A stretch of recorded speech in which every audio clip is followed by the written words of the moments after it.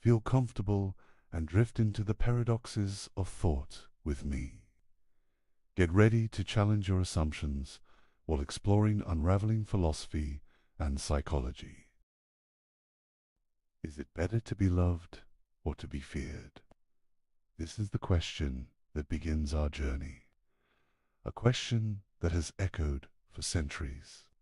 A question that seems simple at first, but grows heavier the longer we sit with it. Pause for a moment and reflect. If you were in a position of power, which would you choose? Love with all its warmth and loyalty, or fear with all its force and reliability? Niccolo Machiavelli forces us to face this dilemma without comfort. He does not allow us to hide behind ideals. He does not let us escape into fantasy. He pushes us to stare directly at the mechanics of power in all their beauty, in all their brutality. Who was Machiavelli? To many, he is a sinister name, a whisper in political history. To others, he is a genius, a man who saw the truth of politics more clearly than anyone before him. He was born in Florence in 1469, a city of art, ambition, and endless intrigue. He lived through wars, shifting alliances, and the fall of powerful families. For a time, he served as a diplomat, moving between the courts of kings and popes. He saw power up close. He studied how men rose and how they fell. But Machiavelli's life was not one of endless triumph. When the Medici family returned to power in Florence, he was cast out. He was accused of conspiracy, imprisoned, even tortured. When he was finally released, he was forced into exile. His career seemed broken, his influence gone. Yet it was in that exile, stripped of privilege and honor, that he wrote his most famous work, The Prince. Many read The Prince as a manual for tyranny, a book that teaches rulers how to deceive, manipulate, and control. Others see it as satire, perhaps a veiled attack on the very leaders it appears to praise. Some read it as a desperate plea from a man trying to win back his position. Whatever the case, it remains one of the most controversial books ever written. It is both admired and despised. It is quoted and condemned. And it is still alive in political thought today. But tonight, we are not here to simply read The Prince as a historical artifact.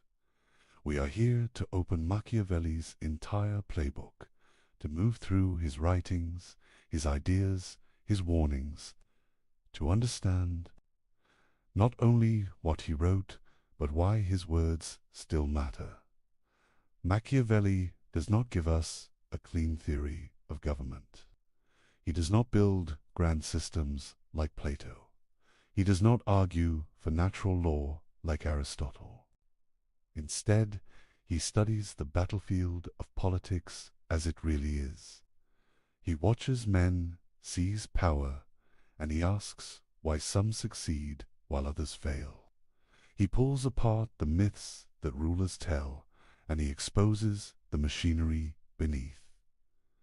This is why he unsettles us.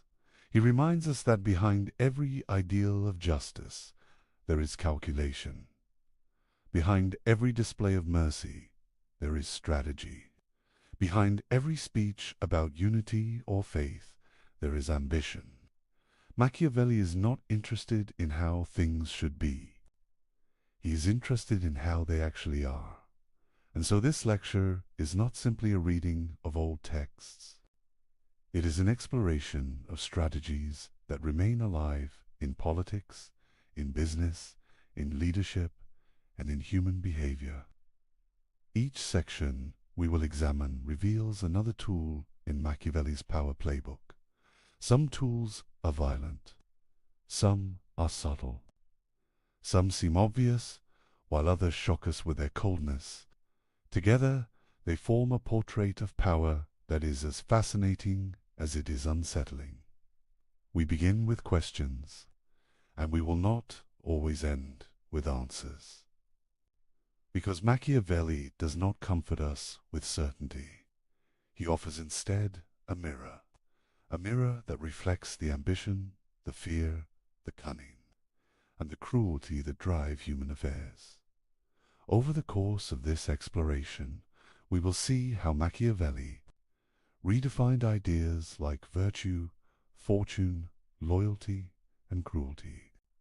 We will examine his metaphors of the lion and the fox, his warnings about mercenaries and corruption, his reflections on republics and monarchies, and his relentless insistence that power must be maintained through action, not through hope. Be prepared for ideas that may disturb you. Be prepared for truths that may feel uncomfortably close to the world you see today. And be prepared to find yourself returning again and again to that first question. Is it better to be loved or to be feared? Because by the time we have moved through Machiavelli's playbook, that question will not feel simple anymore. It will feel like the key that unlocks every struggle for power, from the courts of Renaissance Italy to the halls of modern governments, corporations, and even our own relationships. Let us begin.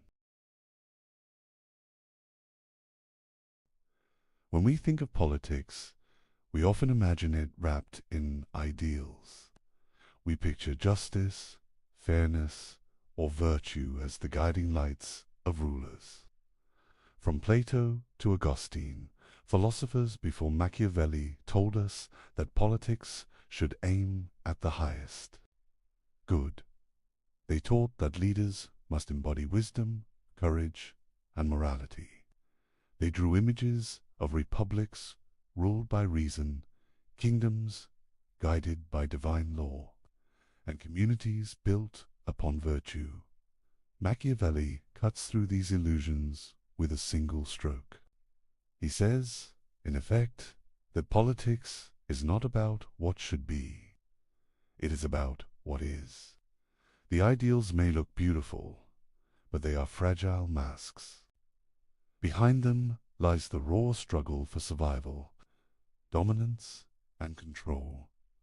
In The Prince, Machiavelli writes that a ruler who tries to live up to ideals will be ruined among men who are not ideal. He insists that leaders must be prepared to act against faith, against charity, against humanity, even against religion, if that is what their survival requires. This is not because he rejects morality outright.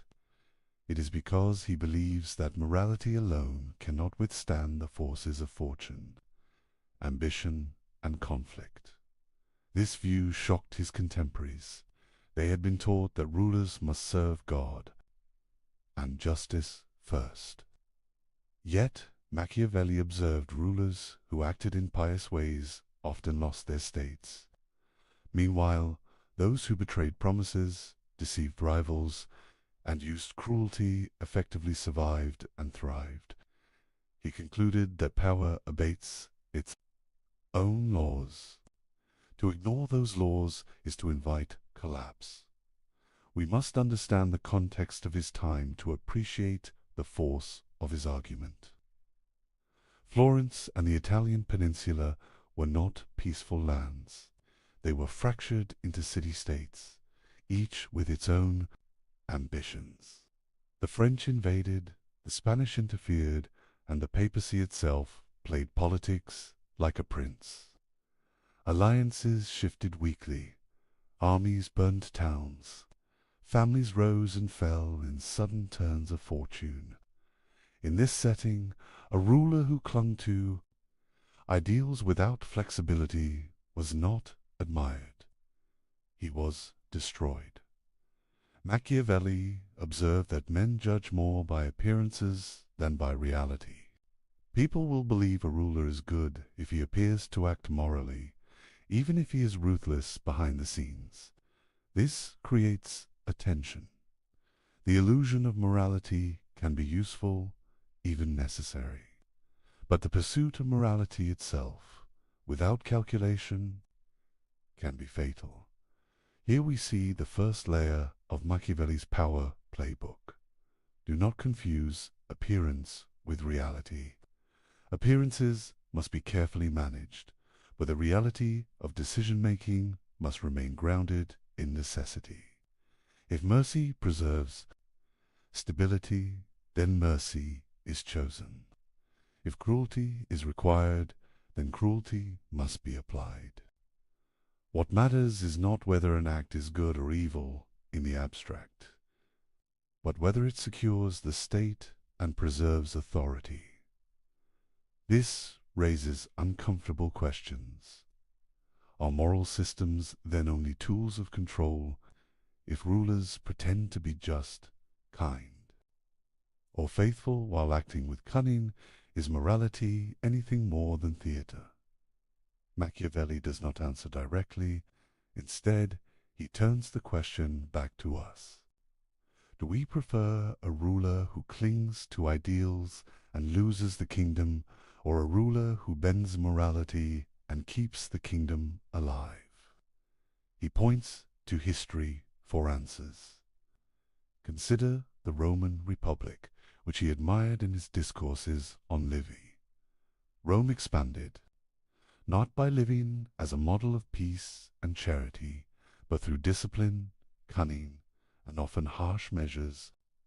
Its leaders pretended to honor traditions and gods, but behind that veil they made ruthless decisions for survival. Machiavelli's lesson is clear. Stability requires more than ideals. It requires cold, practical calculation. Let us pause and reflect. Imagine two leaders facing the same crisis. One refuses to break his promises because he believes in absolute honesty. The other breaks his word when it serves his interest. Who survives? Machiavelli would say the second. Why? Because men are fickle, promises are fragile, and power rests on force and cunning more than on trust. This does not mean Machiavelli denies all value in morality. He sees its utility. He urges rulers to appear merciful, faithful, and upright. He insists that people must see their leader as virtuous. Yet he separates this appearance from reality. A wise ruler is skilled in performance. He puts on the mask of virtue while keeping the hands of strategy free. This duality between appearance and reality is one of Machiavelli's most unsettling contributions to philosophy. It strips away comforting illusions. It tells us that rulers succeed not because they are moral, but because they understand when to use morality and when to discard it. Think again of Plato. In the Republic, Plato describes the philosopher king as one who rules with wisdom and justice, guided by eternal truth. Machiavelli turns this image upside down. For him, the successful ruler is not the philosopher who contemplates ideals. It is the strategist who adapts, deceives, and seizes opportunity. Where Plato sought harmony between justice and power, Machiavelli separates them. The contrast extends further. Christian thinkers taught that rulers must be shepherds of their people, accountable to divine law. Machiavelli does not dismiss religion entirely, but he treats it as another instrument. A ruler may use religion to inspire loyalty or to justify decisions, but he must never allow religious ideals to dictate choices that threaten survival. Here again, the reality of power trumps the illusion of morality. What does this mean for us? It means that when we look at history, we should ask whether the actions of rulers were driven by ideals, or whether ideals were used as masks for pragmatic calculation. It also means that when we look at our own time, we must ask whether the values leaders display are genuine, or whether they are carefully chosen illusions. Machiavelli offers no comfort in these questions. He offers only clarity. He tells us that power, stripped of illusions, is not gentle. It is harsh, competitive, and endlessly unstable. If rulers refuse to face this reality, their states collapse. If rulers embrace it too openly, they risk hatred and rebellion. The art lies in walking the fine line between appearance and necessity. As we move deeper into Machiavelli's playbook, we must hold on to this tension. The illusions of morality are powerful, but the reality of power cannot be ignored. In his writings, Machiavelli shows us again and again how rulers who fail to balance these forces are destroyed. Some cling too tightly to virtue and fall to cunning enemies. Others display cruelty without restraint and provoke hatred. The survivors are those who master the balance, who act without hesitation, yet who know how to clothe their actions in the garments of morality. This is why Machiavelli's work endures. It is not a celebration of evil, but a study of necessity. He strips away the comforting myths of political philosophy and forces us to confront the engine that drives human affairs. And once we see it, the illusions of morality can never fully shield us again. In Machiavelli's writings, two concepts dominate the landscape of power. These are fortuna and virtue. To understand his playbook, we must first understand them. Fortuna is often translated as fortune or luck. It represents the unpredictable elements of life. It is the flood that can sweep away kingdoms. It is the sudden death of a prince.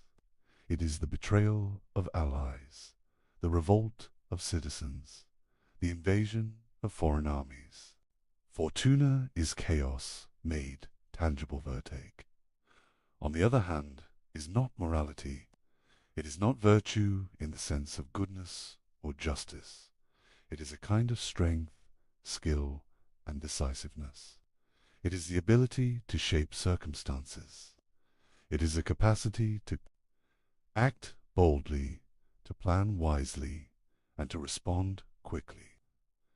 Virtue allows a ruler to confront fortune and, when possible, to bend it to his will. Machiavelli presents these two forces as intertwined. Fortune is like a river that rises and falls without warning. Virtue is the dam, the levee, or the engineer who redirects the waters. Without virtue, fortuna will destroy even the strongest ruler. Without fortuna, virtue has no challenges to overcome, but its presence is constant. It tests leaders, punishes hesitation, and rewards audacity. Consider his famous river metaphor. Machiavelli describes fortune as a river that floods suddenly. The flood destroys villages, drowns cattle, and scatters crops. Those who prepare levees, who build channels, who anticipate the rising waters, survive. Those who do not are swept away. In human affairs, fortune functions in the same way. Wars, betrayals, deaths, and revolutions can overwhelm a state in an instant. Virtue is the preparation, the adaptability, and the courage to confront these forces. This does not mean that fortune can be fully controlled. Machiavelli is clear. Fortune is unpredictable and often cruel, but it can be mitigated. A prince who acts boldly, decisively, and with cunning can reduce the power of fortune. He can turn its unpredictability into opportunity. History is full of examples. Leaders who hesitated in crises perished. Leaders who seized the moment thrived. Machiavelli observes that fortune favors the bold vertic also requires knowledge and action. It is not enough to be courageous. A ruler must understand the world in which he lives. He must study the patterns of human behavior, the weaknesses of rivals, and the strengths of allies. Virtue is intelligence applied to power. It is flexibility combined with decisiveness. It is the ability to act swiftly when opportunity appears and to recover quickly when disaster strikes. Machiavelli repeatedly emphasizes that virtue must be practicable. A prince cannot rely on ideals alone. He must take risks, sometimes calculated, sometimes bold, to secure his position. He must not wait for luck or hope for fortune to protect him. Fortune may knock on the door, but only Vert can open it. The interplay of fortune and virtue appears in Machiavelli's historical examples. Consider Cesare Borgia. He inherited a position of power and expanded it through audacity and strategy. He knew when to use force, when to deceive, and when to negotiate.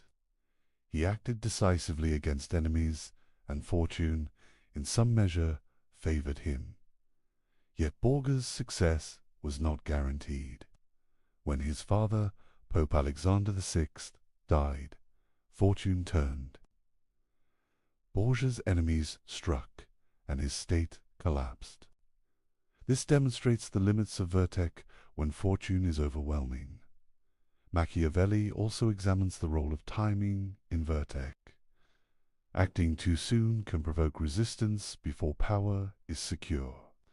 Acting too late can allow enemies to consolidate their strength.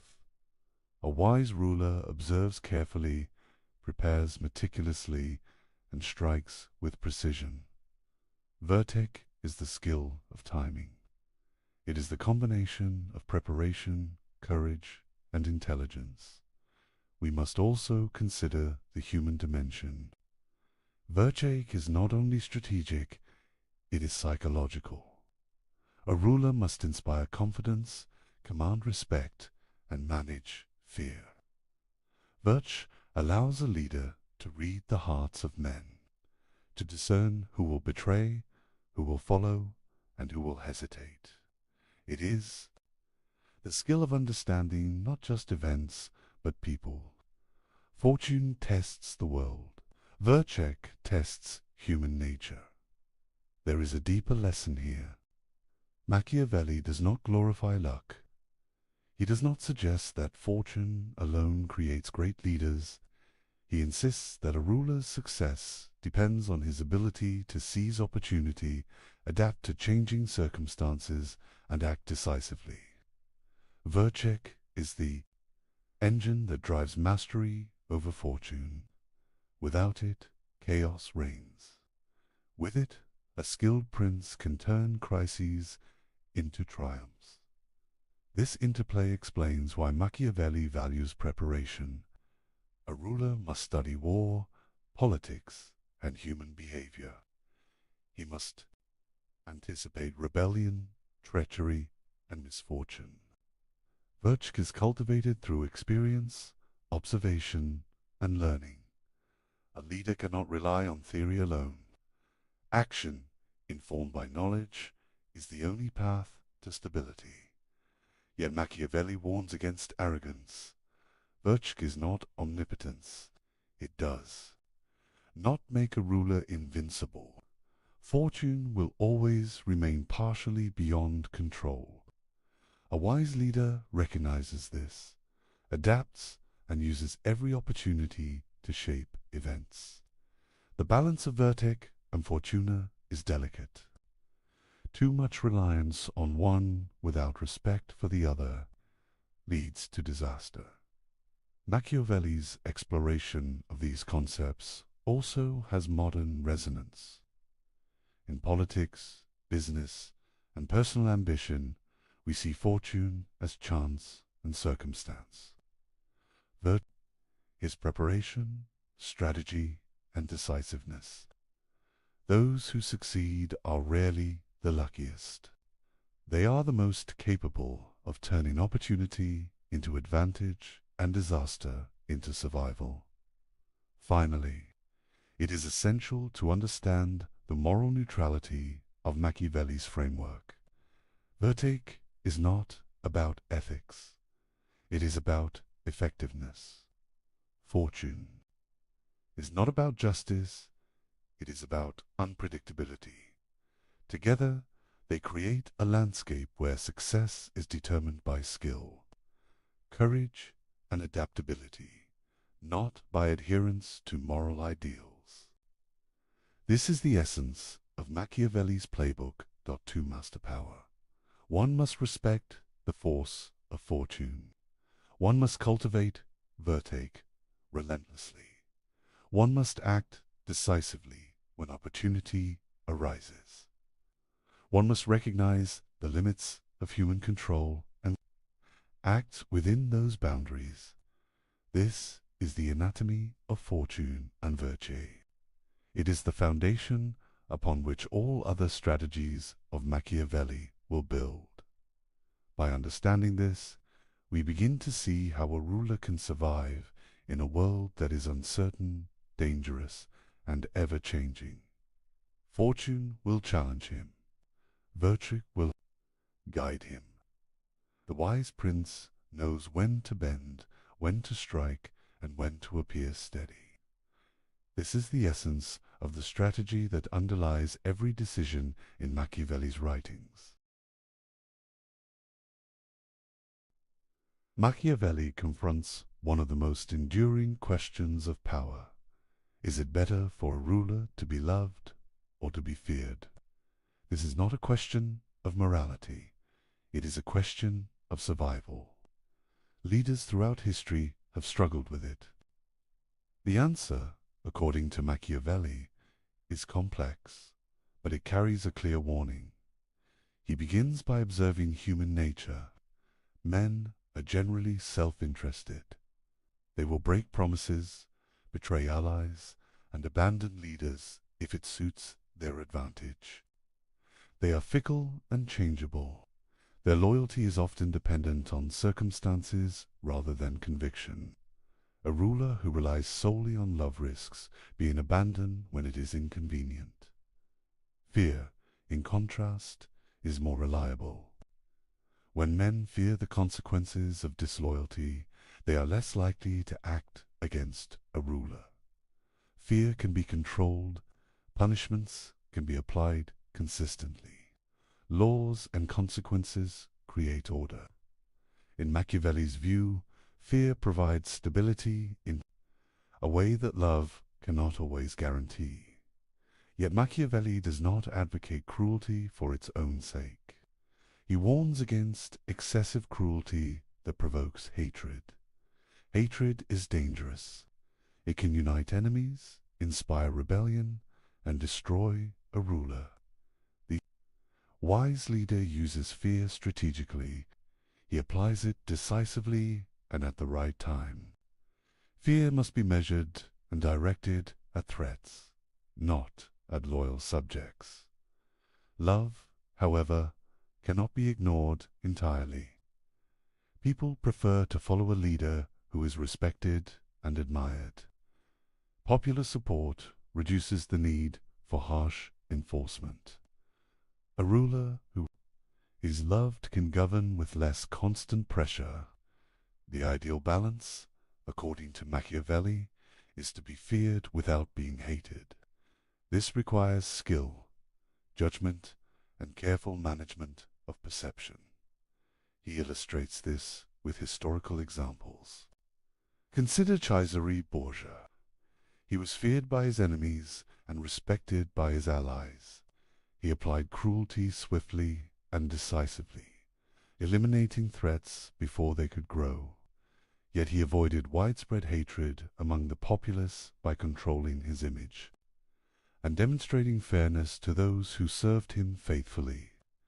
Borgia's ability to combine fear with calculated generosity allowed him to maintain power effectively. Machiavelli also emphasizes the role of appearance in managing loyalty. A ruler must cultivate the perception of virtue, kindness, and justice.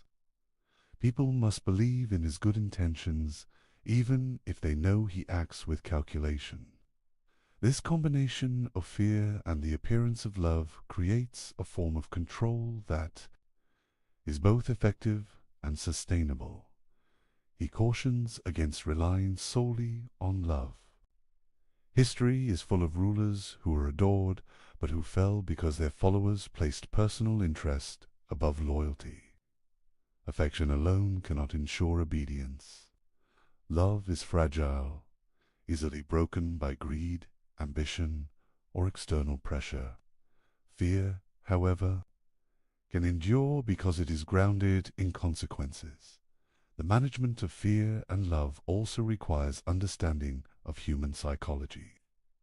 Machiavelli notes that men forgive injury quickly if they benefit from the ruler. They remember cruelty longer if it threatens them personally.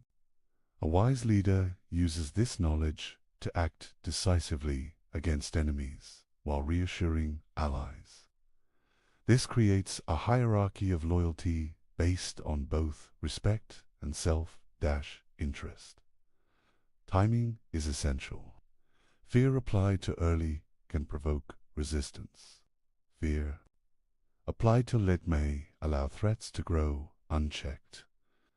Love applied indiscriminately may encourage complacency. Machiavelli teaches that the ruler must act like a conductor, orchestrating both fear and affection to maintain harmony in the state. He also addresses the relationship between fear, love, and reputation. A ruler's name is powerful. If people believe he is just, merciful, and strong, his authority is reinforced. Reputation amplifies both fear and love. A clever ruler manages his image with care, demonstrating strength when necessary and benevolence when advantageous. Machiavelli warns that extremes are dangerous. Excessive cruelty provokes hatred. Excessive leniency invites disobedience. Excessive reliance on affection leaves the ruler vulnerable to betrayal. The key is moderation and calculation. The ruler must constantly assess the loyalty of subjects and the stability of his power. Another important point is the unpredictability of human nature. People's emotions cannot be controlled completely. Leaders must accept that loyalty will fluctuate. Virtue, the skill and decisiveness we explored earlier, allows a ruler to respond to these fluctuations. By applying fear strategically and cultivating respect, he can shape loyalty in his favor. Machiavelli's insights extend beyond rulers. The principles of fear, love, and loyalty apply to leaders in all forms of organization. In business, politics, and social structures, those who understand human nature can maintain influence and control. Those who rely on idealized notions of affection or loyalty risk failure. He also highlights the symbolic dimension of fear and love. Public punishments, ceremonies, and displays of power communicate strength. Generosity, rewards, and recognition communicate benevolence. The combination of these signals reinforces loyalty while minimizing resentment. The careful use of symbols is part of the art of leadership. Finally, Machiavelli presents a stark choice. Leaders must decide where to place their reliance. They can seek love, risk in vulnerability. They can seek fear, risk in hatred. The wise ruler achieves a balance that maximizes loyalty while minimizing threats. This balance is not fixed. It changes with circumstances, enemies, and the temperament of the populace. Constant attention and adaptation are required. Through these lessons, Machiavelli demonstrates that power is not granted. It is constructed. It is maintained through understanding, skill, and strategy. Fear and love are tools, not ends. They are instruments in the broader architecture of control. The ruler who masters them can survive where others fail. This exploration of fear, love, and loyalty illustrates the precision of Machiavelli's playbook. It shows his deep understanding of human behavior and the mechanics of authority. By studying these principles, we see why he remains one of the most influential thinkers in the history of political thought. The question we opened with returns now with greater weight. Is it better to be loved or to be feared? Machiavelli does not give a simple answer. He shows us that the wise ruler must navigate between these forces, mastering both when possible, balancing them against the unpredictable currents of fortune, and always remaining aware of the human tendencies that shape every political act. Machiavelli introduces one of his most memorable metaphors. He tells us that a successful ruler must be both a lion and a fox. This is not a simple comparison. It is a lesson in the duality required to maintain power. Strength alone is insufficient. Cunning alone is inadequate. Both must coexist within the leader. The lion represents strength and force. A lion attacks, overpowers, and defends territory with raw power. It inspires respect and fear. In human affairs, this symbolizes the use of direct action, military might, and authority to overcome obstacles. A ruler must know when to strike. Decisively, strength is necessary to confront enemies, suppress rebellion, and establish control. Without it, the state is vulnerable to internal and external threats. The fox, in contrast, represents cunning, intelligence, and deception. A fox senses traps and avoids danger. It uses strategy rather than brute force. In leadership, the fox symbolizes subtlety, manipulation, and foresight. A ruler must be able to recognize hidden threats, negotiate effectively, and manipulate appearances. Without cunning, even the strongest leader can be outmaneuvered. Machiavelli emphasizes that one quality without the other leads to failure. A ruler who relies only on strength may crush enemies, but he will be blind to subtler dangers. He may be betrayed by those he trusted or undermined by those he underestimated. A ruler who relies only on cunning may deceive allies and opponents. But he may lack the force to defend his power when open conflict arises. Survival requires a combination of both. He illustrates this through historical examples. Consider Cesare Borgia once again. Borgia combined military skill with political cunning. He knew when to fight directly and when to manipulate alliances. His ability to assess both open threats and hidden dangers allowed him to expand his influence. Quickly, when one element failed, his dual approach often compensated. demonstrating the importance of flexibility. The metaphor also highlights the adaptability required of a leader. The world is unpredictable. Enemies change tactics. Allies shift loyalties. Fortune intervenes. A ruler who is rigid, relying solely on force or solely on deception, risks destruction. The lion and the fox symbolize the capacity to switch strategies depending on circumstances. This adaptability is a cornerstone of Machiavelli's philosophy. Machiavelli warns that deception is often necessary. The fox allows the ruler to recognize traps, to anticipate betrayal, and to use appearances to maintain stability. A ruler may need to present mercy while acting ruthlessly, or appear weak while preparing to strike. The cunning use of perception enables a leader to shape events before they become crises. Strength, however, cannot be neglected. The lion ensures that the ruler can enforce decisions, command armies, and eliminate threats decisively. Without strength, cunning alone cannot secure power. A deceptive strategy without the capacity to enforce it fails. The world tests the ruler physically, and he must respond with force when required.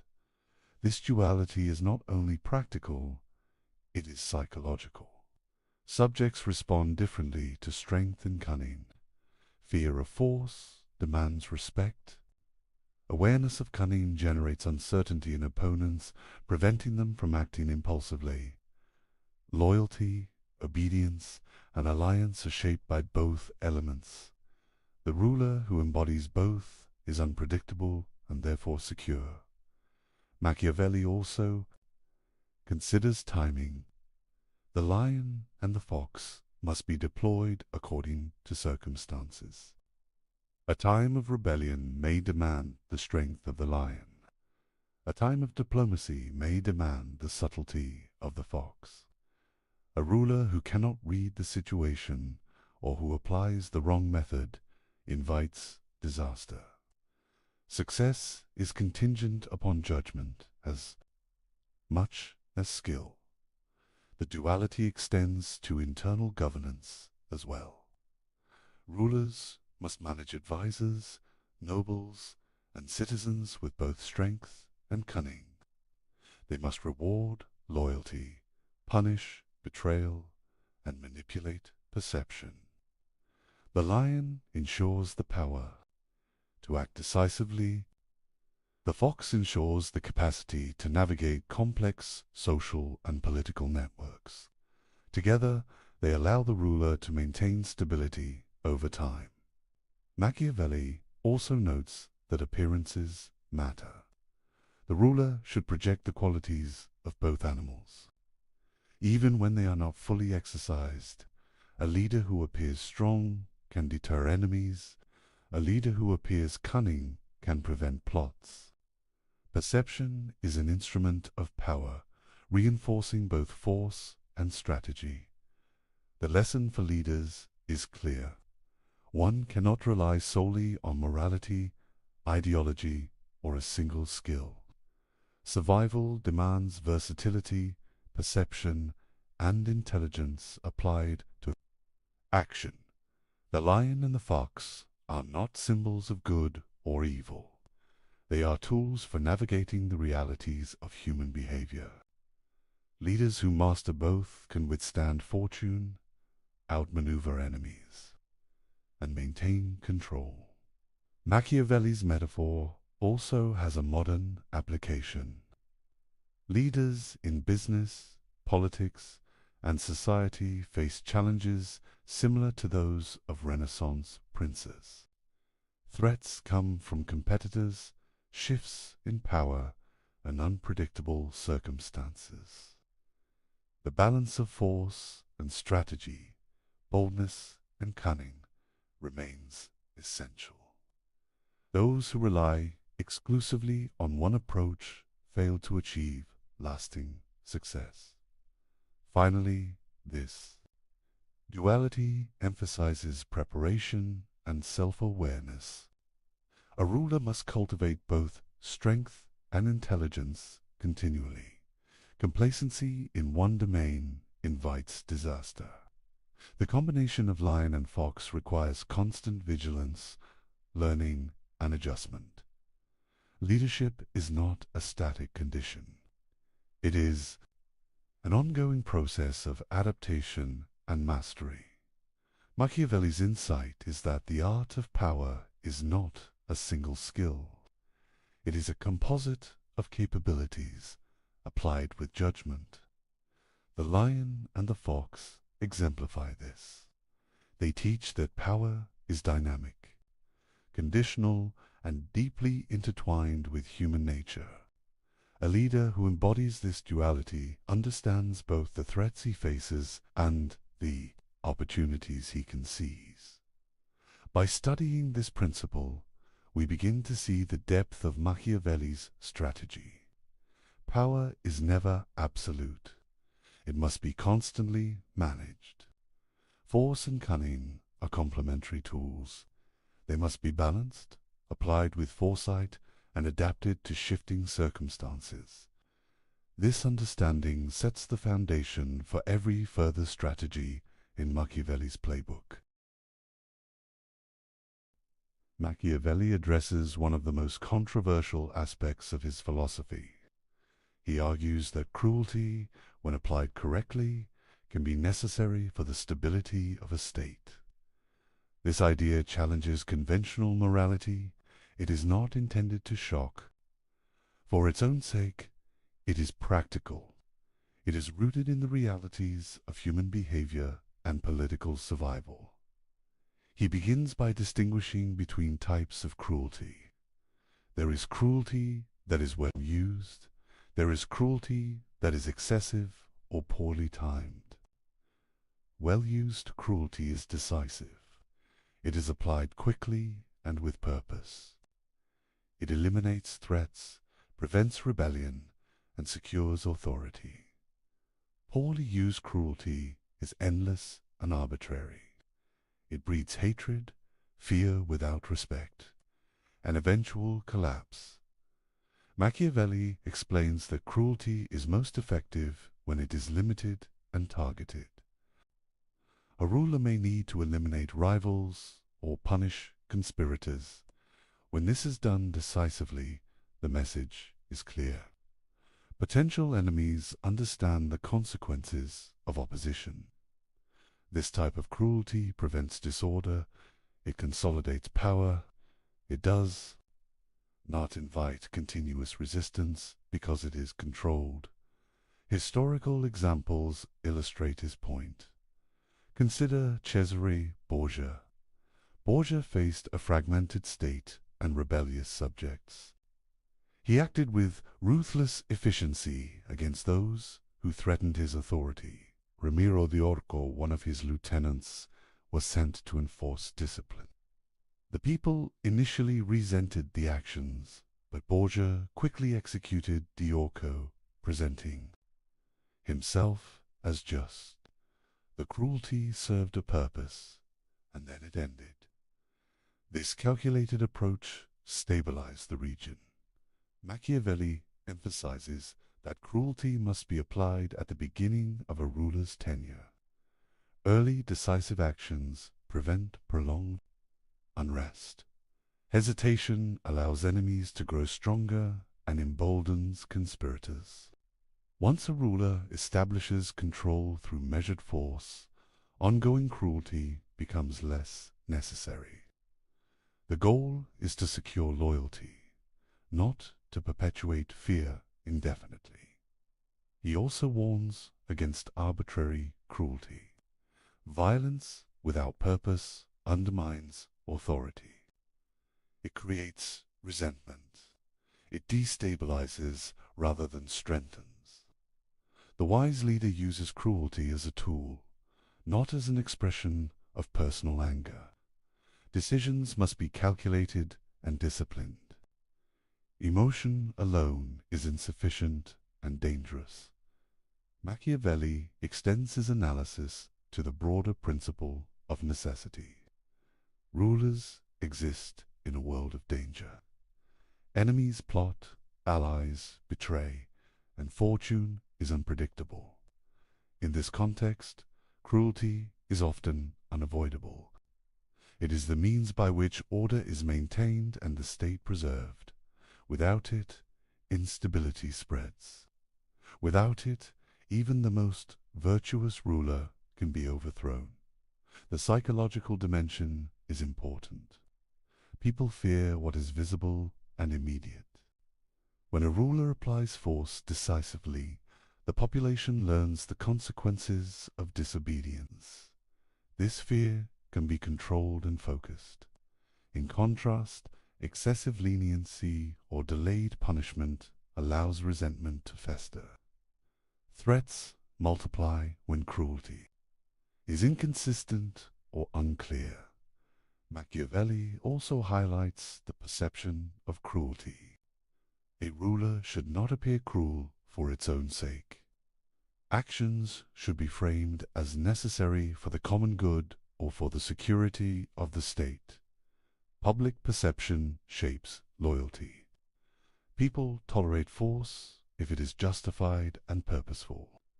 They rebel when cruelty seems arbitrary or self-serving. Timing, again, is essential. Initial acts of cruelty secure authority. After stability is established, further violence can be reduced.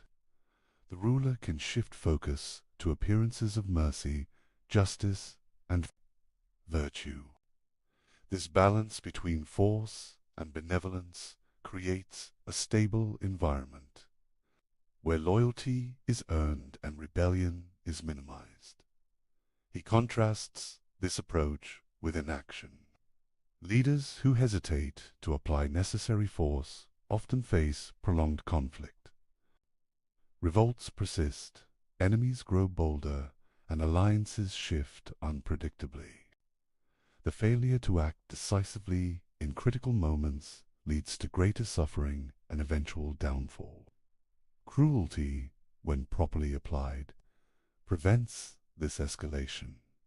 Machiavelli also warns against cruelty motivated by personal desire. A ruler must never act purely out of vengeance. The goal is not to indulge anger or assert ego. The goal is the preservation of the state. This disciplined use of force distinguishes effective rulers from tyrants who provoke hatred and rebellion. He explores the relationship between cruelty and fear. Cruelty generates fear, but fear must be carefully controlled. The ruler who is feared but not hated maintains authority. Those who apply excessive, indiscriminate cruelty provoke hatred and ultimately destabilize their position. Fear must be directed strategically, not indiscriminately. Machiavelli's insights extend beyond the battlefield. Internal governance, management of nobles, and handling of conspiracies all require careful application of force. The principles of decisive action, targeted punishment, and public perception apply in political, social, and administrative contexts. Modern examples illustrate these principles. Leaders who act decisively to confront threats often maintain stability, while leaders who hesitate or act inconsistently invite chaos. Strategic force, applied with purpose, is not cruelty for cruelty's sake. It is a calculated method of maintaining order. Finally, Machiavelli emphasizes the moral neutrality of these actions. Cruelty is neither inherently good nor evil. Its value is measured by results. The wise ruler considers the long-term stability of the state. He acts decisively when necessary, restrains force when possible, and manages perception carefully. Through this lens, cruelty becomes a tool, a necessary instrument for survival. It is not arbitrary, it is not personal, it is part of the disciplined exercise of power. To ignore this principle is to misunderstand the realities of governance. To apply it without judgment is to invite destruction. The balance, timing, and purpose of cruelty determine the ruler's success. By understanding the necessity of cruelty, we begin to see how Machiavelli redefines power. He strips away comforting illusions. He shows that stability requires action, decisiveness, and control. Leaders must confront danger, manage perception, and use force strategically. This principle underpins much of the remaining strategies in his playbook.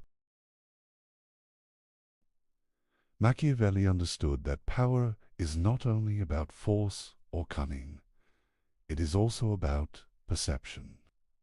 How a ruler is seen can determine whether he succeeds or falls. Reputation is a currency of authority. Image shapes loyalty. The theater of power is the stage on which a ruler performs to maintain control. He begins by emphasizing that appearances matter more than reality in the eyes of the public. People judge leaders based on what they see, not always on what they know. A ruler may act with calculation, manipulation, or even deception, but the perception of virtue, justice, and courage solidifies authority. Maintaining this perception is essential to survival. Machiavelli notes that a ruler must project qualities that inspire both respect and admiration. He should appear merciful, faithful, humane, and religious. Yet he should also demonstrate strength, decisiveness, and strategic intelligence. These qualities may not always exist fully in practice, but their display maintains confidence among subjects and allies. He illustrates this through historical examples. Consider the Medici family in Florence. Their authority relied heavily on appearances. They cultivated images of piety, patronage, and civic responsibility, even while engaging in ruthless political maneuvers. The perception of virtue protected their power and allowed them to govern effectively. Public ceremonies and symbolic actions are central to the theater of power. Processions, proclamations, and displays of generosity communicate a ruler's qualities. These rituals reinforce authority and shape public opinion. A wise ruler uses symbolism strategically to complement practical governance. Actions and appearances together create stability and influence. Machiavelli warns against inconsistency between image and action. If a ruler is perceived as just but acts cruelly without explanation, trust erodes. If he appears merciful but fails to act decisively when necessary, fear and respect diminish. The alignment of perception and action is delicate. Leaders must cultivate both carefully. He also emphasizes that reputation affects both allies and enemies. Allies are more likely to support a ruler who is respected and admired. Enemies are more likely to hesitate if they believe a leader is capable, decisive, and shrewd. Reputation amplifies the impact of both fear and love. It extends influence beyond immediate actions and creates strategic leverage. Machiavelli explores the importance of consistency. While flexibility is essential in tactics, the public perception of a ruler must appear stable. Sudden changes in behavior or values can create uncertainty and doubt. A stable image fosters loyalty, trust, and deference. A reputation for strength, wisdom, or justice protects a ruler from instability. He examines how rulers can manipulate perception deliberately. Deception is not inherently evil in this context. It is a tool. A ruler may appear merciful while acting decisively or appear humble while exercising authority firmly. By managing appearances, the ruler controls not only immediate reactions, but also the long-term loyalty of subjects. Machiavelli also highlights the interplay of private action and public display. A ruler may act ruthlessly in private to secure control while presenting fairness publicly. The effectiveness of power often depends on this duality. The public cannot witness every act. What they perceive shapes their behavior. Clever leaders leverage this to maintain order. Historical examples extend to military leaders as well. A general who appears disciplined, courageous, and strategic inspires confidence among troops. Soldiers follow not only because of orders, but also because of belief in competence.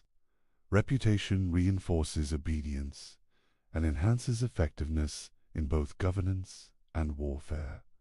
Machiavelli also considers the fragility of reputation. A single scandal or misstep can undermine decades of careful cultivation. Leaders must guard against false reports, betrayal, and rumor. Information management is essential. The theater of power includes not only actions, but the narrative that surrounds them. He emphasizes that reputation is cumulative. Small acts of courage, fairness, or generosity build perception over time. Strategic displays amplify influence. Similarly, repeated acts of cruelty or indecision erode credibility. The ruler must understand the long-term effects of each decision. On public perception, Machiavelli also examines the use of storytelling and legacy. Leaders often shape their image through narratives that highlight successes and obscure failures. Propaganda, public records, and controlled accounts of events all contribute to the theater of power. The ruler who controls the story controls the memory of his rule. He warns that relying solely on appearances without substance is dangerous. A ruler may deceive temporarily, but if underlying weaknesses exist, fortune will expose them. Strength, cunning, and decisiveness must underpin image. Reputation amplifies power, but cannot replace competence. Modern parallels are clear. In politics, business, and society, leaders manage public perception constantly. Media, communication, and symbolic actions influence loyalty, respect, and obedience. The principles Machiavelli outlined centuries ago remain relevant. Reputation shapes decisions, alliances, and opportunities. Finally, Machiavelli emphasizes the integration of all elements of power.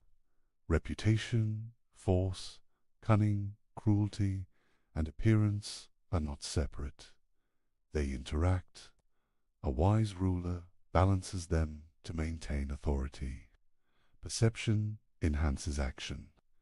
Action reinforces perception. Together, they create a resilient, adaptive, and effective system of governance. Through understanding the theater of power, we see that leadership is both practical and performative. A ruler must master not only the mechanics of control, but also the art of influence. Every gesture, decision, and public appearance contributes to the stability of the state. Reputation is the stage upon which all other strategies unfold. By studying these lessons, we begin to see Machiavelli not as a promoter of immorality, but as an analyst of survival and influence.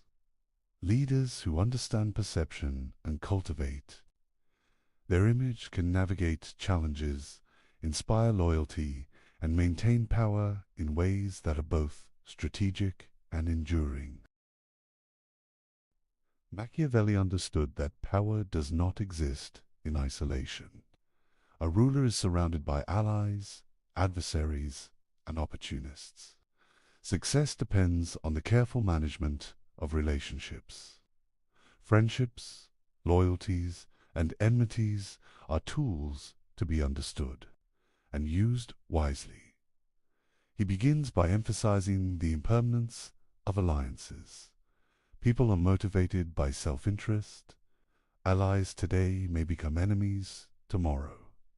Shared goals are often temporary. The wise ruler anticipates these shifts. He maintains awareness of the intentions and ambitions of those around him. Trust, Machiavelli argues, must be strategic. Blind faith in allies is dangerous. A ruler cannot assume loyalty based solely on past favors or friendship. Those who seem most devoted may betray at the moment of greatest opportunity. Conversely, apparent rivals may be managed or even converted into useful allies if their ambitions align temporarily with the ruler's objectives. He provides historical examples to illustrate these points. Florence, Venice, and other Italian city-states were constantly shifting in alliances. Leaders who relied too heavily on external support often found themselves abandoned when foreign powers pursued their own interests. Survival required vigilance and flexibility. Alliances must be nurtured, tested, and sometimes replaced. Machiavelli emphasizes the importance of understanding human motivation. People act primarily out of self-interest, fear, or ambition. A ruler who misreads the desires and incentives of allies risks being manipulated. He must study the character and behavior of those around him carefully. Observing actions is often more revealing than listening to words. He also addresses betrayal. It is inevitable in human affairs. Rulers must plan for it. Defensive measures such as dividing potential adversaries, rewarding loyalty, and punishing treachery decisively reduce the likelihood of surprise attacks. Machiavelli stresses that swift and calculated responses to betrayal send clear signals, reinforcing both fear and respect. Another principle is the selective cultivation of friends and enemies. Not all alliances are equally valuable. The ruler must identify those who can contribute to stability, military strength, or economic advantage. Some rivals can be left unchecked if their ambitions are contained. Others must be neutralized through diplomacy, coercion, or strategic force. Proper management ensures that threats are minimized while benefits are maximized. Machiavelli also highlights the importance of adaptability. Relationships are not static. Circumstances change. A once trusted ally may become dangerous. A previously hostile neighbor may become an opportunity for alliance.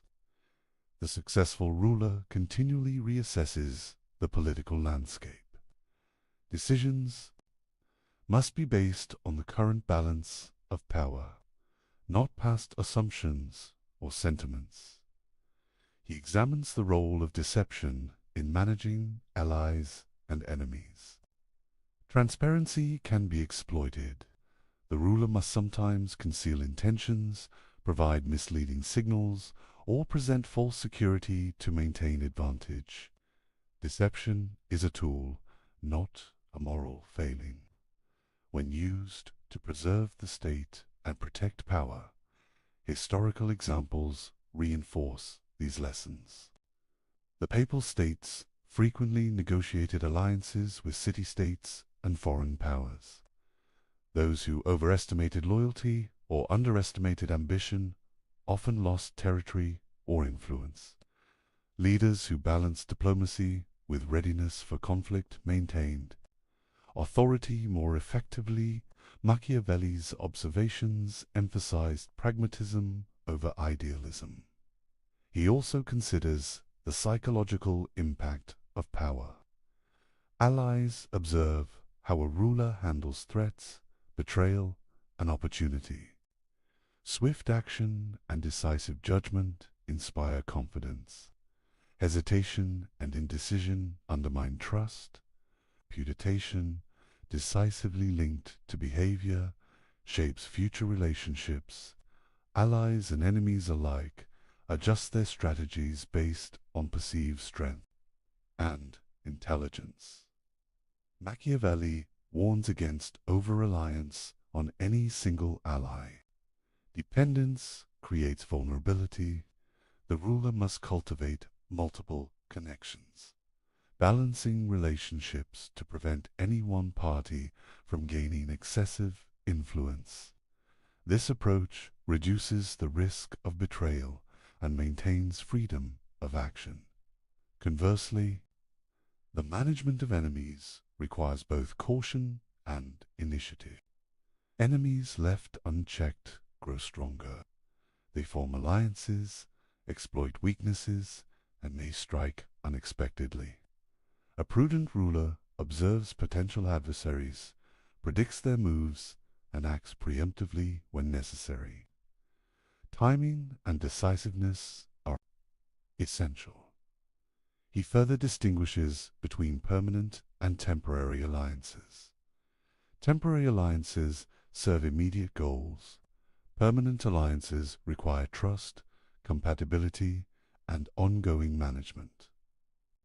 A ruler must recognize the difference and treat each relationship accordingly. Mismanaging this distinction can lead to catastrophic failures. Machiavelli also emphasizes the value of balance. The ruler must reward loyalty, punish betrayal, and maintain the perception of fairness. Allies who feel secure are more likely to support the ruler. Enemies who see strength may hesitate or retreat. The art of maintaining equilibrium between friends and foes is central to stability. The chapter also explores contingency planning. The ruler must anticipate shifts in loyalty and the emergence of new threats. By preparing for multiple scenarios, he ensures that betrayal or unexpected opposition does not lead to collapse. Flexibility and foresight are the hallmarks of skillful leadership. Machiavelli concludes that the management of relationships is an ongoing task. Power is dynamic, and human behavior is unpredictable. The ruler's survival depends on vigilance, judgment, and adaptability. Understanding human ambition, fear, and self-interest allows the ruler to navigate complex networks of friends and enemies. Finally, these lessons have modern relevance. Corporate leaders, politicians, and social strategists face analogous challenges. Alliances form and dissolve. Rivals emerge unpredictably. Understanding motivations, maintaining reputation, and managing perception remain critical. Machiavelli's analysis of friends and enemies provides insight into human behavior and the dynamics of influence. By mastering alliances, anticipating betrayal, and managing relationships, with skill and judgment. The ruler secures stability and extends authority. This is the essence of Machiavelli's guidance. Power is relational, adaptive, and dependent on understanding the currents of human nature. Machiavelli presents a paradoxical view of religion. He does not dismiss faith entirely, yet he emphasizes its utility as a tool for rulers. Religion, in his eyes, is a mechanism for shaping human behavior. It unifies, motivates, and controls populations. He admires its practical effects rather than its spiritual truths. He begins by examining the role of religion in society. Religion establishes rules and moral codes. It encourages obedience to laws. It provides a shared framework of values. Citizens are guided by fear of divine punishment as well as social expectation. This shared belief system strengthens social cohesion. A ruler who harnesses this can govern more effectively. Machiavelli admires Roman religion for its practical virtues. The ancient Romans used rituals, festivals, and public devotion to unify the state. Religion reinforced loyalty to the republic. Citizens internalized the values necessary for civic duty. The gods themselves, in Roman practice, were instruments of order. This example demonstrates how faith can stabilize power. He emphasizes the distinction between personal belief and public utility. A ruler may or may not be devout. What matters is the appearance of piety. Public displays of religious devotion create trust and legitimacy. Citizens are reassured when their leader observes sacred customs. This perception reinforces authority. Faith becomes a political instrument, independent of private conviction. Machiavelli warns against neglecting religion entirely. A state that appears irreligious or dismissive of sacred traditions risks alienating its people. Citizens may interpret this as moral weakness or disrespect for communal norms. Revolts, disobedience, and factionalism become more likely. Leaders must manage perception as carefully as they manage armies. He explores the paradox of morality in leadership. Ethical behavior is valuable when it supports stability. Rulers should maintain the appearance of virtue, honesty, and justice. Yet personal morality is secondary to effectiveness. Actions are justified by results rather than abstract principles. Religion helps bridge the gap between moral expectation and practical governance. Machiavelli introduces a suspenseful question. Is religion, for him, less about God than about human obedience? He implies that the sacred functions primarily to regulate behavior. The threat of divine punishment or social censure encourages loyalty. Citizens are motivated to act in ways that sustain the state. Faith becomes an instrument of political control. He analyzes how rulers can utilize religious structures. Priests, temples, rituals, and laws reinforce obedience. Leaders who control religious messaging can direct attention, unify populations, and suppress dissent. Religion becomes a stabilizing force, reducing reliance on coercion and military enforcement alone. Historical examples illustrate this principle. The Roman Republic, as Machiavelli admired, integrated religion into public life. Festivals, sacrifices, and civic rituals reinforced collective identity. Leaders who neglected religious appearances often faced instability. The power of perception, supported by shared belief, reinforced authority more effectively than force. Alone, Machiavelli also highlights the psychological dimension. People are more likely to follow laws and respect authority when they believe the ruler shares their values. Ritual, symbolism, and demonstration of piety cultivate trust. Even if a ruler privately doubts or manipulates faith, the public perception is what matters. Religion becomes a form of social technology. He contrasts genuine devotion with performative faith. Personal belief is not required for effective governance. What matters is consistent display. Leaders who observe sacred customs, attend ceremonies, and speak in morally resonant terms project stability. Citizens respond to visible piety. The mask of religion is a tool to maintain social order. Machiavelli further explores the consequences of neglecting this tool. A ruler who appears impious risks alienating both the people and the elite. Disrespect for religious norms can be interpreted as moral corruption, inviting rebellion and resistance. Maintaining the appearance of faith is therefore both pragmatic and necessary. He examines the interplay between religion and law. Laws gain additional authority when reinforced by moral and sacred frameworks.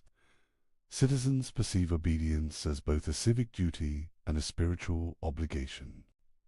This dual motivation enhances compliance and reduces the need for constant enforcement. Religion becomes intertwined with governance. Machiavelli also considers the long-term effects of religious manipulation. Stability achieved through shared belief can endure beyond a ruler's lifetime. Citizens internalize norms and expectations. Institutions anchored in religious or moral frameworks continue to function. Religion, in this sense, is both a stabilizing force and a legacy of authority. He warns that superficiality alone is insufficient. Religious appearances must be credible and consistent. Contradictions between words and actions weaken influence. Rituals, observance, and public demonstration reinforce credibility. The ruler who carefully manages both perception and action maintains legitimacy. Finally, Machiavelli emphasizes that religion is inseparable from the exercise of power. It is not simply a private matter. It functions as a tool, a mechanism for obedience, and a means of reinforcing social cohesion. The prudent ruler integrates faith into the architecture of authority, using it to stabilize the state while pursuing pragmatic objectives. By studying Machiavelli's approach, we see a ruler who understands human behavior deeply. Religion is valued not for spiritual enlightenment, but for its capacity to unify, motivate, and control. This principle demonstrates the sophisticated pragmatism at the core of Machiavelli's philosophy of power. Machiavelli places audacity at the center of political success. He asserts that fortune favors the bold. Leaders who act decisively seize opportunities, shape events, and maintain control. Hesitation, by contrast, invites misfortune and collapse. Boldness is not reckless. It is calculated, informed, and timely. He introduces the concept of fortune as a force that can be influenced. Fortune is unpredictable. It presents opportunities and challenges. Machiavelli famously writes that fortune must be beaten down like a woman. This brutal metaphor reflects his view that fortune yields to strength, courage, and action. It does not act on its own. Leaders must impose their will upon it. Bold action is closely linked to ambition. Leaders must pursue goals with energy and determination. Passive rulers wait for events to unfold. They react rather than shape outcome. Machiavelli argues that ambition combined with audacity allows a ruler to convert opportunity into lasting power. Hesitation, even in favorable circumstances, often leads to failure. He contrasts decisive leaders with hesitant ones. Hesitant rulers analyze endlessly, delay action, and overvalue caution. They often miss fleeting opportunities. Bold leaders, by contrast, take calculated risks. They act swiftly, exploit weaknesses in rivals, and adapt as circumstances change. History demonstrates that fortune rewards initiative. Cesare Borgia serves as a prime example. Borgia confronted a fractured Italy with energy, strategy, and decisiveness. He combined military skill with cunning diplomacy. He acted rapidly against rivals and exploited every opportunity. His boldness allowed him to consolidate power and extend influence where more cautious leaders might have failed. In contrast, Florentine republicans struggled to respond effectually to crises. Internal divisions, indecision, and excessive adherence to process prevented swift action. They failed to capitalize on opportunities and were often outmaneuvered by more audacious opponents. Machiavelli observes that hesitation is deadlier than bold failure. Taking risks may fail, but inaction guarantees vulnerability. He emphasizes that boldness must be tempered with judgment. Reckless action without strategy is dangerous. Audacity is effective only when informed by knowledge, observation, and assessment of risks. Leaders must weigh consequences, anticipate responses, and act with precision. Boldness without direction can provoke disaster. Machiavelli also discusses the timing of action. Fortune rewards those who strike at the right moment. Hesitation allows rivals to strengthen, alliances to shift, and opportunities to vanish. Bold action involves both speed and discernment. The capacity to recognize the decisive moment separates effective leaders from indecisive ones. He explores the psychological dimension of audacity. Bold leaders inspire confidence and fear. Subjects respect decisiveness. Rivals hesitate in the face of initiative. Ambition, when demonstrated through action, conveys authority.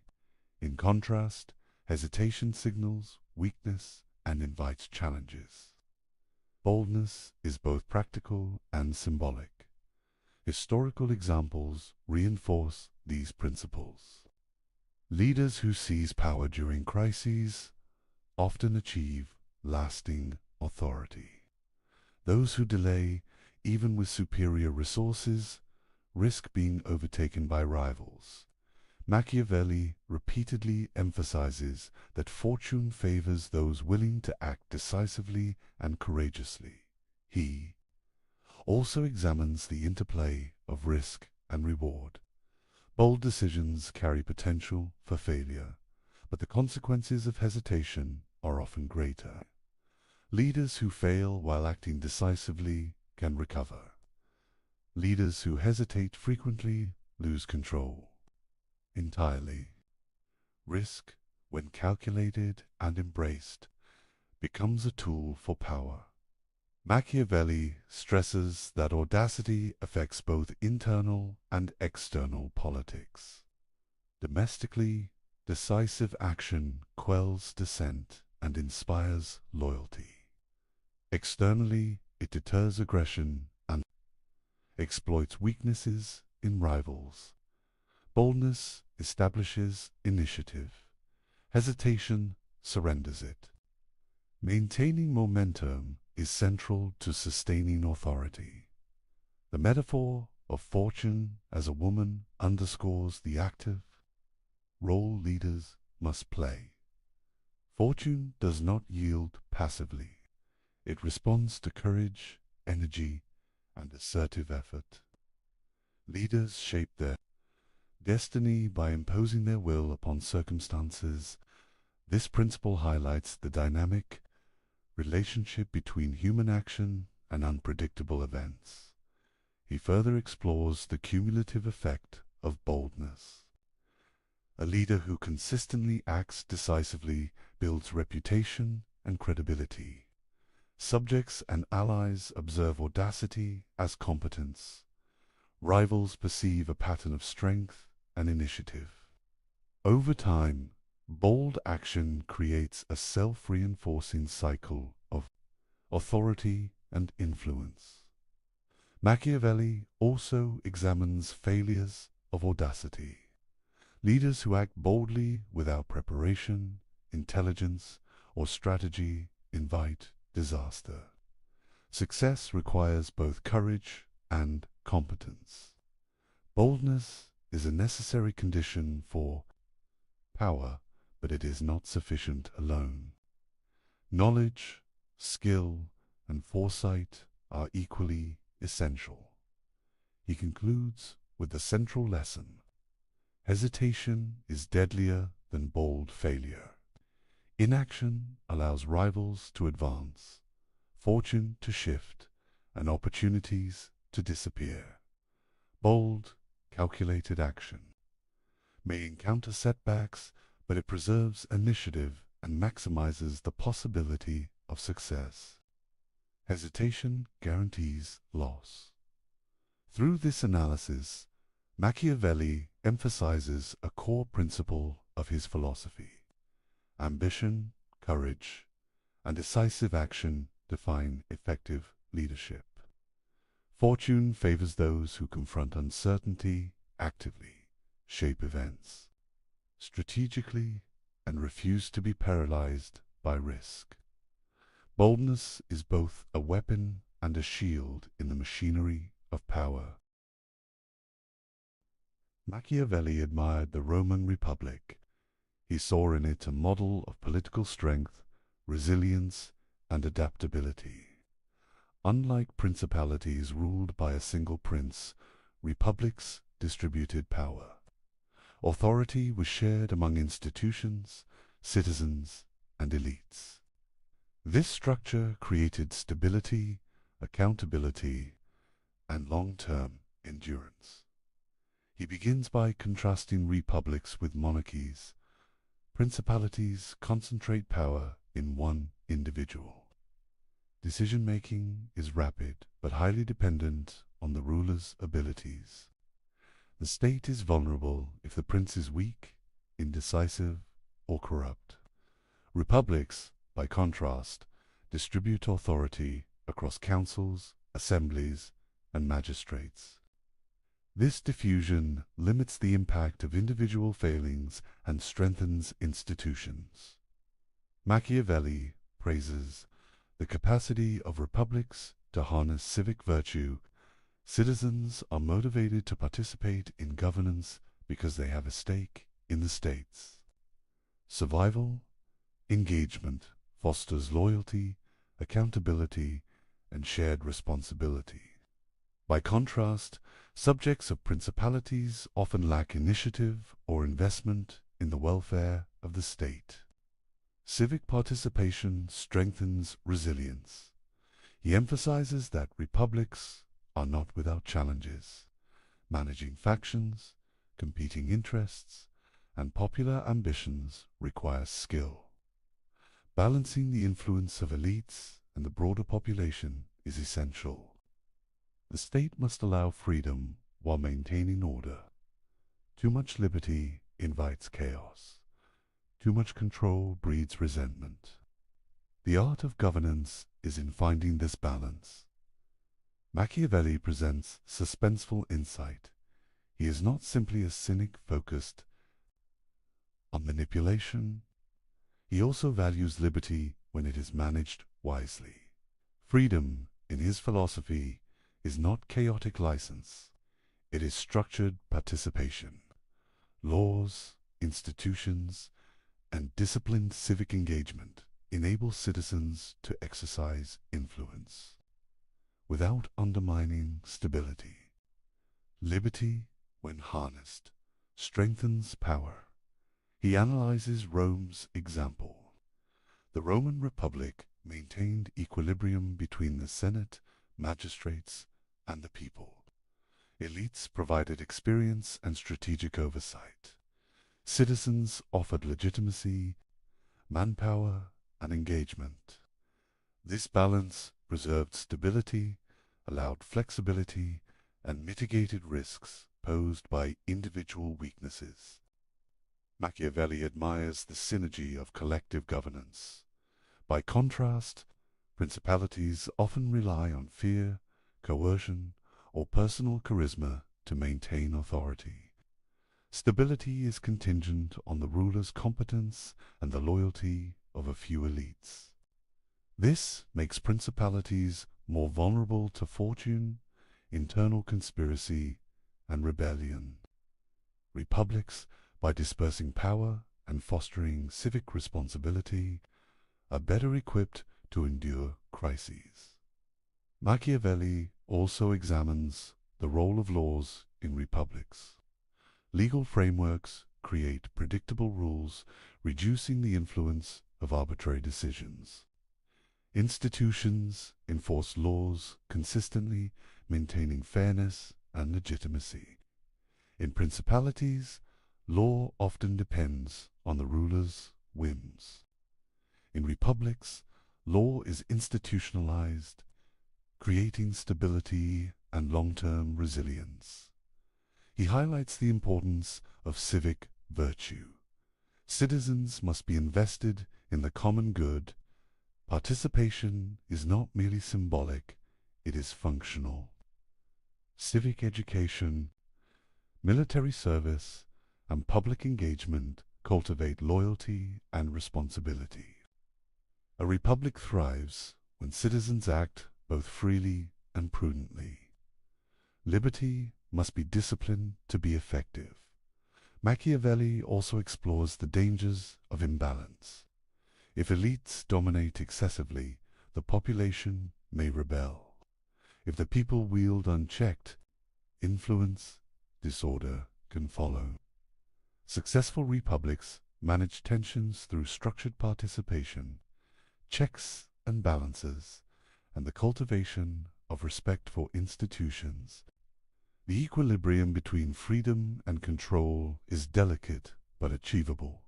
He emphasizes that republics are dynamic. They adapt to changing circumstances, harness collective strength, and endure when well governed. Principalities, in contrast, often falter under poor leadership. When the ruler is incapacitated, the state's survival is threatened. Machiavelli's analysis suggests that republics are more resilient by design. Historical examples reinforce these lessons. Florence, Venice, and Rome illustrate the strengths and weaknesses of republics. Rome's system, in particular, demonstrates the power of structured liberty, balanced authority, and active citizenship. Machiavelli draws enduring lessons from these examples for both rulers and citizens. Machiavelli also notes that principalities and republics share common vulnerabilities. Corruption, factionalism, and complacency can destabilize any government. The difference lies in the mechanisms for managing these risks. Republics possess institutions and participation that absorb shocks. Principalities rely largely on the ruler's ability to respond effectively. He examines the tension between freedom and security. Citizens must feel free enough to engage, innovate, and participate, but constrained enough to prevent chaos. Machiavelli stresses that liberty is valuable when it serves the state's stability and long-term strength. Unmanaged freedom threatens survival. Carefully balanced liberty sustains power. Finally, Machiavelli concludes that the choice between republic and principality depends on context, skill, and circumstance. Principalities offer speed and centralized decision-making, but are fragile. Republics require management of complex relationships and institutions, but endure when cultivated wisely. Leaders must understand the dynamics of power and human behavior. To maintain authority in either system, by studying Machiavelli's analysis, we see that he values liberty, not abstractly, but as a practical instrument. Freedom strengthens the state when structured, disciplined, and balanced against control. The study of republics reveals how power can be distributed without sacrificing stability, and how leadership can harness collective strength to withstand both internal and external threats. Machiavelli's life took a dramatic turn in 1512. The Medici returned to power in Florence. Machiavelli, once a diplomat and senior official, was suddenly cast out. His career ended abruptly. He was accused of conspiracy, imprisoned, and subjected to torture. The physical pain was brief, but the humiliation and desperation lingered. Exile followed. He retreated to his family estate in the countryside. Isolated, stripped of office, and under constant scrutiny, Machiavelli faced the reality of personal and political ruin. This period of displacement, however, became fertile ground for his ideas. In solitude, he turned experience, observation, and reflection into a framework for understanding power. It is in this context that he began writing The Prince. The text is more than a treatise. It is a calculated communication. Machiavelli presents his most daring insights on leadership, manipulation, and survival. Yet there is an underlying tension. Is this guidance sincere, ironic, or a survival strategy? The uncertainty itself adds to the drama of the work. The Prince can also be seen as a job application to the Medici. Machiavelli presents himself as a thinker capable of advising rulers, particularly Lorenzo de' Medici. Every paragraph balances demonstration of knowledge with subtle flattery. It is strategic, persuasive, and highly personal. He seeks to regain influence and relevance through the written word. Suspense is central to understanding this moment. Imagine Machiavelli seated at his desk, quill in hand, contemplating the boldest ideas he has ever conceived. He writes of cruelty, deception, and manipulation, fully aware of the dangers these thoughts carry if misinterpreted. Every sentence is calculated, every example carefully chosen. He is both fearless and cunning. Machiavelli's writing reflects a mind sharpened by adversity. Exile forced him to analyze politics with clarity and detachment. Personal experience, observation of leaders, and historical case studies converge in his analyses. The Prince emerges as a concentrated playbook of power distilled from the turbulence of Italian politics. He also reflects on the morality of rulers. In exile, he confronts the paradox of ethics in governance. Leaders must act decisively and sometimes ruthlessly. Yet the survival of the state often demands choices that defy conventional morality. Machiavelli writes, not as a moralist, but as a realist. The prince is a mirror reflecting the world as it is, not as it should be. Historical examples animate the text. Cesare Borgia, notorious for cunning and decisiveness, embodies the lessons. Machiavelli admired the strategies he describes are drawn from observation, not imagination. Each case illustrates the consequences of action or inaction, courage or hesitation, loyalty or betrayal.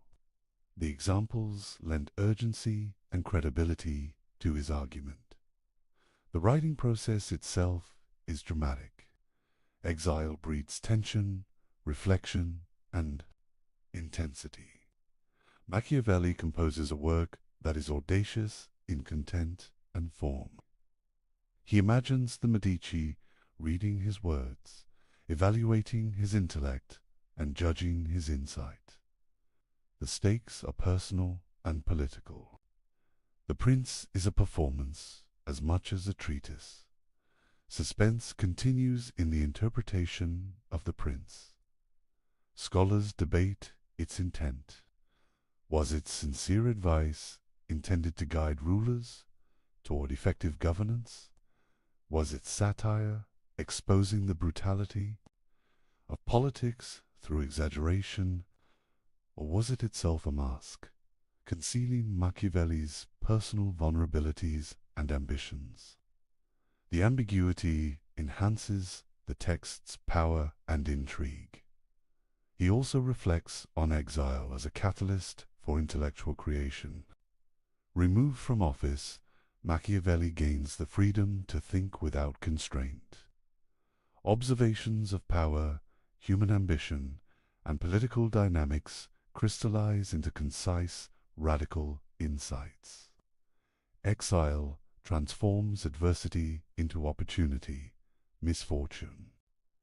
Into intellectual productivity, the text combines theory and practice. Machiavelli does not write abstractly. He examines practical methods to acquire, consolidate, and maintain power. Each chapter addresses real threats, human weaknesses, and strategic possibilities. The Prince is simultaneously a manual, a demonstration of expertise, and a calculated appeal to potential patrons. He illustrates the tension between fear and love, fortune and audacity, cruelty and mercy. Each paradox is heightened by his own precarious situation. Writing from exile, Machiavelli confronts the realities he himself has endured, the dangers of fortune, the fragility of position, and the necessity of decisive action. Finally, he confronts his own legacy within the Prince. By distilling his observations into a coherent guide, Machiavelli ensures that his ideas endure beyond personal misfortune. Exile, pain, and political ruin become a backdrop for intellectual immortality. His analysis of power, paradoxical as it may be, survives as a testament to the synthesis of experience, reflection, and daring thought. Through this chapter, we understand the Prince not merely as a book, but as a dramatic act of survival, strategy, and insight. Machiavelli transforms personal catastrophe into a timeless exploration of power, human nature, and the enduring dynamics of politics. Machiavelli's influence extends far beyond his lifetime. His observations on power, human nature, and governance shaped political philosophy for centuries. From the Renaissance to the Enlightenment and into modern politics, his ideas continue to resonate. His work challenges leaders, theorists, and citizens to confront the realities of power without illusions. He begins by examining Machiavelli's immediate impact. During the Renaissance, rulers and thinkers studied his writings with keen interest. The prince became a reference point for understanding strategy, diplomacy, and authority. Machiavelli's clarity in analyzing human behavior and political dynamics set him apart from moralistic or idealistic treatises of his time. Enlightenment thinkers engaged deeply with his ideas. Figures like Rousseau and Montesquieu read Machiavelli as both a caution and a guide. His emphasis on observation, pragmatism, and the mechanics of power influenced debates about liberty, the structure of government, and the role of laws. Machiavelli's work helped shift political philosophy from abstract ideals to practical analysis. He also examines the adoption of his concepts by modern leaders. Military commanders, diplomats, and statesmen study his principles to understand negotiation, strategy, and human behavior. The capacity to anticipate rivals, manipulate perception, and act decisively remains central to effective leadership. Machiavelli's insights are applied not as prescriptions of morality, but as tools for practical advantage. The term Machiavellian illustrates his enduring reputation. It evokes cunning, calculation, and sometimes ruthless manipulation. While often used pejoratively, the term also recognizes his penetrating understanding of political dynamics. Leaders and scholars alike associate his name with the ability to navigate complexity, manage ambition, and maintain authority. His ideas remain a benchmark for evaluating power. Machiavelli's writings challenge assumptions about morality in politics. He separates ethics from efficacy. Leaders cannot rely solely on virtue or sentiment. Success depends on understanding human nature, anticipating behavior, and taking decisive action. This stark realism transformed political thought and remains relevant in contemporary analyses. He traces the influence on Republican theory. Discourses on Livy inspired debates about civic virtue, balance of power, and the role of citizens. His analysis of Rome shaped modern conceptions of liberty, checks and balances, and institutional resilience. Machiavelli demonstrated how historical examples inform the design of governance. Machiavelli's influence extends to strategy and military theory. His insistence on preparedness, citizen militias, and decisive action informs modern military doctrine. The principle that fortune favors the bold continues to guide leaders in contexts ranging from warfare to diplomacy. Action, timing, and audacity remain critical. He also explores the cultural and intellectual dimension. Machiavelli's work provoked controversy precisely because it forced readers to confront uncomfortable truths. He challenged idealistic notions of leadership, morality, and human nature. By framing power as a dynamic, often ruthless interaction, he encouraged critical thinking and realistic assessment of political life. Suspense builds as he considers the duality of his legacy. Some interpret Machiavelli as a teacher of cynicism, revealing the darker side of politics. Others see him as a realist, exposing truths that leaders must understand to govern effectively. His writings provoke reflection on whether morality is subordinate to survival. strategy, and practical wisdom. He examines how his ideas endure in modern political analysis. Political scientists, historians, and strategists draw on Machiavelli to understand negotiation, influence, and institutional dynamics. Concepts such as manipulation of perception, the balance of fear and love, and the management of alliances remain central in the study of governance. Machiavelli also shaped debates about liberty and authority. His distinction between republics and principalities informs discussions about democracy, centralized power, and citizen participation. Leaders and theorists continue to grapple with questions of freedom, control, and institutional balance, echoing his analyses from centuries ago. He highlights that his enduring influence is not merely theoretical. The real-world application of his principles demonstrates their practical value. Leaders who understand human ambition, fortune, and the dynamics of power are better equipped to maintain authority, anticipate threats, and shape events. Machiavelli provides tools for navigating the complexities of political life. Finally, Machiavelli leaves us with a profound question. Did he reveal the truth of politics, stripped of illusion and idealism? Or did he invent a darker lens, teaching leaders to view human nature through suspicion, fear, and manipulation? The tension persists. His legacy forces reflection, debate, an examination of power in every age.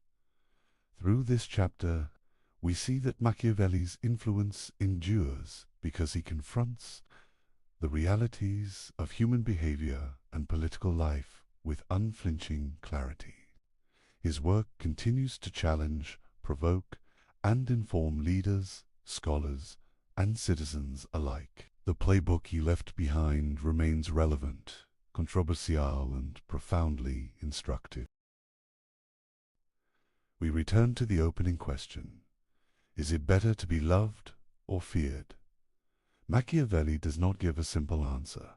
He suggests that leaders must navigate a complex interplay of both. Love can inspire loyalty, but it can also breed weakness. Fear can enforce obedience, but excessive cruelty can provoke rebellion. The tension between these forces defines the challenge of leadership. Machiavelli's playbook forces us to confront uncomfortable truths about human nature. People are ambitious, self-interested, and unpredictable.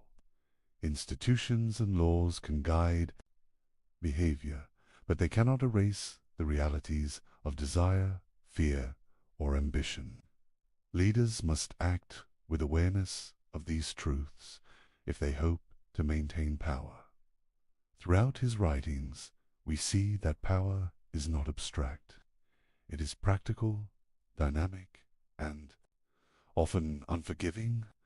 Leadership requires courage, decisiveness, and sometimes ruthlessness.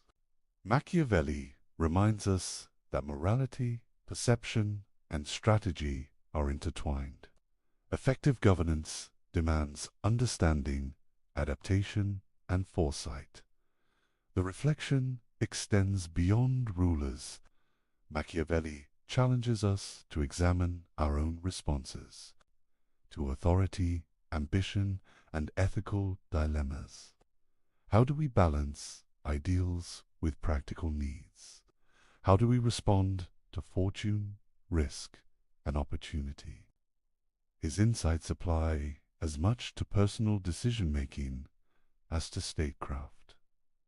Finally, the lecture closes not with definitive answers, but with an invitation. Machiavelli leaves us questioning, observing, and analyzing. The study of power, human behavior, and political life is ongoing. His work endures because it challenges assumptions, provokes thought, and demands engagement.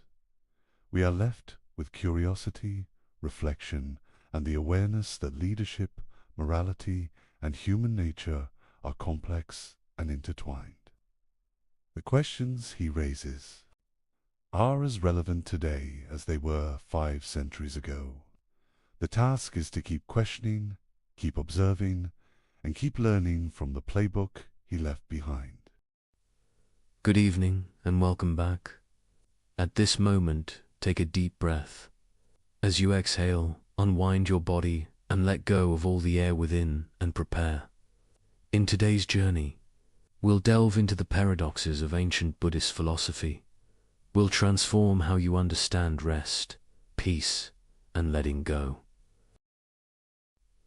Welcome to this exploration of ancient wisdom, a journey into what the Buddha understood about suffering, and how this understanding holds the key to the deep, restorative rest you seek. Tonight, we shall travel together through teachings that have brought peace to countless minds across 25 centuries. These are not mere words to help you sleep. They are truths that transform how you relate to your own mind, your own experience, and ultimately, how you find rest. You see, the Buddha made a remarkable discovery. He found that our inability to rest, our racing thoughts at night, our anxious minds that refuse to settle, these are not random afflictions. They arise from a fundamental misunderstanding about the nature of existence itself. Most sleep guiders tells you to quiet your mind, to push away thoughts, to force relaxation. But the Buddha taught something far more profound. He taught that true rest comes not from suppressing the mind, but from understanding it so deeply that it naturally settles, like mud gradually clearing. From disturbed water, the connection between suffering and sleeplessness is not metaphorical. It is direct, it is causal. And once you understand this connection, once you truly see it, the quality of your rest transforms forever in the hours ahead. We shall explore 3 profound insights from the Buddha's teachings. First, we will examine the first noble truth, the truth of suffering, or, as the Buddha called it in Pali, dukkha. But this is not merely about pain or sadness. It is about the fundamental unsatisfactoriness that pervades human existence when we do not see clearly. We will understand why the unexamined mind cannot rest, why it churns endlessly through the night, replaying the past and rehearsing the future. Second, we will explore the origin of this suffering, what the Buddha called tanha, craving or thirst. We will see how our constant reaching, our endless wanting, our desperate clinging to what we desire, and our fierce rejection of what we fear creates the very turbulence that prevents sleep. The mind that grasps cannot settle. The mind that pushes away cannot rest. And third, we will discover the cessation of suffering, the path of letting go. We will understand anicca, impermanence, and how truly seeing the flowing, changing nature of all things allows the mind to release its grip. This is not philosophical theory. This is the direct path to the peace you seek. Throughout this journey, we shall draw upon the Buddha's own words from the ancient Pali Canon, the earliest recorded teachings. We shall explore stories and parables that have guided seekers for millennia, and we shall see how these ancient insights speak directly to the modern mind, struggling to find rest in our turbulent world. So settle yourself comfortably now. There is nowhere you need to be, nothing you need to do. Simply listen and allow these teachings to work upon your understanding. The Buddha taught that right view, correct understanding, is the foundation of all transformation. Tonight, we cultivate that view together. Let us begin with the first great truth that the Buddha proclaimed upon his awakening, the truth that opens the door to all liberation, the recognition of suffering itself. The Buddha's first teaching after his enlightenment was delivered in the deer park at Sarnath to 5 ascetics who had been his former companions. This teaching, known as the Dhammacappapo-Sutta, the discourse on the turning of the wheel of Dharma, begins with a statement so simple yet so profound that it has echoed through the centuries. Birth is suffering, aging is suffering, illness is suffering, death is suffering, union with what is displeasing is suffering, separation from what is pleasing is suffering. Not to get what one wants is suffering. This is the first noble truth, the truth of dukkha now. The word dukkha is often translated as suffering, but this translation, while convenient, does not capture the full depth of what the Buddha meant. Dukkha is not merely pain or obvious distress. It is something far more subtle, far more pervasive. Dukkha means unsatisfactoriness. It means the inherent instability and unreliability of all conditioned phenomena. It means the deep, often unnoticed stress that comes from living in a state of fundamental misunderstanding about the nature of reality. The Pali word dukkha is actually composed of 2 parts. Du means bad or difficult, and ka originally referred to the axle hole of a wheel. A wheel with a poor axle hole, one that is off-center or misaligned, creates a rough, uncomfortable ride. This is dukkha, the journey of life when we do not understand its nature correctly, when we are out of alignment with reality, becomes unnecessarily difficult and uncomfortable. Consider your own experience as you lie here tonight. Perhaps your body is comfortable, perhaps you are safe, perhaps there is no immediate crisis, yet the mind churns, it worries, it replays conversations from the day, it rehearses scenarios for tomorrow, it judges itself for not sleeping, it fears the consequences of tiredness. This churning, this inability to rest even when all external conditions are favorable. This is dukkha. The Buddha made a radical observation. He saw that even in moments of pleasure, even in experiences we call happiness, there is an undercurrent of dukkha. Why? Because all pleasant experiences are impermanent. They arise and they pass away. And in their passing, there is disappointment, there is loss, there is the subtle ache of wanting them to continue. We cannot hold on to pleasure. We cannot make happiness permanent. And this very fact, this inability to secure lasting satisfaction, creates a background tension in the mind. This tension prevents sleep. The mind that believes it can secure permanent happiness, that believes it can arrange all conditions perfectly, that believes it can control outcomes, this mind can never truly rest. It is always vigilant, always planning, always defending, always reaching. The Buddha identified 3 forms of dukkha, 3 layers of this unsatisfactoriness that we must understand if we are to find peace. The first is dukkha, the suffering of suffering. This is the obvious pain, physical discomfort, emotional distress, grief, fear, anger. This is what we commonly recognize as suffering. When the body aches, when loss strikes, when fear grips the heart, we know we are suffering. This form is unmistakable. The second is viparinamadukkha, the suffering of change. This is more subtle. This is the suffering inherent in the fact that all pleasant experiences must end.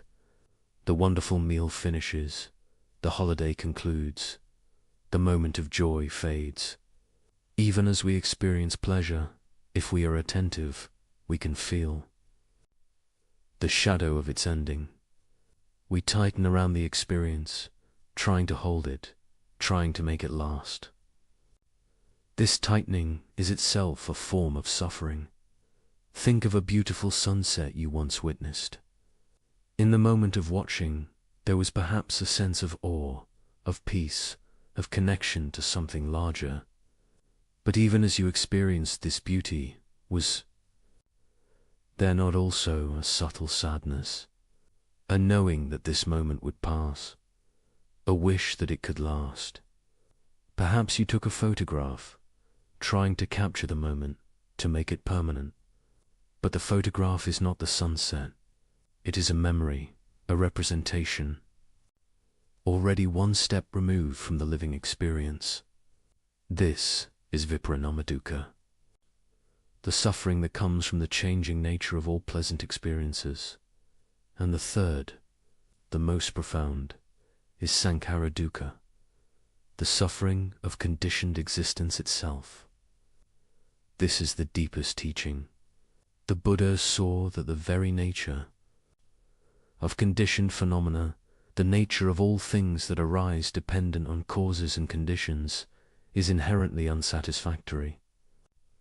Why? Because everything conditioned is impermanent, unreliable, and beyond our ultimate control. We build our sense of self, our sense of security, our sense of meaning upon things that are by nature unstable. This is like building a house upon sand. The structure may stand for a time, but its foundation is unreliable. Your sleeplessness tonight is rooted in this third form of dukkha. The mind is trying to secure itself, trying to establish control, trying to create permanence in a world where everything is flowing and changing. The mind lies awake, reviewing, planning, worrying, because it believes that through mental activity, it can secure what cannot be secured. It believes that through thinking, it can make the impermanent permanent, the unreliable reliable, the uncontrollable controllable. This is the fundamental delusion that the Buddha awakened from. And it is this delusion that keeps you awake. Now, let us be clear about what the Buddha was not saying. He was not saying that life is only suffering, that there is no joy, no beauty, no love, no wonder.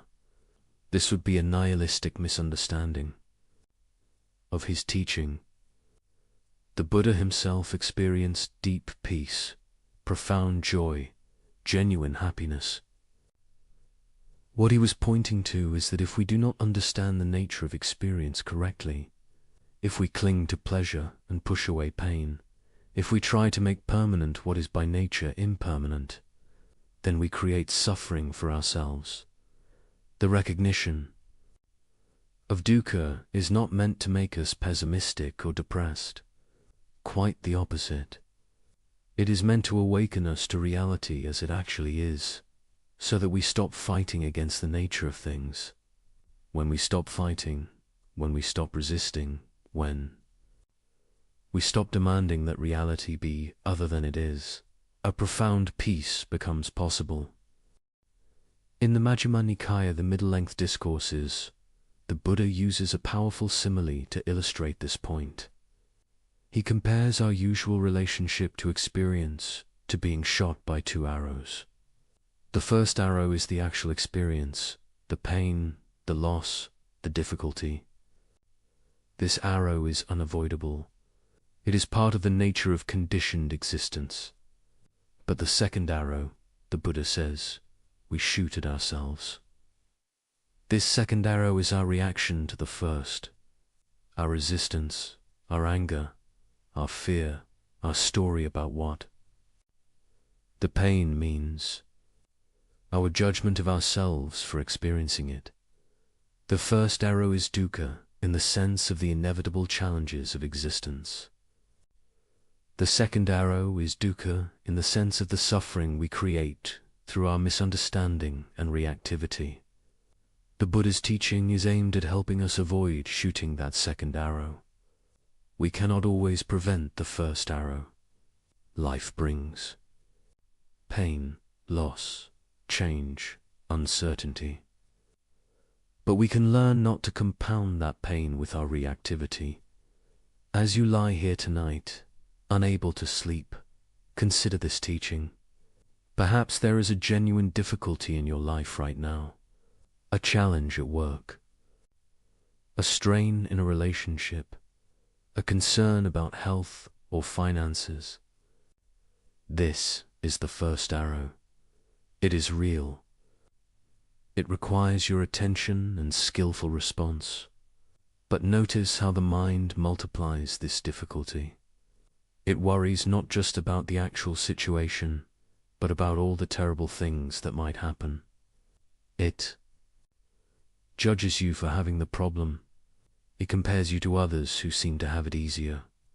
It tells stories about inadequacy or unfairness. This proliferation, this multiplication of the original difficulty, this is the second arrow. And this is where most of our suffering actually lies. Let us examine more deeply how this dukkha manifests in the specific context of sleep and rest. The Buddha taught about the 5 aggregates of clinging, the 5 bundles of grasping that constitute what we call the self. These are form, feeling, perception, mental formations, and consciousness. It is through clinging to these aggregates as me and mine that dukkha arises. Consider the aggregate of form, the physical body. As you lie here, perhaps you notice discomfort, a tension in the shoulders, an ache in the back, the body's temperature, feeling not quite right. The mind immediately identifies with this discomfort. This is my pain. My body is not comfortable. I need it to be different. This identification, this claiming of the body's sensations as mine, as something I must fix or control, creates agitation.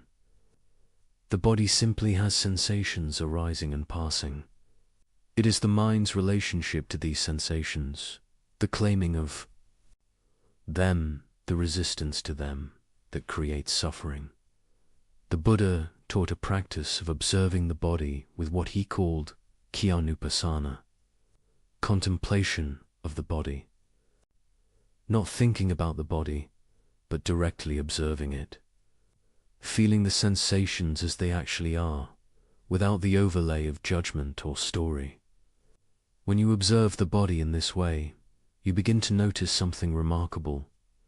The sensations are constantly changing. That ache in the back is not a solid, unchanging thing. It is a flow of sensations, appearing and disappearing, intensifying and softening, moving and shifting. When you stop trying to make it go away, when you simply observe it with clear awareness, often it changes on its own, not because you controlled it, but because change is its nature, or considered the aggregate of feeling, the pleasant, unpleasant, or neutral tone that accompanies every experience. A thought arises about tomorrow's responsibilities. An unpleasant feeling accompanies it. Immediately, the mind contracts around this unpleasantness. It tries to push the thought away. It judges itself for having the thought. It worries about the worry. Layer upon layer of reactivity builds upon a simple, unpleasant feeling tone. The original feeling may have lasted only a moment, but the mental proliferation around it continues for hours, preventing sleep. The Buddha taught Vedananupassana, contemplation of feelings.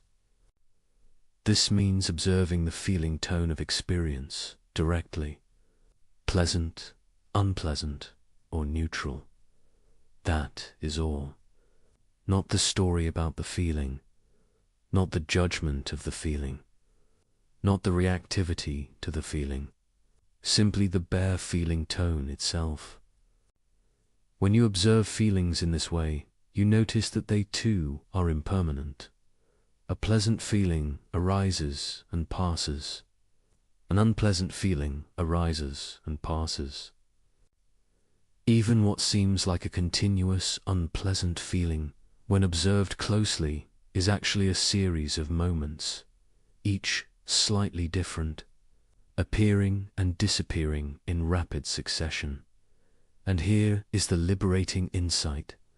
If you do not grasp at pleasant feelings, trying to make them last, they arise and pass naturally without creating the suffering of clinging. If you do not push away unpleasant feelings, resisting their presence, they arise and pass naturally without creating the suffering of aversion. The feelings themselves are not the problem. Your relationship to them, your grasping and pushing, this is where dukkha is created. The aggregate of perception labels and categorizes experience. This is good, this is bad. This thought means I am anxious. This sensation means something is wrong.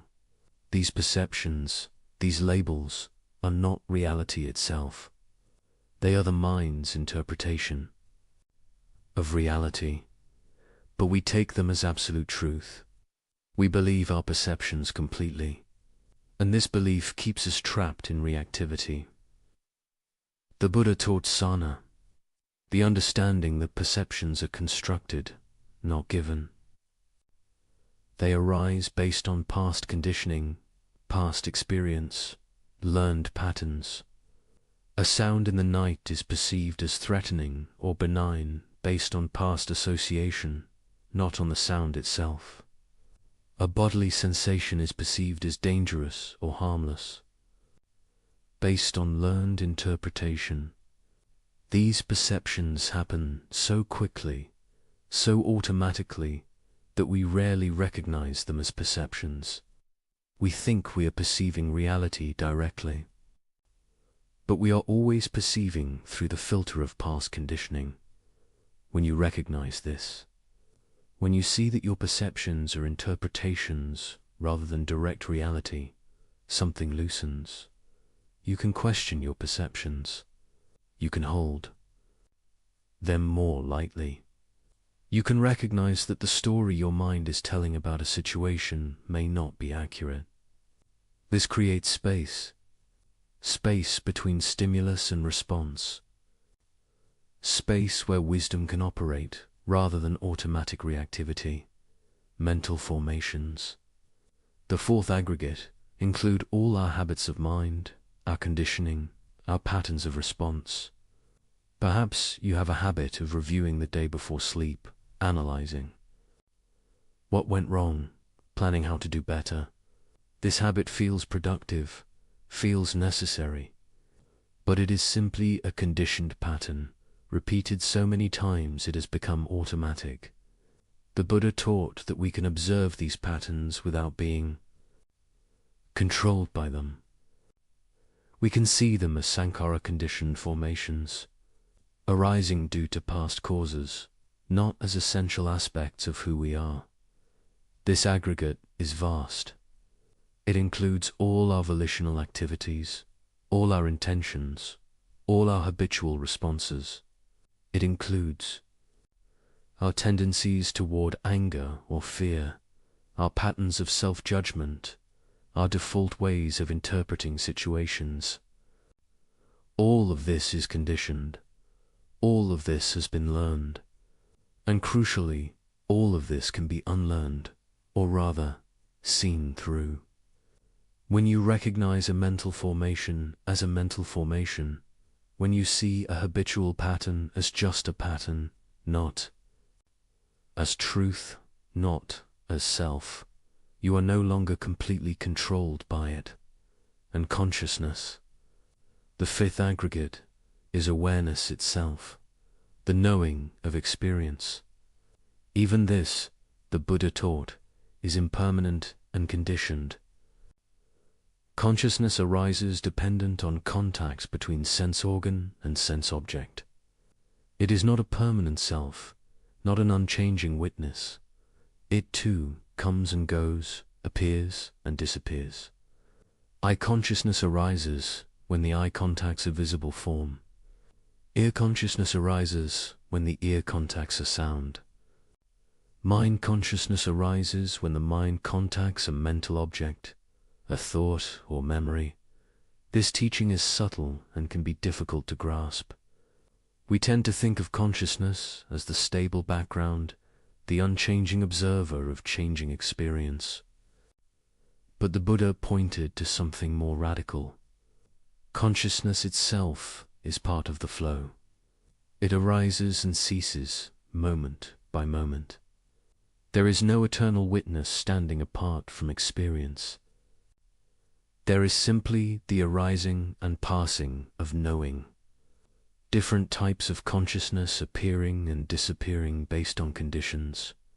When we cling to any of these aggregates as me or mine, when we identify with them, when we try to control them, dukkha arises. The body, feelings, perceptions, mental formations, consciousness, all are flowing, changing, unreliable. To grasp at them for security is to grasp at water. To demand that they be other than they are is to fight against the fundamental nature of conditioned existence. This is why ordinary approaches to sleep so often fail. They treat the symptoms without addressing the root cause. They try to manipulate the aggregates, to force the body to relax, to suppress thoughts, to create pleasant feelings, to control consciousness. But these aggregates cannot ultimately be controlled. They operate according to their own nature, arising and passing based on conditions, not on our will. The Buddha's approach is radically different. Rather than trying to control experience, he taught us to understand it. Rather than fighting against the aggregates, he taught us to see them clearly, to recognize their impermanent, unsatisfactory, and selfless nature. And in that recognition, clinging naturally releases. When clinging releases, dukkha ceases. When dukkha ceases, the mind settles into its natural state of peace. In the Anattalakkhana Sutta, the discourse on the not self-characteristic, the Buddha questions his 5 companions systematically about each aggregate. Is form permanent or impermanent? He asks. Impermanent, venerable sir, they reply. Is what is impermanent satisfactory or unsatisfactory? Unsatisfactory, venerable sir. Is it fitting to regard what is impermanent, unsatisfactory, and subject to change as, this is mine, this I am, this is myself? No, venerable sir. He asks the same questions about feeling, perception, mental formations, and consciousness. Each time, the answer is the same. These aggregates are impermanent, unsatisfactory when clung to, and not fit to be regarded as self. This systematic questioning is not meant to be merely intellectual. It is meant to be investigated directly in one's own experience. The Buddha is inviting us to look closely at what we take to be ourselves and see if it holds up under examination. In the Satipatthana Sutta, the discourse on the foundations of mindfulness, the Buddha provides detailed instructions for observing these aggregates. He teaches us to observe the body in the body, feelings in feelings, mind in mind, mental phenomena in mental phenomena. Not observing from outside, but observing directly, intimately, within experience itself. When observing the body, he says, know the in-breath as the in-breath, know the out-breath as the out-breath. Know the body walking, standing, sitting, lying. Down. Know all positions and movements of the body. And in this knowing, understand, this is simply body, not my body. Not I am the body. Simply body, a collection of elements, temporarily configured, arising and passing according to conditions. He teaches contemplation of the body's elements. This body is composed of the earth element, the solidity and resistance in bones and flesh. It is composed of the water element, the fluidity in blood and lymph. It is composed of the fire element, the temperature and metabolism that maintain life. It is composed of the air element, the movement in breath and circulation. These four elements come together temporarily to form what we call a body. They will separate again at death, returning to the greater field of elements from which they came. This is not morbid contemplation. It is realistic understanding. It is seeing the body as it actually is, not as we wish it to be. When observing feelings, know a pleasant feeling as pleasant, an unpleasant feeling as unpleasant, a neutral feeling as neutral. And understand, these feelings are impermanent. They arise and pass. They are not to be grasped or rejected. They are simply the natural response of organism to conditions. In this understanding, the reactivity to feelings lessens. The mind does not chase after pleasant feelings or run from unpleasant ones. It simply observes the feeling tone, recognizes its impermanent nature, and remains equanimous. The Buddha further distinguishes between worldly and unworldly feelings. A worldly pleasant feeling is one based on sensual experience. An unworldly pleasant feeling is one based on renunciation or on meditative joy. A worldly unpleasant feeling is one based on attachment to sensual experience. An unworldly, unpleasant feeling is one based on the sincere wish for liberation, the healthy discontent with the unsatisfactory nature of conditioned existence. These distinctions help us understand our feelings more subtly, more accurately, when observing the mind. Know a mind with desire as a mind with desire, a mind with aversion as a mind with aversion, a mind with delusion as a mind with delusion. Know a concentrated mind as concentrated, a scattered mind as scattered. Know a great mind as great, a small mind as small. Know a surpassable mind as surpassable, an unsurpassable mind as unsurpassable. Know a concentrated mind as concentrated, an unconcentrated mind as unconcentrated. Know a liberated mind as liberated, an unliberated mind as unliberated. This is not judgment, it is recognition. The mind has many states, constantly changing. By knowing each state as it arises, by recognizing its characteristics, we stop identifying with the state. We see that these are visitors, temporary conditions of mind, not who we are. The mind that is scattered now may be concentrated later. The mind with desire now may be free of desire later. None of these states are permanent. None define us absolutely. And when observing mental phenomena, understand the hindrances when they arise. No sensory desire, ill will, sloth and torpor, restlessness and worry, doubt. Understand how they arise, how they are sustained, how they cease. These hindrances are what prevent meditation, what prevent concentration, what prevent clear seeing. And significantly for our purposes tonight, these hindrances are what prevent sleep, restlessness, and worry, uthaka kukuka, is particularly relevant.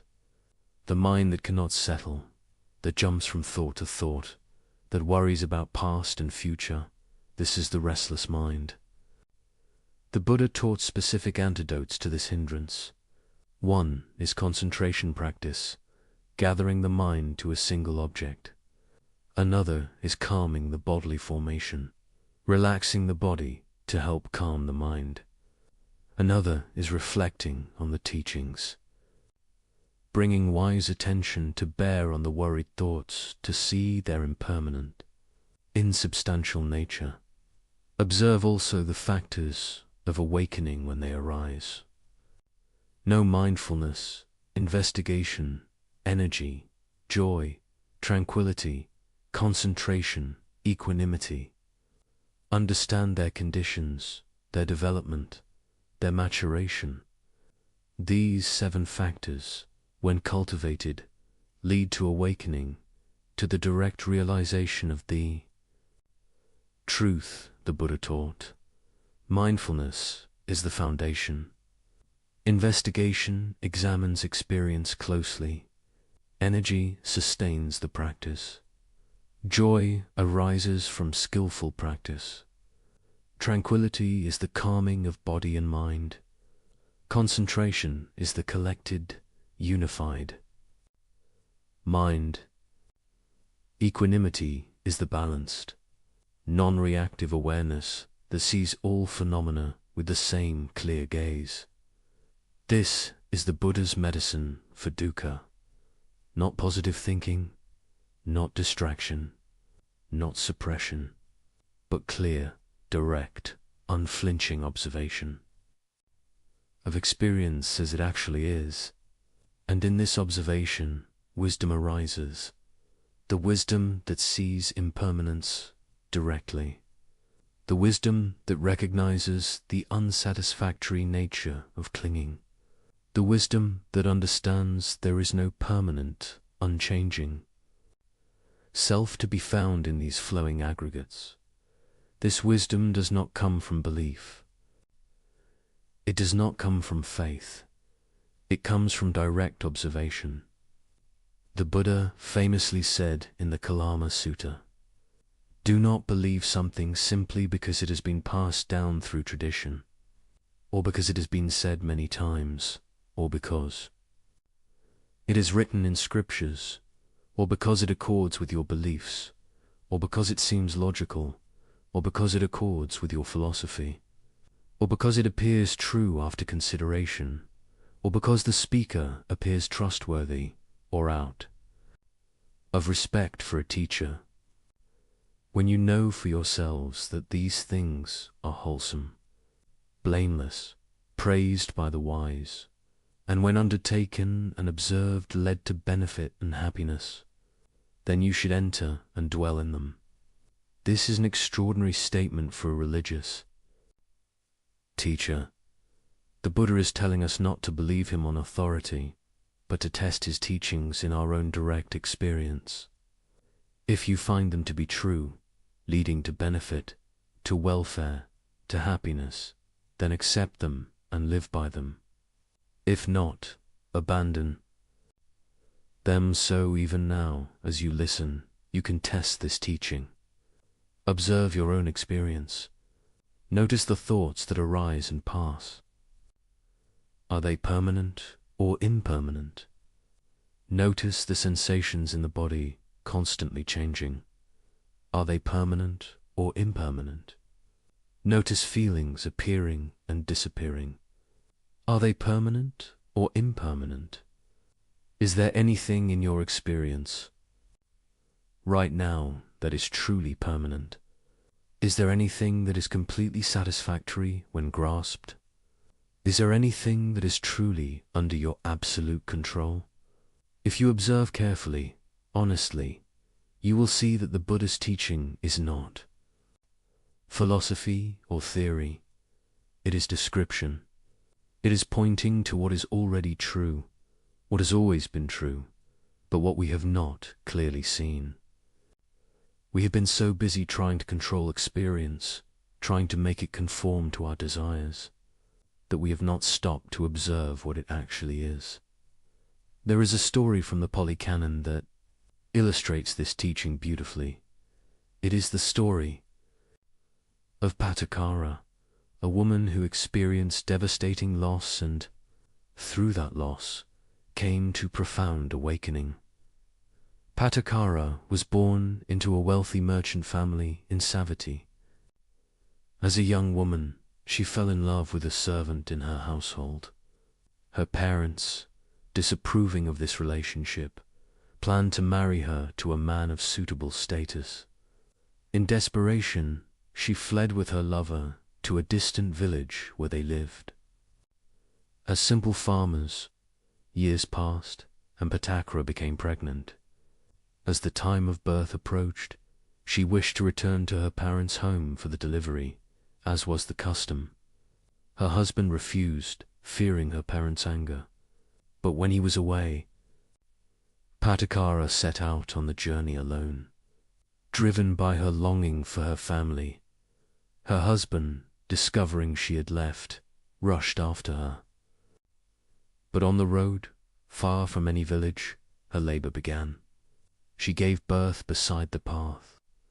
That night, as they huddled with their newborn, a terrible storm arose. Her husband went to gather materials to build a shelter. In the darkness, he disturbed a nest of vipers and was bitten. He died there, alone, trying to protect his family. Patakara, not knowing what had happened, waited through the night with her infant and her toddler son. At dawn, she found her husband's body, grief-stricken, but, needing to survive, she continued toward her family home, carrying her infant and leading her toddler by the hand. They came to a river, swollen by the storm. She could not carry both children across at once. She left her toddler on the bank and waded across with her infant. She placed the baby on the far shore and returned for her older son. But as she reached the middle of the river, a hawk, seeing the infant alone, swooped down and seized it. Patakara screamed and waved her arms, but the hawk flew away. The toddler, hearing his mother's cry and thinking she was calling to him, stepped into the river. The current swept him away before her eyes. Mad with grief, she continued to her parents' home. On the outskirts of the city, she met a man coming from town. She asked about her family. The man, not recognizing her, told her that in the storm, a wealthy merchant's house had collapsed, killing the merchant, his wife, and their son. He pointed to the smoke rising from their funeral pyre. In one day, Patakara had lost her husband, both her children and her entire family. Her mind shattered. She tore off her clothes and wandered the streets, insane with grief, crying out her losses to anyone who would listen. She wandered thus until she came to the Jetavana monastery where the Buddha was teaching. The monks tried to prevent her from entering, but the Buddha, seeing her, said, "Let her come. Bring her to mindfulness." As Patakara approached, the Buddha spoke to her with great compassion. "Sister, recover your mindfulness." At his words, something shifted in her. A small portion of clarity returned. Someone gave her a robe to cover herself. She bowed before the Buddha and told him her story, weeping. The Buddha listened, and then he spoke. "Patakara, do not think you are alone in your grief. Throughout countless lifetimes, the tears you have shed for lost loved ones are greater than the waters of the 4 great oceans. In the long journey of birth and death, you have experienced this loss not once, but thousands upon thousands of times. You have lost children, parents, husbands, friends, beyond counting. This is the nature of conditioned existence. All that arises passeth away. All that meets must part. This is not punishment. This is not personal. This is simply the nature of all conditioned things. He continued, searching for your loved ones in birth and death is like seeking someone in a dream. Where have they gone? They have gone where all conditioned things go. They have dissolved back into the elements, the earth, water, fire, and air from which they were temporarily composed. To cling to them, to demand that they remain, is to cling to the impossible. It is this clinging, this resistance to the truth of impermanence, that creates your suffering. Then the Buddha taught her about dukkha, about the unsatisfactory nature of all conditioned existence when we do not see it clearly. He taught her about the arising and passing of all phenomena. He taught her to observe her own mind, to see grief as a conditioned response arising due to causes, and capable of ceasing when those causes are understood. But Akara listened deeply, and as she listened, understanding arose in her. She saw that her resistance to what had happened, her desperate wish that things could be different, her clinging to what was already gone, this was the source of her torment. The events themselves were already past. They could not be changed. But her relationship to those events, her understanding of them, this could transform. The Buddha taught her in stages. First, he established her in moral conduct, in sila. She took the precepts, the ethical guidelines that create a stable foundation for practice. Then he taught her about generosity, about dana, the practice of giving that loosens the grip of selfishness. Then he taught her about the heavenly realms, about the fruits of good action. And then, seeing that her mind was ready, pliant, without hindrances, elevated and clear, he taught her the Four Noble Truths. Bhattakara became a nun and devoted herself to practice. Later, after she had developed concentration and insight, she was washing her feet one evening. She poured water from a vessel and watched it flow down the slope. Some water traveled only a short distance before being absorbed into the earth. Some water flowed farther before disappearing. Some water flowed all the way to the bottom of the hill. As she watched this simple phenomenon, sudden, complete understanding arose. She saw that lives are like this water. Some beings live only briefly. Some live longer. Some live to old age. But all, without exception, flow toward death. None escape. This is not tragedy. This is simply the nature of conditioned existence. All formations are impermanent. All formations are unsatisfactory when clung to. All phenomena are not self. In that moment, Bhattakara awakened fully. She became an arahant, one who has realized complete liberation. Her grief did not disappear entirely. The memory remained, but her suffering ended. She could remember her loved ones with tenderness, but without the tearing pain of resistance. She had stopped fighting against reality. She had stopped demanding that impermanent things be permanent. And in that stopping, she found unshakable peace. The Buddha later spoke a verse about her realization. Though one should live 100 years without seeing the arising and passing of things, yet better is a single day lived seeing their arising and passing. Bhattakara became a great teacher herself. Many women came to her to be ordained, drawn by her wisdom and compassion. She understood suffering intimately, and she understood liberation intimately. She could guide others with the authority of direct experience.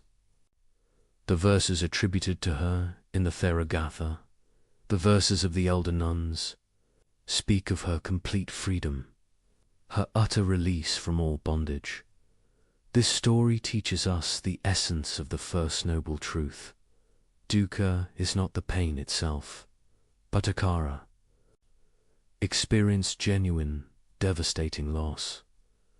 The dukkha, the unnecessary suffering, was her resistance to the impermanent nature of all things. When she saw clearly that all conditioned phenomena arise and pass, when she stopped demanding that reality be different from what it is, her suffering ceased even though the memory of loss remained. This is the understanding that allows the mind to rest, the mind that accepts impermanence, that does not cling to the past or grasp at the future, that sees clearly the flowing nature of all experience. This mind can settle. It has nothing to defend. It has nothing to secure. It can simply be, moment by moment, with what is now. Patakara's realization was complete and sudden, the fruit of intense practice and the perfect ripening of conditions. For most of us, understanding develops more gradually, but even a partial glimpse of this truth, even a momentary recognition of impermanence, can bring relief. When we see, even for a moment, that our thoughts are just thoughts, that our feelings are just feelings, that this moment of discomfort or anxiety is simply a passing condition, not a permanent state, something loosens in the mind. The Buddha compared the untrained mind to a monkey, swinging from branch to branch, never still, always grasping the next thing. This monkey mind lies awake at night, swinging from thought to thought, worry to worry, memory to planning to judgment, never resting. Why? Because it believes that through this constant movement it can secure itself. It believes that if it just thinks enough, plans enough, reviews enough, it can make things safe, make things permanent, make things controllable. But the trained mind, the mind that understands dukkha, sees the futility of this endless grasping. It sees that safety cannot be found through control, because the nature of conditioned existence is beyond our ultimate control. It sees that permanence cannot be achieved, because the nature of all things is impermanence. And in seeing this clearly, deeply, repeatedly, the grasping begins to release. This releasing is not resignation. It is not giving up or becoming passive. It is something far more profound. It is the recognition of what is actually possible and what is not. We cannot make impermanent things permanent. We cannot control all conditions. We cannot prevent loss and change. These are simply not possible. To exhaust ourselves trying to achieve the impossible is suffering. But what is possible? It is possible to understand our experience clearly. It is possible to observe our reactions without being controlled by them. It is possible to meet each moment with awareness rather than with automatic reactivity. It is possible to recognize impermanence directly and to live in harmony with it rather than in opposition to it. And it is possible to find peace, deep and unshakable peace, not through controlling conditions, but through understanding their nature. This understanding is what the Buddha called right view, samadhi, the first factor of the Noble Eightfold Path. It is the foundation of all transformation. Without right view, we are lost in the forest of confusion, mistaking the impermanent for permanent, the unsatisfactory for satisfactory, the not self for self. With right view, the path becomes clear. We see where we are, where we need to go, and how to get there. Right view has two aspects. There is mundane right view and supramundane right view. Mundane right view is the understanding of karma, of cause and effect in the moral realm. It is the understanding that wholesome actions lead to happiness and unwholesome actions lead to suffering. This view motivates ethical conduct and creates the conditions for deeper practice. Supramundane right view is the direct penetration of the Four Noble Truths, the seeing of things as they actually are. This is the view that liberates, the view that cuts through delusion at its root. This is the view that Patakara realized as she watched the water flowing down the hill. This is the view that ends suffering completely and finally. But even before full liberation, even in the development of practice, right view transforms our experience. When we understand, even intellectually at first, that clinging causes suffering, we begin to notice our clinging. We catch ourselves grasping at pleasant experience, pushing away unpleasant experience. And in that noticing, in that awareness, the grip loosens slightly. We are no longer completely identified with the craving or aversion. We see it happening, and what can be seen can eventually be released. As you lie here tonight, perhaps you can begin to sense this truth in your own experience. Notice the thoughts that prevent sleep. Are they not thoughts of resistance? Resistance to how the day went. Resistance to how you feel. Resistance to the uncertainty of tomorrow. The mind churns because it is fighting against what is, or what might be. What if, just for this moment, you stopped fighting? Not giving up, not becoming passive, but simply ceasing the internal war against reality. What if you allowed this moment to be exactly as it is, with all its uncertainty, all its incompleteness, all its imperfection? What if you recognized that your sleeplessness itself is an impermanent condition, arising due to causes, and capable of ceasing when those causes are understood? This is the beginning of wisdom. This is the first noble truth. Not a pessimistic declaration that life is suffering, but a realistic recognition that when we misunderstand the nature of existence, when we cling to what cannot be held, when we resist what cannot be prevented, we create suffering for ourselves. The good news, the profoundly liberating news, is that this suffering is not necessary. It arises from ignorance, and therefore it can cease through understanding. This understanding is what we are cultivating together tonight. The Buddha did not merely diagnose the disease. He provided the complete cure. But to understand the cure, we must first understand more deeply the cause of the disease. The first noble truth shows us that dukkha exists. That unsatisfactoriness pervades conditioned existence when we relate to it incorrectly. But why? What is the root cause? What is the mechanism by which this suffering arises? This is what we must explore next. We must investigate what the Buddha called the second noble truth, the origin of suffering. We must examine tanha, the thirst, the craving, the endless wanting, that drives the mind's restless pursuit and prevents its peace. For it is not enough to recognize suffering. We must understand its source. A physician does not merely identify symptoms. He traces them to their cause, their origin. Only then can effective treatment be prescribed. The Buddha was often called the great physician, and his teaching follows this medical model precisely. First, the diagnosis.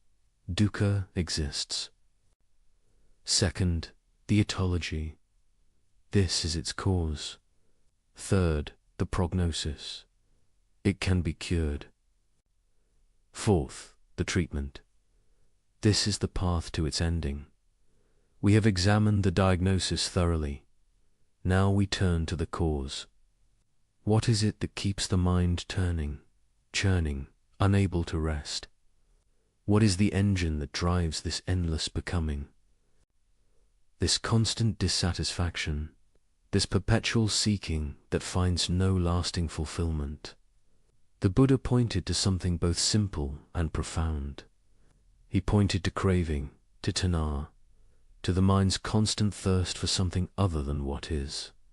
Let us turn now to this exploration, to the second noble truth, to understanding the very root of our restlessness. The second noble truth, samudaya, speaks to the origin of suffering. In the Dhammacappavan Sutta, the Buddha states it clearly and directly. This is the noble truth of the origin of suffering. It is this craving tanha which leads to repeated existence, accompanied by delight and lust, seeking delight here and there. That is, craving for sensual pleasures, craving for existence, craving for extermination. Tanha. This single word in Pali encompasses the entire mechanism by which suffering arises. It is usually translated as craving or thirst, and both translations point to something essential. Thirst implies an urgent need, a driving compulsion, a state of lack that demands to be filled. Craving suggests a reaching toward, a grasping at, an inability to rest content with what is. Consider actual physical thirst. When the body needs water, everything else becomes secondary. The mind focuses on the need, on finding water, on satisfying the thirst. There is a tension, an incompleteness, a state of non-rest. And even after drinking, after the immediate thirst is quenched, thirst will arise again. It is never permanently satisfied.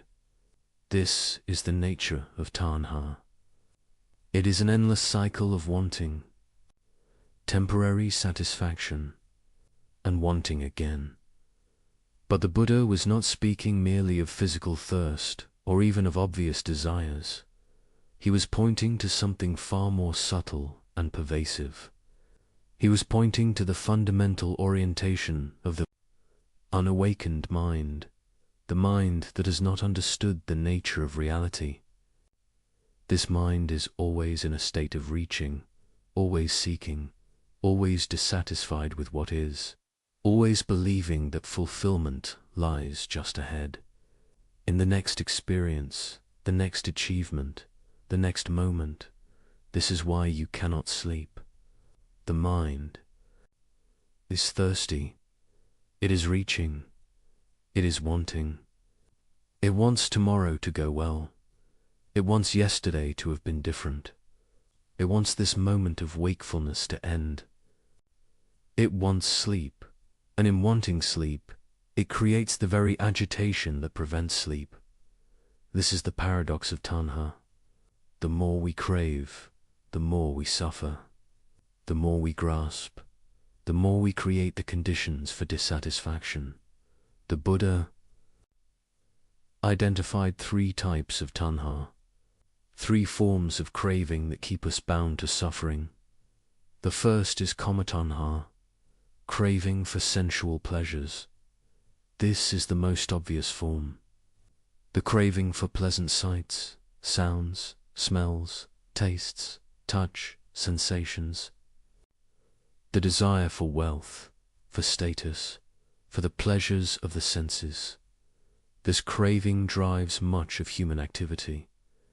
We organize our lives around the pursuit of pleasant experiences and the avoidance of unpleasant ones. We work to earn money to buy things that will bring pleasure. We seek relationships that will provide emotional satisfaction. We consume entertainment to stimulate pleasant feelings. None of this is inherently wrong.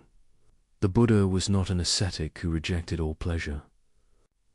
He himself had experimented with extreme asceticism before his enlightenment and found it unhelpful. He taught the middle way, neither indulgence nor denial. But he saw clearly that when we are driven by craving for sensual pleasure, when we believe that happiness lies in acquiring and consuming pleasant experiences, we create suffering for ourselves. Why? Because sensual pleasures are impermanent. They arise and they cease. The delicious meal ends. The pleasant sensation fades. The exciting experience becomes ordinary through repetition. And in their ending, in their fading, there is disappointment. There is loss. There is the immediate arising of craving for the next pleasant experience. We are on a treadmill, constantly running, never arriving. The second type is bhavatanha, craving for existence or becoming. This is more subtle. This is the craving to be someone, to become something, to establish ourselves as a particular identity. It is the craving for recognition, for achievement, for the building up of self. We want to be seen as successful, as intelligent, as attractive, as spiritual, as good. We create a self-image, and then we crave experiences that confirm and enhance this image. This craving for becoming is intimately tied to our sense of self. We have an idea of who we are and who we want to be, and we organize our lives around becoming that person. We pursue goals, we develop skills, we cultivate relationships, all in service of this project of becoming. But this too is ultimately unsatisfactory. The self we are trying to establish is itself impermanent, unreliable, constantly changing. The achievements we grasp fade. The recognition we receive is temporary. The identity we build is always under threat, always needing defense, always requiring maintenance. As you lie here tonight, notice this craving for becoming. Perhaps your mind is planning how you will be tomorrow, what you will achieve, how you will handle challenges, how you will present yourself. This is bhavatanha, the mind trying to construct a self, trying to become someone, trying to secure itself through future becoming. And this very activity prevents rest. The mind that is always becoming cannot simply be. It cannot rest in the present moment as it is. The third type is vibhavatanha, craving for non-existence or annihilation. This may seem contradictory. How? Can craving for non-existence be a form of craving? But the Buddha saw this clearly. This is the craving to escape, to avoid, to make unpleasant experiences disappear. It is the wish for difficult emotions to end, for challenging situations to vanish, for aspects of ourselves we dislike to be eliminated. In its extreme form, it is the desire for complete annihilation, for the self to cease to exist. But this too is craving. It is still the mind reaching, still the mind in a state of resistance and dissatisfaction.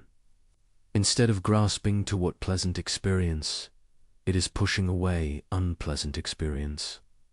But the mechanism is the same. It is tanha. It is the inability to rest with what is. It is the constant movement of attraction and repulsion, reaching and rejecting. Notice in your own experience tonight. The mind that cannot sleep is engaged in all three forms of craving. It craves pleasant experiences, perhaps remembering pleasant moments from the past, or imagining pleasant scenarios in the future. It craves to become someone who handles things well, who is productive tomorrow, who overcomes current difficulties. And it craves for unpleasant experiences to end, for worries to disappear, for this state of wakefulness itself to be annihilated and replaced with sleep. All three forms of craving create agitation. They prevent the mind from settling. They keep it in constant motion, constantly seeking, constantly dissatisfied. The Buddha saw this pattern with perfect clarity. and he saw that this pattern is not personal, not unique to any individual. It is the default operation of the unawakened mind. It is what the mind does when it does not understand the nature of reality. Now, why does craving arise? What is its source? The Buddha traced it back to feeling, to Vedana. When a pleasant feeling arises, craving to prolong it arises. When an unpleasant feeling arises, craving to end it arises. When a neutral feeling arises, often ignorance about its nature arises, and then craving for something more interesting, more stimulating. This is the sequence. Contact between sense organ and sense object gives rise to consciousness. Consciousness and contact give rise to feeling. Feeling gives rise to craving. Craving gives rise to clinging. And from clinging arises all suffering. This is called paticca samuppada, dependent origination. It is the Buddha's most profound teaching on causality, on how suffering arises through a chain of conditions. Each link in the chain depends on the previous link. Break any link, and the chain is broken. Suffering ceases. This is not fatalism. This is empowerment. Because if suffering arises through causes, then by removing the causes, suffering can be ended. The crucial link, the one where intervention is most effective, is the link between feeling and craving. Feeling arises automatically. It is part of the nature of consciousness. When the eye sees a pleasant form, a pleasant feeling arises. We cannot prevent this. It happens naturally. But what happens next is not automatic. Between feeling and craving, there is a space, a moment where wisdom can operate. A moment where we can observe the feeling without immediately reacting to it with craving. This is the practice. This is where freedom lies. Not in preventing feelings from arising, which is impossible, but in observing feelings clearly, understanding their impermanent nature, and not reacting to them with craving. When we can do this, when we can feel a pleasant feeling without grasping at it, feel an unpleasant feeling without pushing it away, then craving does not arise. And when craving does not arise, clinging does not arise. And when clinging does not arise, suffering does not arise. This is the promise of the Buddha's teaching. Complete freedom from suffering is possible, not by arranging external conditions perfectly, not by achieving all our goals, not by acquiring everything we desire, but by understanding the mechanism of suffering and ceasing to perpetuate it. Let us examine more closely how craving operates in the mind. The Pali texts describe it with the term perupa saturupa, that which is agreeable and pleasing. The mind surveys experience looking for what is agreeable, what is pleasing. When it finds it, it grasps. When it finds what is disagreeable, it rejects. This is happening constantly, mostly below the threshold of conscious awareness. The mind is evaluating, judging, categorizing, reaching, rejecting, all in a continuous stream. This evaluating mind, this judging mind, this craving mind, prevents rest. To rest, to truly rest, the mind must stop this constant activity. It must cease. The endless project of seeking pleasure and avoiding pain. It must come to a state of non-craving, of non-reaching, of acceptance of what is. But how? Simply telling the mind to stop craving does not work. Craving is deeply conditioned. It has operated for so long, through so many lifetimes according to the Buddhist view that it feels like our nature. It feels like who we are. We identify with our desires. We think we are what we want, what we fear, what we hope for. To stop craving feels like ceasing to exist. And here we encounter a profound teaching. The Buddha said that craving arises from ignorance, avidya. We crave because we do not see clearly. We do not understand the nature of what we are craving. We think that acquiring the object of craving will bring lasting satisfaction. We think that avoiding what we fear will bring lasting security. We think that becoming what we want to be will bring lasting happiness. These are all mistakes. They are misunderstandings about the nature of reality. Every object of craving is impermanent. It will change and pass away. Every state we hope to avoid will arise again under the right conditions. Every identity we try to establish is unreliable and constantly shifting. We are craving after things that cannot deliver what we hope they will deliver. This is the fundamental ignorance that drives craving. When we see this clearly, when we understand directly through our own experience that no conditioned thing can provide lasting satisfaction, then craving naturally weakens. Not through suppression, not through force, but through understanding. The mind that sees clearly loses interest in chasing after what it now knows to be unsatisfying. There is a famous simile in the texts. The Buddha compares craving to the taste of honey on the blade of a knife. A child, seeing the honey, licks the blade, attracted by the sweetness. But in licking the blade, the tongue is cut. There is both pleasure and pain mixed together. The pleasure is temporary, superficial. The pain is real and lasting. This is the nature of all experience driven by craving. There may be temporary satisfaction, but it is always mixed with suffering, always leading to more craving, always cutting even as it sweetens. The wise person sees this and no longer licks the blade.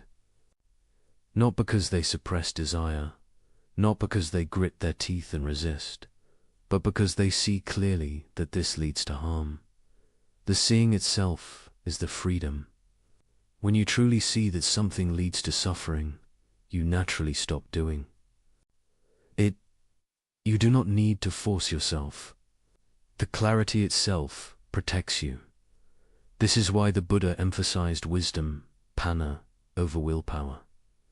Willpower can suppress craving temporarily, but it creates tension, creates struggle, creates a sense of deprivation. Wisdom sees through craving, understands its nature, and in that understanding, craving releases naturally. There is no struggle, no sense of giving something up. There is simply clarity and the natural response to clarity. Consider how this works in your own experience. When you were a child, perhaps you believed in certain myths or stories that you later outgrew. When did you stop believing? Not through forcing yourself, not through willpower, simply through growing in understanding, through seeing more clearly. The belief fell away naturally when it was no longer supported by your level of understanding. This is how craving falls away through wisdom, not through struggle, but through seeing. As you lie here tonight, you can begin to observe craving directly.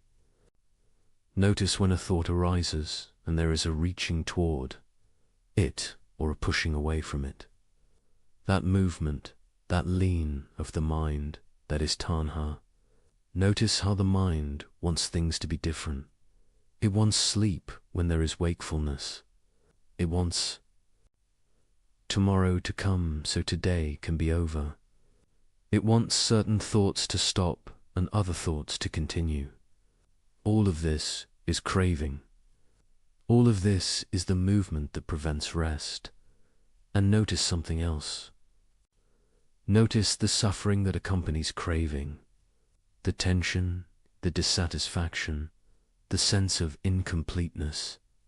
Craving and suffering arise together. They are two sides of the same coin.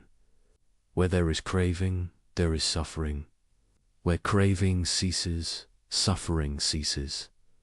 This is not theory. This is something you can observe directly in your own mind right now. The Buddha taught about the proximate cause of craving, what conditions give rise to it. He said that craving arises dependent on feeling, but also dependent on ignorance. It is the combination.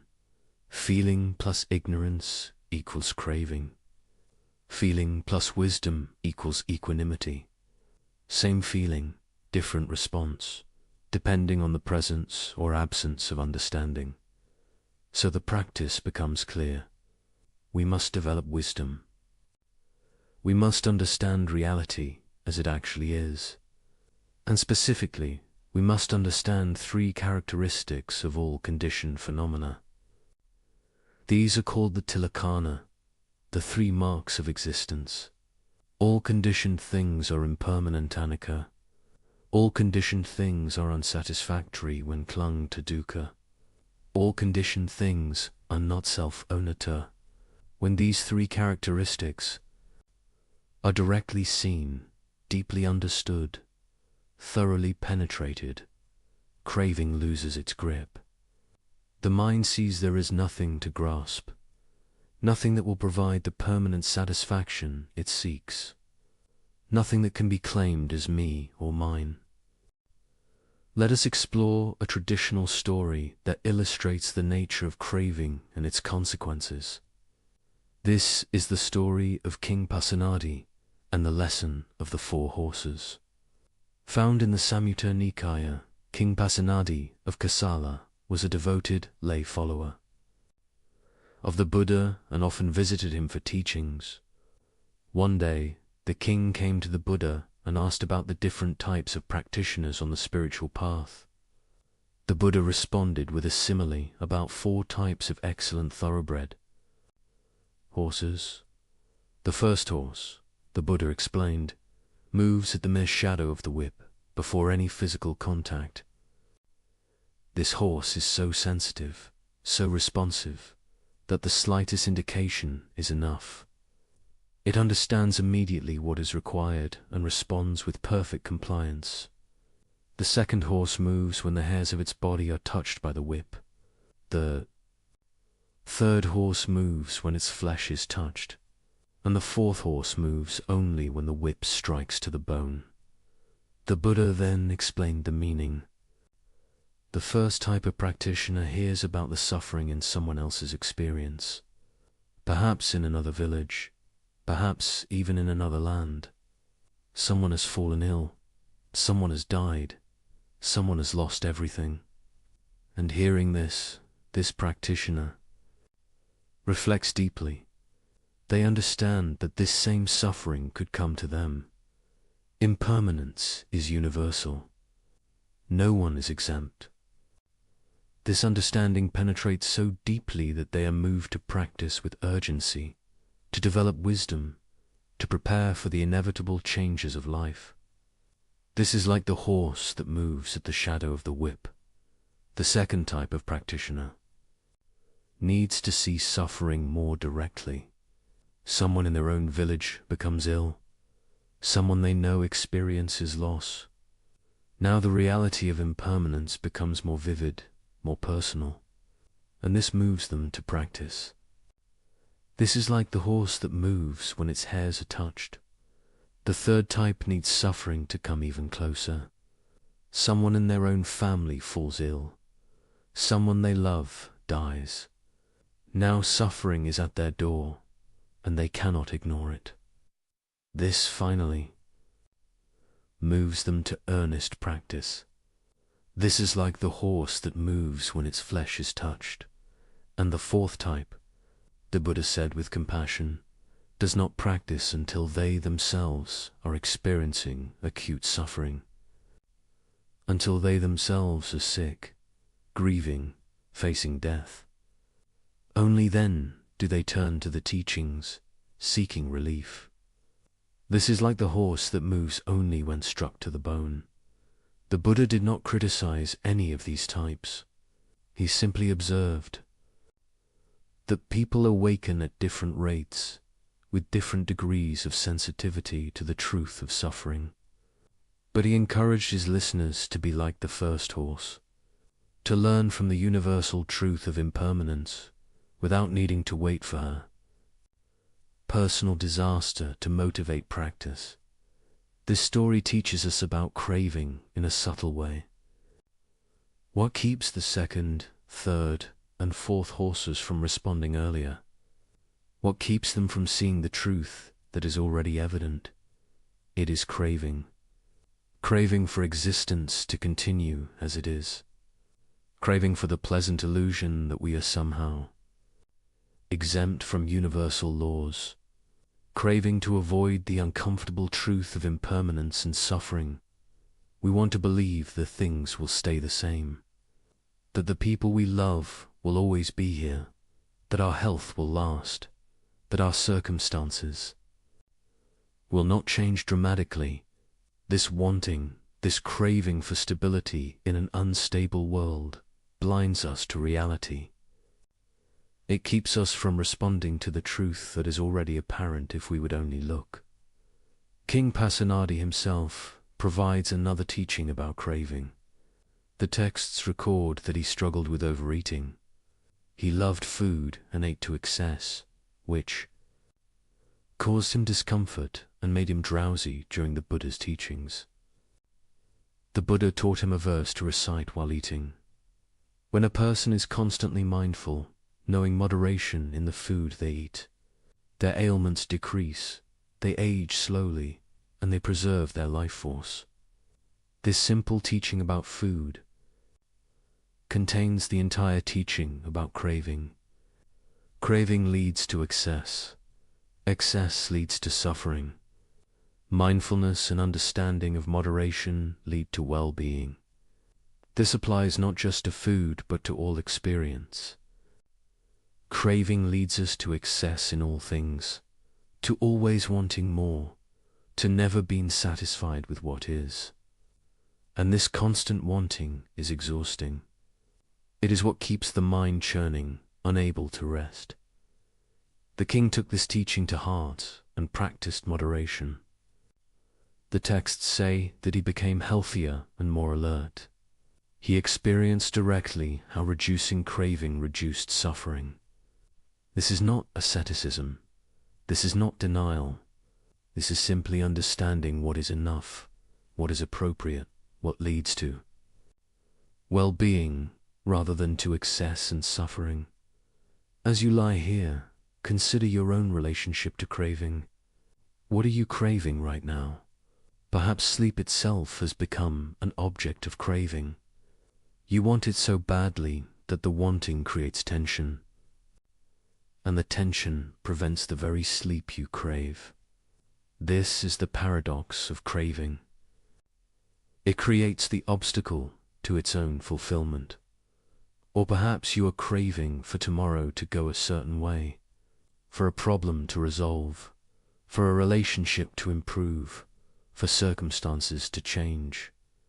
All of this craving creates tension in the mind. The mind that craves cannot rest because it is always reaching toward something that is not yet present, always dissatisfied with what is. The Buddha taught a practice specifically for working with craving.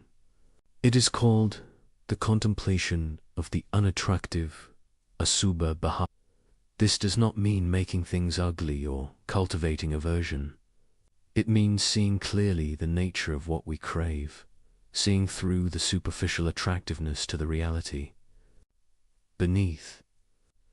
When we crave sensual pleasure, we see only the pleasure, not the impermanence, not the ultimate unsatisfactoriness, not the suffering of change. We are enchanted, captivated by the surface appearance. The contemplation of the unattractive breaks this enchantment, not by making things ugly, but by seeing them completely, by seeing all aspects, including the aspects we normally ignore. The beautiful flower is also dying from the moment it blooms. The delicious food will become waste matter in hours. The praised achievement will be forgotten. The comfortable circumstance will inevitably change. This is not pessimism. This is realism. This is seeing the whole truth rather than only the pleasing part. When we see the whole truth, craving naturally lessens. We are no longer chasing after illusions. We see things as they are, and this seeing brings a natural equanimity. We can enjoy beauty without clinging to it. We can experience pleasure without craving for it to last. We can accept comfort without demanding that it remain. This is the freedom that comes from understanding. Another teaching the Buddha gave about craving is found in the discourse on the simile of the snake. He taught that there are two ways of grasping things. One is like grasping a snake incorrectly, by the tail or the middle of the body. The snake, feeling threatened, will bite. The bite brings suffering. The other way is like grasping a snake correctly, with a forked stick behind its head. The snake cannot bite. It can be held safely. The same is true of the teachings and of experience itself. If we grasp the teachings or experiences incorrectly, through the lens of craving and clinging, we will suffer. If we hold them correctly, with wisdom and non-attachment, they will not cause suffering. The problem is not the teaching or the experience. The problem is how we hold it, how we relate to it. This is crucial for understanding craving. Craving is a way of relating to experience. It is not the experience itself. You can have the same experience with craving or without craving, and the result will be completely different. With craving, there is tension, dissatisfaction, suffering. Without craving, there can be peace, contentment, ease. The Buddha also taught about the gratification, danger, and escape regarding sense pleasures. The gratification is the pleasure we experience, the satisfaction, the temporary happiness. This is real. The Buddha did not deny it, but he said we must also see the danger. The danger is the impermanence, the bondage, the way pleasure binds us to the cycle of craving. And the escape is the renunciation, not of pleasure itself, but of craving for pleasure, of dependence on pleasure for our well-being. When we see all three clearly, gratification, danger, and escape, then we are no longer enslaved by sense pleasures. We can experience them without being controlled by them. We can enjoy them without needing them. This is mature renunciation, not the forced denial of the beginner, but the natural no-note attachment of one who sees clearly. Consider the relationship between craving and identity. Much of our craving is tied to our sense of self. We crave things that confirm our identity, that make us feel real, that establish us as someone. If we identify as successful, we crave recognition and achievement. If we identify as attractive, we crave admiration. If we identify as spiritual, we crave peaceful experiences and progress on the path. All of this is craving in service of self-construction. But the Buddha taught unnata, not self. He taught that there is no permanent, unchanging self to be found. In the five aggregates, this teaching directly undermines the basis of craving. If there is no self, who is doing the craving? What is being protected? What needs to be established? When this teaching is deeply understood, when it is directly seen, craving loses much of its power. There is no one to crave, no one to satisfy, no identity to establish or defend. This is not nihilism. It is not saying that nothing exists or that we don't exist. It is saying that what we take to be a solid, permanent self is actually a process, a flow, a series of conditions arising and passing. And when we see this clearly, we stop trying to solidify what is by nature fluid. We stop trying to make permanent what is by nature impermanent. And this stopping is the cessation of craving. The mind that does not crave has no need to remain awake, vigilantly seeking, constantly evaluating. It can rest.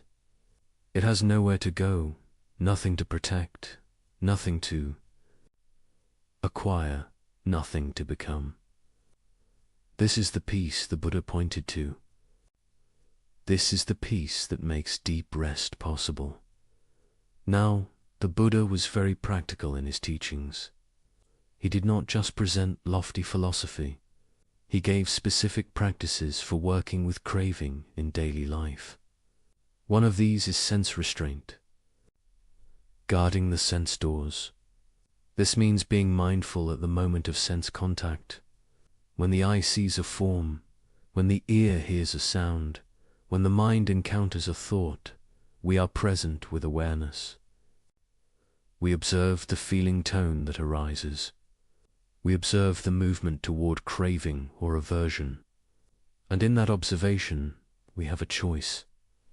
We can follow the habitual reaction, or we can simply observe without reacting. This is not suppression. We are not trying to stop feeling from arising. We are not trying to prevent perception. We are simply bringing awareness to the process, observing how craving arises, how it operates, how it leads to further mental proliferation. And in this observation, gradually, craving loses its compulsive quality. We see it happening, and what can be seen has already lost some of its power over us. Another practice is contentment, santuthi. The Buddha praised contentment as great wealth. The contented person is rich, regardless of external circumstances. The discontented person is poor, even with abundance. Contentment is not complacency. It is not giving up on skillful effort or improvement. It is the absence of the constant craving for things to be other than they are. It is the ability to be at peace with what is, even while working skillfully to improve conditions. This contentment is especially relevant to sleep. The mind that is content can rest. The mind that constantly wants things to be different churns endlessly. Contentment does not mean you must like everything about your circumstances. It means you recognize and accept what is, even as you work to address what can be addressed. This acceptance, this lack of internal resistance, creates the conditions for rest. The Buddha also taught about the nutriment of craving, what feeds it, what sustains it. He said that inappropriate attention, ayoniso manasikara, is the nutriment of craving. Inappropriate attention means attending to things in a way that increases craving. For example, focusing on the attractive aspects of something while ignoring the unattractive aspects. Focusing on what you lack rather than what you have. Comparing yourself unfavorably to others. All of this is inappropriate attention. It feeds craving. It makes it stronger. Appropriate attention, yoniso manasikara, is attending to things in a way that decreases craving. Seeing things as they actually are, with all their aspects. Seeing impermanence, seeing unsatisfactoriness, seeing not-self. Reflecting on the danger in what you crave and the benefit in what you resist. This appropriate attention starves craving. It withdraws the nutriment that keeps it alive. You can practice this right now. Notice the thoughts that arise about tomorrow, about your current situation, about yourself. How are you attending to these thoughts? Are you feeding, craving, or starving it? Are you ruminating in ways that increase dissatisfaction? Or are you observing with clear comprehension that reduces reactivity? The ultimate teaching on craving. Is it cessation nirvana? The Buddha taught that craving can cease completely, utterly, without remainder. This is not temporary suppression. This is the complete ending of craving. And with the ending of craving comes the ending of suffering. This is nibbana, nirvana, the unconditioned, the deathless, the supreme peace. The cessation of craving is possible because craving is conditioned. It arises due to causes. It is sustained by conditions. When those causes and conditions are removed, it ceases. This is the great hope of the Buddha's teaching. Suffering is not inherent to existence. It is not punishment. It is not fate. It is the result of causes, and those causes can be addressed. As you lie here tonight, you are practicing.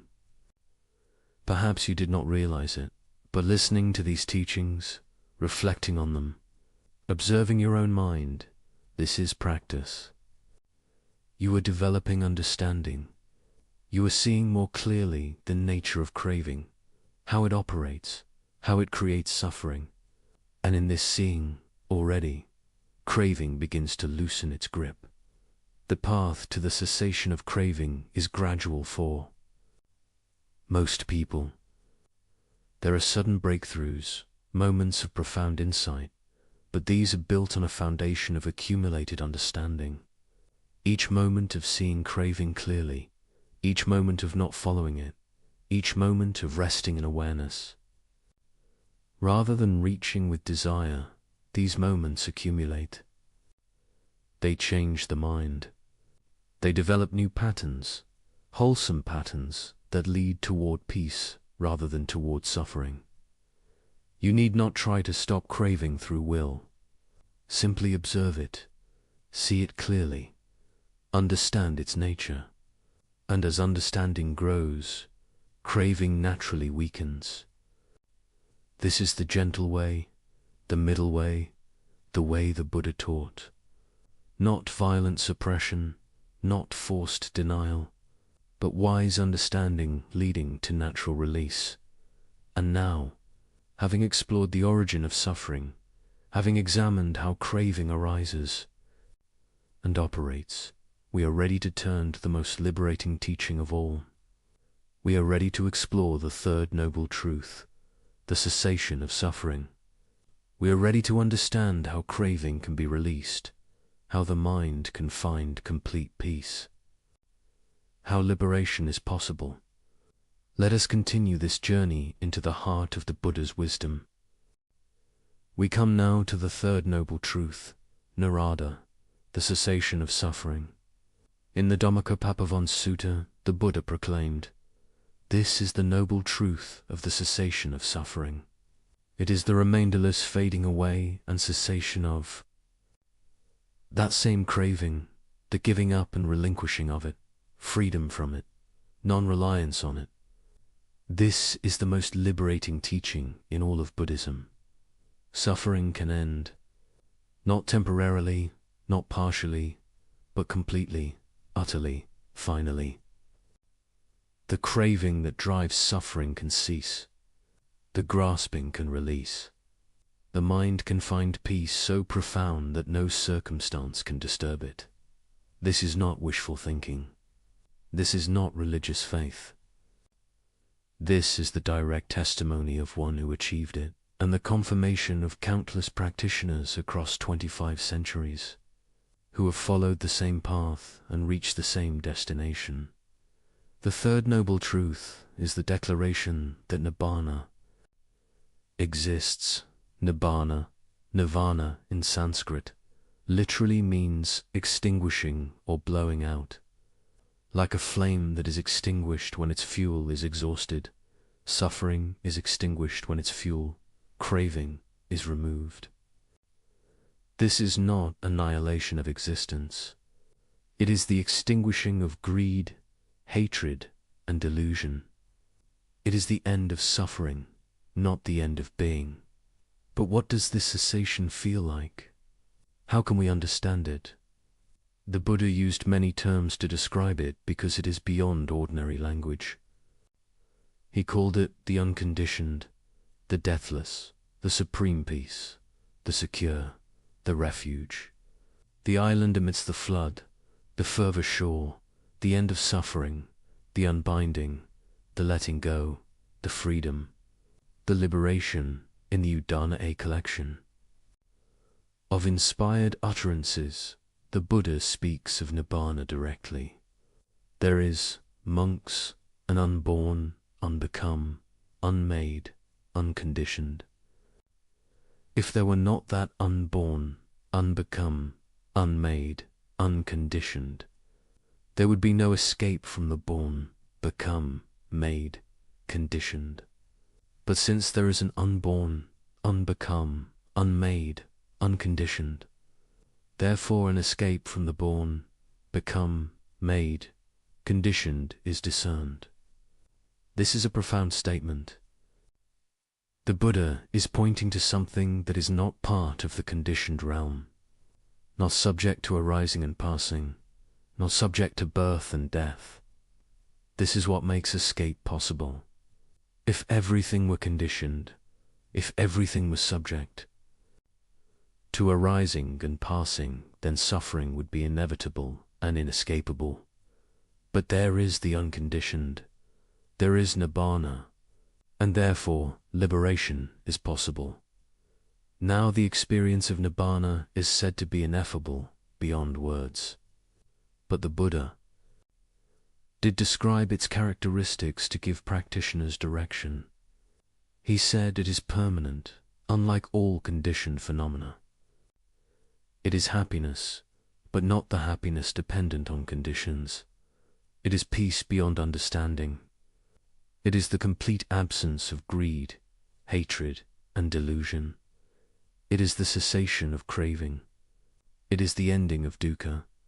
But how is this cessation achieved? This is what we must understand carefully. The cessation of craving is not achieved through more craving. We cannot crave our way to non-craving. We cannot force cessation through willpower alone. We cannot make it happen through effort.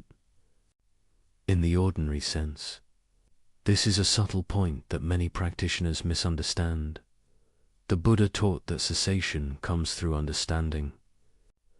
When the nature of craving is fully understood, when its origin is fully understood, when its danger is fully seen, when the benefit of its cessation is fully appreciated, then craving naturally releases, not through force, but through wisdom, not through suppression, but through seeing clearly.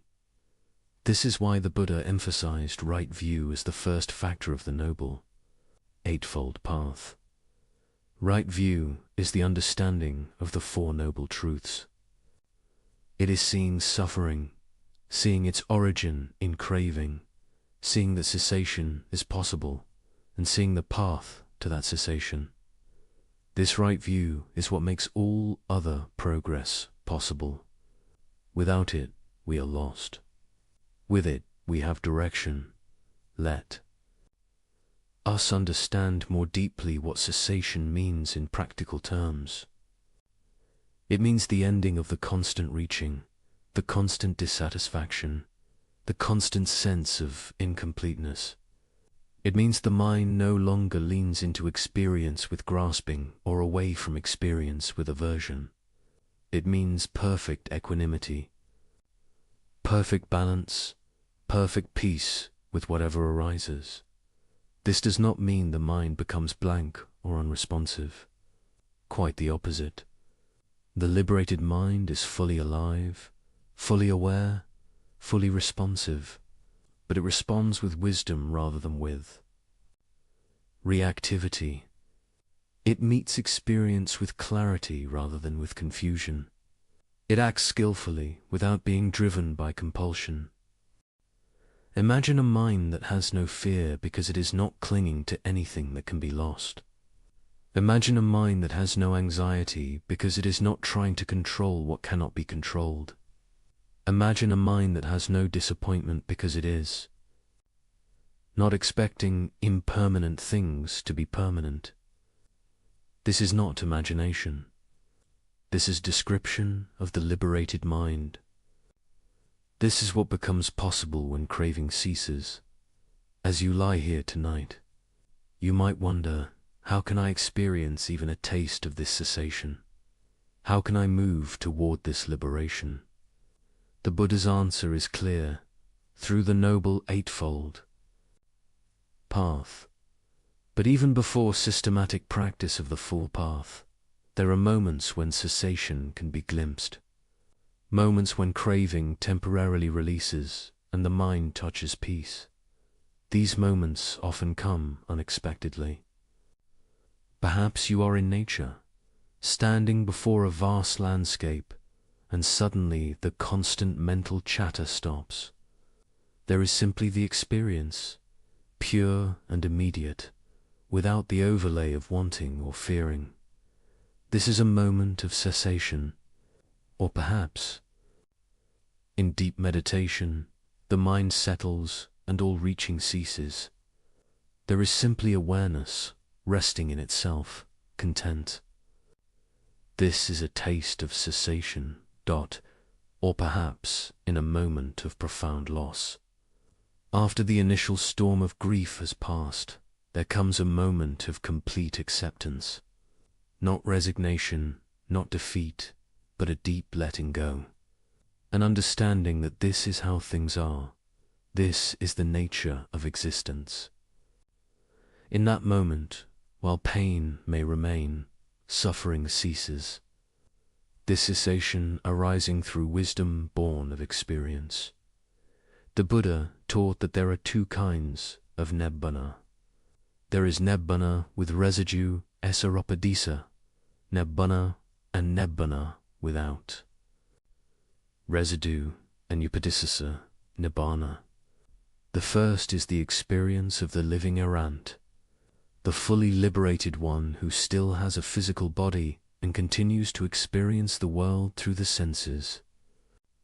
The body may experience pain, may experience pleasant and unpleasant sensations, but there is no craving, no suffering. The mind is completely free even while the body continues. The second is the final nibbana at the death of the arahant, when even the five aggregates dissolve completely. This is beyond all description because there is no reference point left in the conditioned world. But the Buddha assured his disciples that this is not annihilation. It is not nothingness. It is the unconditioned, which cannot be understood through conditioned concepts. For our purposes tonight, what matters is the first kind, the cessation that is possible here and now, in this very life, with this very mind. This is what the Buddha taught is achievable through dedicated practice. This is what makes the teaching practical and relevant. We need not wait for death to experience liberation. We can taste it now, develop it now, realize it now. The key to this cessation is letting go, relinquishment, vasaga in Pali. This is perhaps the most important word in the Buddha's practical teachings. Letting go. Not suppressing, not denying, not running away, but releasing, relinquishing, allowing to be. But what does it mean to let go? This is often misunderstood. Letting go does not mean not caring. It does not mean becoming passive or indifferent. It does not mean abandoning responsibility or wisdom or compassion. Letting go means releasing, clinging, releasing the grasping, releasing the identification with experience as me and mine. You can care deeply about someone without clinging to. Then, you can work diligently toward goals without craving results. You can enjoy pleasant experiences without grasping at them. You can learn from unpleasant experiences without pushing them away. This is the art of letting go. This is the middle way between attachment and aversion. The Buddha used the simile of a man carrying a heavy burden. Every step is effortful, exhausting. Then he sets the burden down. There is immediate relief, immediate ease. This is what letting go feels like. The burden of craving, of constant grasping and pushing is heavy. When it is released, even momentarily, there is palpable relief. The mind becomes light. The body relaxes. Peace arises naturally. You can experience this right now. Notice where you are holding tension, either in body or mind. Notice where you are resisting what is, where you are wanting things to be different. And just for this moment, experiment with letting go. Not changing anything externally, but internally releasing the clinging, releasing the resistance. Notice what happens. Notice if there is even a small sense of ease, of relief, of peace. This is not magical. This is the natural result of ceasing to create suffering. When we stop the internal war against reality, when we stop demanding that impermanent things be permanent, when we stop trying to control what cannot be controlled, suffering naturally decreases. This is cause and effect. This is the law of dependent origination operating in reverse. When craving ceases, suffering ceases. The Buddha taught specific practices for cultivating this letting go. One is the practice of impermanence contemplation, anakonapassana. This means observing directly, repeatedly, persistently, that all conditioned phenomena are impermanent. Every thought arises and passes. Every sensation appears and disappears. Every emotion comes and goes. Every experience is in constant flux. When impermanence is seen clearly, deeply, repeatedly, clinging naturally weakens. Why grasp at what is already slipping away? Why try to hold on to what is by nature flowing? The mind that truly understands impermanence learns to move with the flow rather than against it. It learns to appreciate each moment as it is, knowing it will not last, and therefore not demanding that it last. Another practice is the contemplation of not-self and anattanupassana. This means observing that nowhere in experience can a permanent, unchanging self be found. The body is not self, it is changing. Feelings are not self, they come and go. Perceptions are not self, they are constructed. Mental formations are not self, they are conditioned. Consciousness is not self, it arises and ceases. When not self is understood, the question arises, who is doing the clinging? If there is no permanent self, what is being protected? What is being established? This understanding undermines the very basis of craving. Craving operates on the assumption of a self that needs protecting, satisfying, establishing. When that assumption is seen through, craving loses its foundation. A third practice is the contemplation of suffering, dukkha nupassana. This means observing clearly how suffering arises through clinging and ceases through letting go. Not just believing this intellectually, but seeing it directly in your own experience. Watch how grasping at a pleasant experience creates tension. Watch how resisting an unpleasant experience creates struggle. Watch how letting go brings ease. This direct observation is more powerful than any teaching. When you see for yourself, repeatedly. That clinging causes suffering and letting go brings peace. The mind naturally inclines toward letting go. It is not forced. It is not effortful. It is simply the natural response to clear seeing. There is a story in the Majjhima Nikaya that beautifully illustrates letting go. It is the story of the lute string told by the Buddha to the monk Sona. Sona was a young monk who was practicing with great intensity. He would walk in meditation until his feet bled. He pushed himself relentlessly, thinking that only through extreme effort could he achieve awakening. But despite his heroic efforts, he made no progress. Instead, he became exhausted and discouraged. He began to think perhaps he was not suited for the monastic life. Perhaps he should return to his family, to the wealth he had left behind, and practice as a layperson. The Buddha, through his telepathic powers, knew what Sona was thinking. He appeared to him and asked Sona, "When you were a householder, were you skilled at playing the lute?" Sona confirmed that he was. The Buddha then asked, "When the strings of your lute were too tight, was it in tune and playable?" Sona replied, "No, venerable. And when the strings were too loose, was it in tune and playable?" "No, venerable. But when the strings were neither too tight nor too loose, but adjusted to an even pitch, was your lute then in tune and playable?" "Yes, venerable sir." The Buddha then taught, in the same way, Sona, excessive energy leads to restlessness, and insufficient energy leads to laziness. Therefore, Sona, resolve on an even level of energy, find the right pitch for your faculties, and take up your task there. Sona followed this advice. He adjusted his practice, finding the middle way between extreme effort and laxity. Soon after, he achieved full liberation. He became an arahant. This story teaches us about letting go in a profound way.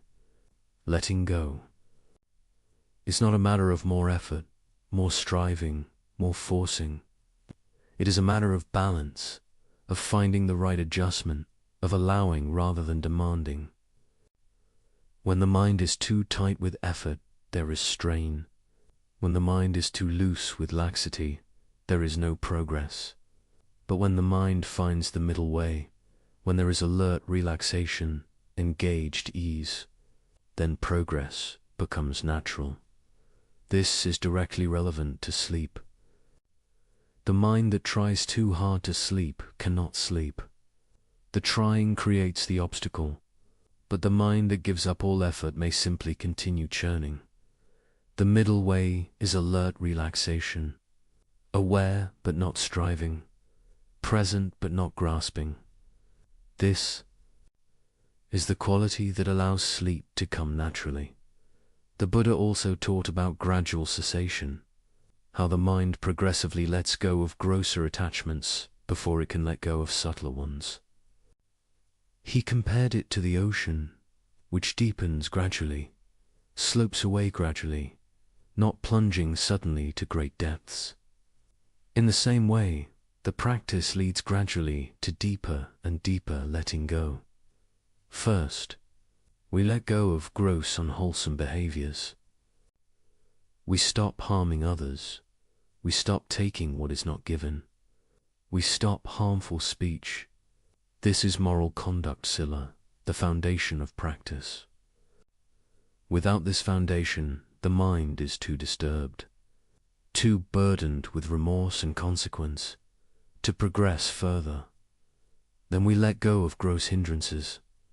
We observe the mind's tendency towards sensual desire, ill will, sloth and torpor, restlessness and worry, doubt. We see these arising and we practice not feeding them, not following them. This allows concentration to develop. As concentration develops, we let go of identification with thoughts. We see thoughts arising and passing like clouds in the sky. We do not take them so personally, so seriously. This is a significant letting go. Most people are completely identified with their thoughts, believing that their thoughts are truth, a reality, are who they are. When this identification releases, there is great freedom. Then we let go of identification with emotions. We see emotions as energy moving through the body-mind, arising due to conditions, passing when conditions change. We do not need to suppress them or act them out. We can simply observe them with equanimity. This letting go brings stability. Progressively, we let go of identification with all 5 aggregates: form, feelings, perceptions, mental formations, consciousness. All are seen as impermanent processes, not as self. This is the deepest letting go, the letting go that leads to complete liberation. But we need not achieve complete liberation to benefit from the teaching of letting go. Every small release, every moment of non-clinging, brings a measure of peace. The practice is not all or nothing. It is gradual, progressive, cumulative. Each step taken is valuable in itself and prepares the ground for the next step. The Buddha taught that there are 4 stages of awakening, for progressively deeper realizations of truth. The stream enterer has glimpsed Nibbana directly and can never again completely fall back into ignorance. The one's returner has weakened sensual desire and ill-willed significantly. The non-returner has eliminated them completely. The Arahant has eliminated all fetters, all chains that bind consciousness to suffering. But even before stream entry, even in the very beginning of practice, there are benefits. The person who practices moral conduct experiences the peace of blamelessness. The person who develops concentration experiences the peace of a settled mind. The person who cultivates wisdom experiences the peace of understanding. All of these are valuable. All of these are worth pursuing. And here is a liberating truth. You are already practicing. Right now, as you lie here listening to these teachings, contemplating them, observing your own mind, you are engaging in wise reflection. You are developing understanding. You are planting seeds of wisdom that will bear fruit. The Buddha said that there are 3 ways of making merit, of creating positive karma: dana, giving sila, moral conduct, and bhavana, mental development through meditation and study. You are engaging in bhavana. Right now, you are developing your mind. This is powerful. This has consequences. This is changing you in subtle but real ways. Let us explore more deeply the relationship between letting go and impermanence. The Buddha taught that truly understanding impermanence is the direct path to cessation. Why? Because when impermanence is deeply seen, directly experienced, thoroughly penetrated, clinging becomes impossible. You cannot cling to what you truly know is flowing away. You cannot grasp what you see is by nature ungrasping-able. Most of us know, intellectually, that things are impermanent. We know people die. We know circumstances change. We know our bodies age. But this knowing is superficial. It has not penetrated deeply. We live as if things are permanent. We make plans assuming continuity. We cling to relationships as if they will last forever. We identify with our body as if it is stable. This is the ignorance the Buddha pointed to. True understanding of impermanence comes through direct observation. Watch the breath. Each inhalation is unique, never to be repeated. Each exhalation dissolves into space. The breath of this moment is not the breath of the last moment. It is constantly new, constantly dying, constantly being born. This is impermanence. Not as concept, but as lived reality. Watch sensations in the body, that ache in the back. Is it constant? Look closely. Is it not a flow of sensations, sometimes sharp, sometimes dull, sometimes spreading, sometimes concentrated, appearing, disappearing, changing moment by moment? Where is the solid, unchanging ache? It cannot be found. There is only flow. Watch. Emotions. Anger arises. Seems overwhelming. Appears as if it will last forever. But watch it carefully without feeding it with thoughts. See how it changes. See how it has a peak and then begins to subside. See how it is made of components, body sensations, mental images, evaluative thoughts. See how these components themselves are changing. The anger that seems so solid reveals itself as a process, a flow, empty of permanent essence. This seeing, this direct observation, is what the Buddha called vipassana, insight. It is not thinking about impermanence. It is seeing it directly, and in seeing it, understanding arises. Not intellectual understanding, but experiential understanding. Understanding that transforms because it changes how we relate to experience. When impermanence is truly seen, three insights naturally follow. First, if all things are impermanent, they cannot provide lasting satisfaction. This is the insight into dukkha, unsatisfactoriness.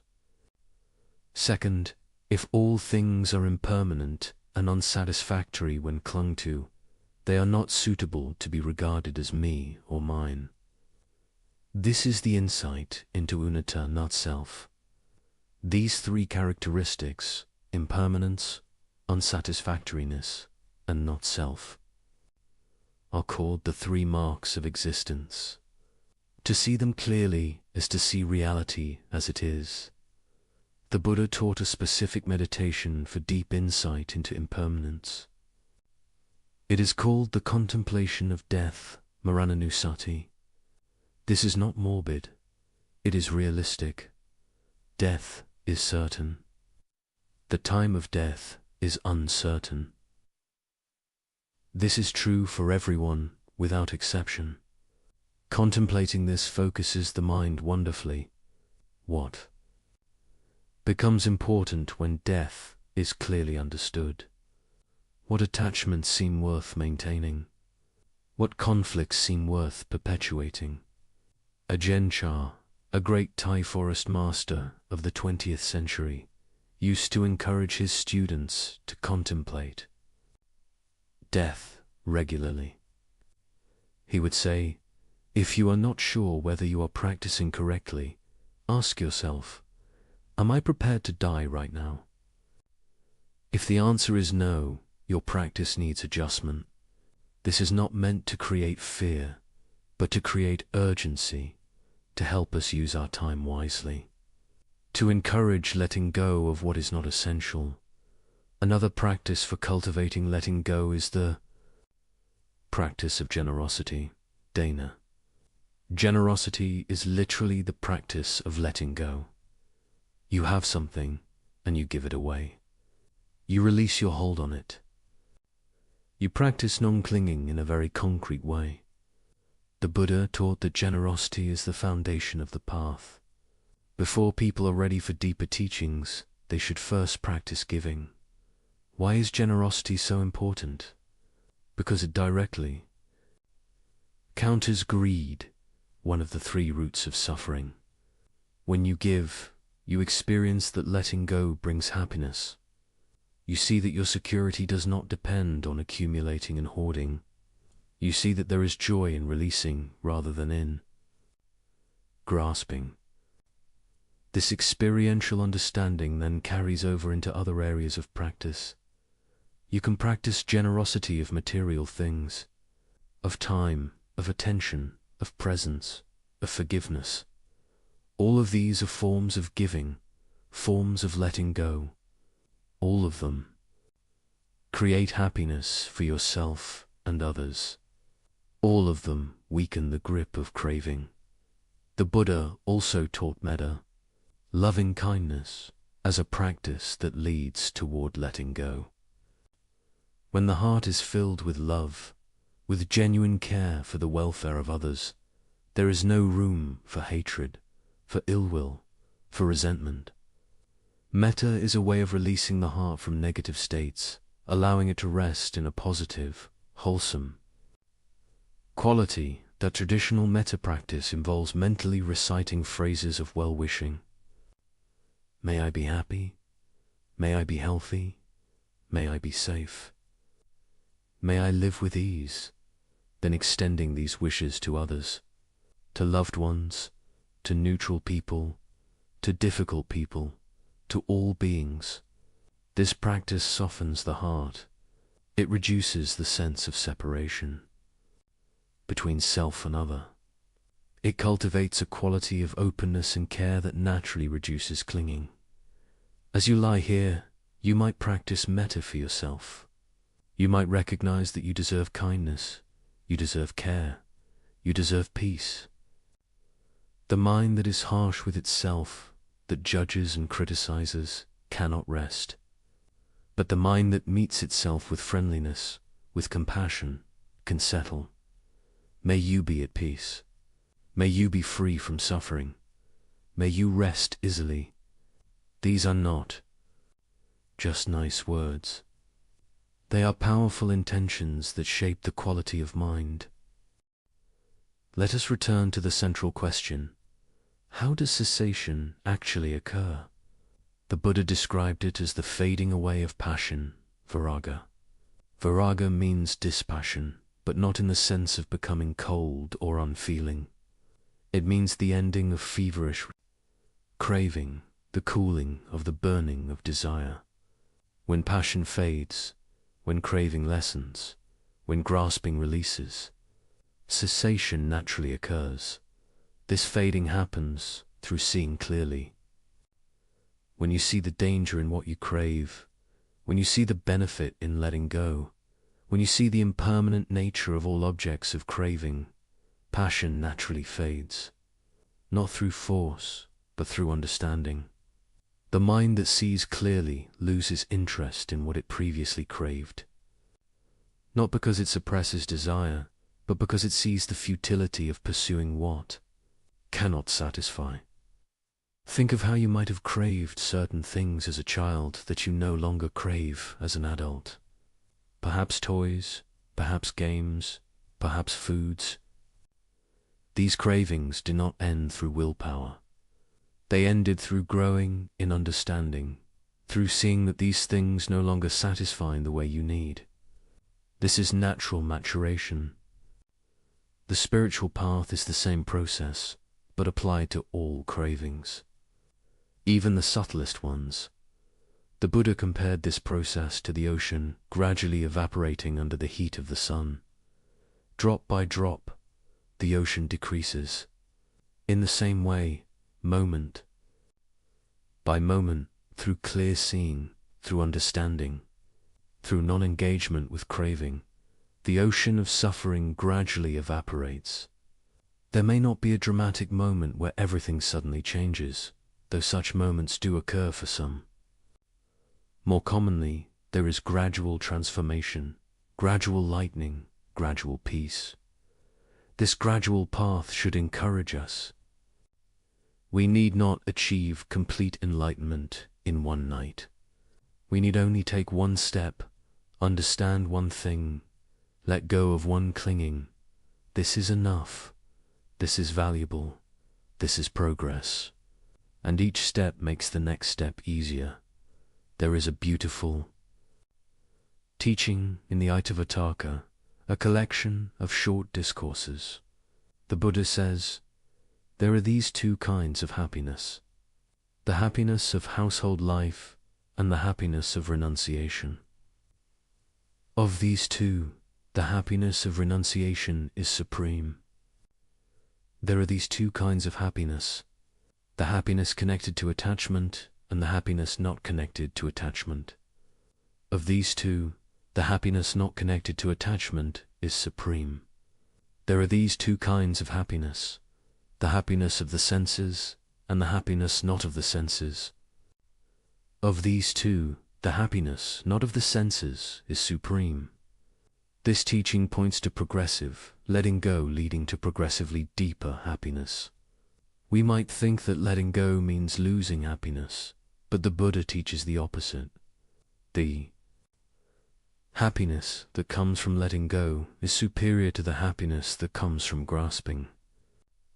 Why? Because it is not dependent on conditions. It does not fade. It does not disappoint. It is the happiness of freedom itself. You might taste this even now. Notice if there is any moment where craving has temporarily ceased, perhaps in a moment of full attention to the present, perhaps in a moment of acceptance of what is. In that moment, how does the mind feel? Is there not a quality of ease, of peace, of okayness? This is the happiness of non-clinging. This is what becomes available when we stop fighting reality. The final teaching we must understand about cessation is that it is not a distant goal, not something that exists only at the end of the path. Every moment of letting go is a moment of cessation. Every moment of non-craving is a moment of peace. The practice is not about achieving some future state.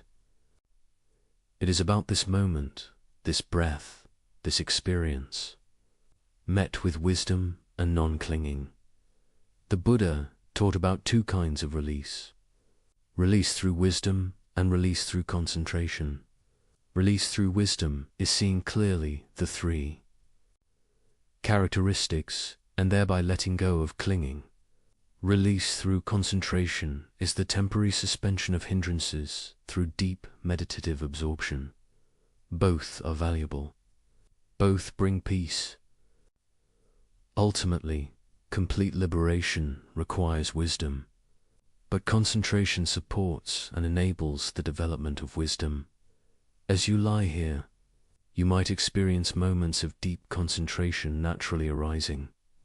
The mind settles, becomes absorbed in the teachings, becomes quiet. These are valuable moments. They give the mind rest. They show what is possible. They create faith that peace is achievable. Do not grasp at them. Do not try to force them to continue.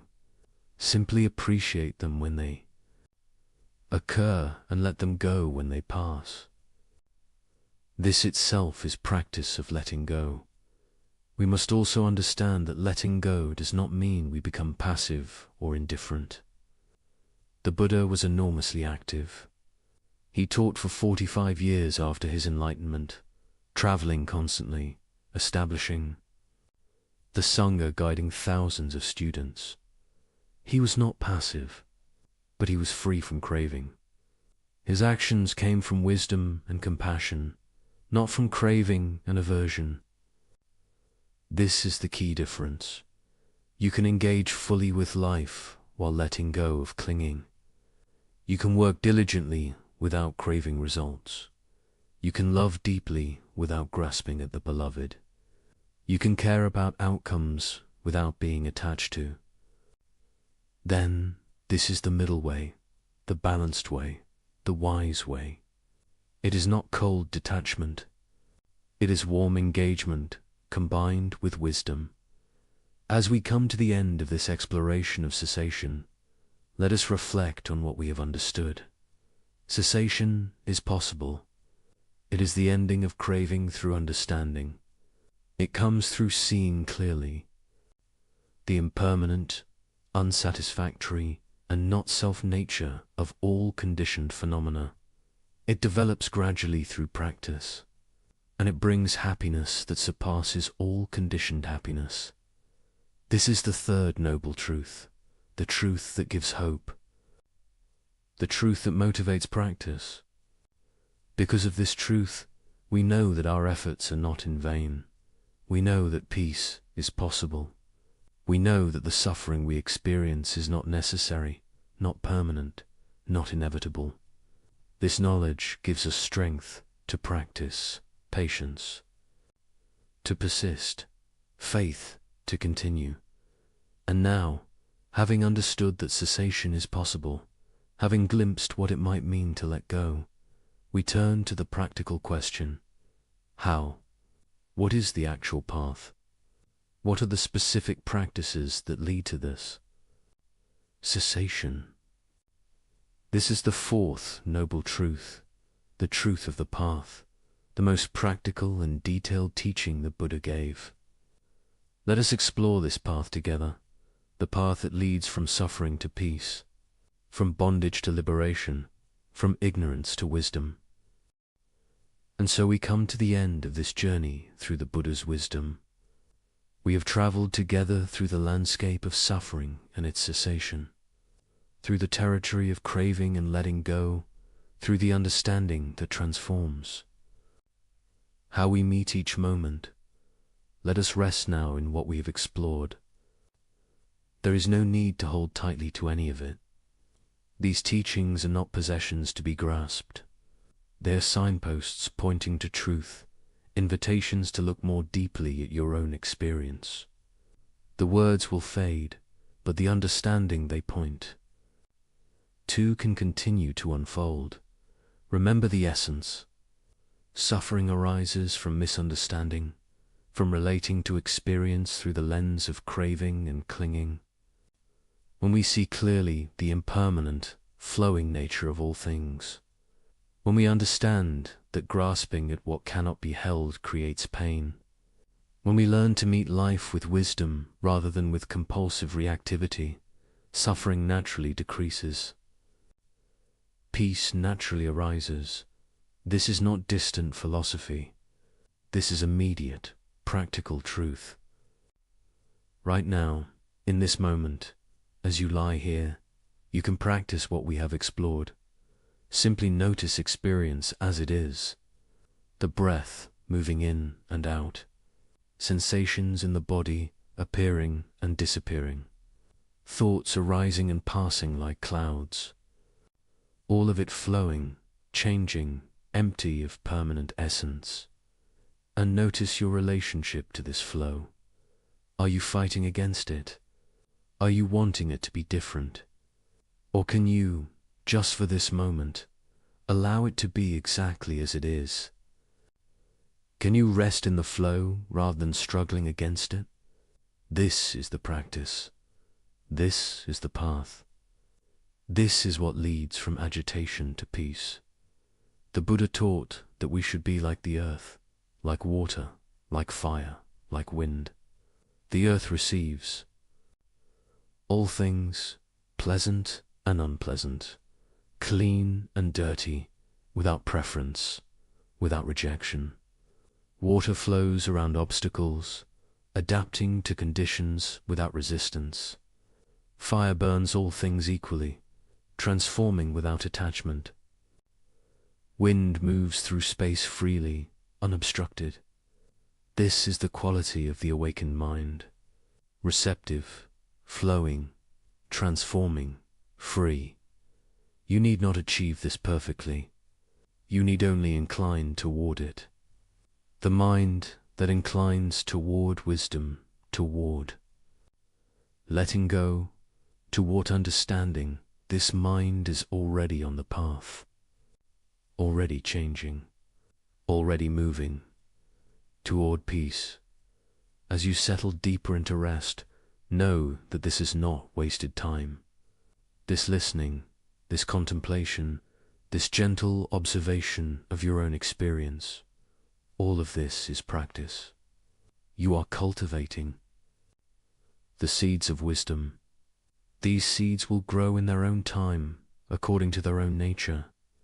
Your task is simply to plant them, to water them with attention, to provide the conditions for growth. The growing itself happens naturally. Let go now of any effort to understand completely, to remember everything, to achieve anything. Let these teachings settle into the deeper levels of mind where they can work silently, transforming from within. Trust the process. Trust the wisdom of the Buddha who walked this path before you. Trust your own capacity for understanding, for letting go, for finding peace. The Buddha's final words to his disciples were these: all conditioned things are subject to decay. Strive with diligence. This is not a harsh command. It is a gentle encouragement. Everything changes. This moment will pass. This night will end. This life will conclude. Knowing this, use your time wisely. Practice with sincerity. Develop understanding. Cultivate peace. But strive with the right kind of effort. Remember Sona and the lute string. Not too tight, not too loose. Find the middle way. The effort that is relaxed yet alert, engaged yet peaceful, directed yet flowing. This is the effort that bears fruit. And even as you practice, remember to be gentle with yourself. The path is gradual. Progress is not always obvious. There will be difficulties, doubts, setbacks. This is natural. This is part of the journey. The Buddha himself, before his awakening, experienced 6 years of intense struggle. But he persevered, he adjusted his approach, and he found the way. You too will find the way in your own time, according to your own conditions. For now, simply rest. Let the body be at ease. Let the breath flow naturally. Let thoughts come and go without engagement. There is nowhere you need to be, nothing you need to do, nothing you need to become. Just this moment, just this breath, just this awareness. Simple, natural, complete. That wisdom you have touched tonight will continue to work within you. In dreams, in the space between sleeping and waking, in the quiet moments of tomorrow, insights will arise. Understandings will deepen. Peace will grow. Trust this process. It is the nature of wisdom to unfold, to reveal itself progressively, to transform the mind gradually but surely. May you rest in peace. May you awaken with clarity. May you move through your days with the wisdom of impermanence, lighting your path. May you find the freedom that comes from letting go. May you know the happiness that does not depend on conditions. May you be well. May you be at ease. May you be free from suffering. These teachings have been offered by countless awakened beings across the centuries, transmitted from teacher to student in an unbroken lineage of wisdom. You are part of this lineage now. You have received the teachings. You have contemplated them. You have begun to understand. This connects you to all who have walked this path before, and to all who will walk it after. Rest now in this connection. Rest in the timeless truth that the Buddha discovered. Rest in your own capacity for awakening. Rest in the peace that is always available when we stop fighting against reality and learn to flow with it. The Buddha once said, "Peace comes from within. Do not seek it without." This is the final teaching. What you are seeking is not far away. It is not in some future achievement or attainment.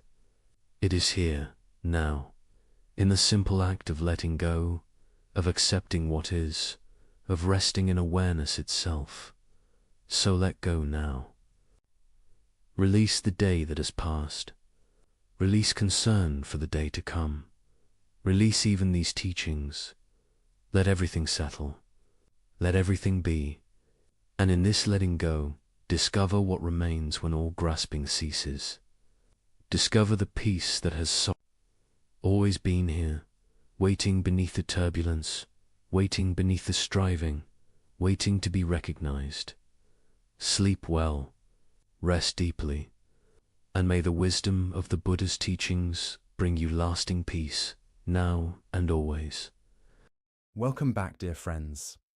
Before we begin, let me know where in the world you are watching. And please don't forget to subscribe and like to support the channel. Imagine, if you will, that everything you have ever known is a lie. Not a deliberate deception, but something far more profound and unsettling. Imagine that the world you inhabit, the reality you trust, the very foundation of your existence is nothing more than shadows dancing on a wall.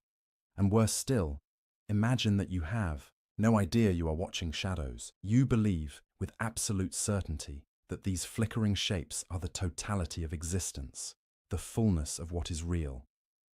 This is not science fiction. This is not a thought experiment from our modern age of virtual reality and digital illusion. This vision comes from a man who lived 2,400 years ago in the golden age of Athens, when the world was still young and philosophy had barely learned to speak its own name. His name was Plato, and he saw something that almost no one else could see. He saw that we live in a cave. But before we descend into that cave, before we confront the shadows that define our existence, we must understand the man who first imagined this prison and dared to describe the painful journey toward freedom. We must meet Plato himself, a figure whose influence on human thought cannot be overstated.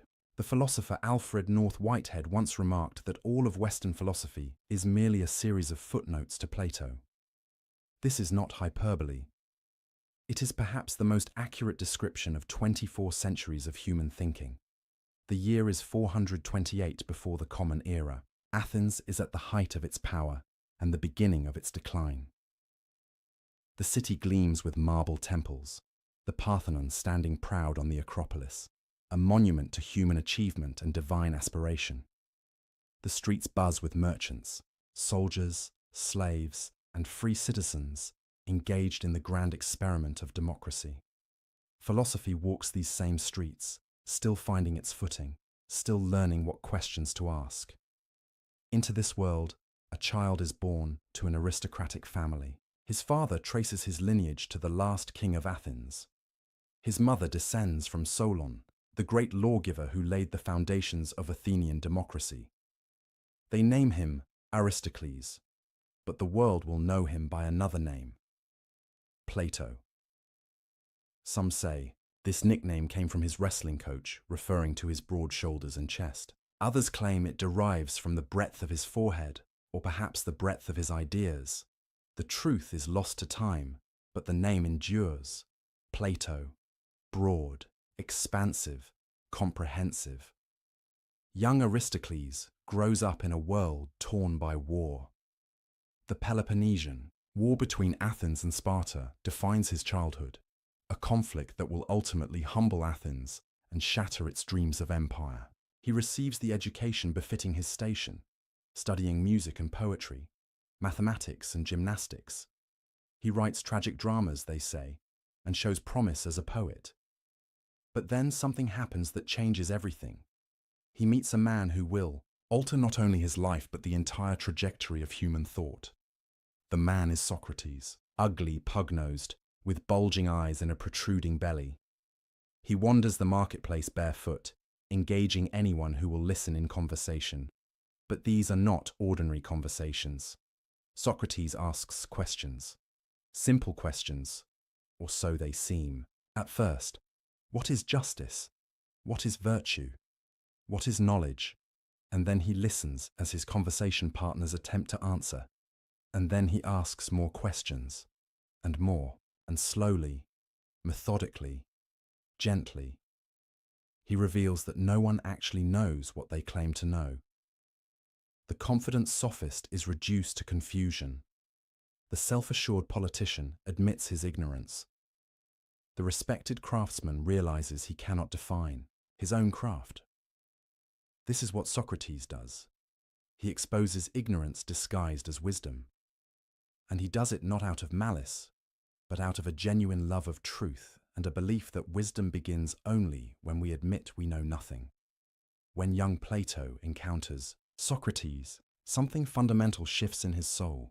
The poetry he has been writing suddenly seems hollow. The political career his family envisions for him seems pointless. He burns his tragic dramas, according to legend, and becomes a devoted follower of this strange, questioning man. For 8 years, perhaps longer, Plato learns at the feet of Socrates. He learns to question, to probe, to never accept easy answers. He learns that the unexamined life is not worth living. He learns that true knowledge is not accumulated facts, but the understanding of eternal truths that exist beyond the flux of daily experience. And then, in 399 BCE, Athens makes a terrible mistake. The democracy that Socrates has questioned, the citizens he has challenged, turn against him. They charge him with impiety and corrupting the youth.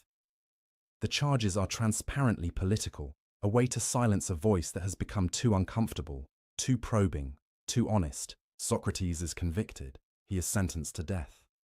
Plato is there or nearby as his teacher faces this injustice with perfect calm. Socrates refuses to flee, though his friends arrange his escape.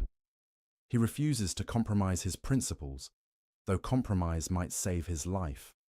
Instead, he spends his final hours discussing the immortality of the soul with his friends, comforting them rather than seeking comfort for himself. And then he drinks the hemlock poison, the execution method prescribed by Athenian law, and dies with the same composure he showed in life. This event traumatizes Plato. How could the city that gave birth to philosophy murder the greatest philosopher? How could democracy, ruled by the people, result in such profound injustice? These questions haunt him. They drive him. They become the engine of his philosophical project. In the years following Socrates' death, Plato travels.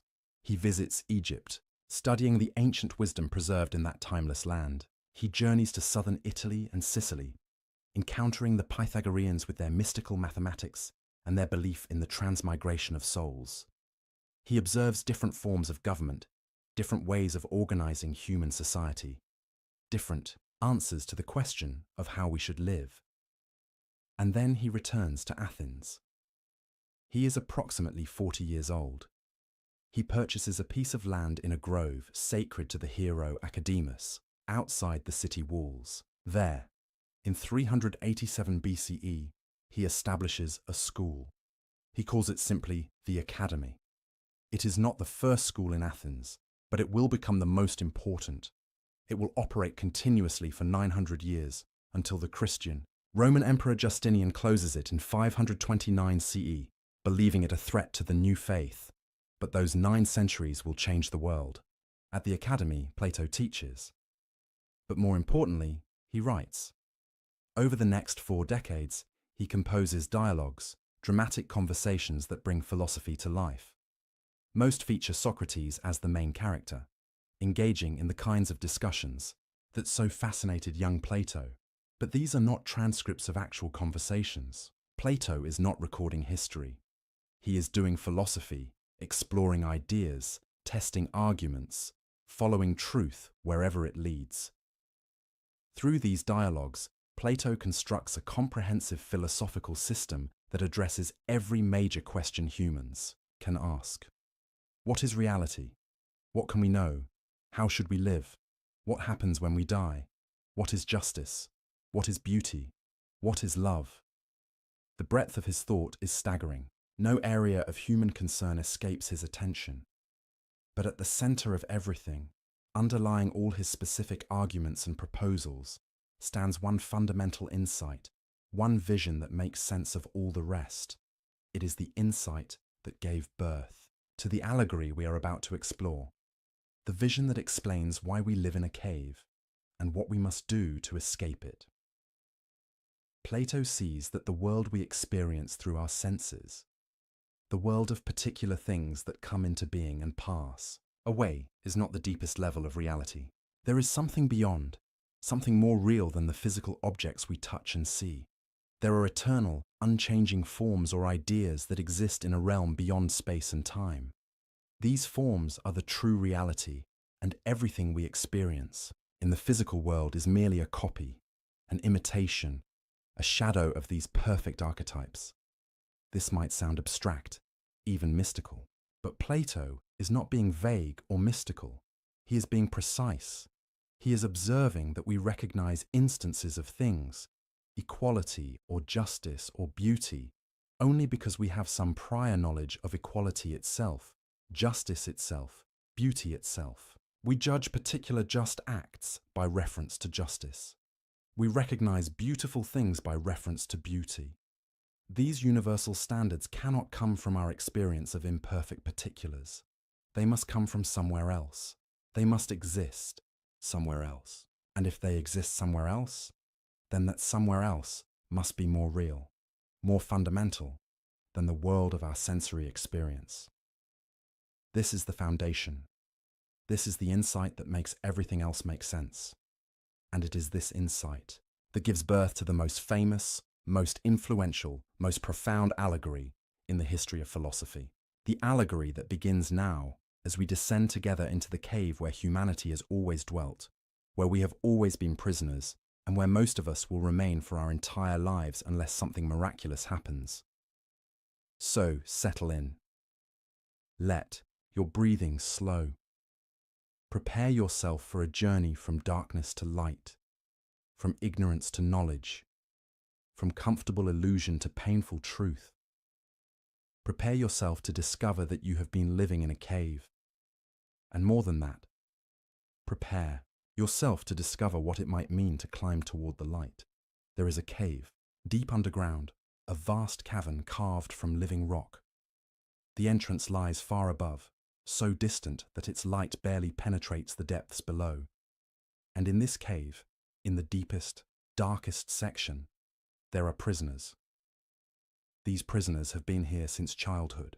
Some were born here. They have never known anything else. They sit in a row, facing a blank stone wall, their necks shackled so they cannot turn their heads. Their legs are bound so they cannot walk. They cannot move. They cannot look away from the wall before them. This wall is their entire world. Behind the prisoners, perhaps 30 feet back, a fire burns. Its flames cast light and heat, providing the only illumination in this underground darkness. Between the fire and the prisoners runs a low wall, like a puppet theatre screen, about waist high. And along this wall, other people, free people, carry objects back and forth. Statues of animals, models of trees, representations of people, all manner of carved figures. These puppet masters hold their objects above the wall as they walk, casting shadows from the fire onto the wall that the prisoners face. The prisoners see these shadows. They see the silhouettes of animals moving across the stone. They see the outlines of trees and people. They hear echoes bouncing off the walls, the voices of the puppet masters behind them, though they believe these sounds come from the shadows themselves. And because the prisoners have never seen anything else, because they have no other reference point, no other experience to compare this to, they believe the shadows are real. They believe the shadows are the totality of existence. Imagine their world for a moment. Imagine knowing nothing but these shifting shapes on a wall. You would develop an entire understanding of reality based on shadows. You would become expert at predicting which shadow would appear next. You would notice patterns, regularities. You might even develop a primitive science of shadows, creating theories about why they behave as they do. The prisoner who could best predict the shadows would be honored as wise. The one who understood shadow patterns most deeply would be considered the greatest thinker in your community. And you would never, could never suspect that these shadows are merely representations of representations. That the carved figures casting the shadows are themselves imitations of real objects. that the entire reality you know is third-hand at best, removed by multiple layers from true being. You would have no vocabulary for truth, no concept of reality beyond the shadows. The shadows would be your truth. The shadows would be your reality. This is Plato's vision of the human condition. This is how he sees us, not metaphorically, not as mere illustration.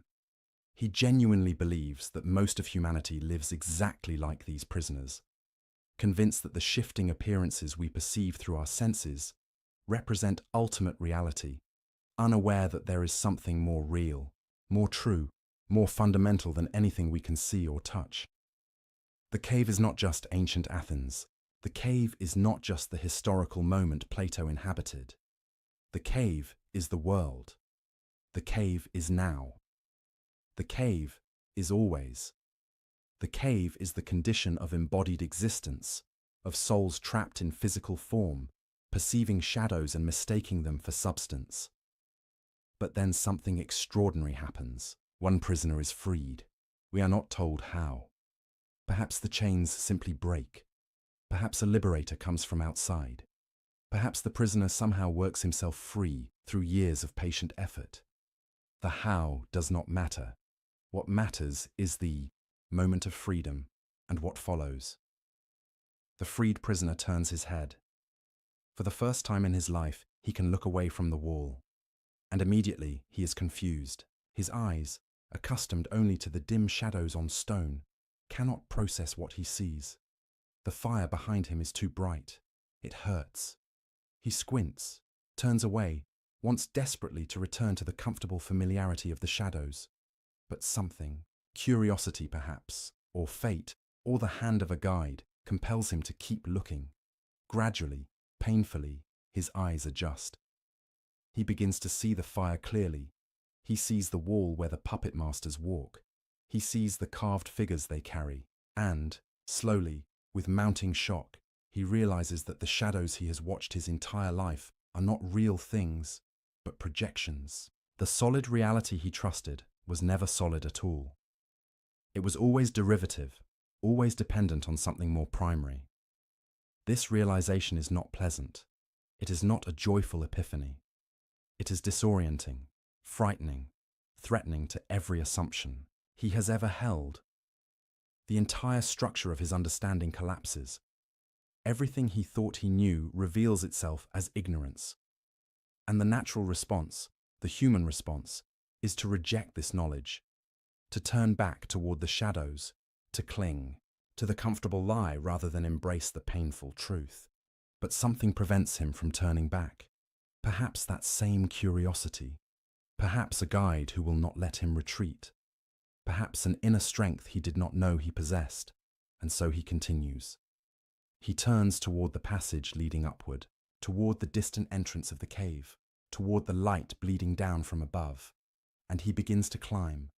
The journey is arduous, the path is steep, the rock is sharp, and with every step the light grows brighter, more painful to his cave-adjusted eyes. He stumbles. He falls. He wants to quit, to descend back to the familiar darkness where the shadows make sense and his eyes do not ache. But he continues, one foot in front of the other, one handhold after another, upward, always upward.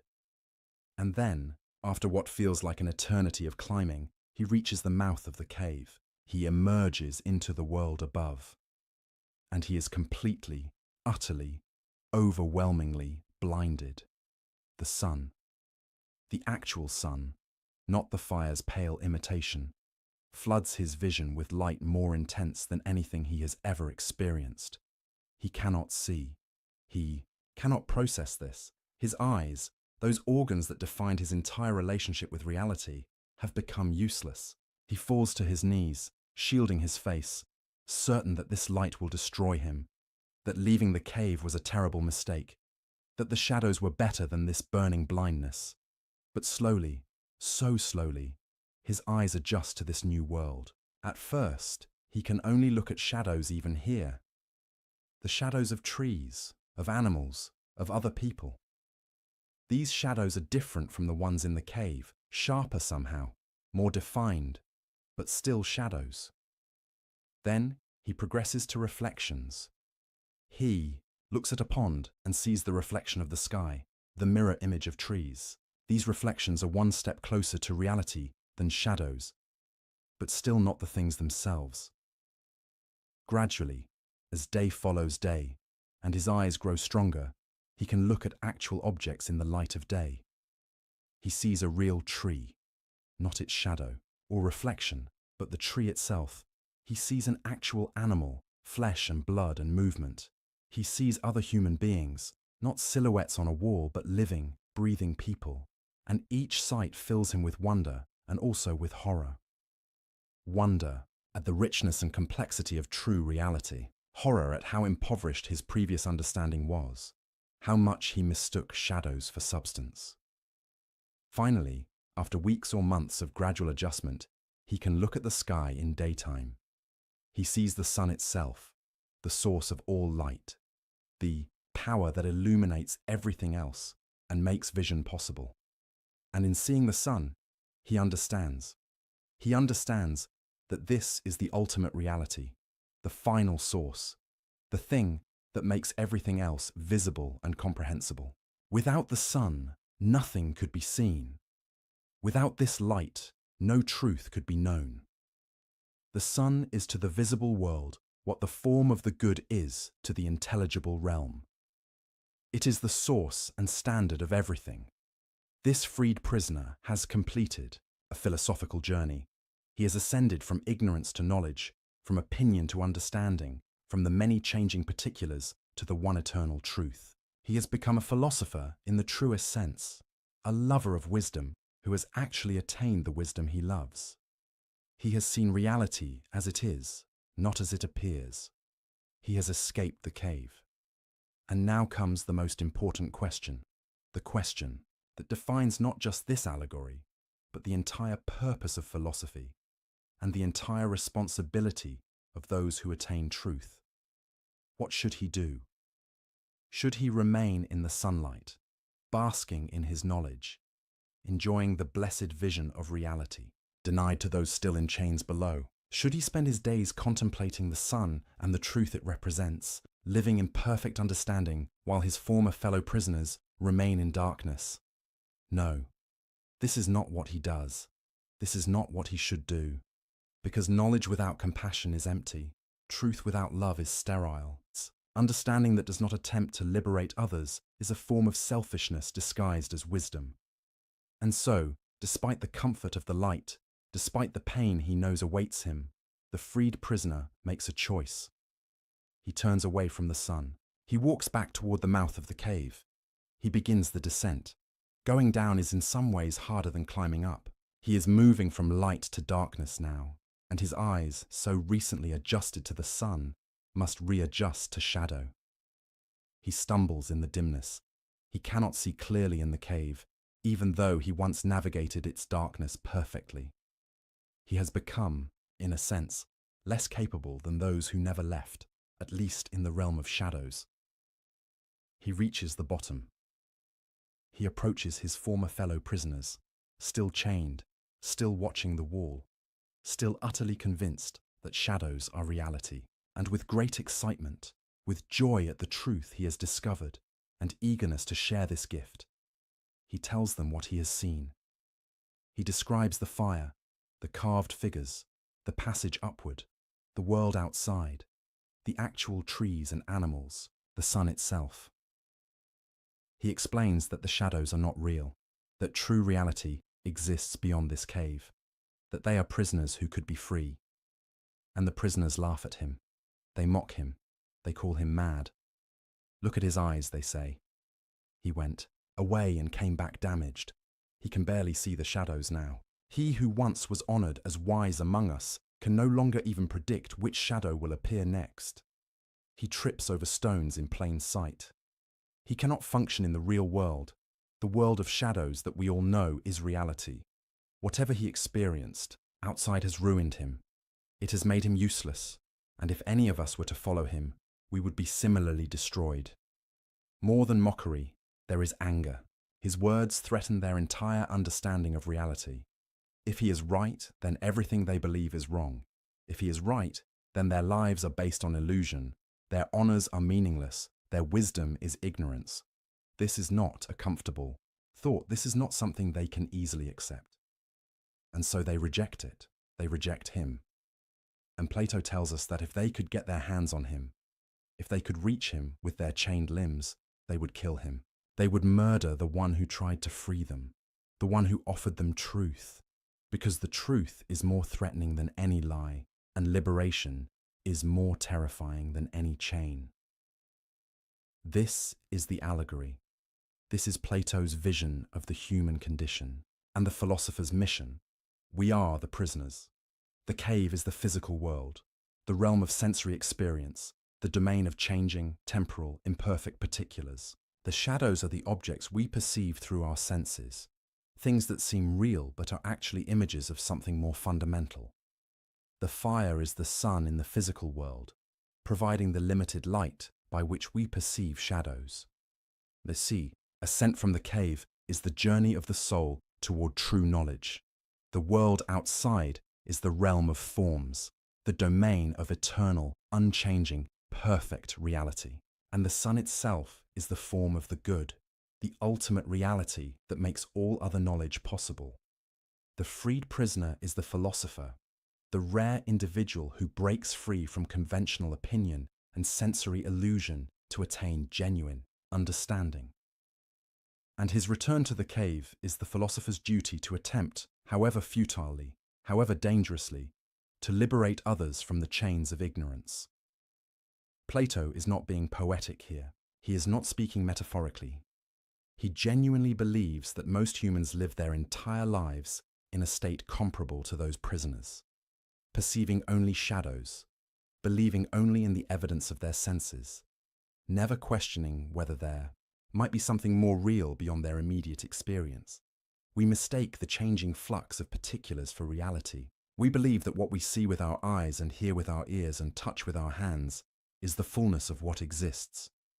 We honor those who are best at navigating the world of shadows, the successful business people, the clever politicians, the skilled craftspeople.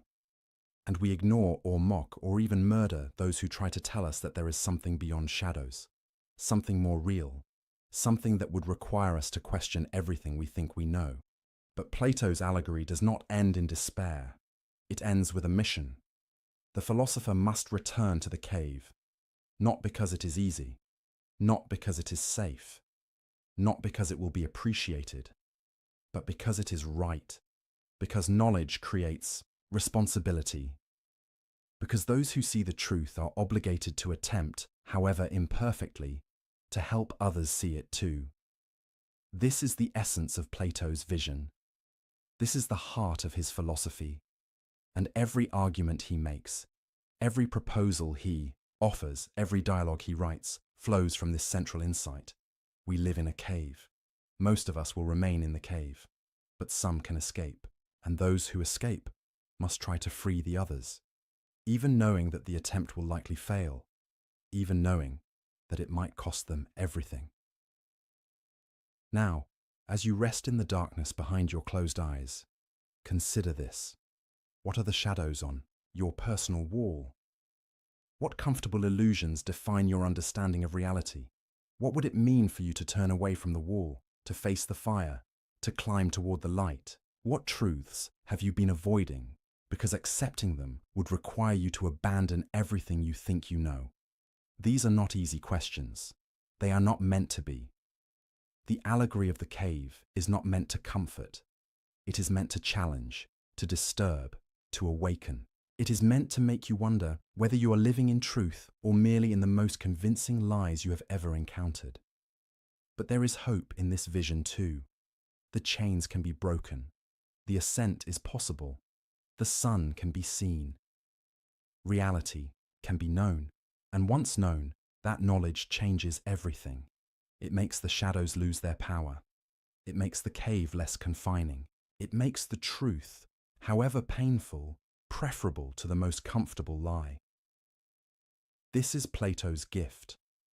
Not easy answers, not simple solutions, but a vision of human possibility that refuses to accept that shadows are all we can know, that the cave is all we can inhabit, that ignorance is the natural and permanent condition of humanity. The cave has an exit. The question is whether we have the courage to find it. If the allegory of the cave describes our condition, the theory of forms explains why we are in this condition and what exists beyond the cave walls. It is Plato's most distinctive contribution to philosophy, his attempt to solve the deepest riddles of existence, knowledge, and value. And while the theory of forms can seem abstract at first encounter, it addresses the most concrete and practical questions we can ask. What is real? How do we know anything? Why are some things better than others? Let us begin with a simple observation. The kind of thing so obvious we usually never think about it. You recognize instances of things. You see multiple dogs and know they are all dogs, despite vast differences in size, color, and shape. You see multiple circles and know they are all circles, despite being drawn in different sizes and materials. You encounter multiple just acts and recognize them all as just, despite differences in circumstance and culture. This capacity for recognition, this ability to identify many particular instances as examples of one universal type, is so basic to human thought that we rarely question it. But Plato questions it. How do you do this? How do you know that a Chihuahua and a Great Dane are both dogs when they share almost no physical characteristics? How do you know that a circle drawn in sand and a circle drawn on paper are both circles when they are made of completely different substances? How do you recognize justice when you see it, given that just acts take infinitely varied forms? The obvious answer, the one most people would give, is that we learn from experience. We see many dogs and abstract the common features that make them all dogs. We encounter circles repeatedly and extract the essential characteristics that define circularity. We observe just acts and induce the general principles of justice. But Plato sees a fatal flaw in this explanation. Before you can recognize multiple things as instances of the same type, you must already have some understanding of what that type is. Before you can abstract the concept of dog from multiple dogs, you must already know what you are looking for. You must already possess some standard, some template, some idea of dogness that allows you to recognize these particular animals as examples of the same kind. Consider a child learning the word dog. The parent points to the family pet and says dog. The child forms some understanding, but then the child encounters the neighbor's dog, which looks completely different. Smaller, different color, different shape. Yet somehow the child recognizes that this too is a dog. How? If the child were simply memorizing the physical features of the first dog and calling anything similar a dog, he would fail, because the second dog might share almost no features with the first, yet the child succeeds. The child recognizes dogness in both animals. Plato argues that this is possible only if the child, indeed all of us, already possess innate knowledge of what a dog is in its essential nature. Not knowledge of this or that particular dog, not a memory of specific physical features, but knowledge of dog itself, the form of dog, the perfect, eternal, unchanging archetype, of which all particular dogs are imperfect, temporary, changing, copies. This might sound mystical, but Plato is being rigorously logical.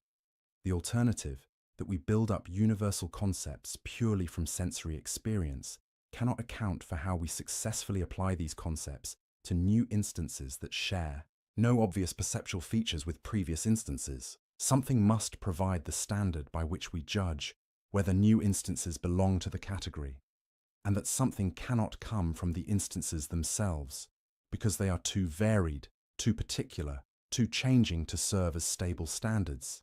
Therefore, Plato concludes there must exist forms. These forms are not physical objects. They do not exist in space or time. They are not accessible to the senses. You cannot see the form of dog, or touch the form of justice, or taste the form of beauty. Yet they are real. In fact, they are more real than any physical object you can perceive. Because physical objects come into being and pass away. They change constantly. They are never perfect, but the forms are eternal, unchanging, and perfect. They are, in Plato's technical language, what truly is, while physical objects only partially participate in being. Let us take a different example to make this clearer. Consider equality. You have seen many instances of equal things. 2 sticks of equal length, 2 stones of equal weight, 2 portions of equal size. You recognize these instances as equal. You can point to them and say, these are equal.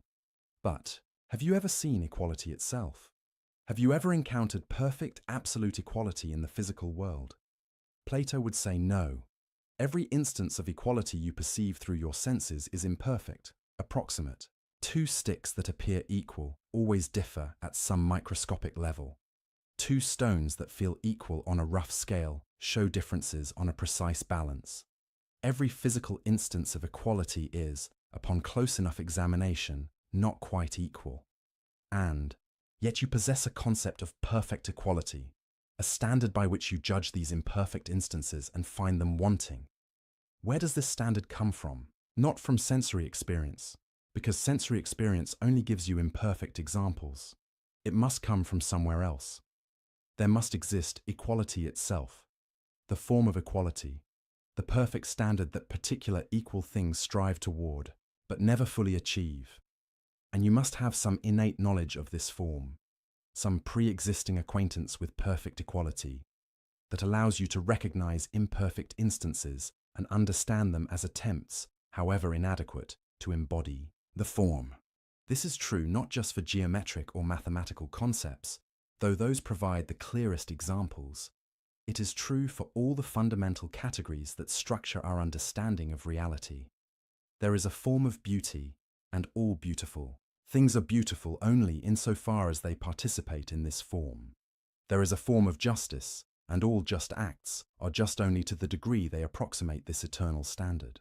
There is a form of goodness, and all good things derive whatever goodness they possess from their relationship to the form of the good. These forms exist in their own realm, what Plato sometimes calls the intelligible world, to distinguish it from the sensible world of physical objects. The forms are not scattered throughout space, competing for room with tables and trees. They exist in a different mode entirely, accessible not to the eyes of the body, but to the eyes of the soul, to reason, to intellect. And here we come to the crucial point, the insight that makes the theory of forms not just an abstract metaphysical doctrine, but a practical guide to living. If the forms are more real than physical objects, and if true knowledge is knowledge of what is most real, then true knowledge is knowledge of forms, not of particulars. The person who has perfect perception of the physical world, but no understanding of forms is less knowledgeable than the person who understands forms, but cannot perceive the physical world clearly. The blind mathematician who understands the form of circle knows more about reality than the sighted person who has seen 10,000 circles, but understands nothing of what makes them circular. This explains the ascent from the cave. The prisoner chained before shadows is perceiving images of physical objects. When he turns and sees the carved figures, he is perceiving physical objects themselves. When he climbs out of the cave and sees trees and animals in sunlight, he is perceiving physical objects more clearly, illuminated by the sun rather than by fire. But he has not yet achieved true knowledge. He is still in the realm of the sensible, still perceiving with his bodily senses, rather than understanding with his soul's reason. True knowledge comes only when he uses these physical perceptions as stepping stones to something higher.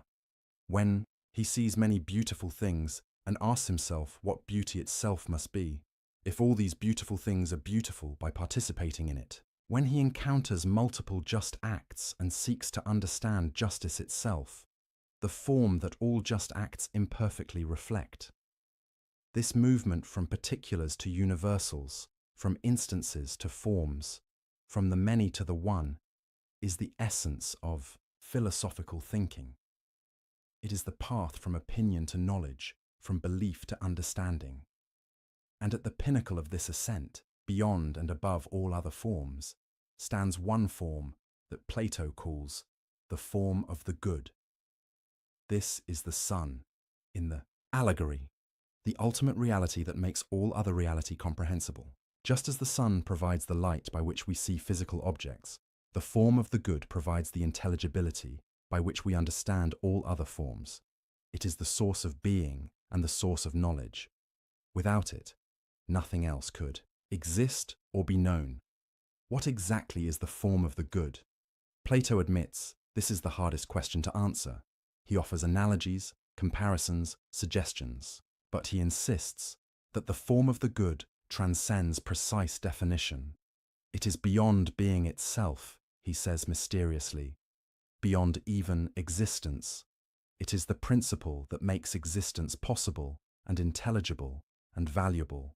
Perhaps the best way to understand the form of the good is through its effects. Everything that exists participates in the good to some degree, which is what makes it exist rather than not exist. Everything we can know is knowable because it participates in the good, because the good provides the structure and order that makes knowledge possible. Everything we value as good, whether pleasure or virtue or beauty or truth, is valuable precisely because it participates, however imperfectly, in the form of the good. The philosopher's ultimate goal is to ascend beyond knowledge of particular forms to understanding of the form of the good itself. This is the moment of seeing the sun, the achievement of perfect wisdom.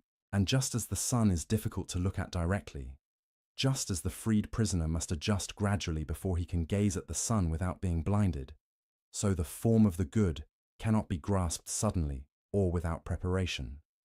It requires years of training, decades of study, a lifetime of philosophical discipline. But once achieved, this knowledge transforms everything. The person who has seen the form of the good no longer mistakes shadows for reality. She no longer values physical pleasures as if they were ultimate goods. She no longer fears death as if bodily existence were the only existence. She understands the true structure of reality and can order her life accordingly. She becomes wise not in the sense of knowing many facts, but in the sense of understanding what truly matters and what does not.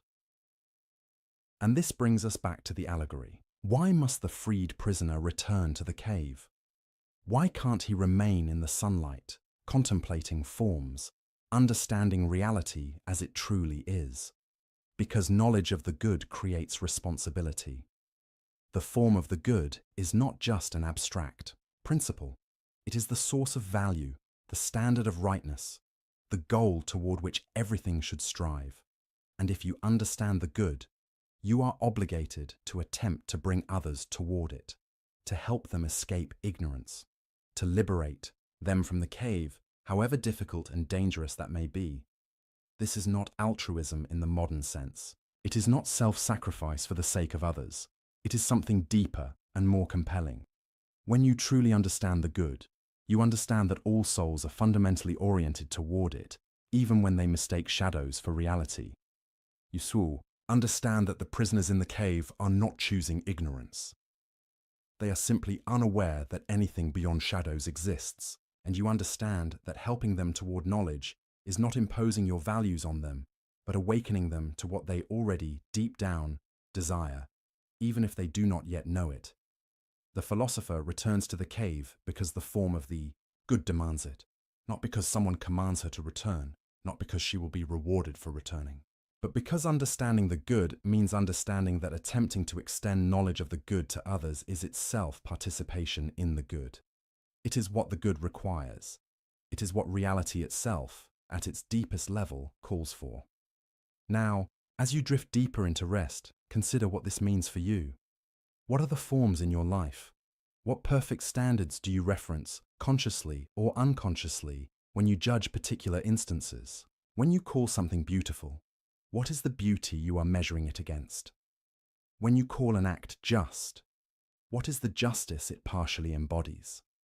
And beyond these particular forms, what is the good that gives them all meaning and value? These are not idle questions. They are invitations to the same ascent that the freed prisoner undertook. You do not need to travel to ancient Athens. You do not need to join Plato's academy. The journey from opinion to knowledge, from shadows to forms, from ignorance to wisdom, is available to you now, in the quiet darkness of approaching sleep, in the stillness of a mind temporarily freed from the constant demands of the sensory world. The forms are not far away. They are the deep structure of reality itself. They are what you have always been seeking, even when you did not know you were seeking anything at all. Every time you recognize beauty, you touch the form of beauty. Every time you admire justice, you brush against the form of justice.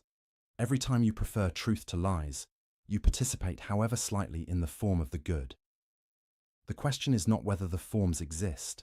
The question is whether you will consciously pursue them, whether you will treat the philosophic ascent as the defining project of your life, or whether you will remain content with shadows, with the comfortable illusions of the cave, with the easy opinions of the unexamined life. Plato cannot make this choice for you. No teacher, no guide, no philosopher can. The decision to turn away from the wall, to face the fire, to climb toward the light, belongs to each soul individually, but the possibility is always there, waiting, calling, inviting you to discover what is most real and most valuable, beyond all the changing particulars of daily experience. The forms are eternal. They will wait for you to notice them. The question is whether you will.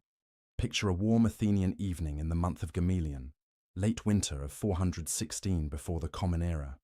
The sun has just set, painting the sky in shades of purple and gold. A group of men recline on couches in the spacious andron, the men's room, of the house belonging to Agathon, a successful tragic poet. He has just won first prize at the Lenaea festival, a significant achievement, and his friends have gathered to celebrate. These are not ordinary men. Among them is Aristophanes, the comic playwright whose satires of Athenian society remain hilarious 2 millennia later. There is Pausanias, a legal expert, and Eryximachus, a physician, both respected in their fields. And there, reclining somewhat awkwardly because he is perpetually uncomfortable with material comforts, is Socrates. He arrived late, as is his habit, having stopped in a neighbor's porch to think, standing motionless for who knows how long, lost in philosophical contemplation. They have eaten well. The servants have cleared away the dishes. Wine has been poured, mixed with water in the Greek custom. Normally this would be the time for serious drinking, for the symposium proper, the drinking party that follows the deepen or dinner. But Eryximachus makes a suggestion. They are all still recovering from yesterday's celebration, he points out. Perhaps instead of drinking to excess tonight, they should entertain themselves with speeches. Agathon agrees, and a topic is chosen.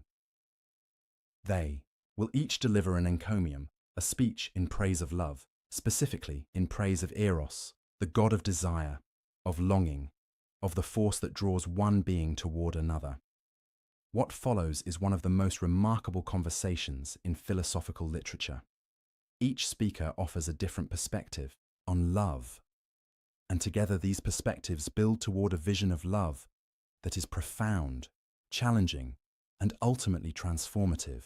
It is a vision that has shaped Western understanding of love for 24 centuries, a vision that remains as relevant today as it was in that Athenian andron all those years ago.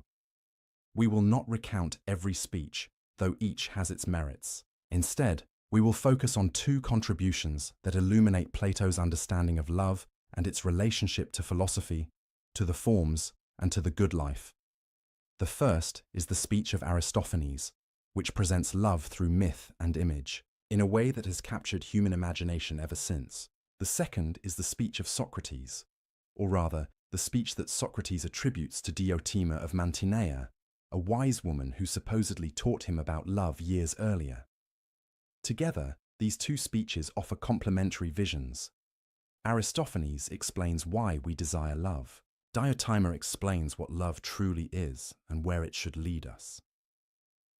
Aristophanes begins with a myth, a story from the ancient past, when human nature was different from what it is now. Back then, he says, there were 3 sexes, not 2.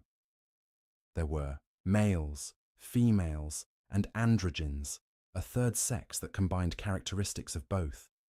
But the appearance of these original humans was strange and wonderful. Each human being was spherical in shape, with 4 arms and 4 legs, 2 faces on opposite sides of a single head, and 2 sets of reproductive organs. These round people moved not by walking, but by rolling, spinning like wheels across the ground. And these original humans were powerful, terrifyingly powerful. They had twice the strength of modern humans, twice the speed, twice the capability, and they knew it. In their pride and confidence, they decided to challenge the gods. They attempted to storm Olympus, to scale the heights where Zeus and the other immortals dwelt, to overthrow divine rule and establish themselves as the new masters of the cosmos. Zeus was troubled. He could not allow this rebellion to succeed, but he also did not want to destroy humanity entirely, as he had other rebellious creatures in the past. Humans, after all, offered sacrifices to the gods, and Zeus appreciated the worship and honor these sacrifices represented. So he devised a clever solution. He would weaken humanity without destroying it. He would split each round human in half. Zeus called Apollo, god of medicine and archery, to execute this punishment.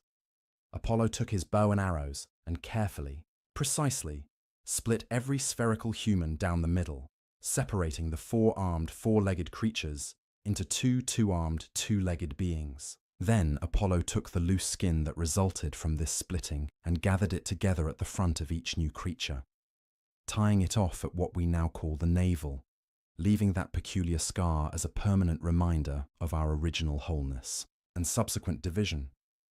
But something unexpected happened after this splitting. The newly separated halves were miserable. Each half wandered the earth seeking its other half, the piece of itself that had been torn away. When 2 halves found each other, they would throw their arms around each other and cling together, refusing to separate even to eat or drink, content to starve to death if only they could remain united. They were dying of longing, dying of incompleteness.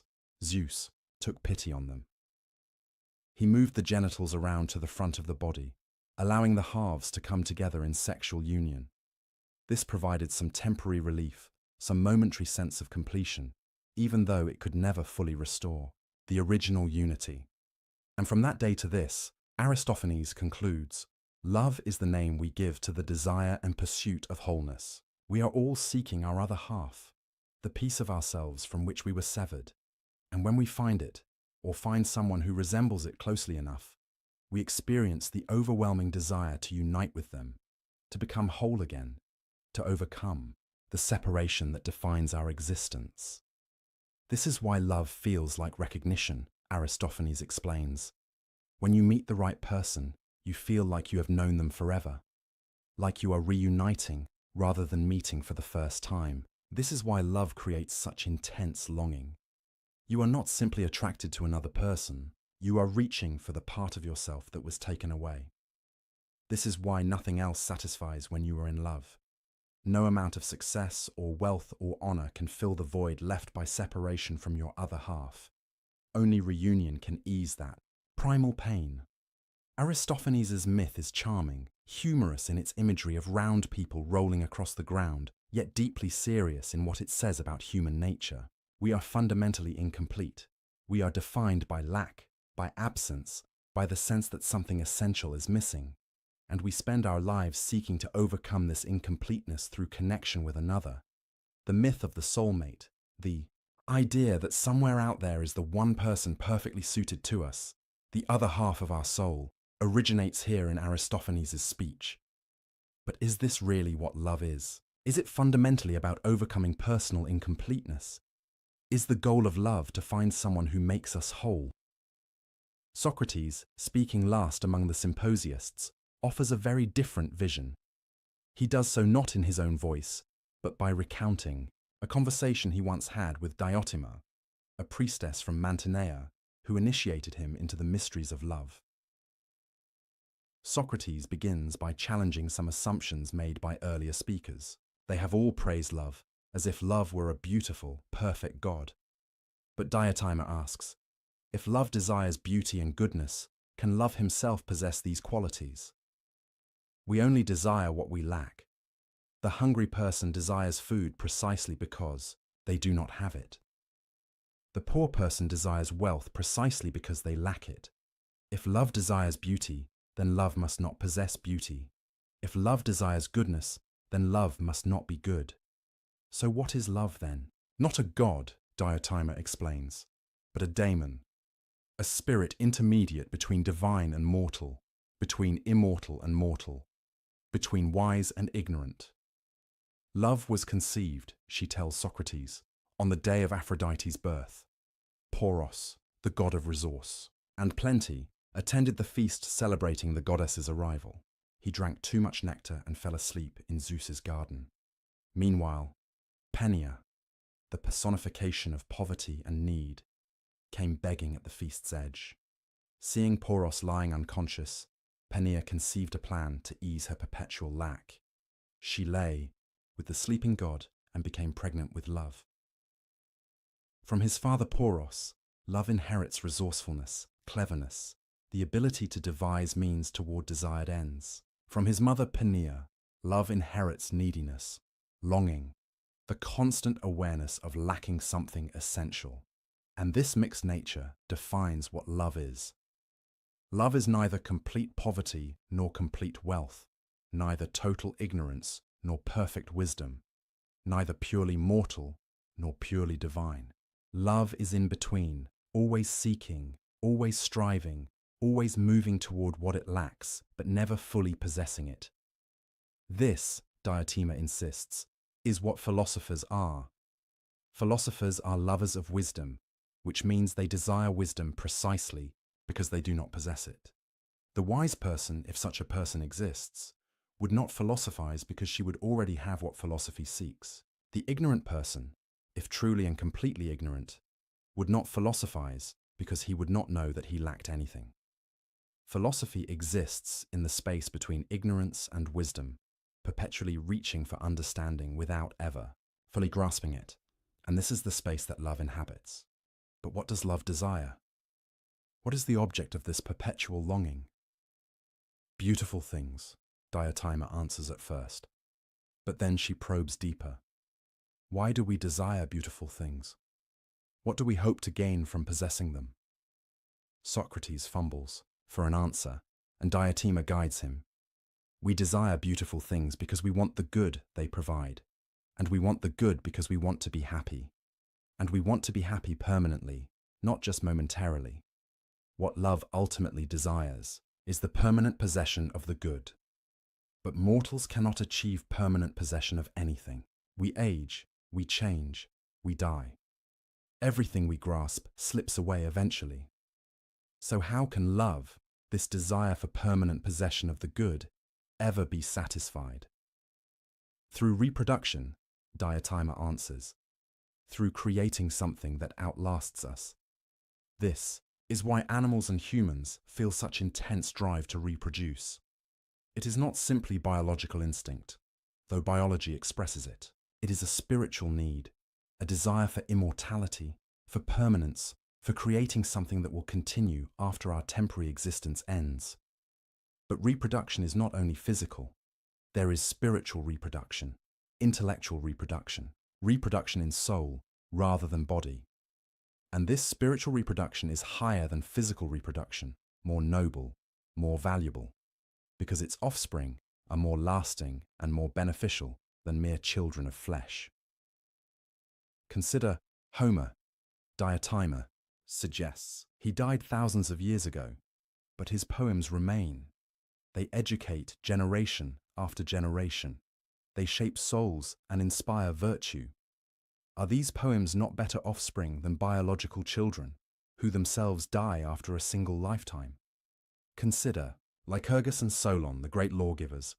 Their laws brought justice and order to entire cities. These laws are their children, offspring of their minds rather than their bodies, and these children have granted them immortality in memory and honor. This begins to reveal the true nature of love. Love is not simply desire for another person. Love is desire for immortality through creative production, and the highest form of this creative production is giving birth not to bodies, but to ideas, not to physical offspring, but to wisdom, virtue, beauty, justice, The philosopher seeks to give birth to true ideas. The politician seeks to give birth to just laws. The artist seeks to give birth to beautiful creations. All of these are expressions of love in its highest form. But Diotima is not finished. She has described what love does and why. Now she reveals where love should lead, the path it should follow, the ascent it makes possible. And here the symposium's teaching explicitly connects with the theory of forms and the allegory of the cave. Love is the force that carries the soul, from the realm of shadows to the realm of forms, from the many to the one, from changing particulars to eternal perfection. The journey begins, Diotima explains, with attraction to a single beautiful body. A young person sees another young person and feels desire. This is love in its most basic, most accessible form. Physical attraction to physical beauty. There is nothing wrong with this beginning. It is where love naturally starts for embodied beings like us. But if the lover is wise, he will not remain at this level. He will notice that the beauty in this one body is similar to the beauty in other bodies. He will realize that beauty itself, the thing he responds to, is not unique to this one person, but appears in many persons. And gradually, his love will expand from this single body to beautiful bodies in general. He will love bodily beauty as such, not just this particular instance of it. Next, if he continues to ascend, he will notice that the beauty of the soul is more valuable than the beauty of the body. A person with a beautiful character, someone virtuous and wise, is more genuinely beautiful than a person with an attractive physique. And so the lover's focus shifts from physical beauty to spiritual beauty, from the body to the soul.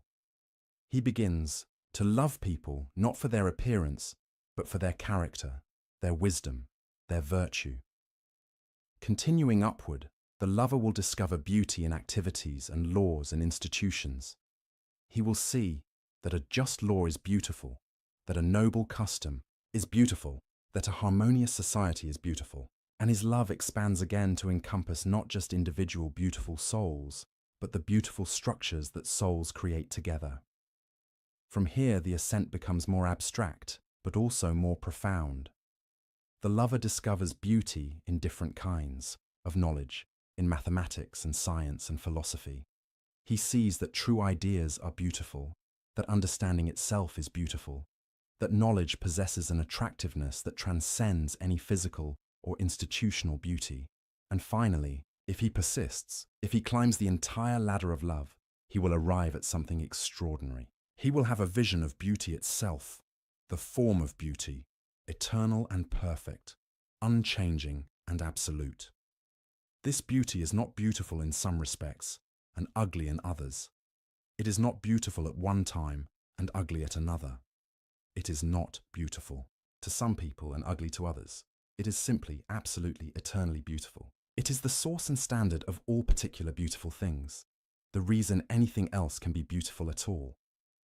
And when the lover beholds this form of beauty, Diotima says, he will understand what he has been seeking all along. Every particular, beautiful thing he loved was beautiful only because it participated in this form, only because it imperfectly reflected this eternal beauty. His love was always for this form, even when he did not know it, even when he mistakenly believed he loved only the particular beautiful body or soul he first encountered.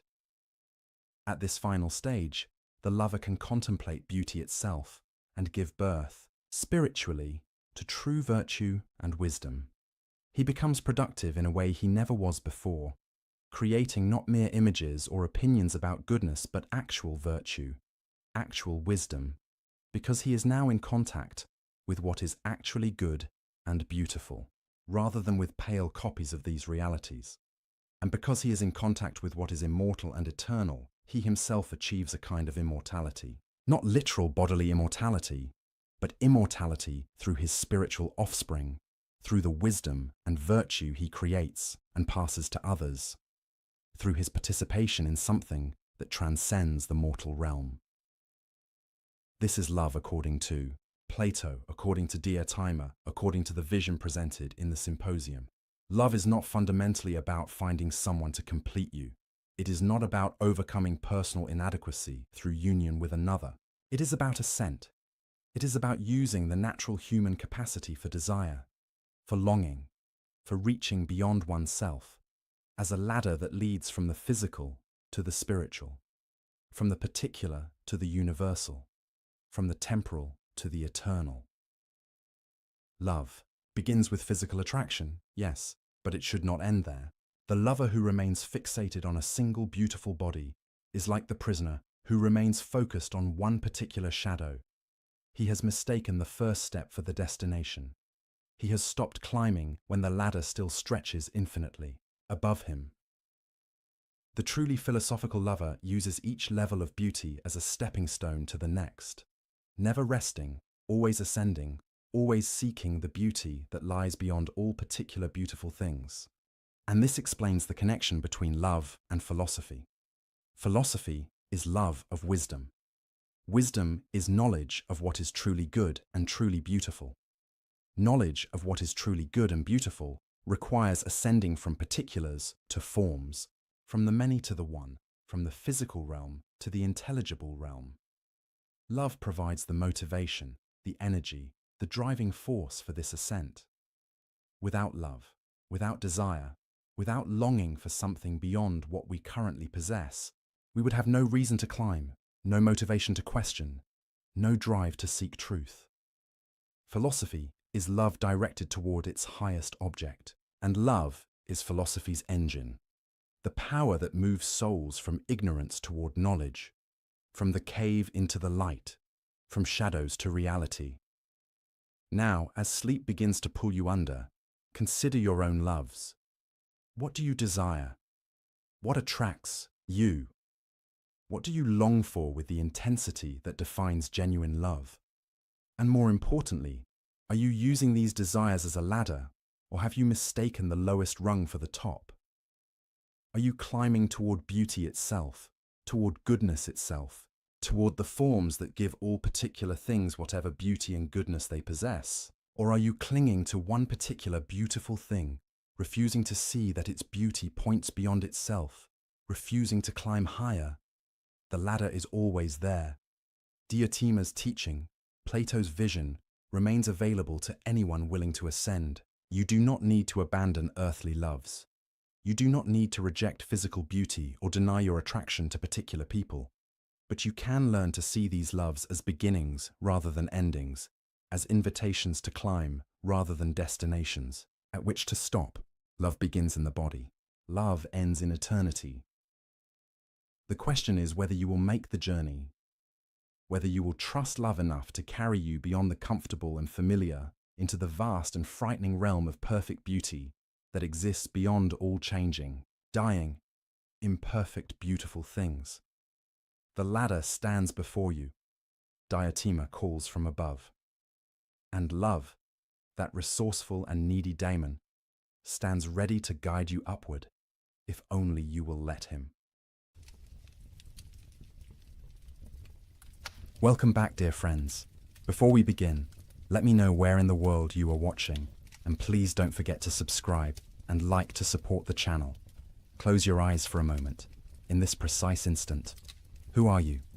Not the name your parents gave you, not the job title on your business card, not the accumulation of your past or the projection of your future, but right now, this very second, what is the consciousness experiencing these words?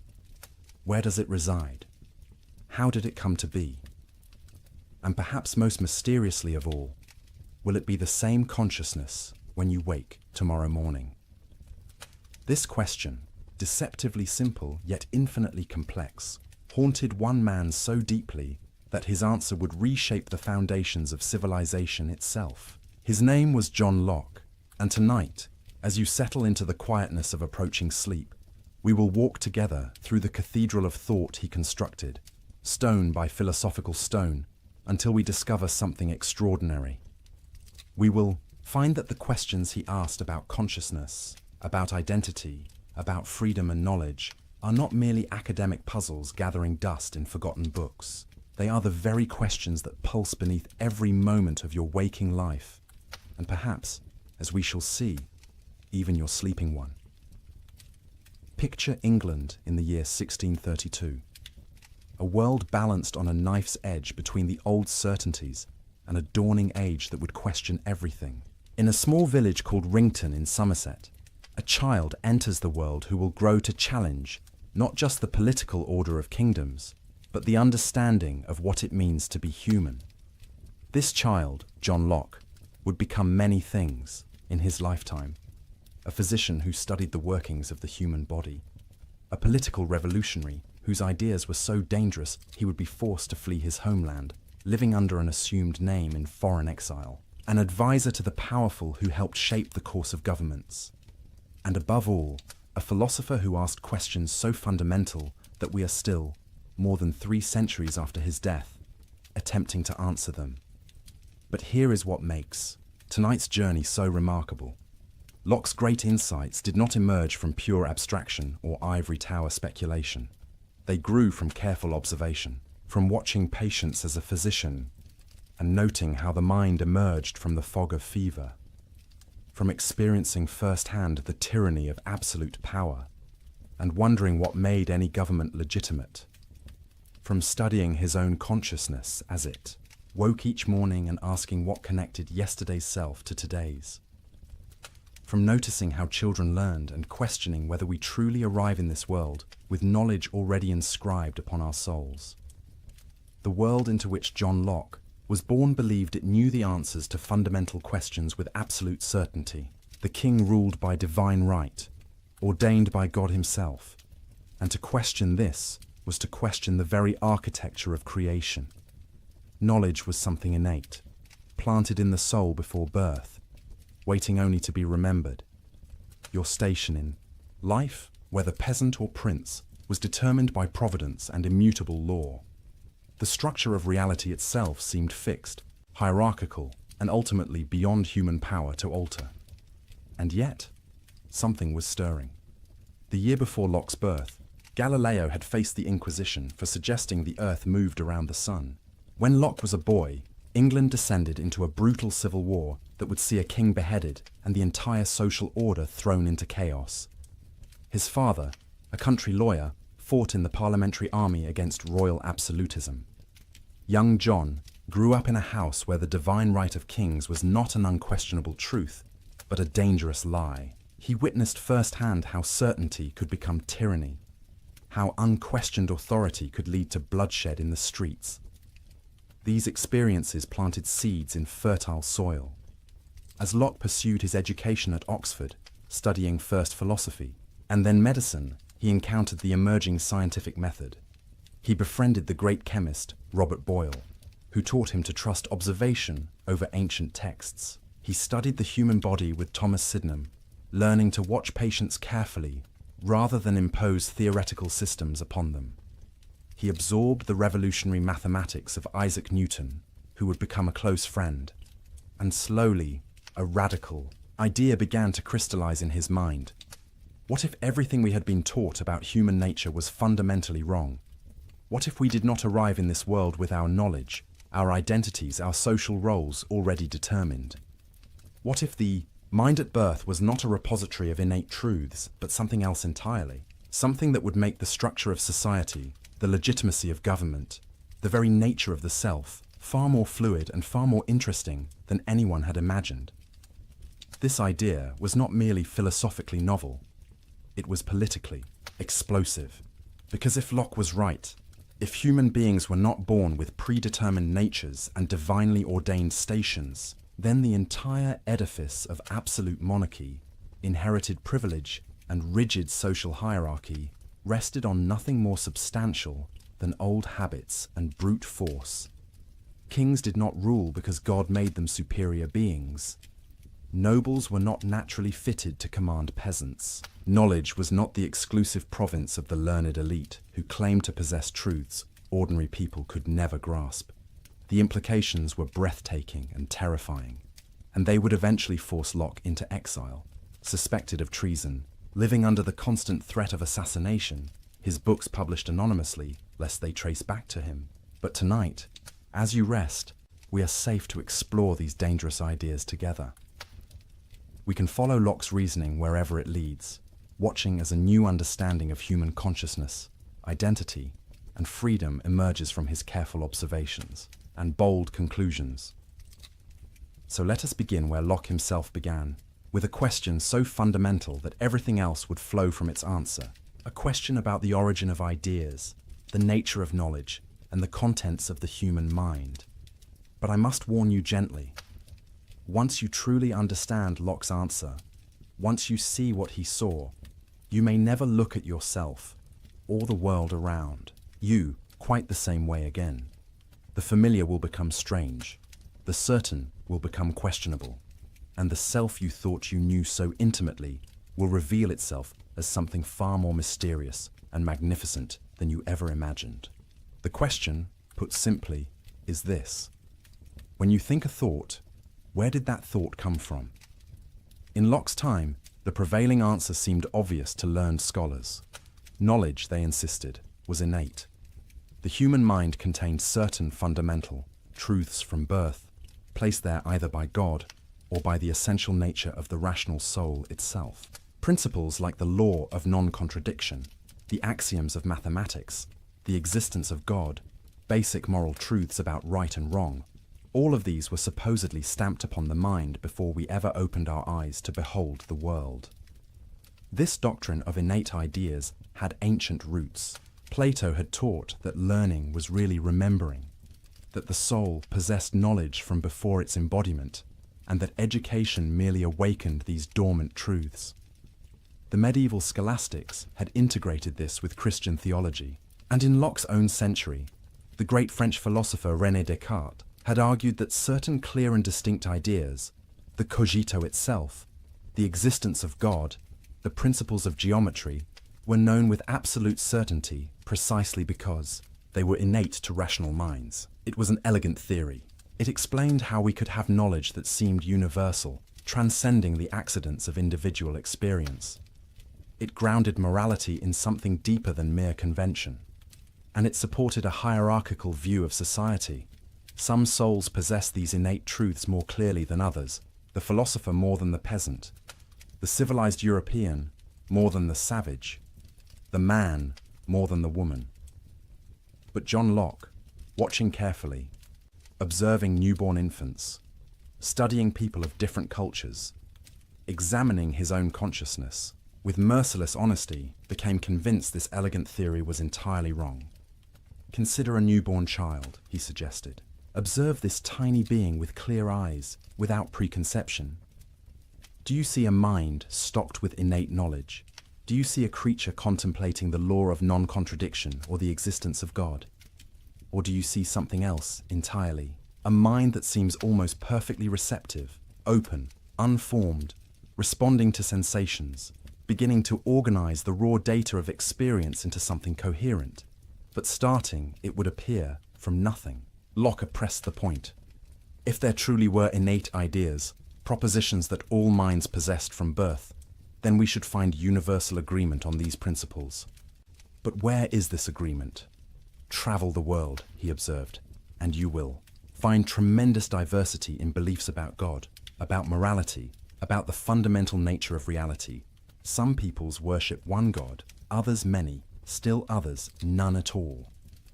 Moral codes vary dramatically. Even seemingly obvious logical principles are not grasped by children or those without education. The defenders of innate ideas had a response. These truths are innate, they said, but they require reason to uncover them, maturity to recognize them. They are like seeds planted in the soul, waiting for the right conditions to bloom. Locke found this answer unsatisfying. If reason is required to discover these supposedly innate ideas, then how are they different from ideas we learn through experience and reasoning? The word innate becomes meaningless. It is like saying hunger is innate, even though a person feels no hunger. Saying the mind possesses knowledge that it does not actually know is a contradiction in terms. And then Locke posed a question that cuts to the heart of the matter.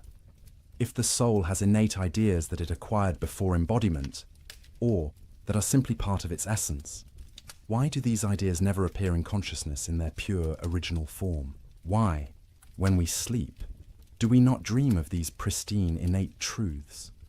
Why does the soul, in its supposed retreat during sleep, never light upon these ideas it possessed before experience touched it?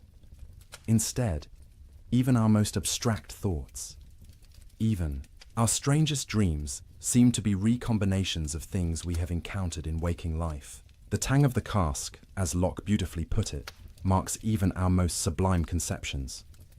So if knowledge is not innate, where does it come from? Locke's answer was revolutionary in its simplicity and profound in its implications.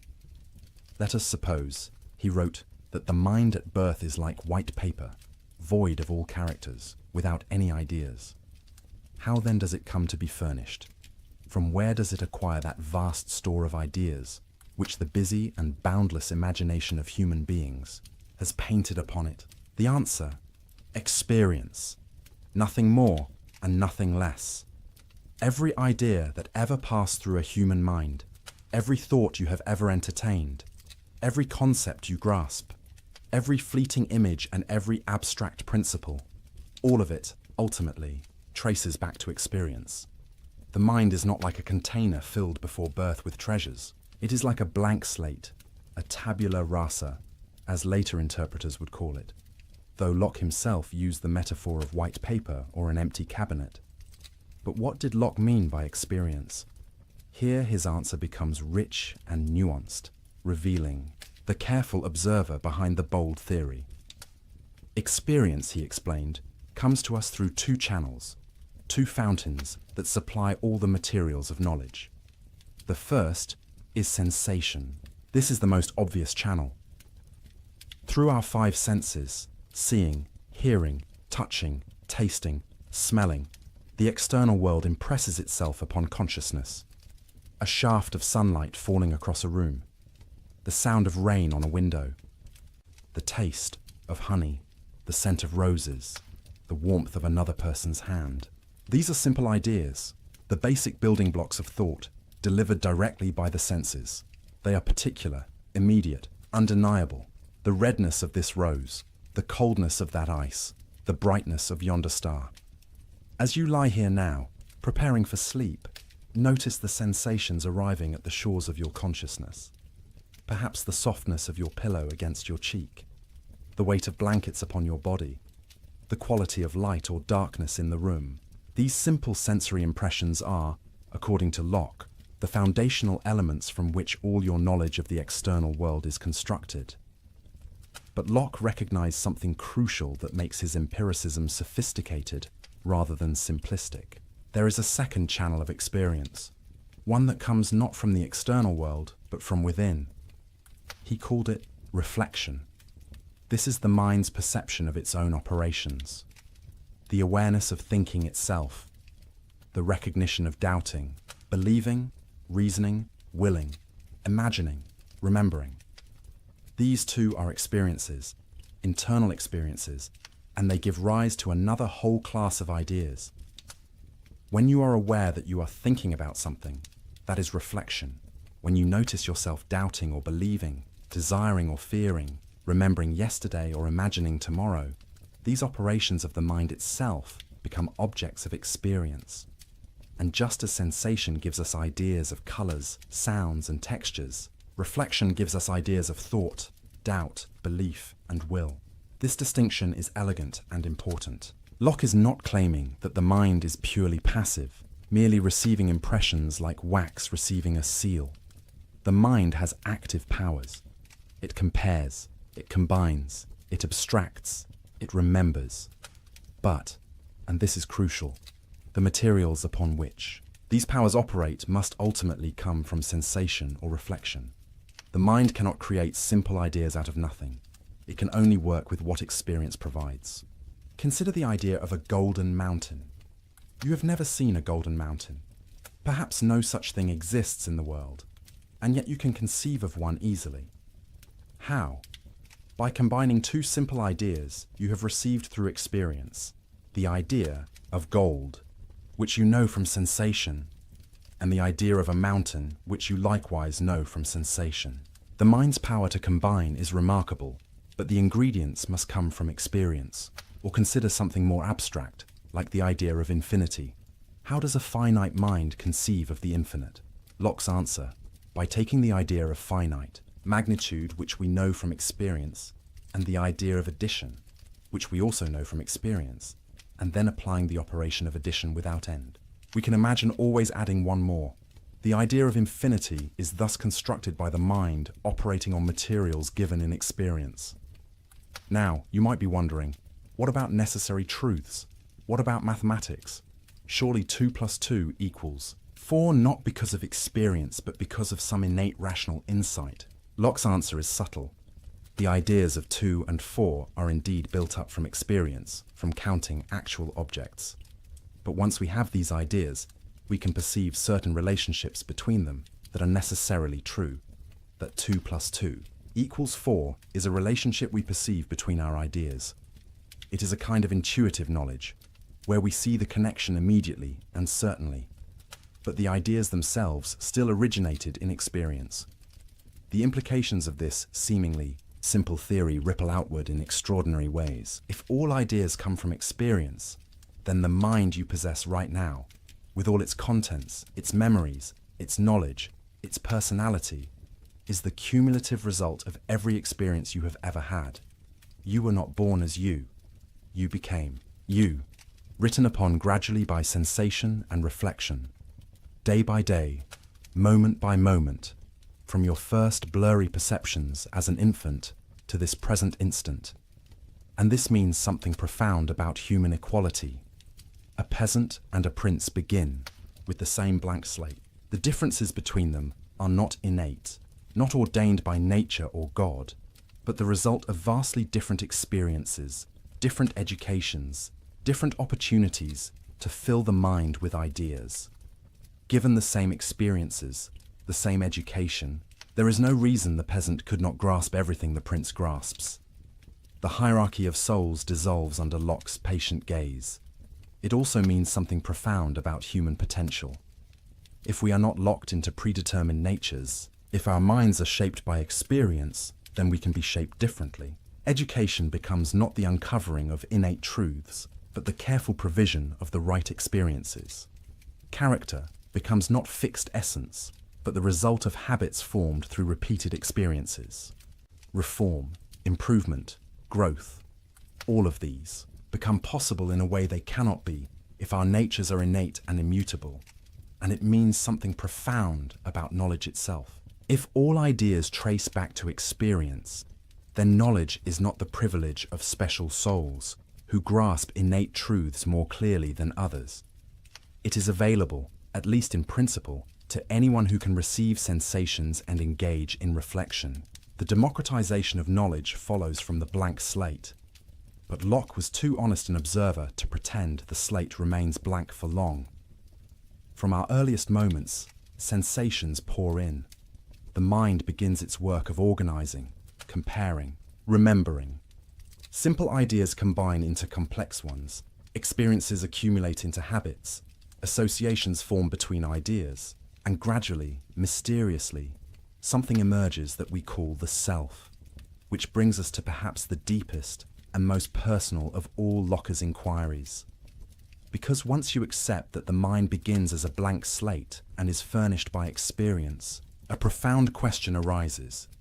If you are constantly changing, if new experiences are always being added, if the contents of your mind today are different from what they were yesterday and will be different tomorrow, then what makes you you?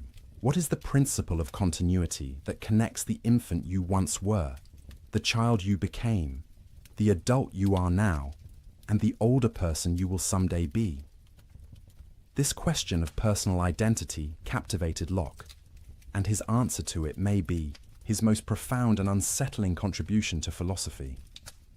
But to understand his answer, we must first understand what he was arguing against.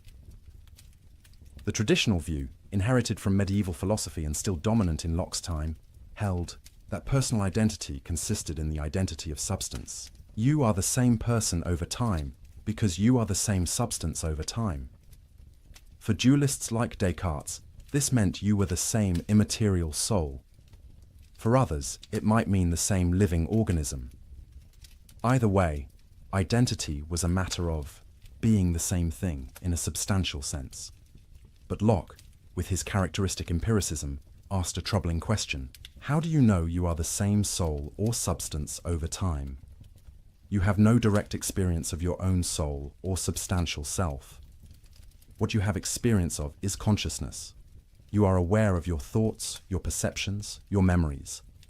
But do you perceive some underlying substance beneath all of this? Locke suggested you do not, and indeed cannot. Consider dreamless sleep, that mysterious state you may soon enter. When you wake tomorrow morning, how will you know you are the same person who went to sleep tonight? Not because you perceive the same substance, whatever that would mean, but because you will remember going to sleep. Your consciousness tomorrow morning will encompass the memories of your consciousness tonight. This continuity of consciousness, Locke suggested, is what constitutes personal identity. He defined a person as a thinking, intelligent being that has reason and reflection and can consider itself as itself the same thinking thing, in different times and places. And the key to this self-awareness across time is memory. Consciousness, he wrote, as far as it extends, makes the same person. To illustrate this radical idea, Locke proposed thought experiments that still provoke discussion 3 centuries later. Imagine, he suggested, that the soul of a prince, carrying all its memories and consciousness, were to enter the body of a cobbler, a humble shoemaker. Everyone looking at this person would see the cobbler's body. But suppose this body now contained all the memories, all the consciousness of the prince. Who would this person be? The prince or the cobbler? By the substance view, this person would be the cobbler, same body, perhaps same biological organism.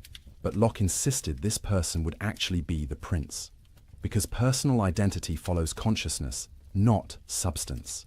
Wherever the prince's consciousness goes, there the prince is, regardless of what substance houses that consciousness.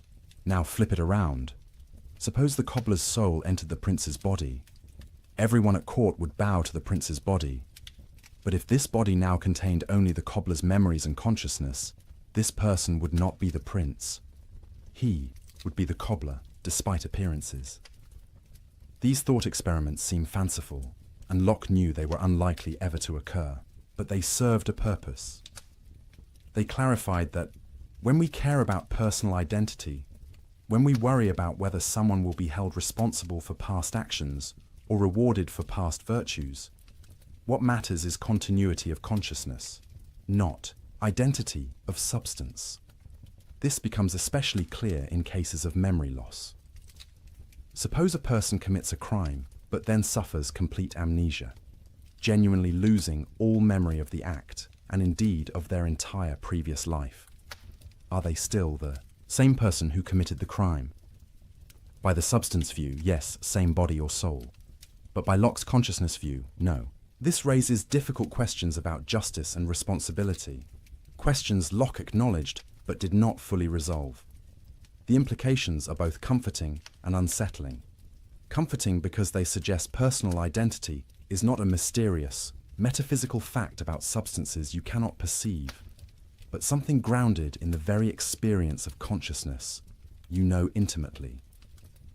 Your identity is constituted by your memories, your sense of continuity, your ability to recognize yourself across time, but unsettling because this makes identity more fragile than we might like. What happens if memories are lost? What happens in cases of divided consciousness, like split-brain patients modern neuroscience has discovered? What about false memories, where you remember something that never actually happened? If identity is constituted by consciousness and memory, then identity can be disrupted, fragmented, even multiplied in ways the substance view never allowed.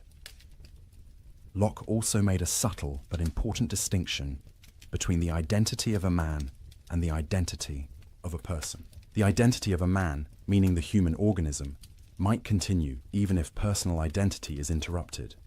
Someone in a permanent coma is still the same living human organism, the same man, but perhaps not the same person if consciousness is utterly gone. And conversely, Personal identity might in principle continue, even if the underlying substance changed, as in the prince and cobbler example. This distinction has profound implications for questions about the afterlife, a topic of great concern in Locke's religious age. Many of his contemporaries worried, how can there be resurrection of the body if the body decays and its matter disperses? Locke's answer offered a kind of reassurance. What matters for the resurrection is not that the exact same matter be reassembled, but that the same consciousness continue. God could, in principle, provide a new body for the same person, as long as consciousness persists. But the deepest implication of Locke's view is this: you are not a thing that has experiences. You are, in some sense, the experiences themselves, or rather, the unity and continuity of consciousness that binds experiences together into a coherent perspective on the world. This consciousness, this awareness that can say I and recognize itself across time, this is the self, and it is built, moment by moment, from the stream of sensations, reflections, and memories that constitute your lived experience. As you lie here, consciousness beginning to dim as sleep approaches, consider this. The person who wakes tomorrow, morning will be you, not because they occupy the same body, though they will, but because their consciousness will encompass tonight. They will remember lying here, listening to these words, feeling the weight of blankets, breathing in and out. The continuity of memory will bridge the gap of sleep, creating the narrative thread that constitutes your identity. But what about sleep itself? Here, Locke made an observation that troubled some of his readers, but follows logically from his view. During deep, dreamless sleep, where is consciousness? It is not present to itself. You are not aware of being asleep while you are in that state, so in what sense are you a person during dreamless sleep? Locke's answer, carefully worded, is that personal identity is interrupted during such times. The sleeping person is the same man, the same human organism, but perhaps not in the fullest sense, the same person, since consciousness has ceased. This might seem troubling, but there is something rather beautiful about it. It means that sleep is a kind of small death, a genuine discontinuity in personal existence. And waking is a kind of resurrection, a renewal of the self. Every morning, consciousness returns, memory bridges the gap, and you become yourself again. The self is not a permanent, substantial thing, but an ongoing achievement, a continuity created by consciousness rather than a metaphysical given. And this brings us to Locke's political philosophy, because the same empiricist approach, the same careful observation of human nature, the same willingness to question received wisdom, led him to revolutionary conclusions about the legitimate basis of government, the nature of rights, and the proper relationship between individuals and authority. If Locke's epistemology erased the boundary between noble and common minds, his political philosophy erased the boundary between divine right and mere force. To understand the radical nature of Locke's political thought, we must first understand what he was arguing against. The political orthodoxy of his time, the view that legitimized absolute monarchy and made questioning royal authority tantamount to blasphemy, was the doctrine of the divine right of kings. This doctrine held that political authority descended from God through an unbroken chain. God had appointed Adam as sovereign over creation. This sovereignty passed to Adam's heirs, and through various genealogical paths descended to the monarchs of Locke's day. The king was God's lieutenant on earth, and obedience to the king was obedience to God. To resist the king was to resist the divine order itself. This was not a fringe view, but the official position of the English monarchy and the established church. A book titled Patriarcha, written by Robert Filmer, laid out this case systematically. Filmer argued that children are born into subjection to their fathers, and fathers hold absolute authority over their children. This paternal authority, originating with Adam, had been inherited by kings. Subjects were literally the children of their monarchs, owing the same absolute obedience children owe fathers. Against this towering edifice of divine right, inherited authority, and paternal power, John Locke proposed a simple, devastating question. Where is the evidence? How do we know, he asked, that political authority descends from Adam? Even if we grant that Adam had some kind of dominion over the earth, a large concession, how do we trace this authority through all the generations to any particular living monarch? The genealogies are lost in the mists of time. Multiple claimants could assert descent from Adam. The whole system collapses into arbitrary assertion backed by nothing more than force. But Locke did not stop with this historical argument. He made a more fundamental point. Even if we could trace unbroken descent from Adam, even if we knew with certainty who Adam's rightful heir was, this would not establish political obligation. Because paternal power is not, and never was, absolute. And even if it were, political authority is not the same as paternal authority. What, then, is the true basis of political obligation? What makes a government legitimate? What gives anyone the right to command another person to obey? Locke's answer began with a thought experiment, a device borrowed from earlier political philosophers, but deployed by Locke with devastating effect. Imagine, he wrote, human beings in a state of nature before any government exists. What would this condition be like? Here, Locke's answer differed dramatically from that of Thomas Hobbes, another English philosopher who had also used the state of nature as a conceptual tool. For Hobbes, writing during the chaos of civil war, the state of nature was a nightmare, a war of all against all, where life was solitary, poor, nasty, brutish, and short. Human beings in their natural condition, Hobbes thought, were so dangerous to one another that any government, even the most absolute and tyrannical, was preferable to the anarchy of nature. But Locke, observing human nature more optimistically, saw things differently. The state of nature, he argued, was not a state of war, but a state of perfect freedom and equality. In this natural condition, all persons are equal in the sense that no one has natural authority over anyone else. No one is born to command, no one born to obey. Each person has the right to order their own actions, dispose of their possessions, and live as they see fit, without asking permission from anyone. But, and this is crucial, the state of nature is not a state of license. Freedom does not mean you can do whatever you want. Even in the absence of human government, Locke argued, there is law, natural law, which binds all rational beings. What is this natural law? Locke defined it as the law of reason itself, discernible by any rational creature. And reason, if consulted, teaches certain fundamental principles. First among them, that all human beings, being equal and independent, ought to respect one another's rights to life, liberty, and estate. No one ought to harm another in these fundamental goods without cause. Or, as Locke memorably put it, no, one ought to harm another in their life, health, liberty, or possessions. Why? Because we are all the workmanship of God, made to last during His pleasure, not one another's. Our bodies and lives are not our own property to dispose of as we please. They belong to God who made us. Therefore, we have no right to destroy ourselves or others. But everything else, our actions, our labor, the fruits of our labor, these we do own, and these no one may take from us without our consent. This introduces Locke's famous labor theory of property, an idea that would influence economic thought for centuries. How does private property arise in the state of nature? Locke's answer, through the mixing of labor with natural resources.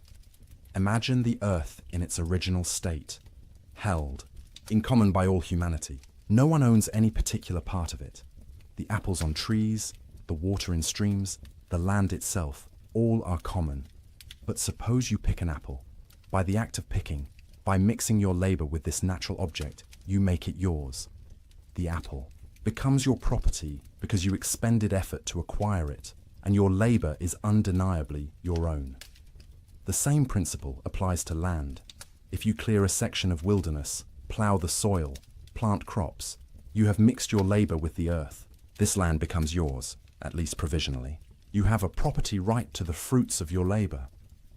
But Locke added a crucial limitation, what philosophers now call the Lockean proviso. Your appropriation is legitimate only if you leave enough and as good for others. You cannot take all the water from a stream, leaving others to die of thirst. You cannot fence off all available land, leaving others with no place to work. Property rights are real and important, but they are not unlimited. They exist within the constraint that others must also have the opportunity to sustain themselves. This theory of property had implications both radical and conservative. Radical because it suggested that property rights come not from social convention or royal grant, but from the natural right to the fruits of one's labour. A peasant who works land has more legitimate claim to it than a king who merely inherited title. Conservative because it provided a firm foundation for private property against those who might claim all things should be held in common. But Locke's state of nature, for all its freedom and equality, had problems. He called them inconveniences. Without an established legal system, disputes arose over who owned what. Without impartial judges, people judged their own cases, inevitably with bias.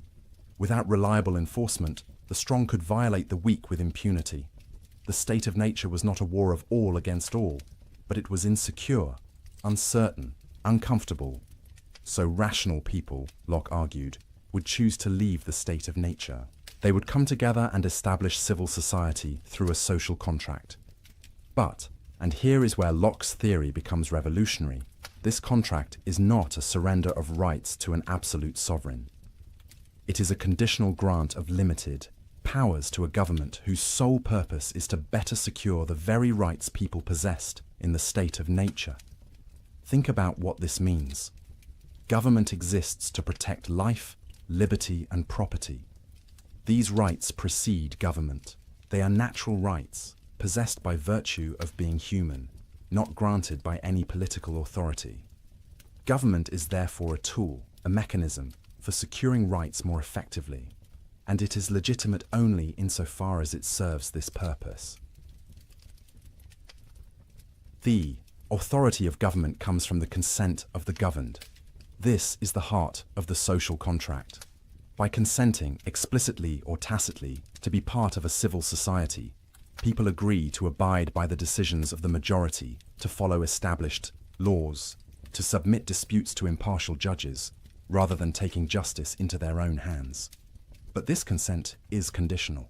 It assumes the government will fulfill its purpose of protecting rights. And here, Locke made an argument that would echo through history. When a government systematically violates the rights it was established to protect, when it becomes destructive of the ends for which it was formed, the people have a right to alter or abolish it. The right of revolution is not a lawless abandonment of order, but the ultimate safeguard of natural rights against governmental tyranny. This was not abstract theorizing. Locke wrote his 2 treatises on government during the crisis that would lead to the overthrow of King James II in 1688, the event known as the Glorious Revolution. His arguments provided intellectual justification for resisting a monarch who had overstepped his legitimate authority, and they would be taken up again, nearly a century later, by American colonists arguing that King George III had violated their natural rights, justifying revolution and the establishment of a new form of government. But Locke's political philosophy was not merely negative, not merely about limiting government and justifying resistance. He had positive things to say about how legitimate government should be structured. First, government should be divided into separate powers. The legislative power, the authority to make laws, should reside in a representative body, ideally elected by the people or at least by property-owning citizens. This legislature should be supreme, the voice of the people themselves establishing the rules under which society operates. But legislative power should be limited. It cannot be arbitrary. Laws must be general, known in advance, applied equally, to all. The legislature cannot simply take property without consent, cannot rule by decree, cannot delegate its authority to a dictator. It is bound by natural law and by the trust placed in it by the people. Second, there should be an executive power responsible for enforcing laws and conducting foreign policy. This executive should be strong enough to act decisively, but ultimately subordinate to the legislature, since the legislature represents the people more directly. Third, There should be independent judges to settle disputes according to established law. The rule of law, not the rule of men, should govern society. This separation and balancing of powers, this insistence on rule of law, this recognition that government authority is limited and conditional, these ideas would deeply influence the architects of the American Constitution. When James Madison designed a system of checks and balances, when Thomas Jefferson wrote that governments derive their just powers from the consent of the governed, when the Declaration of Independence asserted the right of revolution against tyranny, they were walking paths John Locke had blazed. But perhaps most revolutionary was Locke's argument for religious toleration. In an age when religious uniformity was enforced by law, when dissenters faced persecution, when wars were fought over questions of faith, Locke argued that government had no business dictating religious belief. Why? Because belief cannot be compelled. The mind cannot be forced to accept something as true merely because government commands it. Faith, if it is genuine, must be free. A coerced belief is no belief at all, merely an external conformity masking inner dissent. Moreover, the purpose of government is to protect life, liberty, and property in this world. The salvation of souls is not within its jurisdiction. Church and state have different domains and different means. The church operates through persuasion and teaching. The state operates through law and force. To mix these is to corrupt both. Therefore, Locke argued, civil authority should tolerate diverse religious beliefs. Let Catholics and Protestants, Anglicans and dissenters, Christians and Jews all worship according to their conscience, so long as they do not threaten civil peace. The state should enforce laws against theft and murder, not laws against heresy. Locke's toleration had limits. He excluded atheists on the grounds that they could not be trusted to keep oaths, and Catholics on the political grounds that they owed allegiance to a foreign power, the Pope. These exclusions seem narrow and inconsistent today, but in Locke's context, even this limited toleration was radical. And the logic of his argument pointed toward ever greater inclusivity, even if Locke himself did not fully embrace that logic. The implications of Locke's political philosophy ripple forward through centuries. They made possible the democratic revolutions that transformed the Western world. They established principles that are now considered foundational to free societies: government by consent, rule of law, protection of individual rights, separation of church and state, the right of revolution against tyranny. But they also contained tensions and contradictions that would take generations to work out, and which we are still navigating today. Locke spoke of universal human equality, but accepted slavery under certain conditions.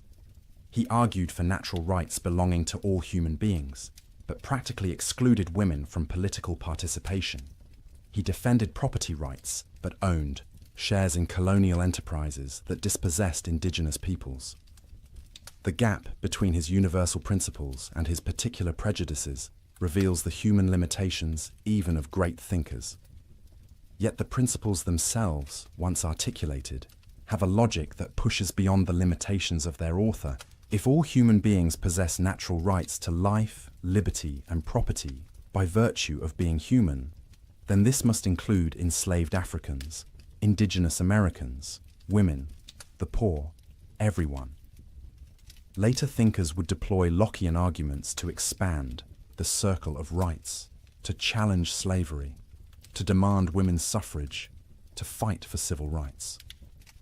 The architecture Locke built could house more than he perhaps intended. Now, let us return to Locke's epistemology, his theory of knowledge, because there is more depth here than we have yet explored. For Locke was not content simply to say all knowledge comes from experience. He wanted to understand the nature of knowledge itself, its limits and possibilities, with careful precision. Locke distinguished between different kinds of ideas based on their relationship to the world. Some ideas, he argued, genuinely resemble qualities in objects themselves. Others are merely the mind's response to certain physical configurations, not resembling anything in the external world. He called the first kind primary qualities. These include solidity, extension, figure, motion, and number. A ball is genuinely round, genuinely in motion, genuinely possesses a certain size and mass. These qualities belong to the object itself and would exist even if no mind perceived them. But then there are secondary qualities: color, taste, smell, sound, warmth. These, Locke argued, do not really exist in objects themselves in the way they appear to us. Color is not in the rose, but is the effect the rose's physical structure has on our visual system. Sweetness is not in the honey, but is the sensation honey produces in our taste organs. The warmth you feel is not in the fire itself, which is merely rapidly moving particles, but is the effect of those particles on your nervous system. This distinction might seem technical, but it has profound implications. It means the world as it exists independently of perception is quite different from the world as we experience it. The universe of pure physics, Locke suggested, is colorless, soundless, odorless, a realm of particles in motion with various sizes, shapes, and speeds. All the richness of sensory experience, the redness of red, the sweetness of sweet, the warmth of warmth, these are contributions of the perceiving mind. Does this make secondary qualities less real? Not exactly. They are real experiences, real qualities of our perceptual states. But they do not resemble anything in the external world in the way primary qualities do. And this means that our experience, while caused by the external world, is not a perfect mirror of it. This leads to a sobering recognition of the limits of human knowledge. We can know that external objects exist and affect us. We can know their primary qualities through careful observation and measurement. But our access to the ultimate nature of things, to the real essences of substances, is severely limited.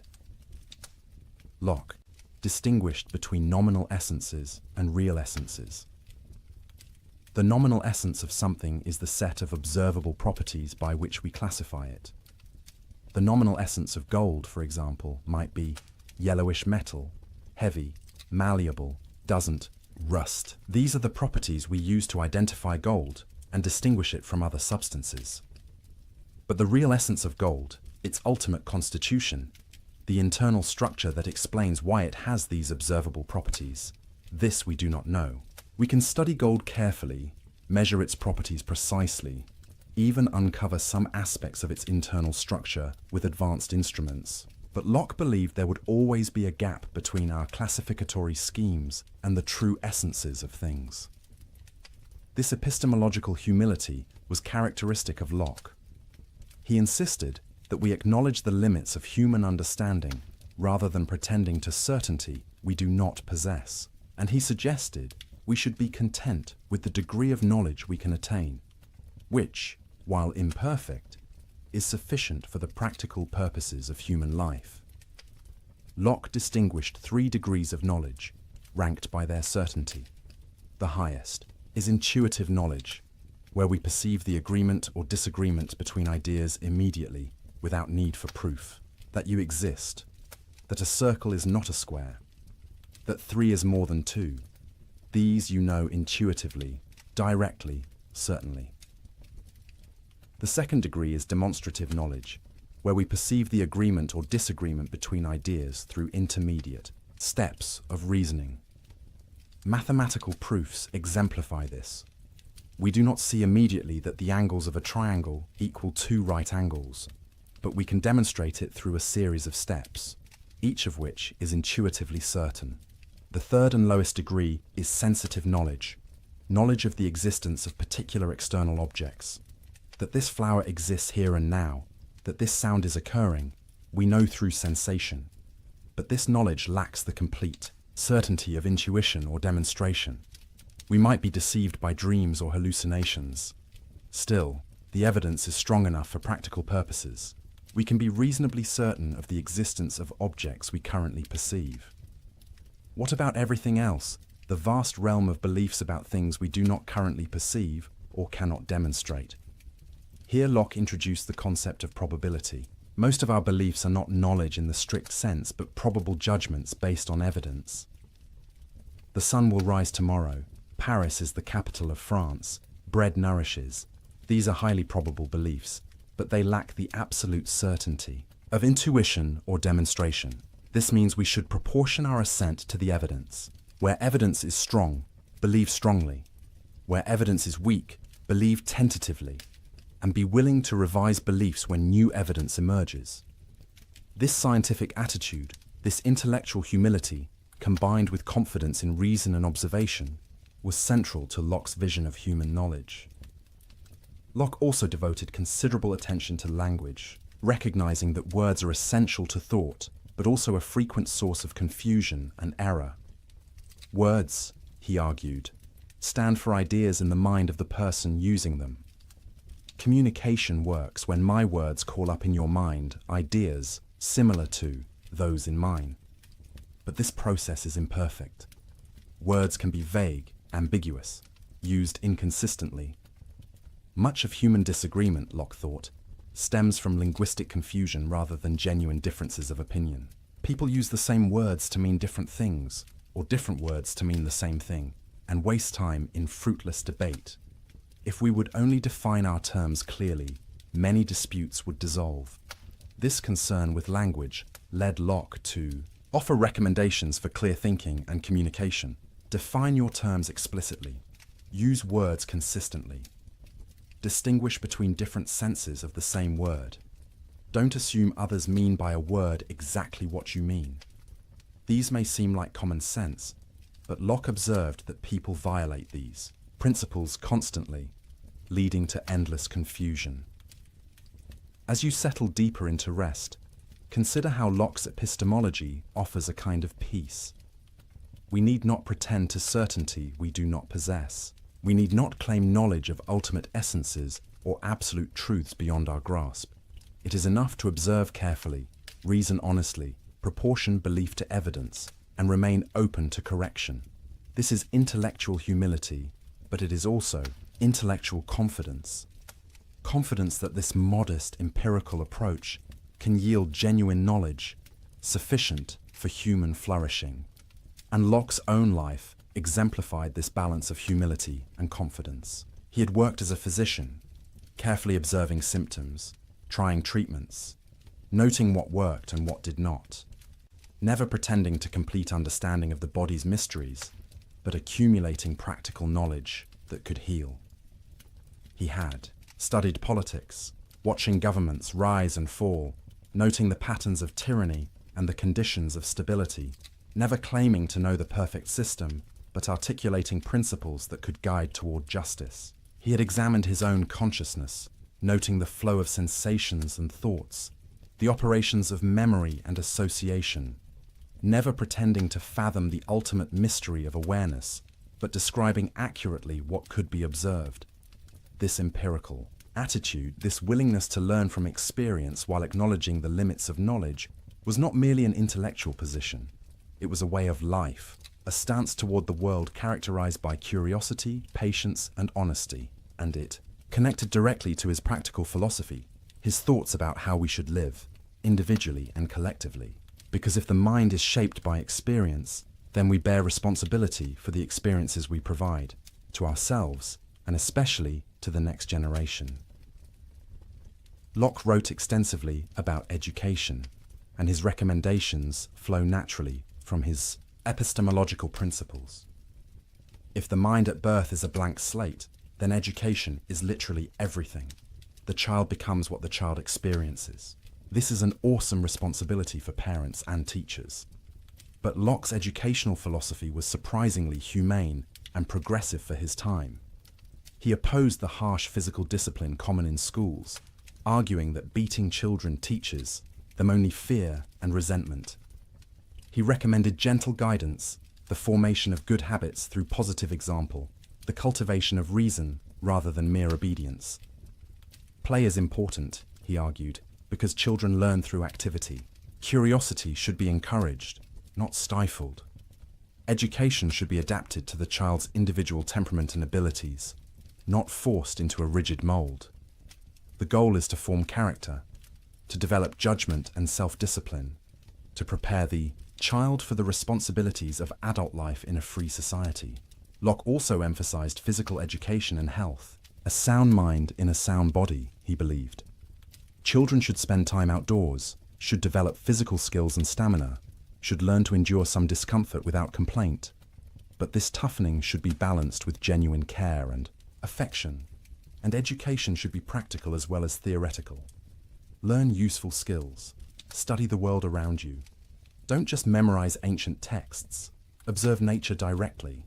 This emphasis on practical, experiential learning would influence educational reformers for centuries. Locke's economic thought also reflected his broader philosophical commitments.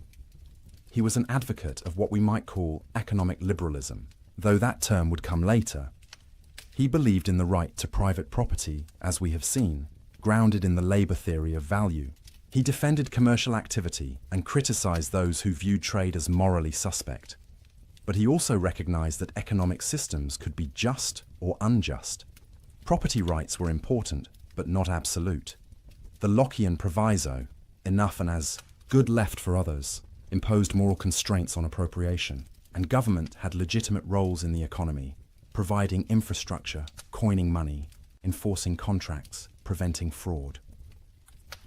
Locke served for several years on the Board of Trade in England, advising the government on economic policy. He wrote about monetary policy, interest rates, the relationship between trade and national prosperity. His approach was empirical, based on observation of how economies actually functioned rather than abstract theorizing. In all of this, we see the consistent application of Lockean principles. Freedom is valuable, both political and economic. But freedom exists within a framework of natural law, natural rights, and mutual obligation. The individual is important but not isolated. We are separate persons with our own rights, but we are also social beings who flourish only in community with others. Locke's relationship with religion is complex and fascinating, revealing both the depth of his faith and his willingness to subject even religious matters to rational scrutiny. He lived in an age when religious questions were literally matters of life and death, when people were executed for heresy, when nations went to war over theological disputes. Yet Locke sought a middle path between religious fanaticism and irreligious skepticism. He wrote a book titled The Reasonableness of Christianity, arguing that Christian faith was compatible with reason, indeed supported by it. The essential doctrines of Christianity, he claimed, were few and simple. Believe that Jesus is the Messiah. Live a moral life according to his teachings. The elaborate theological systems, the fine distinctions of doctrine, the complicated ceremonies, these were human additions, not part of the original simple message. This was a radical simplification, stripping away much that Catholic and Protestant churches considered essential. And it provoked criticism from Orthodox believers who saw Locke as dangerously heterodox, perhaps a secret Unitarian or Socinian, denying traditional doctrines of the Trinity and original sin. Locke also argued that reason could establish certain religious truths, that God exists could be demonstrated through rational argument. The order and design evident in nature pointed to an intelligent creator. Our own existence, our capacity for reason, suggested a rational source. These were proofs, Locke believed, available to anyone who thought carefully, regardless of scriptural revelation. But reason had limits. It could prove God exists, but could not reveal God's specific plans or purposes for humanity. It could establish moral law in general terms, but needed revelation to know the fullness of divine mercy and judgment. So faith and reason complemented each other. Reason established foundations, revelation built upon them. Most importantly for Locke, religious truth could not be imposed by force. Belief was a matter of inner conviction, not external conformity. The state had no right to dictate religious belief, only to maintain civil peace. And different religious communities should tolerate one another, recognizing that sincere people could interpret scripture differently, that God alone knew human hearts, that compulsion produced only hypocrisy, never genuine faith. This toleration, argument as we have seen, had limits Locke himself placed on it. But the logic pointed toward ever greater inclusivity, and it helped establish a framework for peaceful religious pluralism that has become essential to modern liberal democracies. Locke's own spiritual life seems to have been serious and sincere. if unconventional by the standards of his time. He read scripture carefully, took theology seriously, believed in providence and divine judgment. But he rejected claims to special revelation, miracles reported by others, any truth that contradicted reason. His religion was rational, moral, and intensely personal rather than institutional. As sleep draws nearer, consider this aspect of Locke's legacy. He showed that you could question authority, including religious authority, while maintaining faith. You could subject beliefs to rational scrutiny without abandoning the search for meaning and transcendence. You could live in a world of natural law without losing wonder at the mystery of existence. The last years of Locke's life bring our story full circle. After decades of danger, exile, and uncertainty, he finally saw his major works published and acknowledged. The essay concerning human understanding, the two treatises on government, the letter concerning toleration, all appeared in print, some anonymously, others with his name attached. He became a respected figure, sought out by younger thinkers, consulted by government officials. He lived quietly with friends, continuing to read and write despite declining health. He corresponded with Newton about philosophy and theology. He advised on economic policy. He watched as the political principles he had defended became reality in England's constitutional monarchy. But he never sought fame or power for themselves. His goal had always been truth, understanding, the careful examination of human nature and human institutions in hopes of making life better, freer, more reasonable. He had risked everything for these ideals, and he had lived to see them gain a foothold in the world. When Locke died in 1704, at the age of 72, he left behind a body of work that would shape the modern world. But he also left questions, tensions, incompleteness.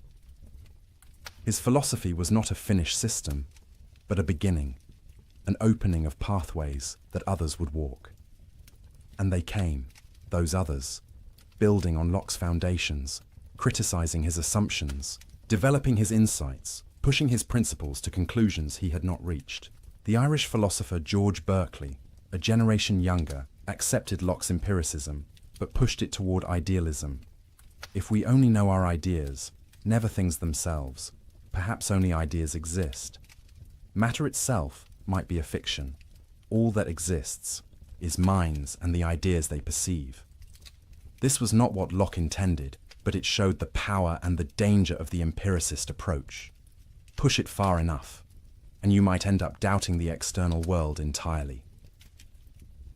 David Hume, the great Scottish skeptic, took Locke's empiricism even further. He questioned whether we could know anything about substance, about causation, about the self. All we ever encounter, Hume argued, are impressions and ideas. We never experience substance, only bundles of qualities. We never experience causal necessity, only constant conjunction. We never experience a unified self, only a stream of perceptions. Locke had been too conservative, too willing to assume things beyond experience. These critiques revealed both the fertility and the fragility of Locke's philosophy. The blank slate, the empiricism, the focus on experience, all of this was enormously influential. But it raised questions Locke had not fully answered. If all knowledge comes from experience, what guarantees the uniformity of nature? What justifies induction? What gives us knowledge of the external world? What holds the self together as a unity rather than a mere succession of disconnected experiences? Immanuel Kant, the great German philosopher, would attempt a synthesis, accepting the empiricist insight that knowledge begins with experience, while arguing that the mind brings certain structures to experience, organizing it according to innate categories and forms of intuition. Kant claimed to be reconciling empiricism and rationalism, though neither camp was entirely satisfied. In the political realm, Locke's influence was more straightforward and more profound. The American founding fathers absorbed Lockean principles through their pores. Jefferson called Locke one of the three greatest men who ever lived. The Declaration of Independence echoes Locke's language and arguments. The Constitution implements Lockean principles of limited government, separation of powers, protection of rights. The French revolutionaries also invoked Lockean ideas, though with less success at implementation. The Declaration of the Rights of Man and Citizen proclaimed natural rights, popular sovereignty, equality before law, all Lockean themes. Throughout the 19th and 20th centuries, movements for democracy, civil rights, decolonization, all drew on Lockean arguments. The language of natural rights, human rights, inalienable rights, all stems from the tradition Locke helped establish. But Locke's legacy also includes darker elements. His labor theory of property was used to justify colonial dispossession of indigenous peoples. If they had not mixed their labor with the land in ways European observers recognized, then perhaps the land was still in a state of nature, available for appropriation. This was a perversion of Locke's proviso about leaving enough and as good, but it shows how philosophical arguments can be weaponized. Similarly, Locke's acceptance of slavery under certain conditions, his investment in the slave trade, his failure to extend his principles fully to women and non-Europeans, all reveal the gap between universal principles and particular prejudices. Modern readers approaching Locke face a challenge. We must take seriously both the liberating power of his best insights and the limitations of his worst blind spots. We can honor the principles of natural rights and human equality while recognizing that Locke himself applied these principles incompletely. The architecture he built can house more than he intended if we are willing to finish the construction. In epistemology, Locke's influence continues in psychology, cognitive science, and educational theory. The idea that the mind is shaped by experience, that nature and nurture both matter, that learning happens through engagement with the environment, all reflect Lockean insights, even if modern understanding is more nuanced than the blank slate. Metaphor suggests, we now know that human infants are not quite blank slates. They have innate capacities, predispositions, even some core knowledge. Language acquisition, for instance, seems to depend on innate structures. Moral intuitions appear very early, but experience still plays an enormous role in shaping these capacities, filling them with specific content, developing them in particular directions. The debate between nativism and empiricism continues, but in a more sophisticated form than Locke could have anticipated. In political philosophy, Lockean liberalism remains a powerful tradition, though contested from multiple directions. Some argue it is too individualistic, neglecting community and solidarity. Others say it is not individualistic enough, that Locke's acceptance of majority rule threatens minority rights. Feminists point out its historical exclusion of women. Marxists criticize its defense of private property. Communitarians question its social contract framework. Yet Lockean principles continue to animate debates about justice, rights, democracy, tolerance. When we argue about the proper role of government, the limits of state power, the protection of individual liberty, the legitimacy of revolution, we are arguing within a framework Locke helped create. Perhaps most enduringly, Locke gave us a way of thinking about ourselves that combines empirical honesty with respect for human dignity. We are not finished products, not fixed essences, not predetermined by nature or fate. We are ongoing constructions, built from experience, shaped by choices, capable of change. This is simultaneously humbling and empowering. Humbling because it denies us any claim to innate superiority. Empowering because it suggests we can become better than we are.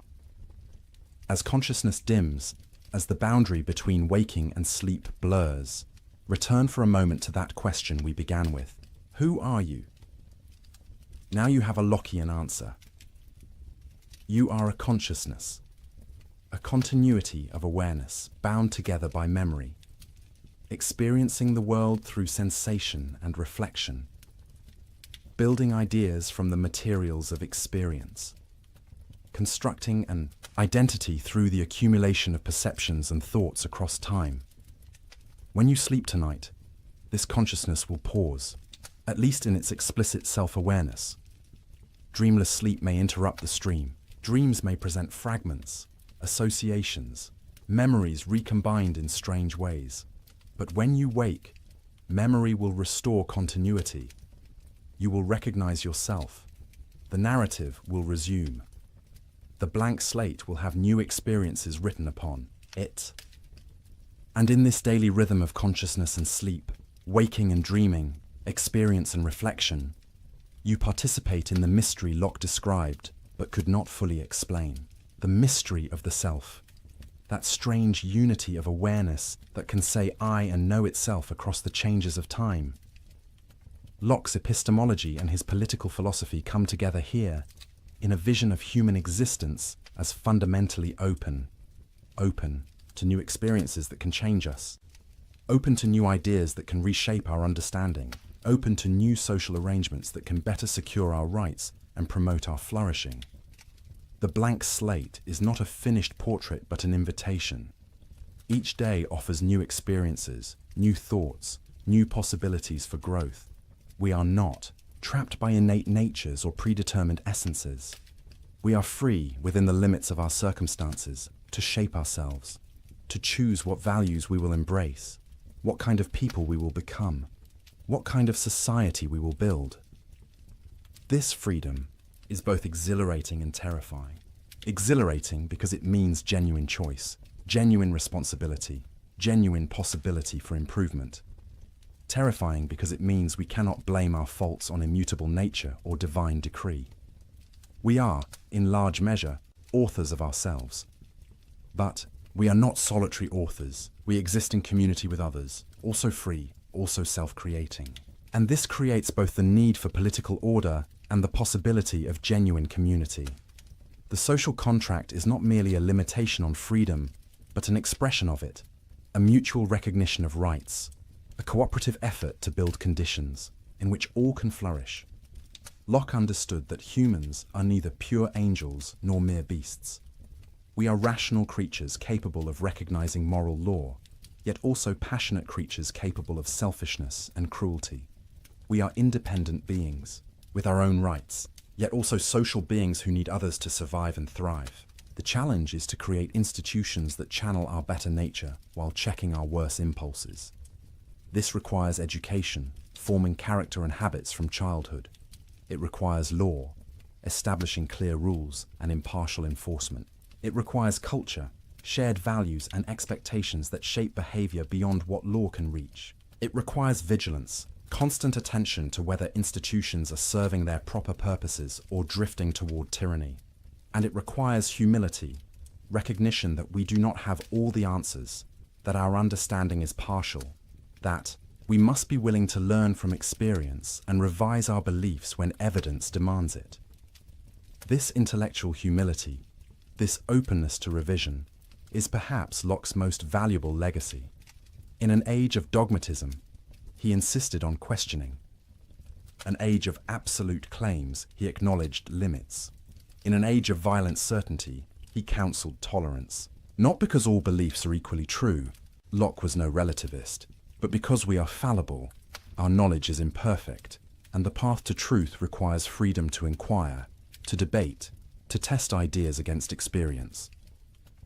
As you drift now toward sleep, carry with you this Lockean wisdom. Your identity is not fixed but evolving, shaped by every experience, every choice, every moment of consciousness. Your knowledge, while real, is partial, built from the limited perspective of your particular experience, always open to expansion and correction. Your freedom is real but not unlimited, existing within a framework of natural law and social contract, respected by others to the degree you respect theirs. Tomorrow, you will wake as yourself, consciousness restored, memories intact, ready to receive new experiences that will continue to write upon the slate of your mind. You will face choices about what kind of person you want to become, what values you want to embrace, how you will use your freedom. You will participate in communities that shape you even as you shape them. You will contribute to the ongoing construction of a world in which rights are respected, reason is valued, and humans can flourish. All of this is part of the architecture of the self, that Locke helped us understand. Not a finished building, but an ongoing construction. Not a static essence, but a dynamic process. Not a predetermined fate, but an open future. In the blank slate, Locke saw not emptiness, but potential. In experience, he saw not limitation, but opportunity. In consciousness, he saw not a substantial thing, but an active awareness, building itself through engagement with the world. In political order, he saw not oppression, but the possibility of genuine freedom secured through mutual agreement. These insights transformed the world. They made possible new forms of government, new understandings of education, new approaches to knowledge. They challenged inherited privilege and defended individual rights. They promoted tolerance and limited power. They elevated reason without dismissing faith. They honored both individual and community. The questions Locke asked remain our questions. How do we know what we know? What makes us who we are? What legitimizes authority? How much freedom should we have? What do we owe to others? How should children be raised? When is resistance to government justified? We may answer these questions differently than Locke did, informed by 3 more centuries of experience, enlightened about our own era's blind spots in ways Locke could not be about his, but we answer them within a framework of inquiry he helped establish, using methods he pioneered, honoring principles he articulated. The architecture of the self that Locke described is your architecture. The blank slate he hypothesized is, in some measure, your slate, written upon daily by sensation and reflection. The consciousness he analyzed is your consciousness, experiencing these very thoughts at this very moment, creating continuity across time through the binding power of memory. The natural rights he defended are your rights, inherent to your humanity, not granted by government, but protected by it. The social contract he envisioned is the implicit agreement under which you live with others, mutual recognition of freedom within law. As consciousness fades, as sleep claims you gently, the self pauses, but does not disappear. Tomorrow it will resume, refreshed, ready to receive new impressions, to build new ideas, to make new choices. The ongoing construction continues. The narrative unfolds. The blank slate receives new writing. And in this daily rhythm of consciousness and rest, experience and reflection, freedom and order, you live out the philosophical insights John Locke articulated 3 centuries ago. The architecture he described is the architecture of your own being. The questions he asked are the questions of your own existence. The principles he defended are the principles that make your flourishing possible. Rest now in the knowledge that you are free to become, free to choose, free to grow. That your identity is real, but not rigid, continuous but not static, yours but not isolated. That your consciousness will return tomorrow, carrying forward, creating the thread that binds your life into a meaningful whole. The blank slate awaits new experiences. The self awaits new developments. The story continues, as it has from your first moment of awareness to this present instant, as it will tomorrow and beyond. Each experience adding to the accumulation, each choice shaping the person you are becoming, each moment of consciousness participating in the profound mystery of what it means to be human. And with that gentle assurance, with that recognition of your ongoing construction, with that appreciation for the freedom and responsibility of self-creation, let sleep come. Let consciousness rest. Let the architecture of the self stand for the night, solid enough to endure, flexible enough to grow, ready to receive tomorrow's experiences and to build from them something new. Like and subscribe for more journeys through the gentle chambers of philosophical thought, where the great minds of history share their wisdom to guide us toward rest and understanding. Until we meet again in the theatre of consciousness, sleep well, knowing you are part of a grand tradition of human reflection on the deepest questions of existence, knowing your freedom is real, your potential is vast, and your story is still being written, one experience at a time, on the blank slate of an ever-developing mind.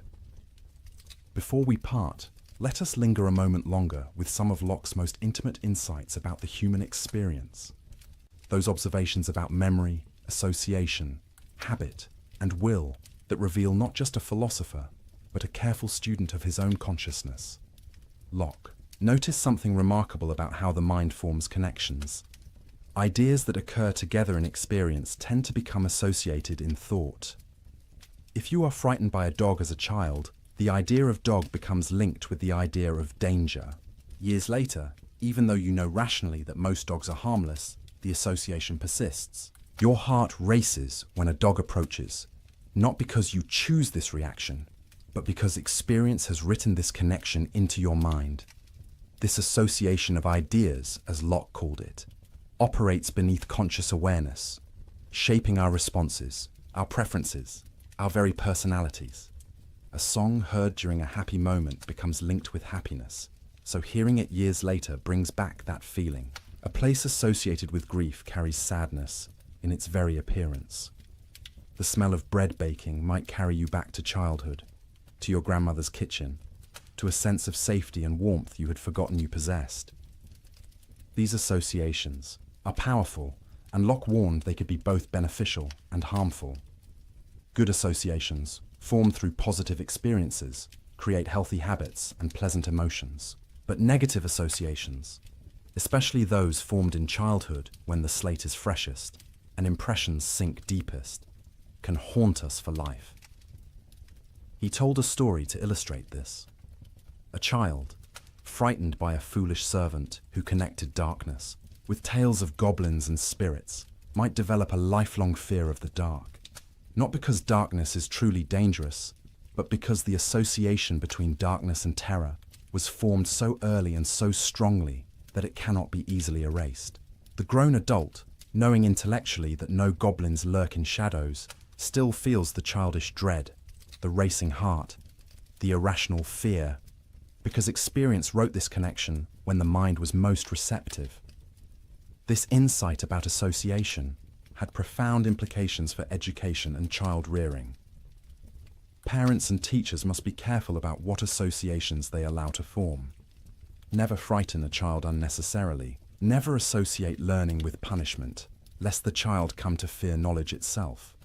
Never link religion with harshness, lest faith become associated with cruelty rather than love. Instead, create positive associations. Let learning be pleasurable. Let virtue be rewarded. Let the child associate good behavior with parental approval, moral action with happiness, knowledge with power and freedom. These early associations, Locke emphasized, shape character more than any explicit instruction. Tell a child 1,000 times that learning is valuable, but if every encounter with books brings punishment for fidgeting or boredom from poor teaching, the child will associate books with unpleasantness. The association speaks louder than the lecture. This is why habit is so important in Locke's moral psychology. Habits are repeated associations, patterns written so deeply into the mind through repeated experience that they become nearly automatic. The virtuous person is not someone who constantly struggles against temptation through willpower alone. Rather, virtue becomes habitual, a pattern of association where right action feels natural, comfortable, even pleasurable. How do we form good habits? Through repeated practice, starting young.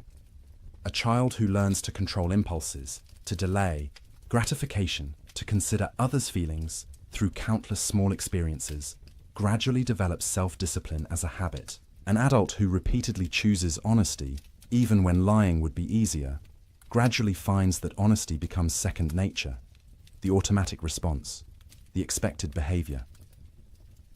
But Locke also recognized that bad habits, once formed, are difficult to break.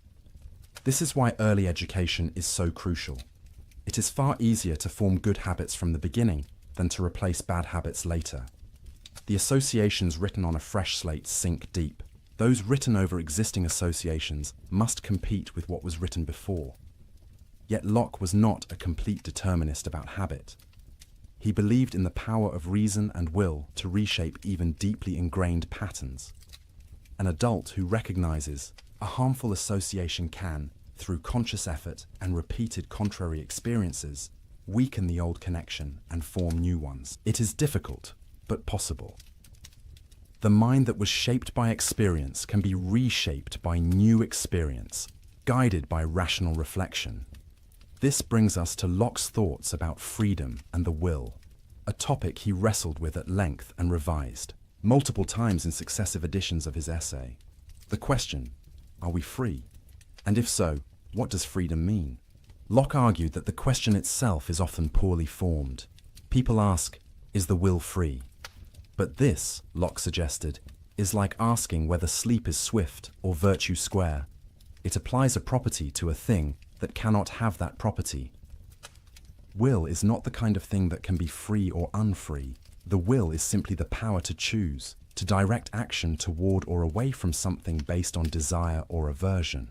The real question is, are persons free? And here, Locke's answer was nuanced. A person is free when they can do what they will to do, when their actions follow from their choices without external compulsion or internal incapacity. If you want to raise your arm, and you can raise your arm, you are free in that respect. If you want to raise your arm but cannot, because someone holds it down, you are not free. If you want to raise your arm but cannot because of paralysis, you are not free. But what about the will itself? Are we free to will what we will? Can we choose our choices? Here, Locke's answer becomes more complex. We do not, he argued directly, choose what we desire.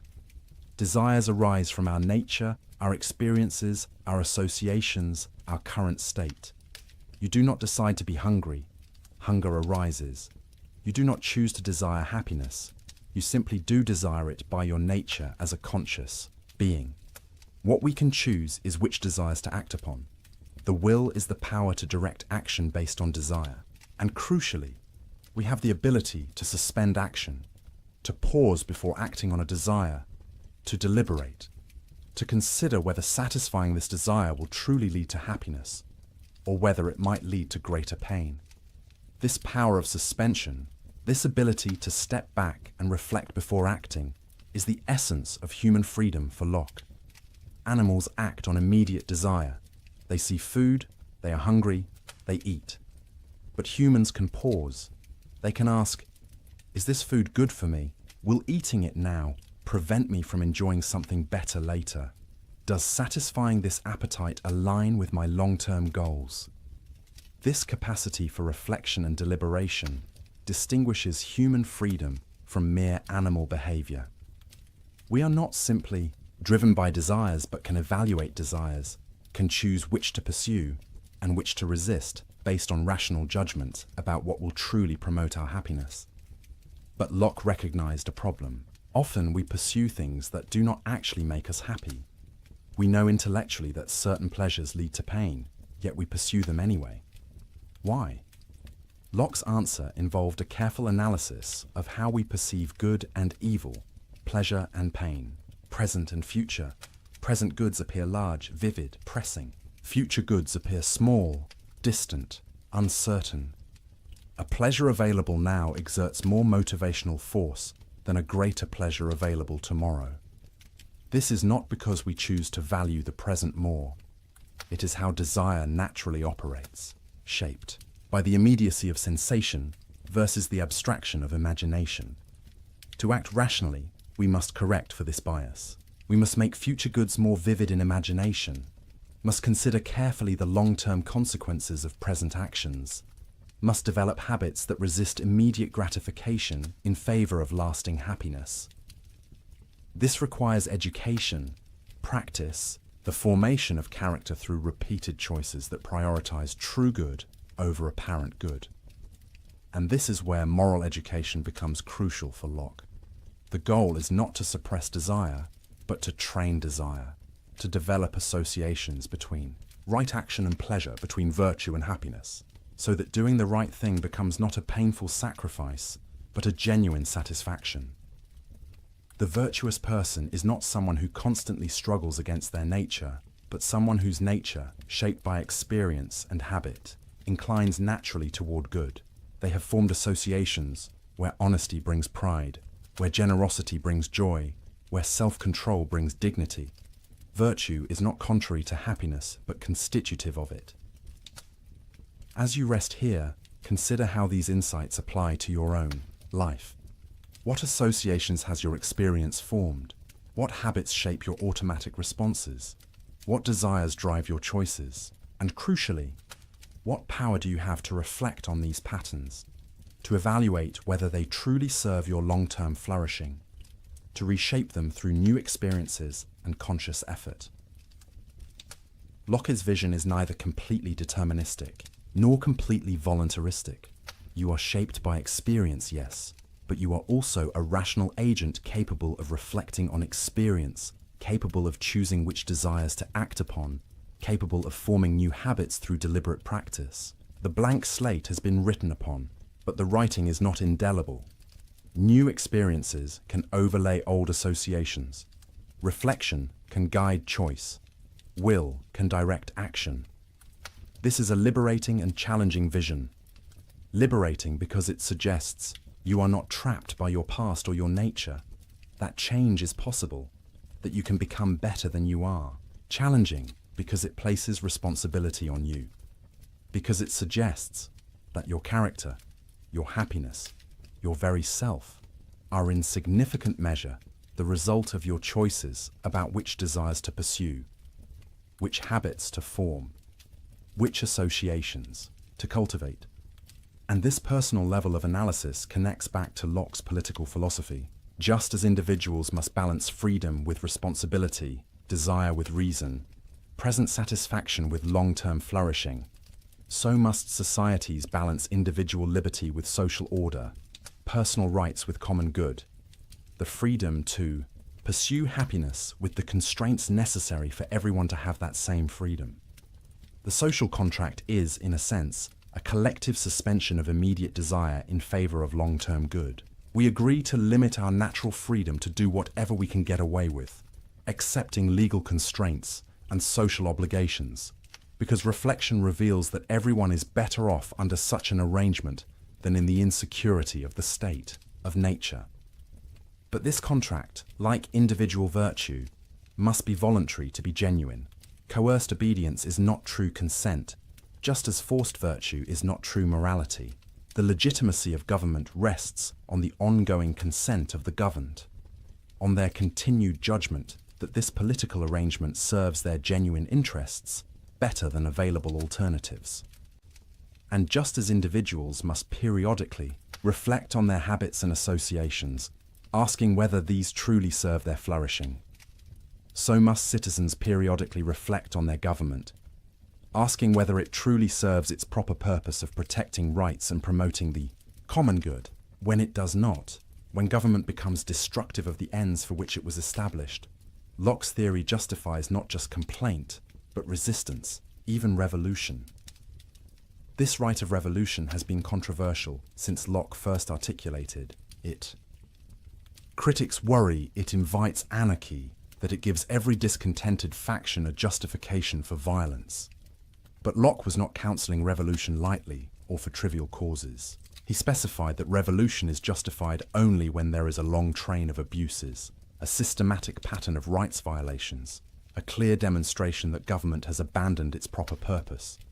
And he noted that people are naturally conservative, reluctant to overturn established order. Revolution happens not because philosophers write books justifying it, but because governments provoke it through persistent tyranny. The real danger is not that people will rebel too readily, but that they will endure oppression too long, that their habits of obedience and their fear of change will keep them submissive, even when justice demands resistance. This tension between order and liberty, between stability and change, between tradition and reform, runs through all political life. Locke did not resolve it definitively, but he provided principles for navigating it. Respect for natural rights, consent of the governed, rule of law, separation of powers, tolerance of diversity, willingness to reform unjust institutions.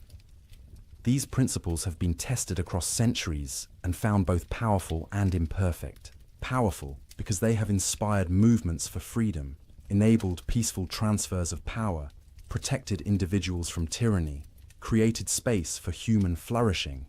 Imperfect because they have been applied selectively, invoked to justify as well as to oppose oppression, interpreted in contradictory ways. The work of building just societies, like the work of forming virtuous character, is never complete. New challenges arise, old solutions prove inadequate, principles must be reinterpreted. For changed circumstances, the blank slate of each new generation must be written upon with the accumulated wisdom of the past, while remaining open to the new insights of the present. Locke himself, despite his profound contributions, had blind spots we now see clearly. His acceptance of slavery, his limited toleration, his assumptions about property and gender, all reflect the prejudices of his time. Later generations have had to extend his principles beyond where he took them, to include those he excluded, to recognize rights he did not acknowledge, to build the more complete and consistent liberalism his own logic implied, but his own practice failed to achieve. This is not a failure of Locke's philosophy, but rather evidence of its power. The principles are strong enough to be turned against their author's own inconsistencies. The logic of natural rights, once unleashed, pushes toward ever greater inclusivity. The commitment to reason and experience demands ongoing refinement of theory in light of observation. The emphasis on consent requires listening to voices previously silenced. In this way, Locke's philosophy is alive, growing, developing, not a dead monument, but a living tradition. Each generation writes its own experiences on the collective slate, forming new associations, developing new habits, creating new institutions, always building on what came before, while also revising, correcting, expanding. And you, lying here, on the threshold of sleep, are part of this ongoing story. The experiences you have, the choices you make, the character you form, the society you help create, all of these contribute to the great human project of building a world where freedom and order, rights and responsibilities, individual flourishing and common good can coexist and reinforce each other. This is Locke's legacy, not a finished system but a method, not dogma but questions, not certainty but the humble confidence that reason and experience, carefully applied, can guide us toward truth and justice, even if we never reach perfect understanding or perfect society. As consciousness dims and sleep approaches, let these thoughts settle gently. You are a self in process, shaped by experience yet capable of reshaping yourself. You are free within limits, able to choose yet influenced by associations and habits. You are an individual with rights, yet also a member of communities with obligations. You are rational yet also passionate, capable of wisdom yet prone to error, finite yet oriented toward transcendent goods. This is the human condition, as Locke understood it, neither angel nor beast, but something between. A rational animal, a political creature, a self-creating consciousness, an embodied soul, a bearer of rights and responsibilities, a blank slate being written upon by experience, even as you use reason, to guide which experiences you seek and how you interpret them. In sleep, this active process pauses, consciousness retreats, explicit self-awareness fades, the will relaxes its direction of attention. But the underlying continuity persists. The memories remain, ready to be accessed when consciousness returns. The habits endure, ready to shape tomorrow's choices. The associations sleep in the depths of mind, ready to influence perception and emotion when you wake. And in dreams, perhaps, the mind continues its work of association and reflection in different mode, freed from the constraints of waking logic, combining memories in novel ways, processing experiences, consolidating learning, perhaps even solving problems that baffled conscious deliberation. Locke himself was fascinated by sleep and dreams, seeing in them evidence for his theories about consciousness and identity. In dreamless sleep, consciousness is truly absent, yet we regard the sleeping person as the same individual who went to sleep. Why? Because we expect consciousness to return, because we anticipate that waking memory will bridge the gap, because personal identity consists in the continuity of consciousness across time, not in unbroken moment-to-moment awareness. And in dreams, consciousness is present but altered. We experience sensations, emotions, thoughts, often vivid and compelling. Yet these experiences are not caused by external objects, but by the mind's own activity, recombining memories, activating associations, playing out fears and wishes in symbolic form. Dreams demonstrate the mind's active power, its ability to construct experience from internal materials, even without sensory input from the external world. Some of Locke's successors would push this observation further. If the mind can construct such vivid experiences in dreams from purely internal sources, how do we know waking experience is any different? Perhaps all experience is constructed by the mind, and we never encounter external reality directly. This idealist conclusion, drawn by Berkeley and others, was not what Locke intended, but it shows how his careful observations could lead to unexpected places. For Locke himself, the distinction between waking and dreaming was clear enough in practice. Waking experience has coherence, consistency, regularity that dreams lack. The waking world obeys natural laws, responds to our actions in predictable ways, is shared by multiple observers who report similar perceptions. Dreams are fragmentary, illogical, private, unshared. This practical difference, even if we cannot prove metaphysically that waking experience corresponds to external reality, is sufficient to ground knowledge and guide action. This pragmatic approach, this willingness to acknowledge limits of certainty while still affirming the possibility of knowledge sufficient for human purposes, is characteristic of Locke's entire philosophy. We cannot prove we are not dreaming, cannot demonstrate with absolute certainty that matter exists, cannot be infallible in our judgments, but we can observe carefully, reason honestly, test our beliefs against experience, and build up a body of knowledge reliable enough to navigate the world and live well. This is intellectual modesty combined with practical confidence. We admit our limitations while still trusting our capacities. We acknowledge uncertainty while still making judgments. We remain open to correction while still committing to beliefs. This balance, this refusal of both dogmatic certainty and corrosive skepticism, is perhaps Locke's most valuable methodological contribution, and it applies not just to theoretical knowledge but to practical wisdom, to the art of living. We cannot know with certainty the best way to live, the perfect character to cultivate, the ideal society to build, but we can observe what tends to promote happiness and what tends to produce misery. We can experiment with different approaches, note the results, adjust our behavior accordingly.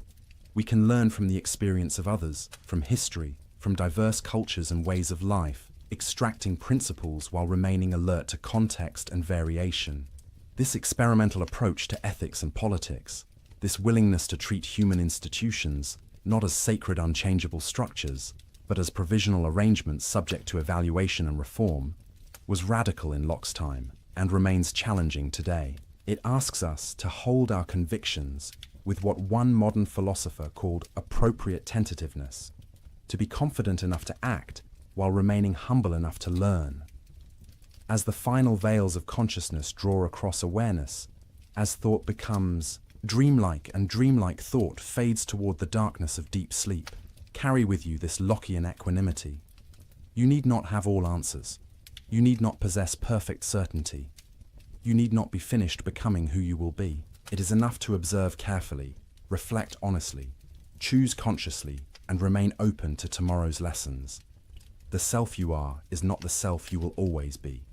The knowledge you possess is not all the knowledge available. The society you inhabit is not the only society possible. All is process, development, potential, possibility. The blank slate receives new writing daily.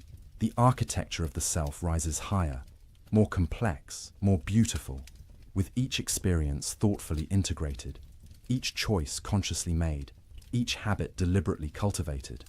And in this process, you participate in something larger than yourself, the great human project of understanding and improvement that has continued across millennia and will continue long after you. Locke is one voice in this conversation, an important voice, a clarifying voice, but one among many. Others came before, building the foundations on which he stood. Others came after, developing his insights and correcting his errors. And still others will come, writing new chapters in the ongoing story of human self-understanding and self-creation. Your contribution to this story may seem small, private, insignificant. You are one person among billions, one consciousness among multitudes, one slate among countless others being written upon by experience. But Locke's philosophy suggests that each person matters, each consciousness is valuable, each bearer of natural rights has inherent dignity regardless of station or circumstance. In the leveling egalitarianism of the blank slate, in the universal accessibility of reason and experience, in the shared possession of natural rights, Locke found grounds for human equality that did not depend on pretending we are all the same or all equally developed. We are different in countless ways, shaped by different experiences, forming different associations, developing different characters. But we all began as blank slates. We all build knowledge from experience. We all possess the capacity for reason and reflection. We all have rights inherent to our humanity. We are all ends in ourselves, not merely means to others' purposes. This recognition of equal dignity combined with acknowledgement of actual differences remains politically and personally challenging. How do we honor both? How do we protect equal rights while also recognizing that people have different needs, different capacities, different contributions? How do we balance individual liberty with social responsibility? How do we preserve diversity while also maintaining shared commitments? Locke's answers to these questions were incomplete, as he acknowledged. He offered principles and methods rather than detailed blueprints. He trusted that rational people, observing carefully and reasoning honestly, would develop appropriate arrangements for their particular circumstances. What works in one context may not work in another. What serves one generation may need revision for the next. This trust in human reason and human learning, this confidence that we can improve our condition through thought and experiment, this refusal of fatalism and fixed hierarchies, all of this flows from the blank slate empiricism that Locke articulated. If we are shaped by experience, then we can be reshaped by new experience. If knowledge comes from observation, then new observations can yield new knowledge. If governments rest on consent, then they can be reformed when they lose that consent. This is the radical hope at the heart of Locke's philosophy, the conviction that human life can be better, that reason and freedom are real possibilities, that the future is not determined by the past, that each blank slate can be written upon with better experiences leading to better characters, creating better societies. As you finally release consciousness, as sleep claims you fully, let this hope be your last waking thought. Tomorrow brings new experiences, new choices, new opportunities. The slate that is you will receive new writing. The self that is you will continue its construction. The story that is your life will unfold new chapters. And in all of this, you carry forward the great human capacity for rational freedom that Locke so carefully described and so passionately defended. Rest now in this knowledge. Rest in the certainty that you matter, that your experiences are real, that your choices have meaning, that your self is genuine even as it develops. Rest in the freedom to become, the responsibility to choose, the possibility of growth. Rest in the community of rational beings, past and present and future, all engaged in the great work of understanding and improving the human condition. The consciousness that says, I will return tomorrow. Memory will bind the moments into continuity. The self will resume its ongoing construction. But for now, let go. Let sleep do its restorative work. Let dreams play their mysterious role. Let the mind rest from its labors of perception and reflection. And know that when you wake, you will be yourself, changed by sleep, yet continuous with what went before. A blank slate that has been written upon, but never completely filled. A story that continues. A self that evolves. A consciousness that returns from its nightly sojourn ready to receive new experiences, and to continue the great work of being human. Thank you for joining this exploration of John Locke's philosophy, this journey through the architecture of the self, this meditation on consciousness and freedom, knowledge and rights, experience and identity. If you found peace in these reflections, please consider subscribing to support this channel, helping these gentle philosophical explorations reach others seeking wisdom in the quiet hours. And let me know in the comments where in the world you are resting tonight, adding your voice to this global community of nighttime philosophers. Until we meet again in the theatre of consciousness, until thought returns and reflection resumes, until tomorrow's blank slate awaits tomorrow's experiences, sleep well, knowing you are free, you are valuable, you are becoming, always becoming, moment by moment, experience by experience, choice by choice, in the ongoing adventure of creating yourself and contributing to the great human project of building a world where all can flourish in freedom, dignity, and mutual respect. Good night, fellow travelers. Good night, conscious beings. Good night, bearers of natural rights and rational capacities. Good night, blank slates being written upon by the infinite variety of human experience. May your sleep be deep, your dreams be gentle, and your waking be a joyful return to the precious gift of consciousness that makes you uniquely and wonderfully you. Good night. The world opens in silence. A street after rain. A child's shoe left on the steps. A candle flickers beside a hospital bed. Everywhere, the same question whispers through the noise of living. If there is a good and powerful God, why does the world suffer? This question is older than philosophy itself. It hides in every prayer, in every cry for meaning. It waits behind our smiles, watching as we pretend not to hear it. People have given it many names. Philosophers call it the problem of evil. Poets call it heartbreak. But it is one thing, the shock, that goodness and pain share the same sky. Long before us, a man named Gottfried Wilhelm Leibniz faced that question. He lived in a Europe torn by war and disease. He saw kings rise, cities burn, and faith fracture into doubt. Yet through all of it, he believed something extraordinary. He said, "This world, with all its sorrow, is still the best of all possible worlds." At first it sounds absurd. How could a world filled with hunger, betrayal, and grief be the best? How could a wise God choose this when so many gentler worlds seem possible?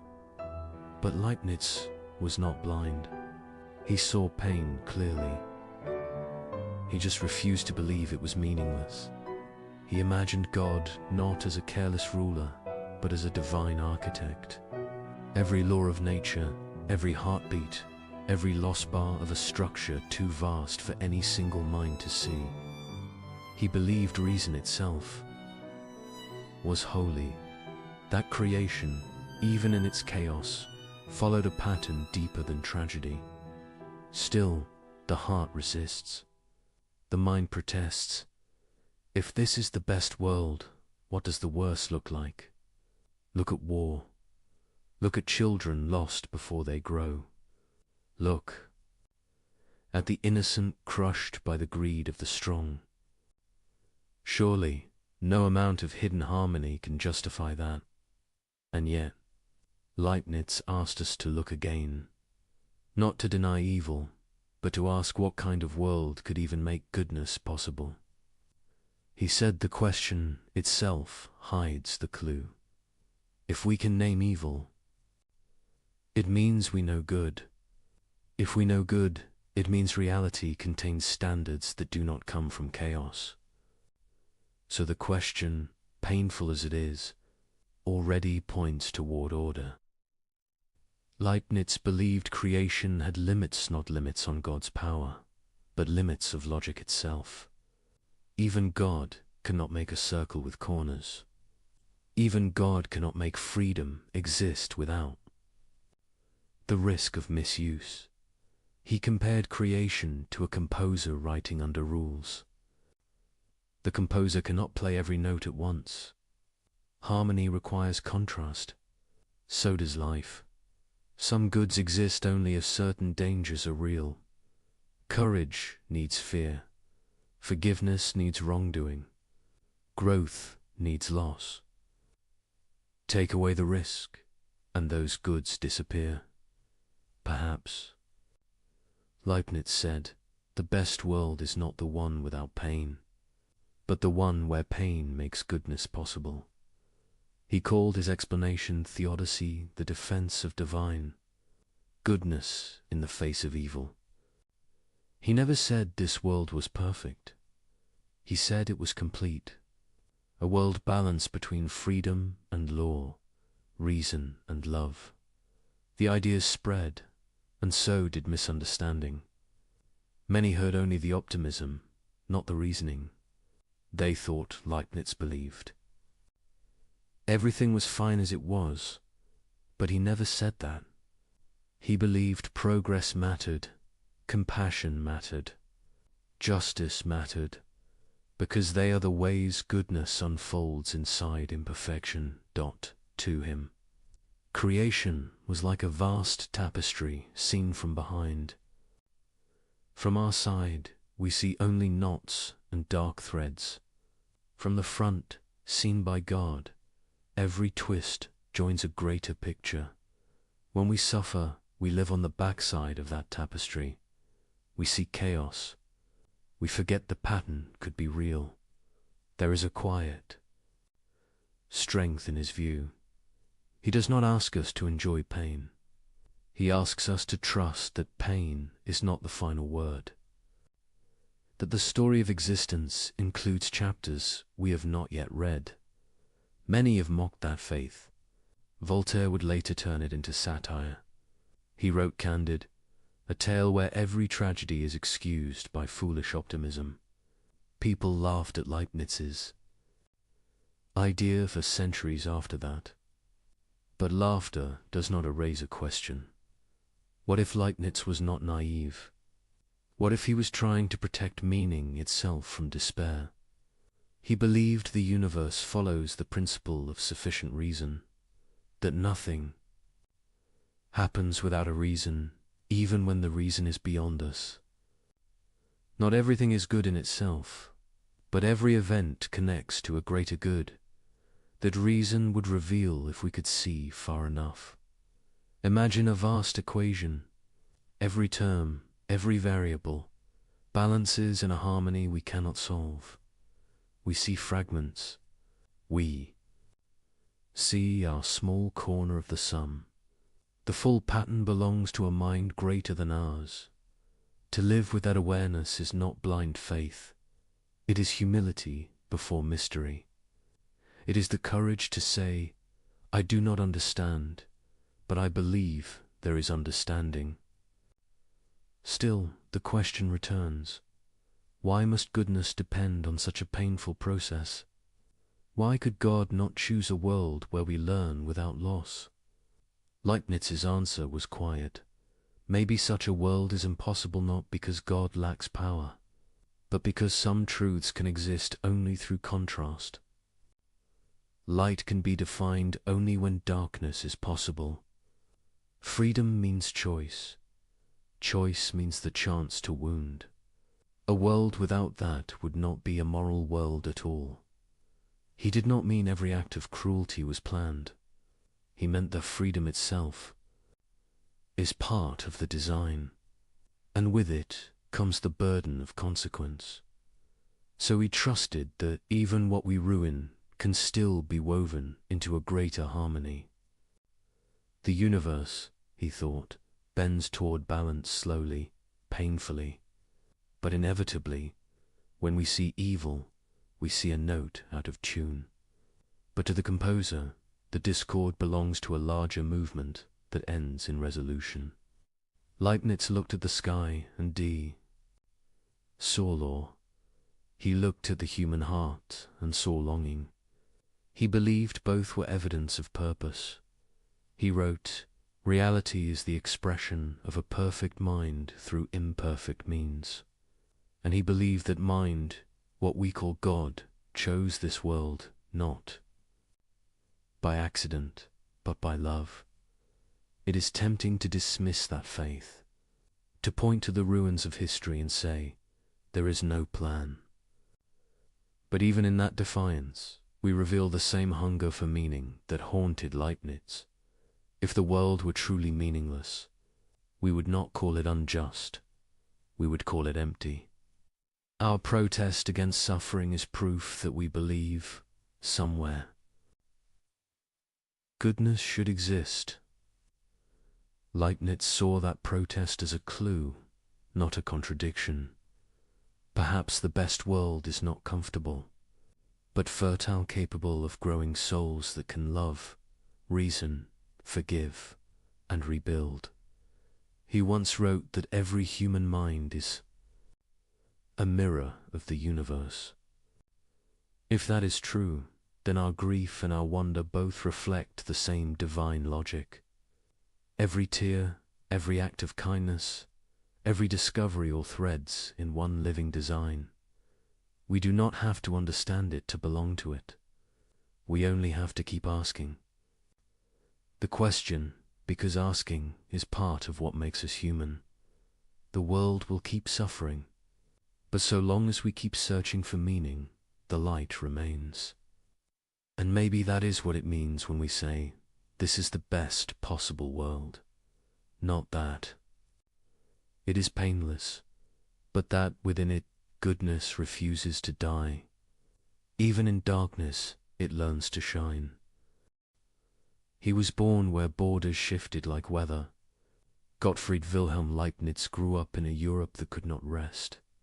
Religious battles, scarred cities, plague thinned the brave and the afraid alike. Kings argued with scholars, scholars argued with nature. Every map looked temporary. He walked into that world with a book under each arm. His father died when he was young. A library became his shelter. Shelves did not shout. They offered questions in orderly rows. He learned Latin before most. Boys learned work.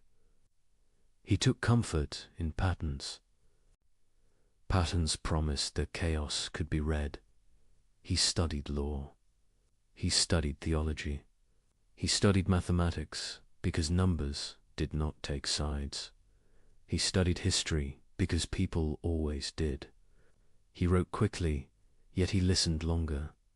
He believed that truth formed a single river, even when our minds drank from different streams. Europe shook. States hardened their borders. Churches hardened their words. Leibniz did something unusual. He tried to build bridges. He traveled as a diplomat. He served princes and electors, but he spoke to them as a patient teacher speaks to an eager child. He asked Protestants and Catholics to consider peace. He wrote letters to scientists across the continent. He believed correspondence could tame distance. He believed gentleness could tame pride. He searched for a universal language of thought. He called it a character of reason, not symbols for show, but signs that carried logic inside them. If we could compute truth, he said, we would argue less and understand more. Let us calculate, he dreamed, and let humility follow the result. He found the same hunger in mathematics. He created a new way to capture change. He wrote with small signs that could hold vast motion, dx, dy, integral. He believed the world, moved by tiny steps that reason could follow. To him, calculus was not just technique. It was a window into the grammar of nature. Others saw a tool. He saw a music of infinites. Across the channel, Isaac Newton worked toward the same heights. History later argued over who arrived first. Debate stormed like weather once again. Leibniz did not love the storm. He loved the discovery.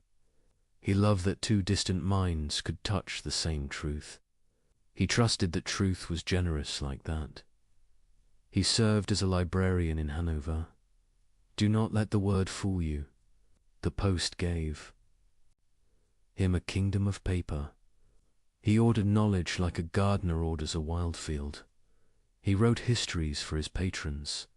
He built mechanical calculators with gears that mimicked thought.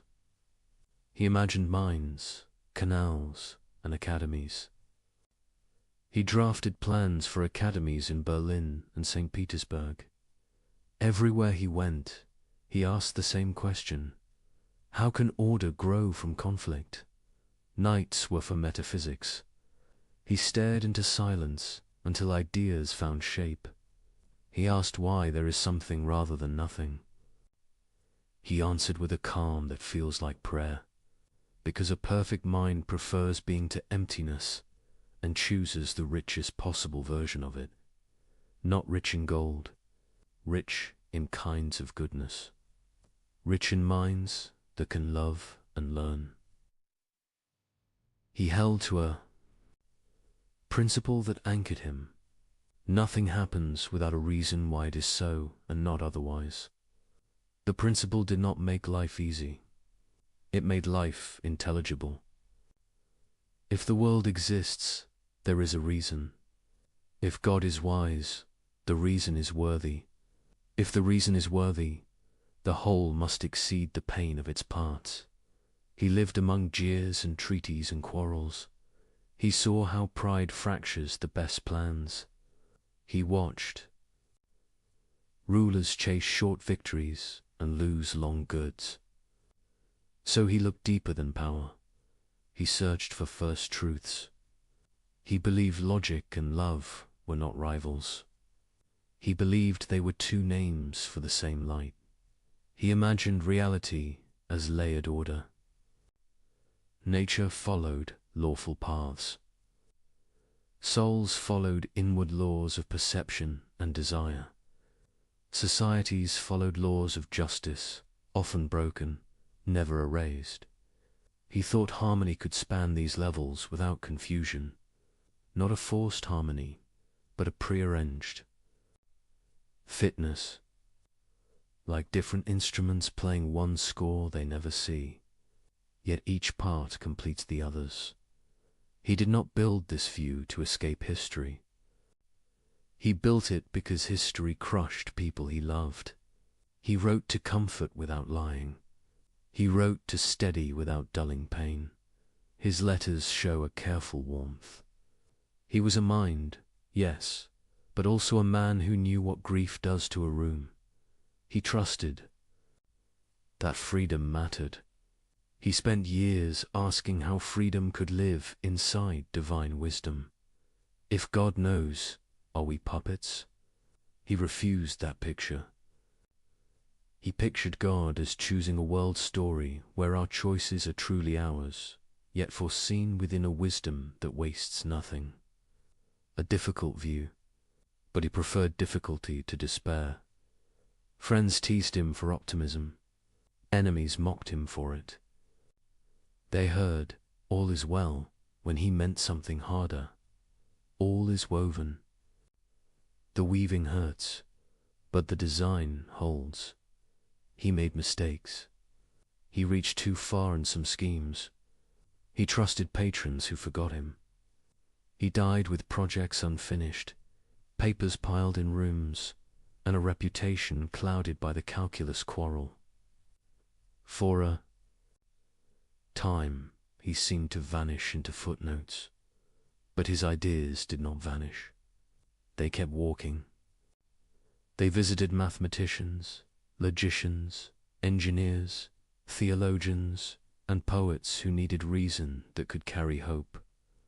They found new homes in the study of language and machines. They whispered to those who dreamed of computers where logic becomes. Action and symbols build worlds. He once walked the Harz Mountains to inspect mines. He studied pumps and slopes, learning how water could drown a promise. He sketched new machines to save the miners. Some plans failed. He learned from the failure. He believed that ideas must touch the ground or they are only decoration. He designed a stepped calculator, the stepped reckoner, to turn thought into motion by brass and wheel. In those stubborn teeth of metal, he saw a prophecy. One day, machines would help us think. He explored binary numbers, speaking in ones and zeros, long before electricity learned their song. He smiled to see that emptiness and stroke could build any number, that simplicity could carry endless complexity. He dreamed of an encyclopedia that never slept, a network of facts and proofs that anyone could search. He wrote proposals for rulers who did not always understand. Still he tried. He believed knowledge should not hoard itself. It should serve the common good. He met princesses who loved learning, especially Sophia and Sophia Charlotte, and he spoke to them with the same respect he gave to scholars. He walked gardens and discussed metaphysics beside fountains. He found in their questions a rare courage. They gave him patience when politics did not. In the end, honor failed him. When he died, few mourned in public. Some patrons had turned away. Court ceremony passed without his name. He left behind trunks of papers, a treasury waiting for hands that cared. History took time to open them. Later readers found there a map of possible futures. They found hints of logic that would become computer science. They found a style of thinking that refuses to choose between precision and mercy. So when we speak of a world ordered by love and reason, we are not reciting a hey slogan. We are remembering a life spent building proofs and bridges, a life that believed understanding is a kind of care, a life that asked leaders to be gardeners of human flourishing. Hold that image as the candle finally goes dark. Not a man who escaped the troubles of his age, but a man who answered them with patient craft. He left us a way to work, clear eyes, open hands, and hope that does the labor. He was born where borders changed with the wind. Gottfried Wilhelm Leibniz grew up in uneasy years. Europe argued with itself and with the sky. Faith broke into factions that guarded bitter memories. Plague moved through towns like a rumor with teeth. Kings traded letters and threats. Scholars hunted patterns inside the noise. He entered that world with wide eyes and a quiet hunger. His father died early. A library became a shelter and a guide. Shelves held their peace and offered a path. He learned Latin before most boys learned trade. He read history for the long view of suffering. He studied law to see how minds bind conflict. He studied mathematics to feel the calm of order. He studied theology to ask whether order loved us back. He learned to think in layers. He sensed that events had roots in secret joints. He felt that reason could turn chaos into structure, not by force, by patient care. He walked into universities like a pilgrim enters a cathedral, not to posture, to listen. He copied the cadence of old Latin prose. He gathered small claims and made them speak. He trained a habit that would anchor his life. Nothing without a reason. No claim without warrant. The continent shook itself awake after war. Princes needed counselors who could argue without rage. Leibniz learnt the art. He became a diplomat with a scholar's heart. He wrote letters that crossed empires. He promised calm when tempers tore. He asked Protestants and Catholics to breathe. He searched for grounds they held in common. He believed understanding could outrun pride. He wanted a language that could tame confusion.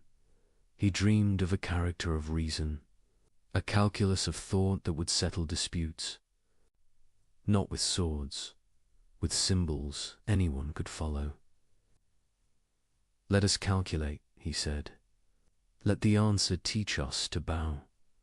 He built machines that could lend a hand to the mind. He shaped brass and wheel into a stepped reckoner. He loved the stubborn truth of metal. He loved that a gear holds its argument.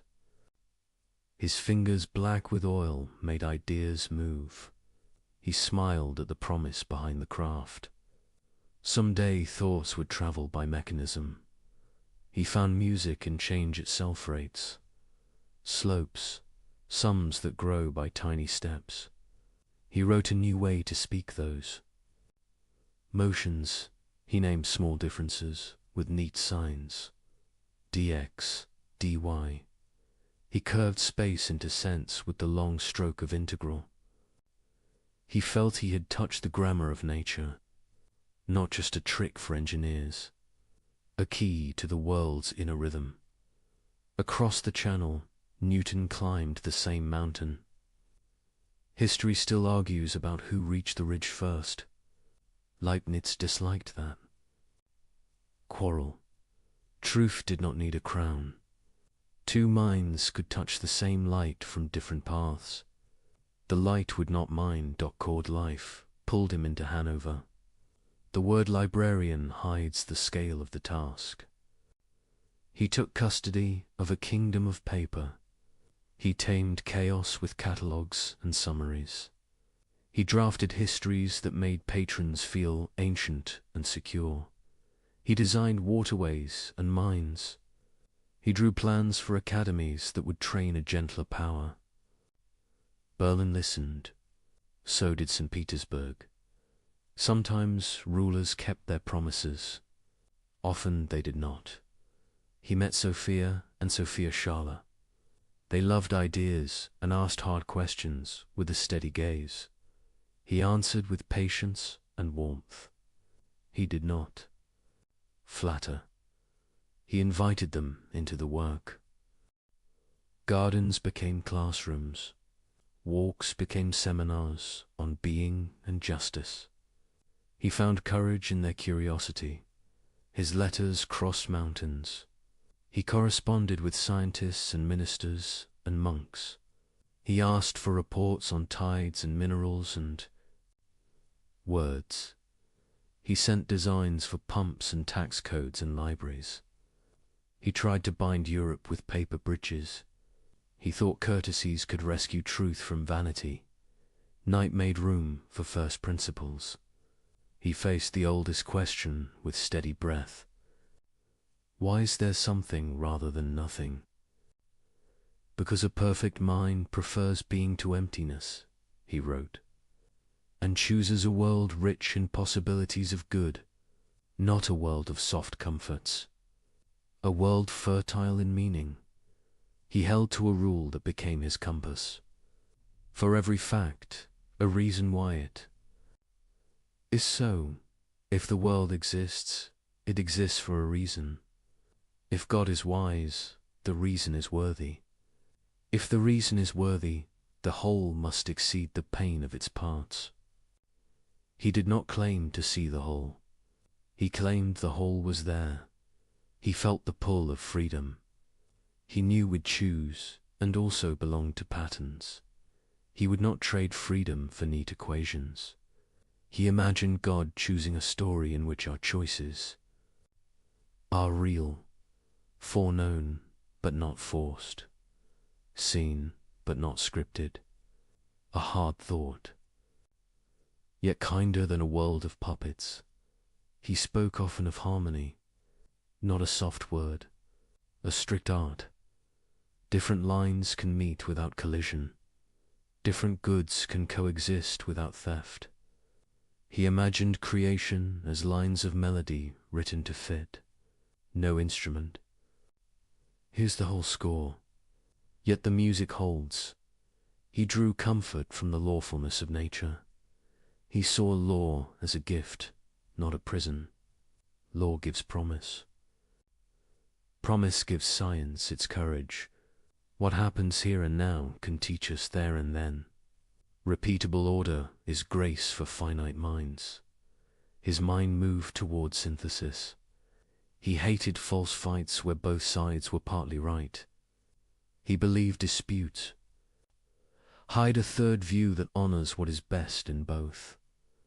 So he looked for bridges between atom and soul, between number and mercy, between church and church, between chord and conscience. He also failed. He chased grand projects beyond the patience of patrons. He sent proposals to wide for narrow budgets. He trusted promises from men who counted only today. He watched doors close without ceremony. He kept writing anyway. He thought time nurses good seeds. He suffered neglect at the end. His name dimmed in halls, he once advised. He died without honors fit for his labor. Trunks of papers waited like sealed gardens. Readers came late and found the gates. What they saw changed their own plans. They found notes on a number system, built of yes and no. 1 and 0 could build any count. Simplicity could host infinity. He had seen the bones of future machines. They found a plan for a living encyclopedia, a book that never ended, a place where knowledge could answer to search. Many dismissed it as dreamful. Then centuries worked to make it ordinary. They found a spirit behind the papers, a man who believed thought is a form of care. He wrote as if clarity could bless. He wanted rulers to govern like gardeners. He wanted scholars to heal. He wanted citizens to reason without scorn. He knew that optimism is easy when you are blind. He was not blind. He saw cities die and children buried. He still believed the universe kept faith with order. He still believed the mind could be trained to hope with discipline. He did not confuse order with quiet. He knew reform makes noise. He praised argument when it sought the common good.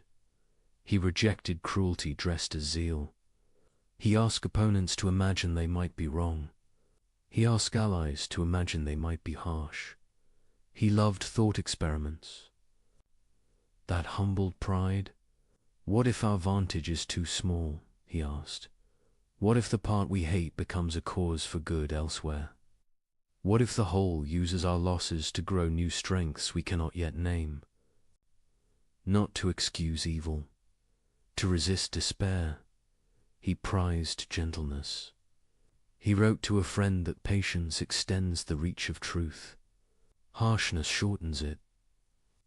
He told himself to prefer precise mercy over loud wit. He did not always succeed. He tried again. He believed in progress, but not in arrogance. He did not think history guaranteed wisdom. He thought wisdom must be chosen, must be practiced, must be taught by example and law. He wanted a Europe less drunk on triumph. He wanted victory measured in fewer widows. He wanted schools that trained, heart as well as hands. He wanted power to kneel before reason and charity. He took long walks after rain, streets where lamps made small circles of trust. He listened to the city and heard a low request. Make us livable, not merely strong. Make us decent, not merely clever. He would have smiled at a modern lab. He would have wept at a modern war. He would have urged us to write more letters and fewer insults, to fix what we can fix, to measure twice, to honor dissent that argues in good faith, to leave a clean desk and a kind note.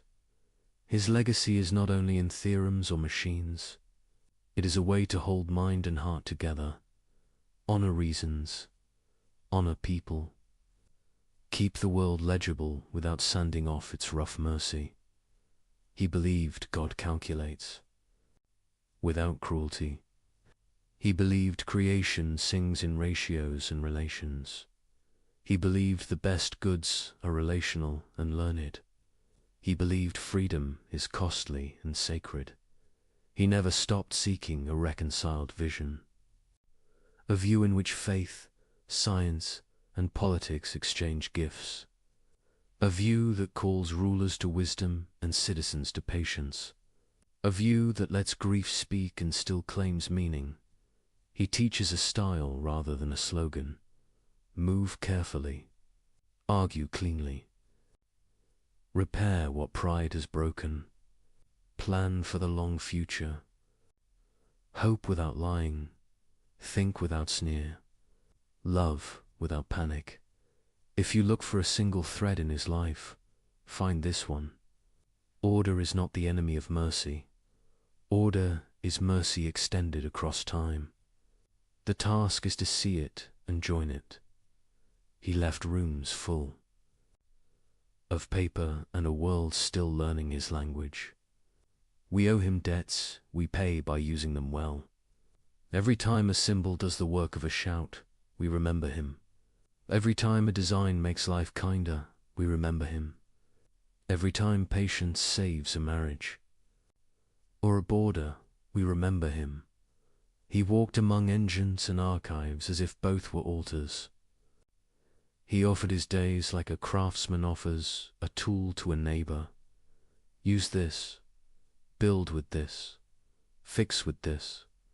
Do not boast, do not despair. He believed reason could be devotion. He believed love could be precise. He believed the mind, trained by care, could help a broken age find balance. He believed, at last, that nothing is wasted in a wise universe. Even the pages we lose teach the hands that turn the rest. Even the dark hours become part of morning. A world full of pain still begged to make sense. Leibniz believed sense could be found, not imposed, but reasoned. He saw thought itself as sacred. If the mind is made by God, then to think clearly is a kind of prayer. He began with a rule that would shape his life. Nothing happens without a reason. Every truth must answer the question why this and not something else. It sounds simple. It builds everything.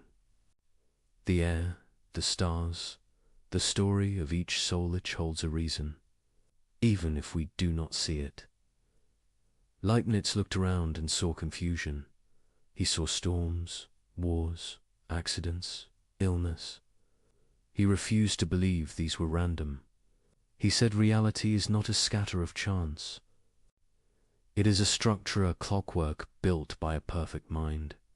Not perfect in stillness, but perfect in harmony. He imagined God before creation, a mind infinite in power and imagination. Every possible world already alive in that mind. Endless combinations of laws, choices, and stories. Worlds where mountains never form. Worlds where freedom never costs. Worlds without laughter because nothing ever goes wrong. From that vast library of possible worlds, God chooses one, the one that achieves the greatest balance of good. This world. The world we inhabit to most ears. That sounds bold or naive, but to Leibniz, it was pure reason. He said perfection is not the absence of pain, it is the presence of order. And order does not mean control, it means purpose. He imagined God as a composer, every law of nature, every human choice, every birth and death notes in a cosmic song. Some are high and bright, some are low and harsh. Taken alone, they sting. Together, they form harmony. And harmony, not silence, is what makes beauty eternal. This vision did not erase suffering. It located it. Each event fits somewhere in a whole we cannot see. We live inside the movement. We cannot yet hear the ending. He wrote that God acts according to wisdom, not whim. A perfect being cannot do things without cause. Power without reason would be chaos. Goodness without reason would be blind. Wisdom binds both together. God does what makes sense in the fullest, deepest way possible. Leibniz called this the principle of sufficient reason. To him it was not abstract, it was moral. It meant the universe is not absurd. It meant the story of everything is justified by understanding, not luck. Even when we cannot follow the thread exists. He believed that reason itself was a sign of divine mercy. It lets us share, in small ways, the same light that guides creation. When we think well, we participate in that light. When we love truth, we echo the love that made the world. He used mathematics to mirror his faith. In numbers, he saw a universe that never contradicts itself. 2 + 2 will always make 4, not because we decree it, but because it cannot be otherwise. That same clarity, he thought, runs beneath existence. The rules of thought and the rules of being must match, because both come from one mind. He looked at nature and saw lawfulness. He looked at himself and saw awareness. He looked at both and saw a bridge. The bridge was reason, the same logic. That shapes a falling apple, shapes the movement of thought. For him, this was not coincidence, it was confirmation. Creation is intelligible because it was made by intelligence. He trusted that if God chose this world, there must be a reason why this one is best. Not best for each moment, but best in the full design. If there is evil, it is allowed only because it serves a higher good that could not exist without it. Like shadow helping light to be seen, like discord teaching the ear to crave resolution, like heartbreak opening space for compassion. He did not speak from comfort. He lived through years of disease, famine, and fear. He saw death without glory. He saw the price of ignorance and greed, yet his faith in divine logic did not break. He thought understanding was a duty, not a decoration. He warned against lazy optimism. To say everything is fine is false. To say everything can find its place in meaning is faith. The first looks away, the second looks through. His confidence in logic drew both praise and anger. To the devout, it made God sound too human, too rational. To the skeptics, it made faith sound too clever, too tidy. Leibniz stood between them, refusing to abandon either side.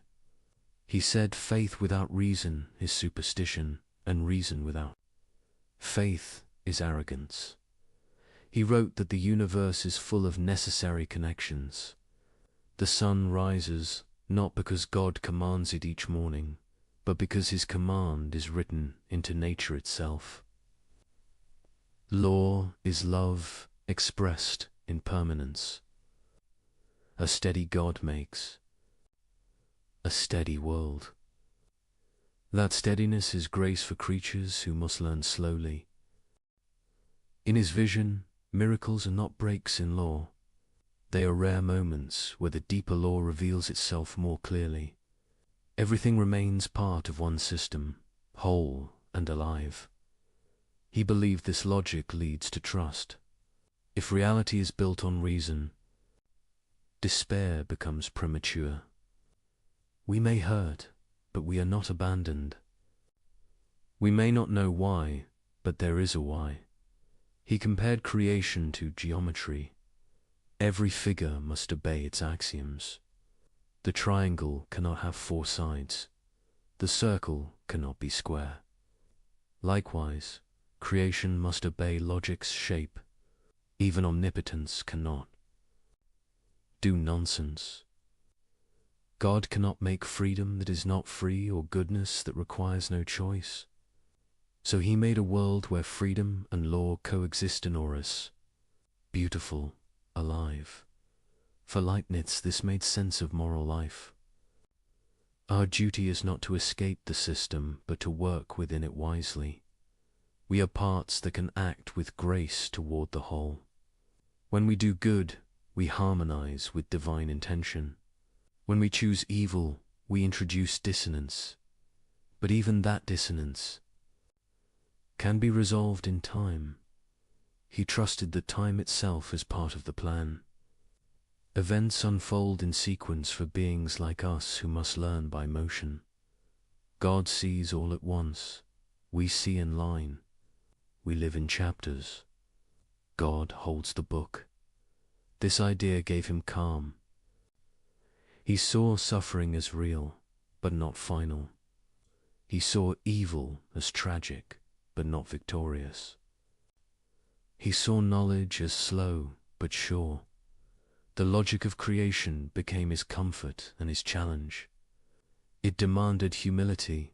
No mind smaller than infinity can judge the total work. But it also gave dignity. Even our questions, when honest, participate. In truth, he pictured reality as a great chain of being, each link necessary, each link contributing to the strength of the whole.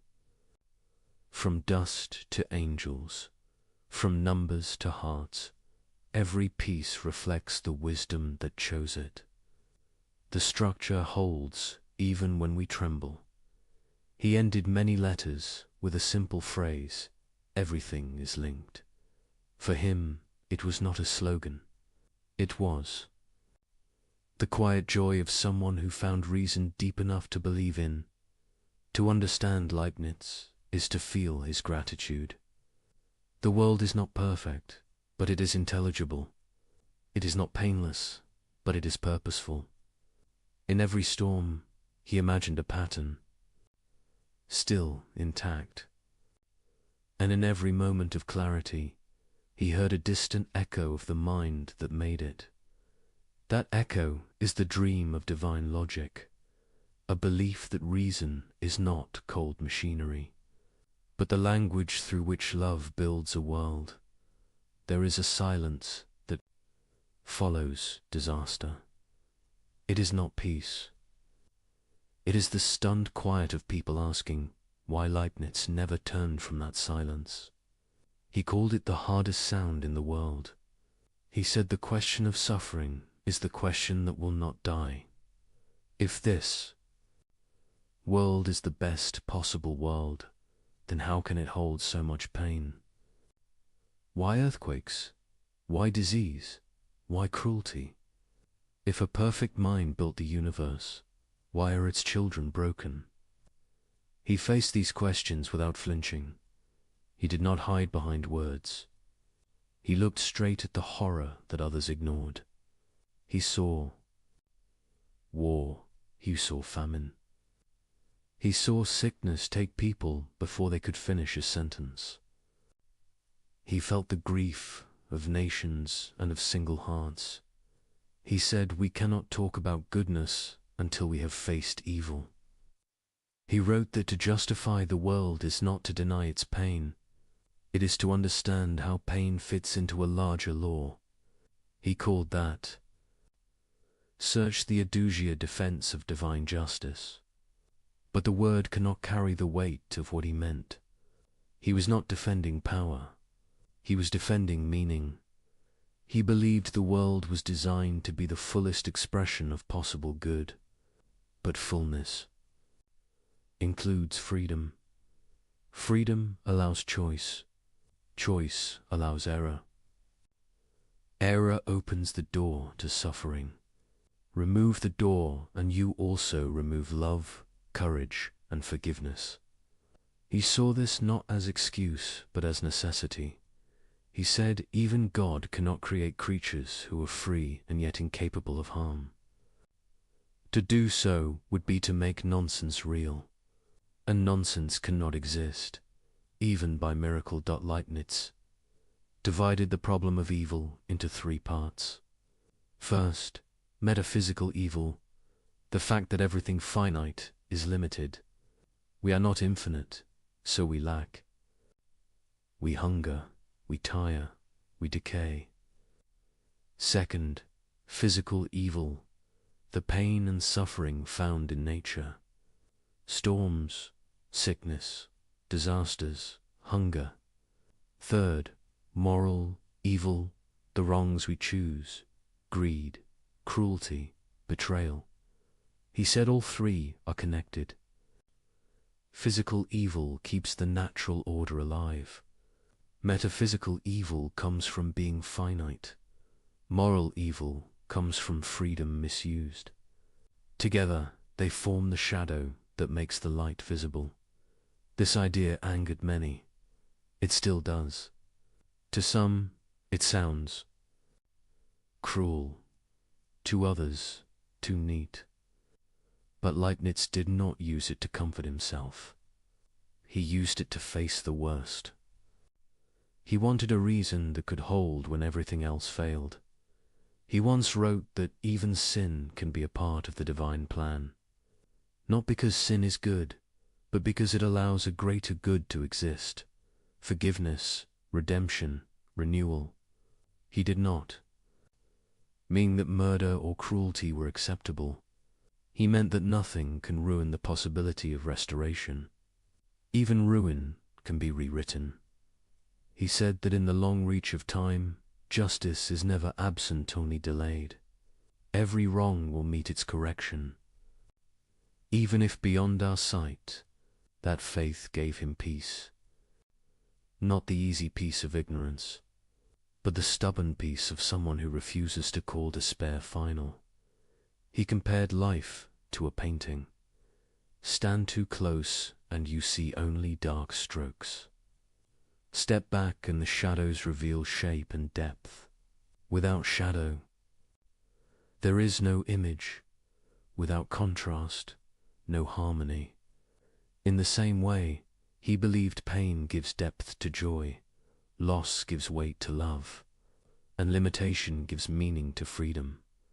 Still, he did not expect everyone to agree. He admitted that reason cannot erase grief. When tragedy strikes, logic feels like paper in the rain. He wrote that understanding must walk with compassion. To tell a mother her loss is part of a plan is to speak without wisdom. He urged gentleness. In philosophy, truth, he said, is strong enough to wait until tears are done. The Lisbon earthquake would come years after his death, but it would test every word he wrote. Tens of thousands crushed in seconds, churches falling on worshippers, children buried where they prayed. Later thinkers asked the same question again. If this is the best possible world, what does that mean? Leibniz's answer was not denial, but depth. He said the best world is the one that allows the greatest total harmony over all time. Not every moment must be pleasant for the whole to be perfect. Even music contains dissonance. Even storms feed the soil. Even death can renew life. The pattern includes what we would never choose, yet somehow need. He wrote that goodness is not fragile. It bends without breaking. It gathers what is lost and turns it toward purpose. That faith, he said, makes moral life possible. If evil were absolute, nothing we do would matter. If good is deeper than evil, then every act of kindness pushes creation closer to balance. He saw redemption not as magic, but as arithmetic. Every wrong can be balanced by a right. Every cruelty can be answered by courage. Every wound can become wisdom. The process is long, but sure. To him, the presence of evil did not disprove God. It proved freedom. It proved growth. It proved the universe is alive and still being written. He said a perfect world without evil might be possible in imagination, but not in reality. It would be a world without struggle, without virtue, without change. It would be static, a picture, not a life. He preferred a living world with risk and redemption to a lifeless paradise. He spoke often of divine mercy as patient logic. God, he said, allows what he hates to achieve what he loves. A harsh mercy, but a mercy still. Through pain, the soul learns empathy. Through loss, it learns gratitude. Through weakness, it learns humility. Through time, it learns to trust the whole it cannot see. He believed every story ends in restoration. Not because humans succeed, but because goodness, being eternal, cannot fail. What breaks will be mended. What is lost will be found again in a higher form. He saw history as a grand repair, each age moving the universe closer to its intended. Harmony critics said this. Faith makes people passive. They said if everything serves a plan, why fight injustice? Leibniz rejected that. He said doing good is part of the plan. We are agents of correction, not spectators. We are threads chosen to repair what is torn. Every act of care completes a fragment of the design. He did not ask people to smile through pain. He asked them to work through it, to trust that effort has meaning, even if unseen, to act as though their courage joins something vast and holy. He believed suffering can purify love. When the self breaks, pride falls away. What remains is compassion. What remains is truth. For him, evil was never final. It was the raw material out of which understanding grows. He wrote that God does not waste pain. It becomes the seed of wisdom, the soil of virtue. In time, the world learns to grow good from its own wounds. He once said the universe is like a mirror. Each soul reflects the whole. When one suffers, the image trembles everywhere. That is why empathy exists. That is why goodness multiplies when shared. It is not a law written on paper. It is the rhythm of being itself. In this rhythm, pain and joy are partners. Loss opens space for hope. Grief carves room for gratitude. Evil awakens conscience. Darkness makes us reach for light. This, he said, is the strange mercy of creation. It allows us to become part of its redemption. We cannot erase suffering, but we can answer it. We can create small harmonies within the greater one. Leibniz died before he could see how deeply his words would divide people. To some, he was the last great optimist before the storm of modern doubt. To others, he was the first thinker brave. Enough to stare at evil and still believe in good. He offered no escape from tragedy, only a way to hold it without despair. He taught that a wise heart can look at pain and still say, "There is meaning here, even if I cannot see it. There is purpose here, even if it waits beyond my reach." He trusted that one day the universe will reveal itself whole, and that every tear will have its place in that revelation. Until then, we live in the shadow. We struggle, question, grieve, and keep going. And in that persistence, in that refusal to surrender meaning, we already begin to prove him right. The age loved wit more than patience. Salons filled with bright talk and bright candles. People wanted answers that sparkled. They wanted laughter sharper than a knife. Into that room walked Voltaire. He lived through exile, censorship, and danger. He hated cruelty and hated stupidity more. He wrote to wake the conscience with shock. He believed the pen should make tyrants tremble. He loved speed. He loved clarity. He loved the clean cut of satire. He heard the claim that this world is the best possible world. He heard it not as careful reasoning, but as comfort for the comfortable. To him, such optimism looked like a rich man's coat, warm, expansive, and blind to the cold outside. He sharpened his reply until it glittered. He created a teacher who spoke in polished certainties. The teacher said that all is for the best. Disaster followed disaster. The teachers smiled through each one. The students suffered. The world burned around them. The smile did not move. Readers laughed, then winced, then laughed again, because the mask looked familiar. This was the power of satire. It compressed the debate into a single gesture, a serene face amid wreckage. Optimism turned into a costume. Faith turned into a habit of denial. The joke spread faster than any book of metaphysics could. Rooms repeated it until it became a proverb. To call someone a defender of the best possible world became a way to call them naive. Voltaire had reasons for his anger. The world around him dealt pain without shame. Censors punished truth. Clergy protected cruelty. Courts humiliated the powerless. He saw victims crushed under systems that claimed to be holy. He swore to break that spell. Satire was his hammer. Another event hardened his case. The earth itself shook and swallowed a city. Churches collapsed onto worshippers mid-prayer.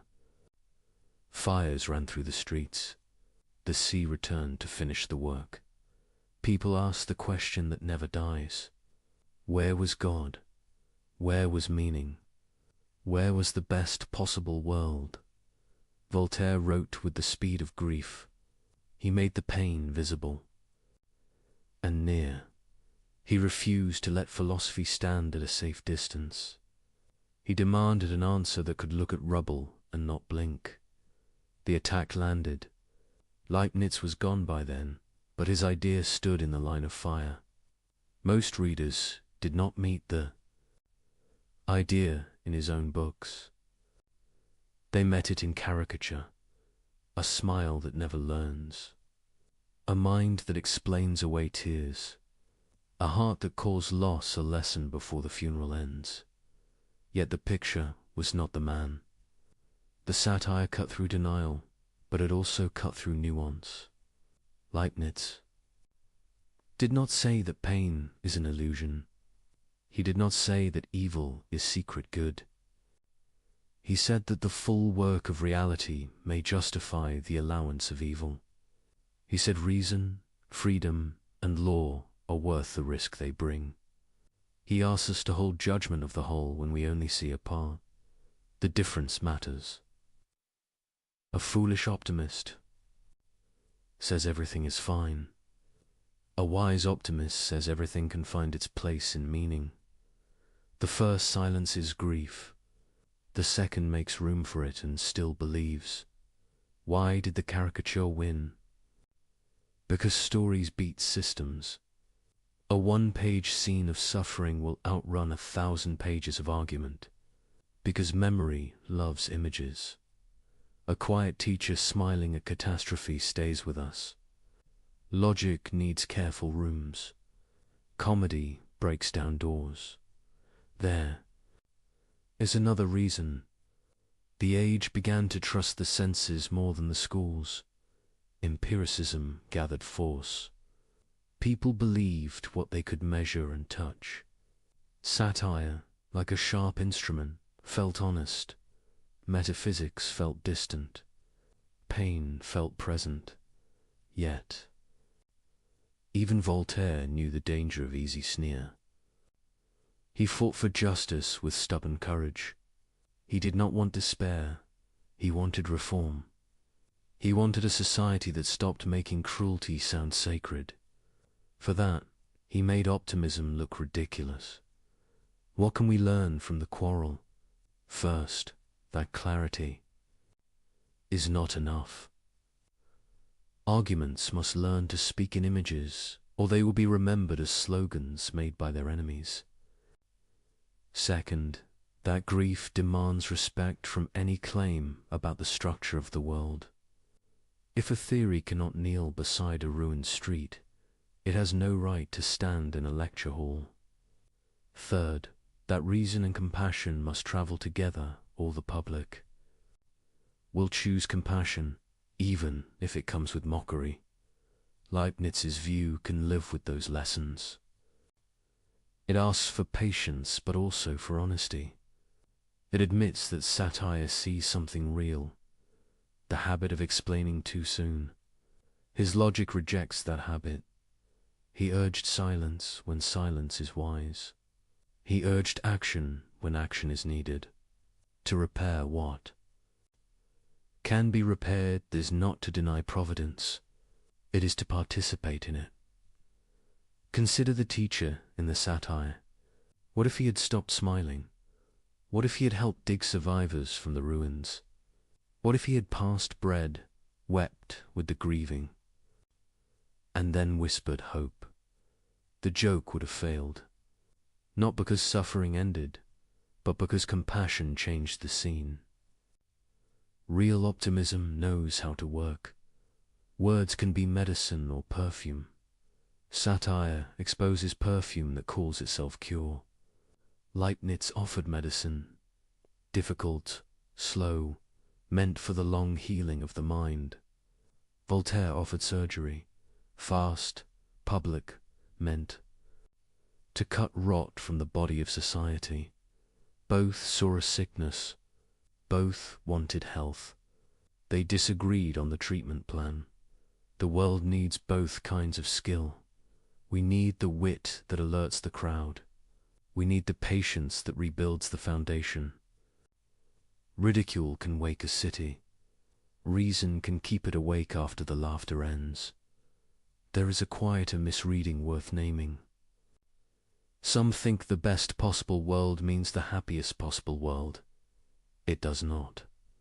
Happiness is fragile and often shallow. Goodness is deeper and often severe. The best world is the one that realizes the highest goods in the richest order. Those goods include freedom, courage, justice, and mercy. They bloom in harsh weather. They need risk and time. Another misreading says the idea excuses every crime. It does not. The claim is not that whatever happens is good. The claim is that goodness can make use of whatever happens without endorsing it. A surgeon may use a scar to save a life. The scar is not the goal. The life is. A third misreading treats the view as a call to passivity. If the world is best, why change anything? Because the world includes us as agents. Because the best world is the one in which free creatures wrestle with evil and learn to love. If we fail to act, we withhold part of the world's design. The plan trusts our courage. Satire will always return. It should. Complacency needs a critic. But after the laugh, the work remains. We still need to think clearly and live kindly. We still need to build cities that protect the weak. We still need to teach children that hope is not denial. It is discipline. Voltaire asked for justice now. Leibniz asked for trust across time. These are not enemies. They are different horizons of the same moral life. One fights the day's cruelty. The other defends the reason for fighting at all. There is a scene that binds them. A town after thee. Storm. Neighbors search the wreckage. One lifts a beam. One holds a child's hand. One speaks words that steady, shaking breaths. The critic and the metaphysician are both there. One says, we must never allow this neglect again. The other says, do not give your heart to despair. Goodness still has roads to walk. The town needs both. The future needs both. The story of the idea did not end with a joke. New thinkers rose who tried to carry what was true in both voices. They learned to distrust, lazy comfort and lazy scorn. They asked for reasons that can face rubble and keep their dignity. They searched for a vision of reality that honors law and honors tears. From this struggle, a better understanding of optimism can grow. Not optimism that refuses to see blood on the ground. Optimism that sees it, binds the wound, and still believes. The wound will heal. Not optimism that replaces action with slogans. Optimism that treats action as the very method by which Providence writes the next page. When people quote the satire, let them. It is a warning against glib speech. Answer by living in a way that makes the joke misfit the scene. Serve, build, study. Refuse cruelty. Refuse despair. Let your hope have calluses. A last thought about laughter. It can humiliate. It can also cleanse. Used well, it clears the stage of pretense so truth can speak. Used poorly, it makes cynicism look like wisdom. The difference is compassion. Satire with love heals. Satire without love scars. If the world is the best possible world, it is not because pain is good. It is because good can be grown from pain. By minds and hearts that cooperate with reason and grace. The task before us is simple and severe. See clearly. Help quickly. Hope stubbornly. Voltaire forced that task back into view. Leibniz refused to surrender the ground of meaning. Between them stands the human heart, pulled by grief and guided by thought. It beats through earthquakes and through salons. It looks for a way to live without lies and without despair. Hold that heart steady. Teach it to think. Teach it to love. Then the old debate becomes something else. Not a contest of clever lines, but a common work. A world where wit and wisdom serve the same mercy. There was an earlier critic whose shadow shaped the stage. Pierre Bell argued that reason alone could not justify the ways of God.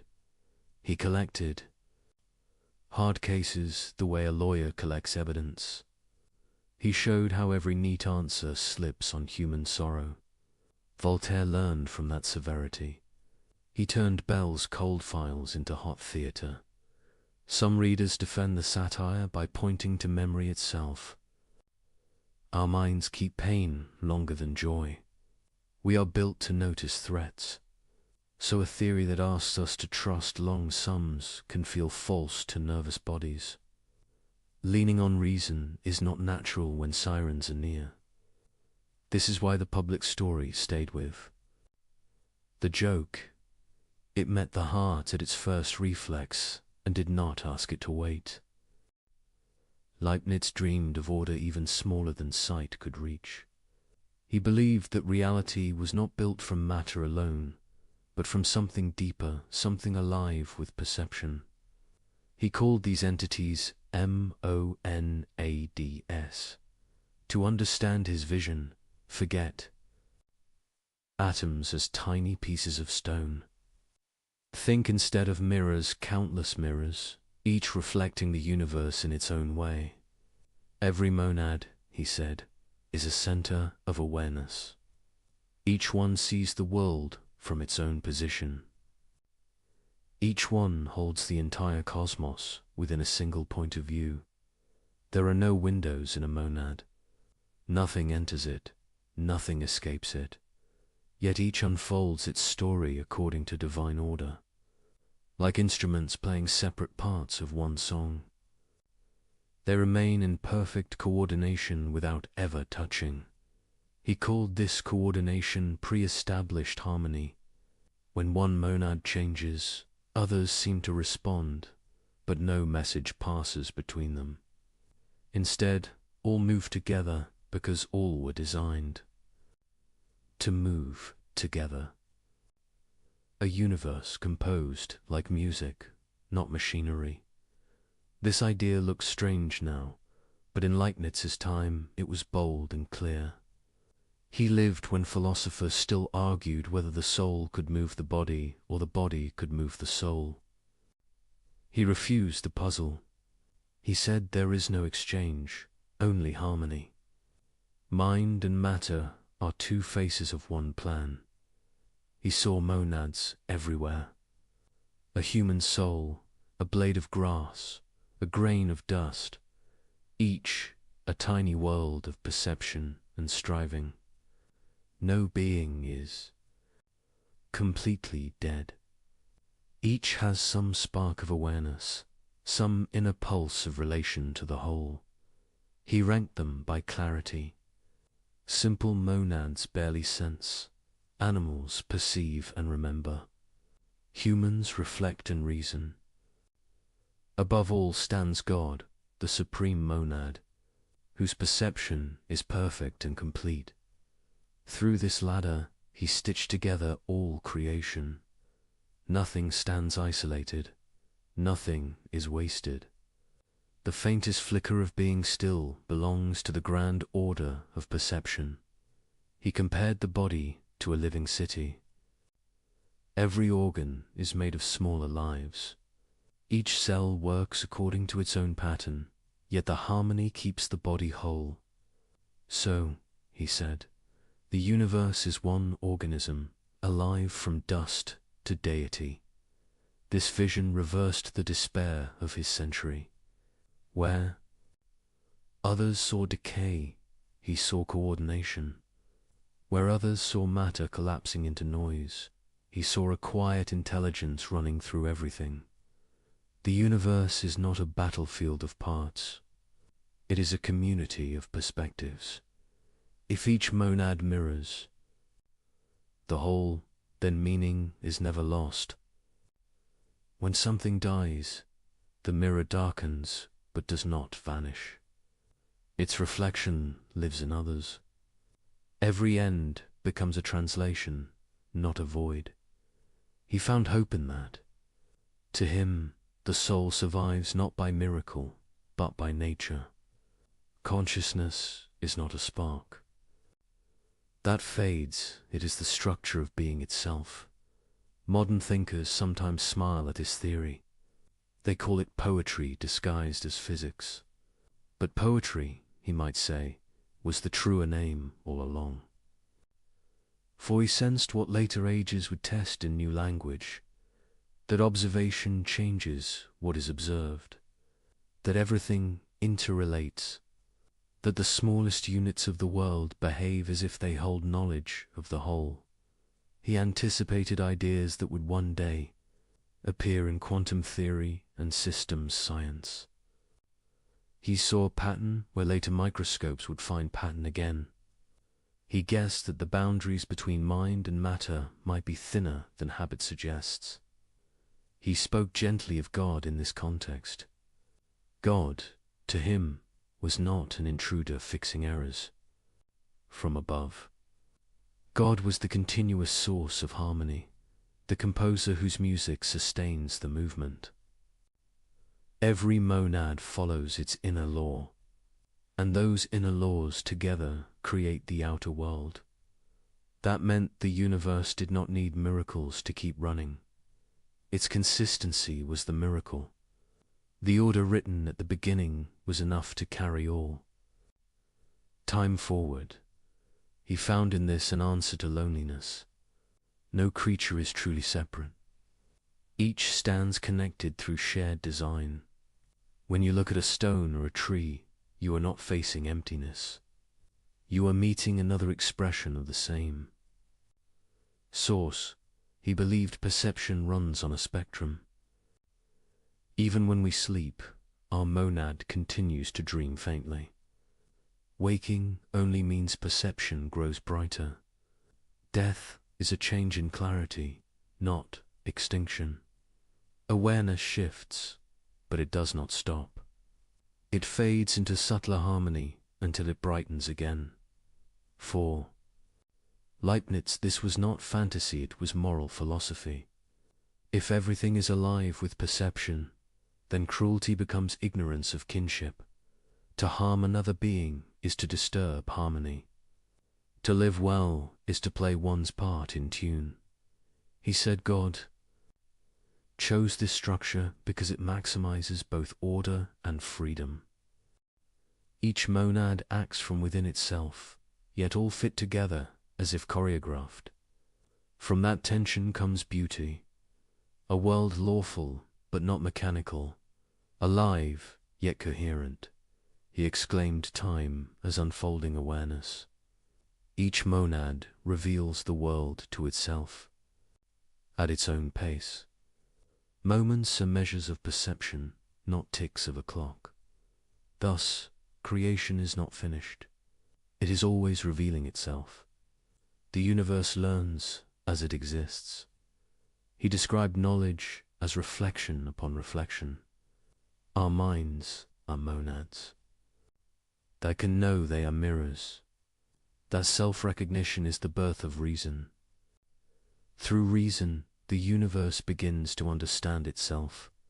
He imagined God delighting in that return of awareness, the creation becoming conscious of the Creator, not by worship alone, but by understanding, art, and love. In his vision, science and spirit were not enemies. To study nature was to read the handwriting of divinity. To reason clearly was to participate in grace. Every discovery was a prayer answered in the language of logic. This idea gave him calm. He saw the same unity in motion and in mercy. He believed that if you follow reason far enough, you will find compassion waiting at the end. The harmony of monads was more than theory. It was his philosophy of trust. He trusted that what appears separate is secretly linked. He trusted that disorder hides rhythm. He trusted that understanding is never wasted, even when the world seems deaf. He told a friend that heaven is not another place. It is a clearer view of this one. As perception perfects, reality shines through. The task of life is to polish the mirror. He knew people would mock this idea. He knew some would say that harmony is a dream. He answered softly, if we dream of harmony, maybe the dream itself is proof we belong to it. That answer endures. Modern minds may rename monads as systems, networks, or fields, but the impulse remains the same, to see unity where eyes see fragments, to find meaning in the weave. Of the invisible Leibniz left us that impulse as gift. He asked us to imagine that behind every surface there is awareness working toward light. He asked us to live as if every act of reason and kindness helps the world remember its own design. He once wrote, "The universe is the living expression of a single spirit, each part singing the whole in its own tone. It is a sentence both humble and enormous. It reminds us that the smallest kindness participates in the largest order. To believe that is to live differently, to walk slower, to look longer, to speak with care, to act with the quiet confidence that even our smallest thoughts echo through a harmony we may never hear but are meant to join. Numbers taught him how the world keeps its promise. They did not flatter or shout. They held their line. 2 and 2 made for whether a city rose or fell. Ratios stayed loyal through plague and peace. He trusted that loyalty. He saw in it the temper of creation. He loved the way mathematics lets thought become exact. A symbol stands where a whole paragraph once stood. A sign compresses a movement of mind. You can carry truth across a page in a single stroke. It felt like a mercy given. 2 limited creatures. Clarity delivered in a small shape. Order made portable. He believed God delights in such clarity, not as cold perfection, but as wise generosity. A steady world is a kind world. It lets the patient learn. It lets the humble predict. It lets the broken repair what can be mended. Law becomes a ladder for fragile hands. He listened to nature and heard count and curve. An apple falls in a known way. A planet bends space with quiet insistence. A wave writes its grammar on the shore. Snow builds 6-fold stars from water and cold. Spirals hide in shells and storms. Growth follows a humble ratio. He felt the pull. To write these patterns in clean language, calculus became his chosen music. Small changes add up to large motion. The world moves by steps, almost invisible. The integral gathers them without hurry. The derivative tells how fast a thought is. Changing. He found peace in that conversation between parts and whole. He believed this discipline was not just a tool. It was a window into the style of creation. The universe is generous with increments. It prefers smooth paths when it can. It allows sharp turns when it must. It composes continuity from countless small decisions. It writes history in careful. Somsey saw beauty and truth as kin. A proof that fits like a key feels beautiful. A theorem that surprises and then seems inevitable feels holy.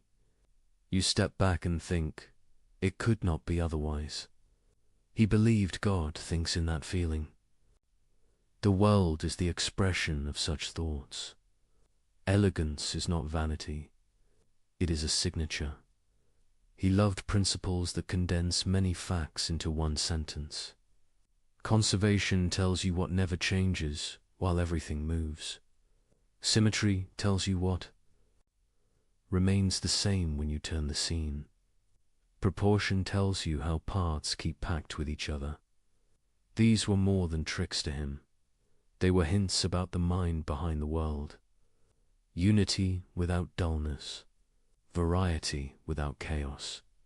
He shaped an ethic from those hints.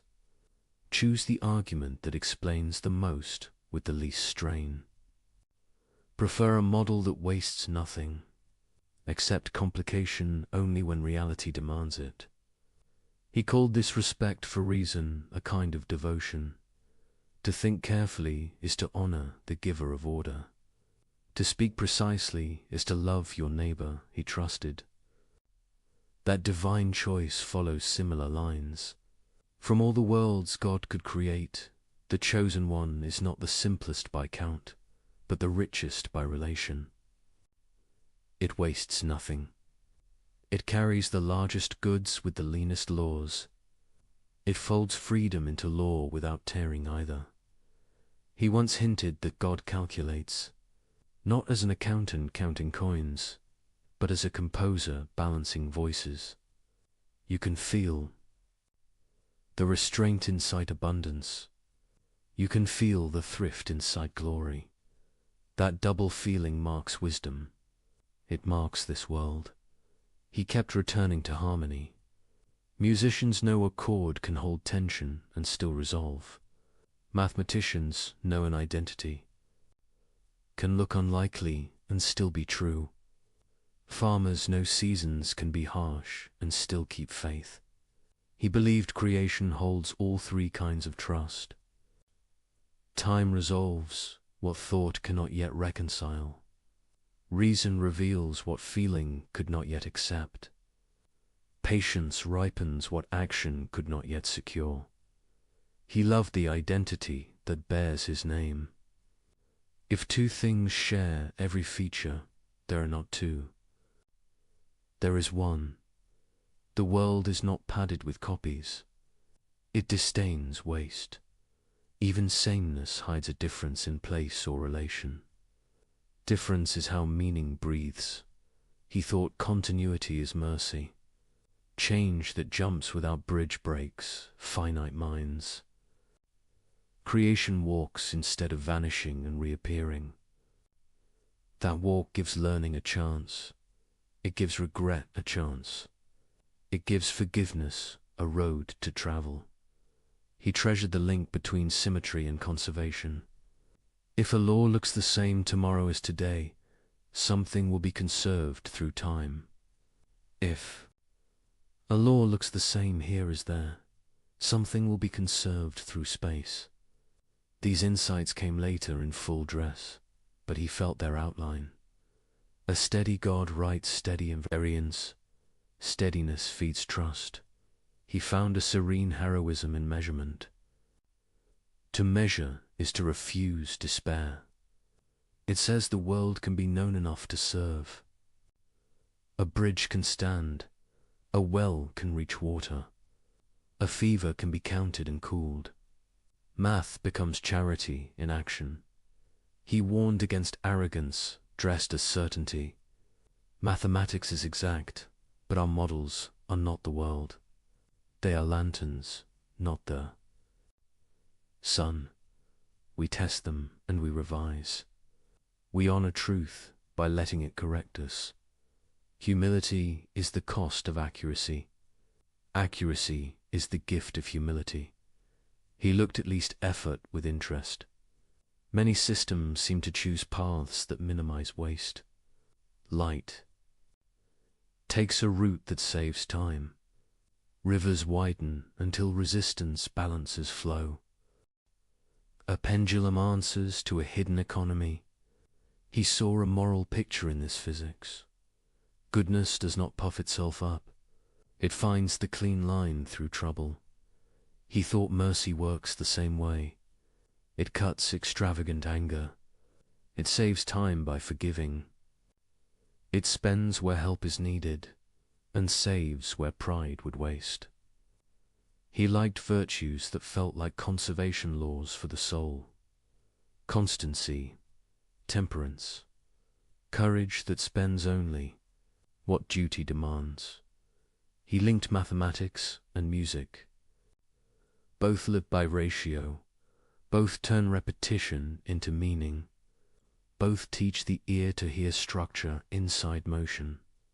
He imagined creation as a score too grand to hold at once. We learn our line and trust the rest. Faith becomes a musician's discipline. He loved binary because it showed how little you need to say much. 1 and 0 can build every number. Presence and absence can speak any count. It made him smile that simplicity births abundance. He thought the universe likes that joke. Small rules, wide worlds. Simple laws, rich lives. He drew ethics from that smile. Be simple where you can. Make room for others to grow. Build systems that help the weak think clearly and act safely. Hide complexity inside good design. Expose clarity at the surface. Let tools carry burdens so people can carry love. He believed education should teach this craft. Not only facts, but form. Show students how a proof breathes. Show citizens how a budget tells the truth or lies. Show rulers how a map hides what it cannot hold. Give a generation the habit of asking for reasons. Give them the joy of finding them. He imagined law, shaped by proportion. Punishment should fit not only the crime, but the goal of repair. Policy should balance parts and whole without crushing either. Economy should honor the poor first, because systems are judged by their edges. These were not abstractions to him. They were the math of mercy applied to the city. He knew numbers can be abused. They can help a lie look clean. He asked for conscience at the center of calculation. Let the heart check the ledger. Let the uncounted be counted before we boast. A metric without meaning is a blade without a handle. It cuts the one who swings. It trusted that truth protects itself in time. A false model fails when the bridge falls. A true one stays standing in wind. Reality is a stern judge and a gentle teacher. It punishes pride with collapse. It rewards patience with endurance. He asked why a perfect mind would choose this particular mix of laws. Because these laws allow the widest garden of goods. They give room for mind to blossom. They give room for love to learn. They give room for freedom to mean something real. Other laws might have made us safe and small. These make us risky and great. He saw prayer and proof as cousins. Both aim at what is most real. Both ask for light and accept correction. Both require silence between steps. Both end in gratitude when the answer comes. He loved that kinship. It reconciled study and devotion. He did not think mathematics could save a soul, but he thought it could train one. It could teach patience, honesty, and courage. It could teach how to lose an error without losing face. It could teach how to stand for a result without becoming hard. It could teach how to admire a better idea when it arrives. He liked the word fit. A good theorem fits like a well-made joint. A good life fits the shape of the good it seeks. A good society fits its people like a careful garment. Fit is not tightness. It is ease without slack. It is purpose without strain. He saw identity as relation, not possession. A self grows by entering worthy patterns. Friendship is a shared ratio. Marriage is a harmony in changing time. Citizenship is a cadence between duty and right. None of this reduces people to numbers. It lets numbers teach us steadiness. He offered a way to navigate uncertainty. When facts are thin, keep hypotheses light. When facts arrive, adjust without panic. Hold principles, not prejudices. Use models as scaffolds, not prisons. Let love set the objective. Let reason choose the route.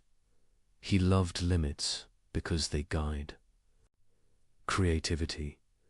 A sonnet frees thought by binding it.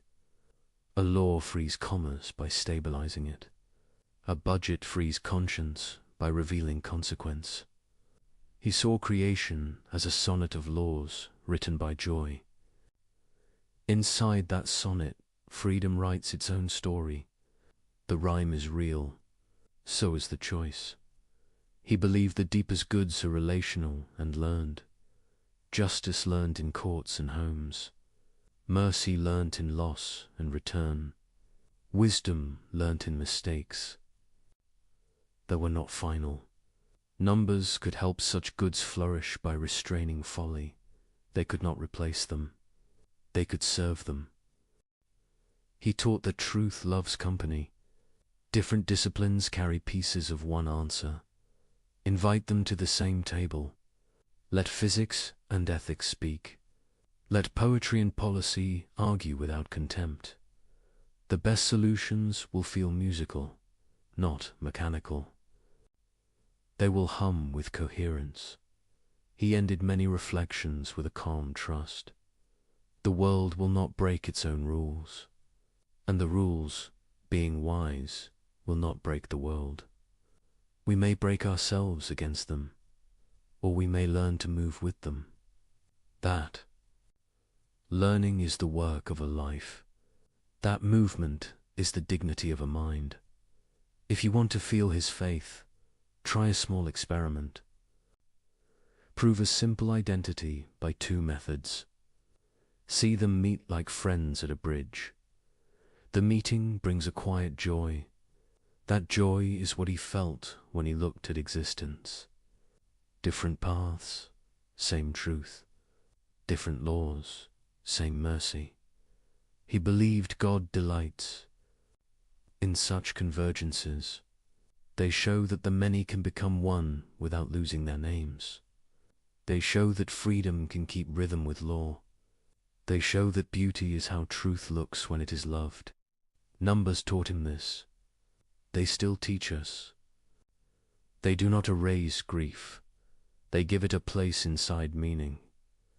They do not remove risk. They measure it so courage can be wise. They do not make us gods. They make us better creatures.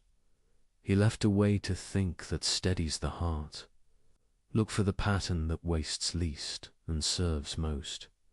Seek explanations that honor both detail and whole. Let elegance guide you, but let compassion rule. Prefer clarity to cleverness. Prefer repair to victory. Prefer truth to pride.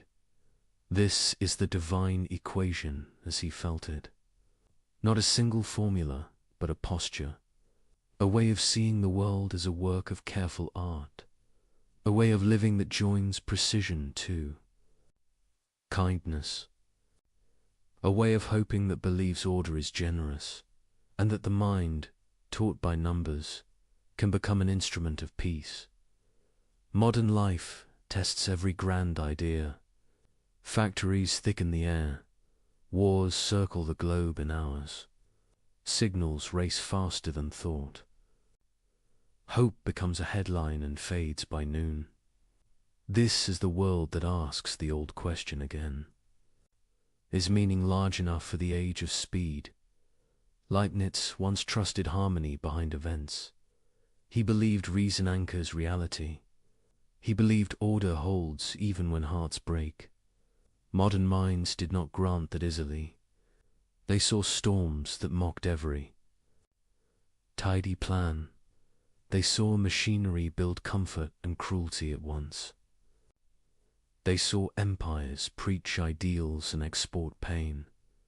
The 19th century trained the Tao. Darwin described life as struggle and change.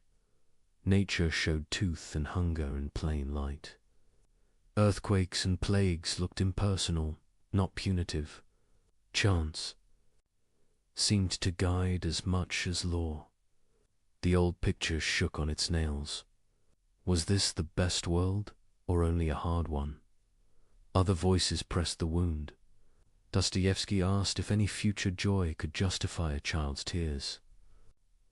Nietzsche accused optimism of hiding fear.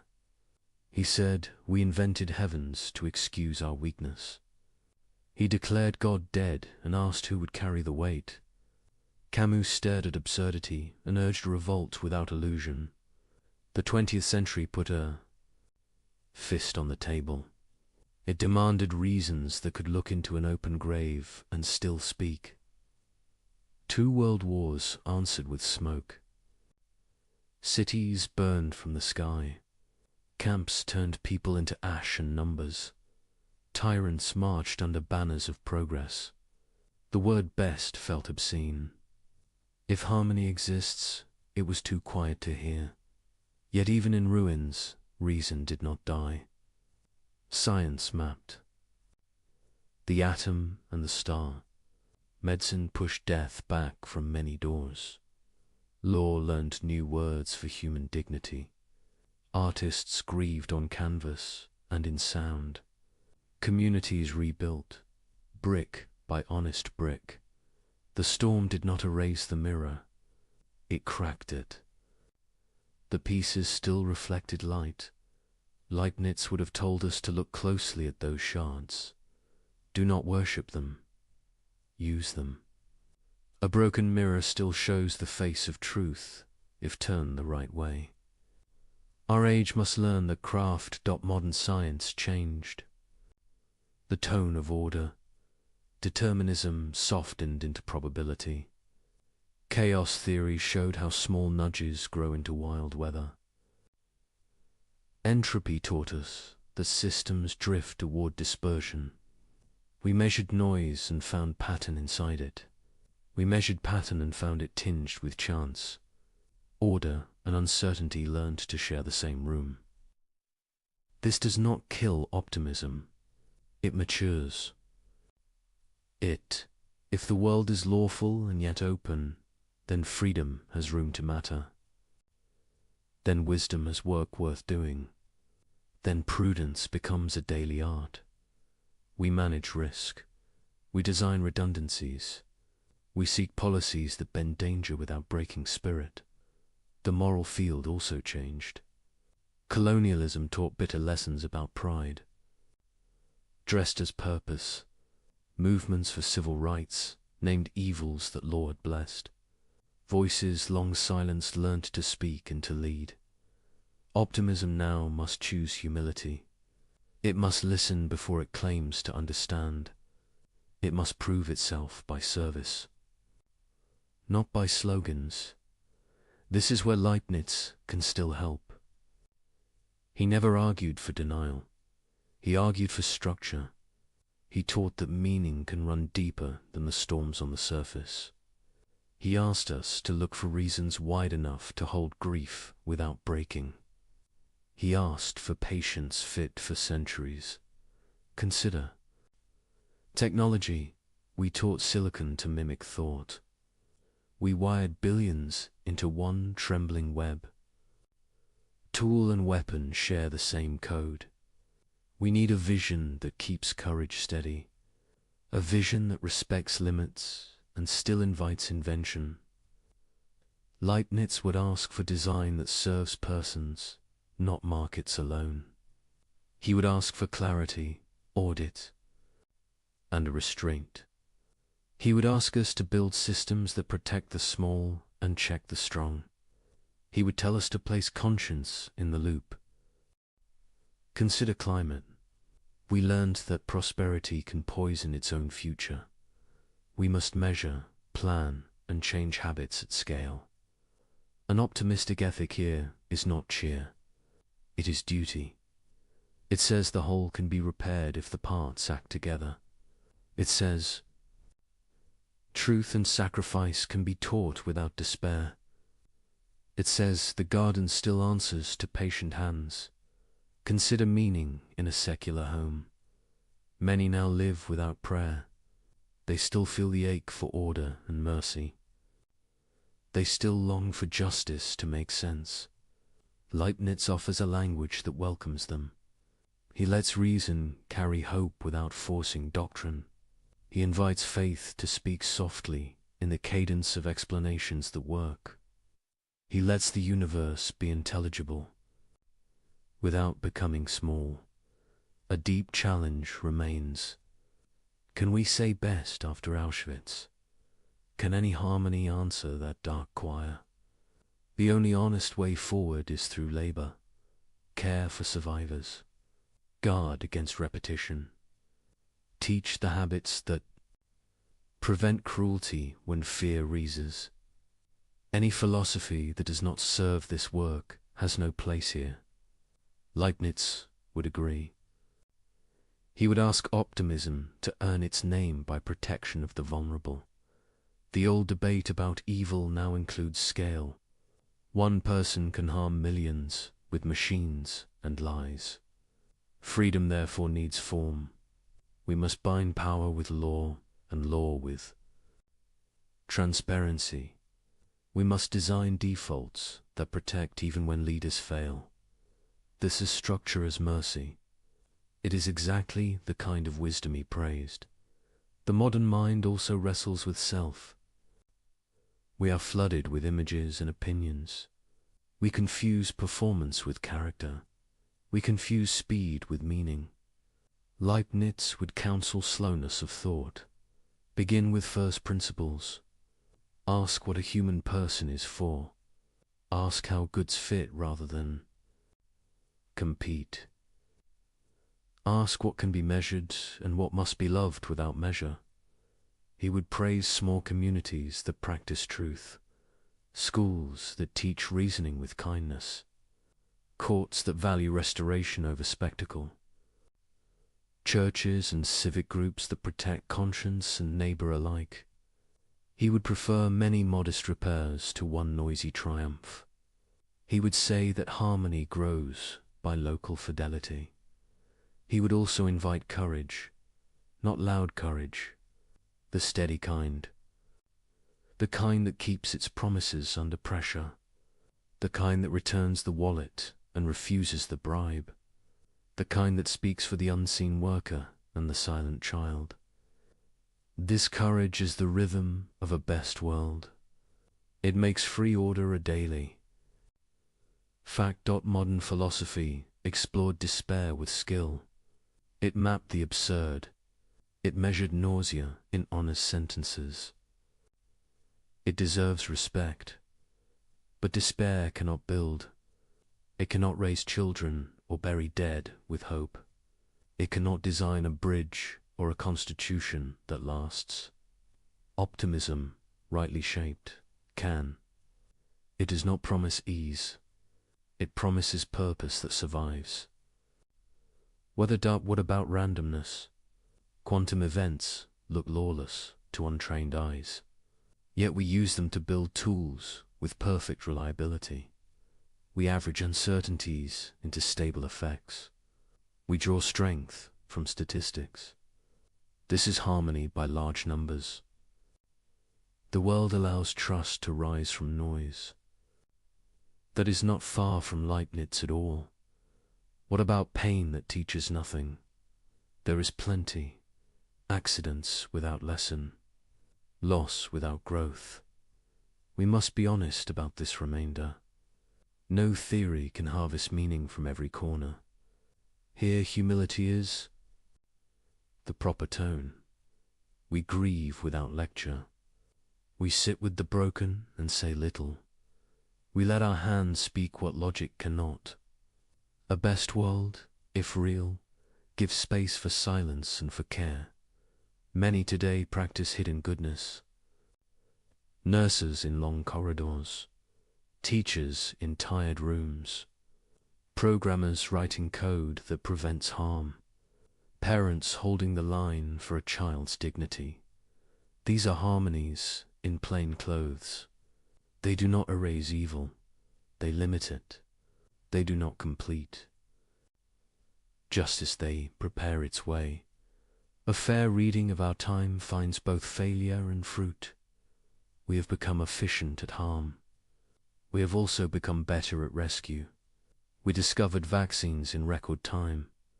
We built networks of aid after storms. We learned to name trauma and treat it. We wrote new laws when old habits broke lives. It is not enough. It is not nothing. Leibniz would call this the work of the middle. We live between promise and completion.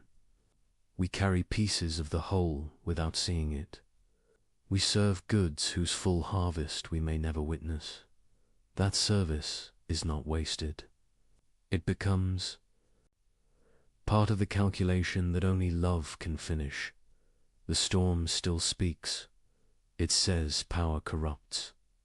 It says suffering spreads. It says meaning is fragile. The mirror answers with a quieter voice. It says order persists. It says goodness gathers. It says freedom can learn. The future will judge us by how we balance these truths. We must not excuse evil by citing plans. We must not deny plans because evil shouts. We must build with the patience of gardeners and the caution of engineers. We must teach children that hope is a practice. It is a way of working, not a mood. If this is the best possible world, it is not because it is safe. It is because it can be saved again and again by people who choose to join the order written under things.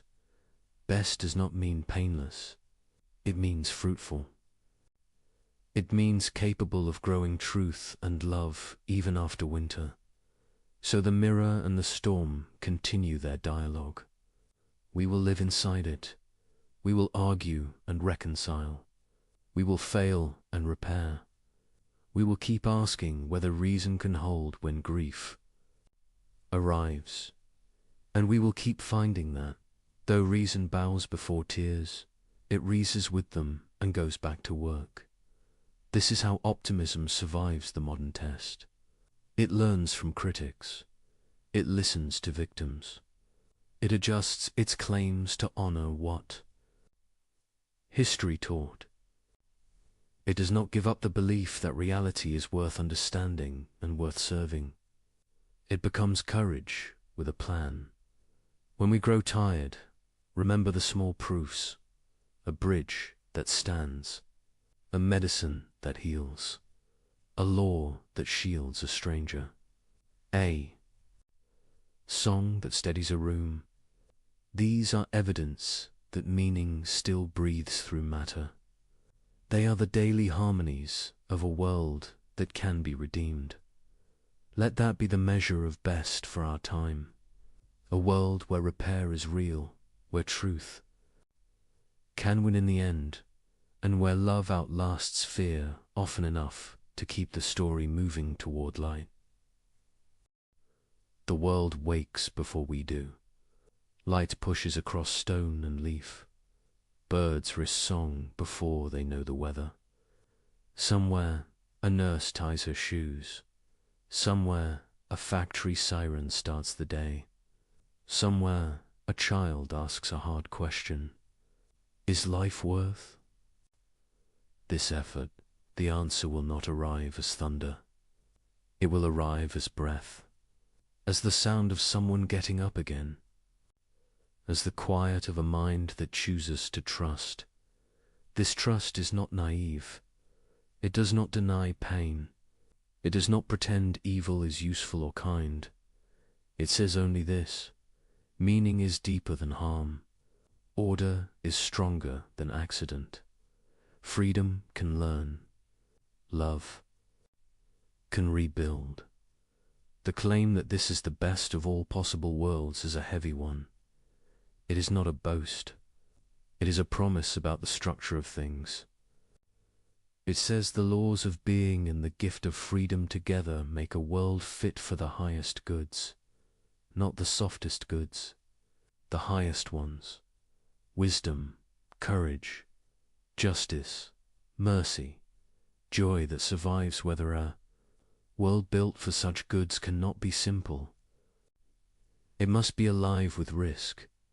It must allow failure without surrender. It must give time enough for repair. It must teach souls to become partners in their own redemption. Look at the shape of growth. A seed becomes food by dying into soil.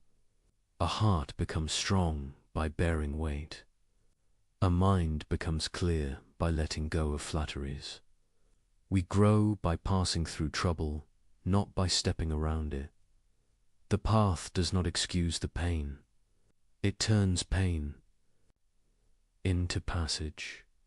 If this world is best, it will show its quality in recovery. Not in how little we suffer, but in how much goodness can rise after we suffer. Not in how seldom we fall, but in how many can stand again with help. Not in a lack of storms, but in towns that learn to shelter each other when storms return. There is a phrase worth repeating: nothing is wasted. Our failures become warnings. Our losses become guardians of what remains. Our grief teaches their hands their duty. Even our ignorance, once seen, becomes need that knowledge can serve. Providence is not a billboard. It is a long arithmetic that refuses to stop at a deficit. If meaning runs beneath events, we have work to do. We must design laws that help truth keep its footing. We must build institutions that make cruelty expansive and care efficient. We must make room for conscience to act without fear. We must teach children how to reason and how to forgive. We must protect time for prayer or reflection, because silence is where the mind learns its scale. A best world is not automatic. It includes us. It expects our help. We are part of the calculation. We are the agents by which many goods arrive. When we refuse that role, pieces go missing. When we accept it, the design strengthens in places no ruler can see. Notice the small proofs that hope is not fantasy. A vaccine made in months rather than decades. A stranger pulling another stranger from dark water. A judge who listens longer than the room expected. A city that plants trees where heat once punished the poor. These are not miracles against law. They are miracles by law. They show a world willing to be healed by patient minds and willing hands.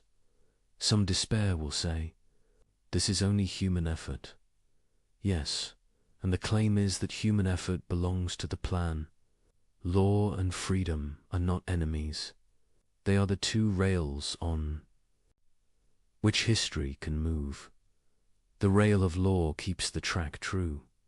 The rail of freedom gives the train a destination worth reaching. Let us speak about justice.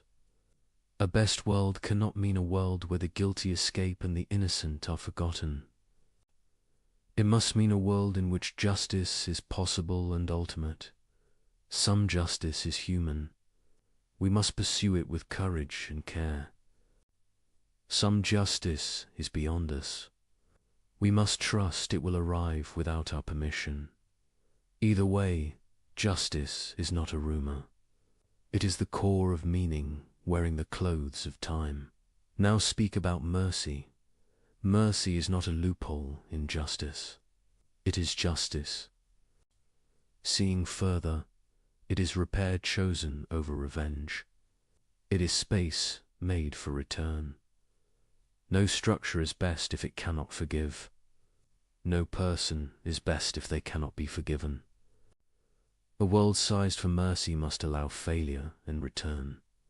Tears and change, limits and love. Hope becomes strong when it is trained. Training means habits. Tell the truth. Keep a promise. Protect the small. Pay what you owe. Return what is not yours. Say sorry and mean it.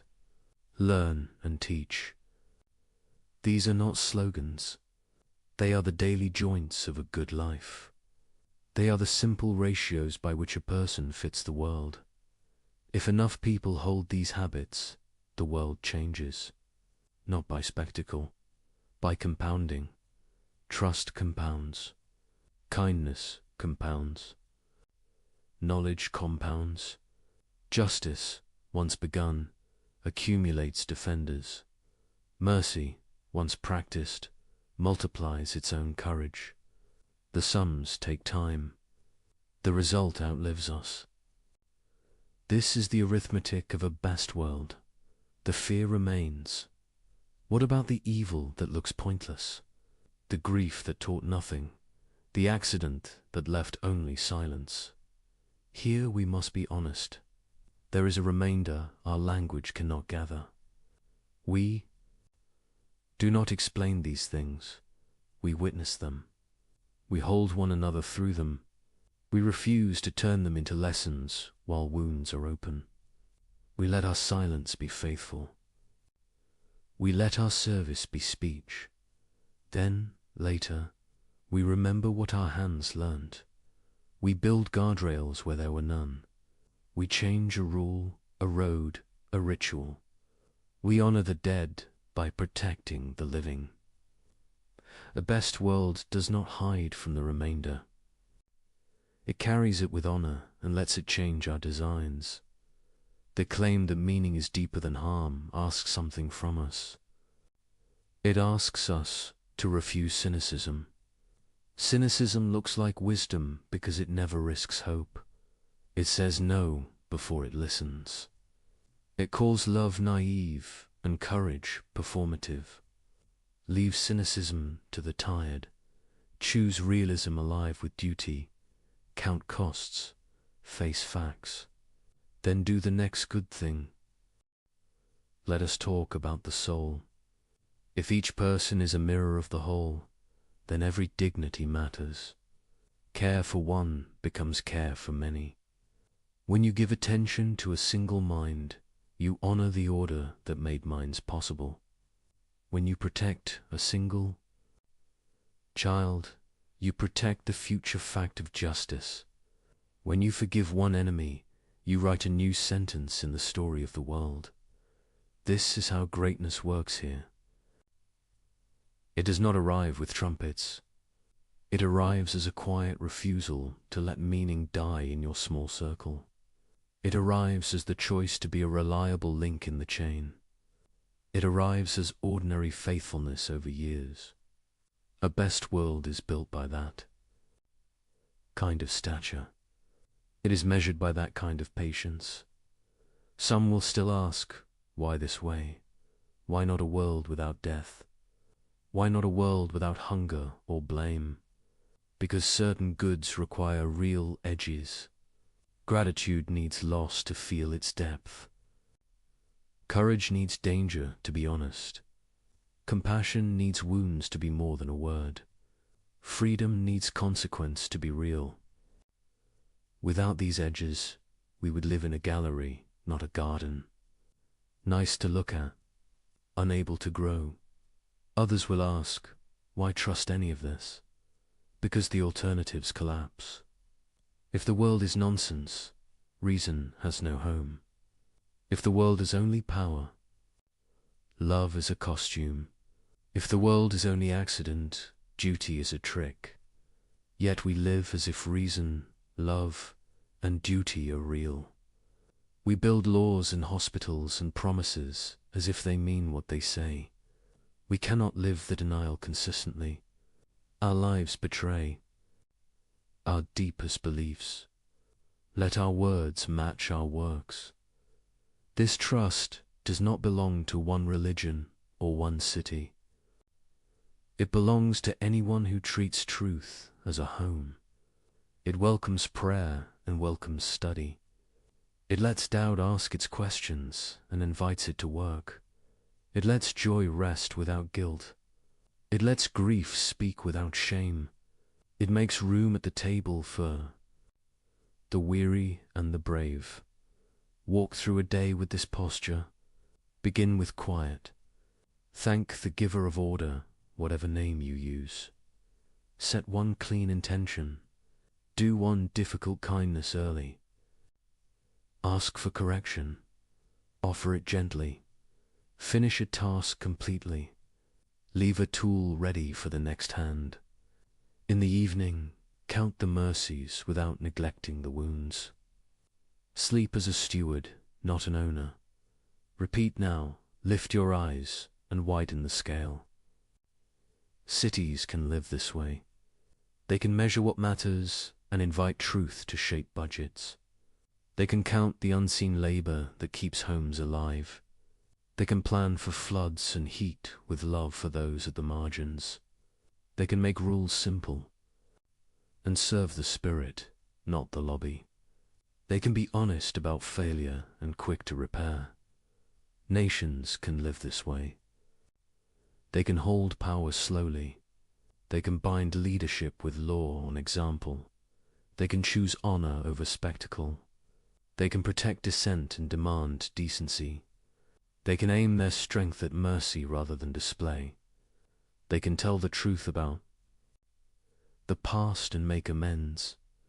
A planet can live this way. It can treat atmosphere as covenant. It can treat oceans as inheritance. It can treat species as neighbors. It can build a future worth giving to children whose names we do not yet know. This is not utopia. This is work. Work is how a best world shows itself. What of death? It will take all of us. Even so, it need not take our meaning. If the soul endures, it carries what it learnt further on. If the soul ends, its gifts remain in those it shaped. Either way, love outlasts the body. Either way, goodness continues its calculation. Either way, we are not wasted. Stand for a moment. At the window, watch a late bus stop. Watch someone run to make it. They catch the door. A stranger steadies their step. A small cheer rises inside you, though no one hears it. That is hope, remembering its reasons. That is meaning proving it still knows the route. The phrase best of all possible worlds is easy to mock. Leave the slogan to the careless. Keep the substance. The substance is a way of seeing and a way of living. It is the decision to treat. Reality is intelligible and worthy of fidelity. It is the courage to answer evil with repair. It is the discipline to prefer justice to victory. It is the mercy to forgive without lying. It is the patience to plant trees whose shade will bless people you will never meet. There is a promise humming under all of this. We are not alone. We belong to an order that cannot be broken, only resisted. We can join it in thought and in action. When we do, we feel the world receive our effort. Sometimes with quick fruit, often with slow change. Always with the quiet rightness of a key turning true. The final word is not argument, it is invitation. Build something that lasts. Reconcile where you can. Protect someone who will never know your name. Learn until your pride melts into gratitude. Love until your fear learns to rest. Trust that the goodness under things is not fragile. Trust that your smallest faithful act is part of a vast design.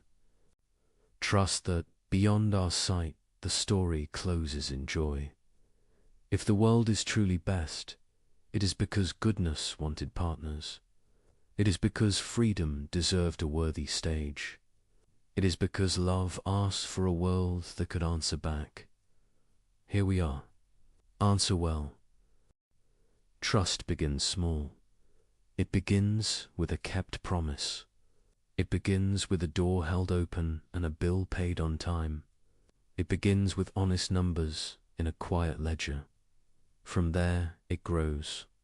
It builds the shape of a life that other people can lean on.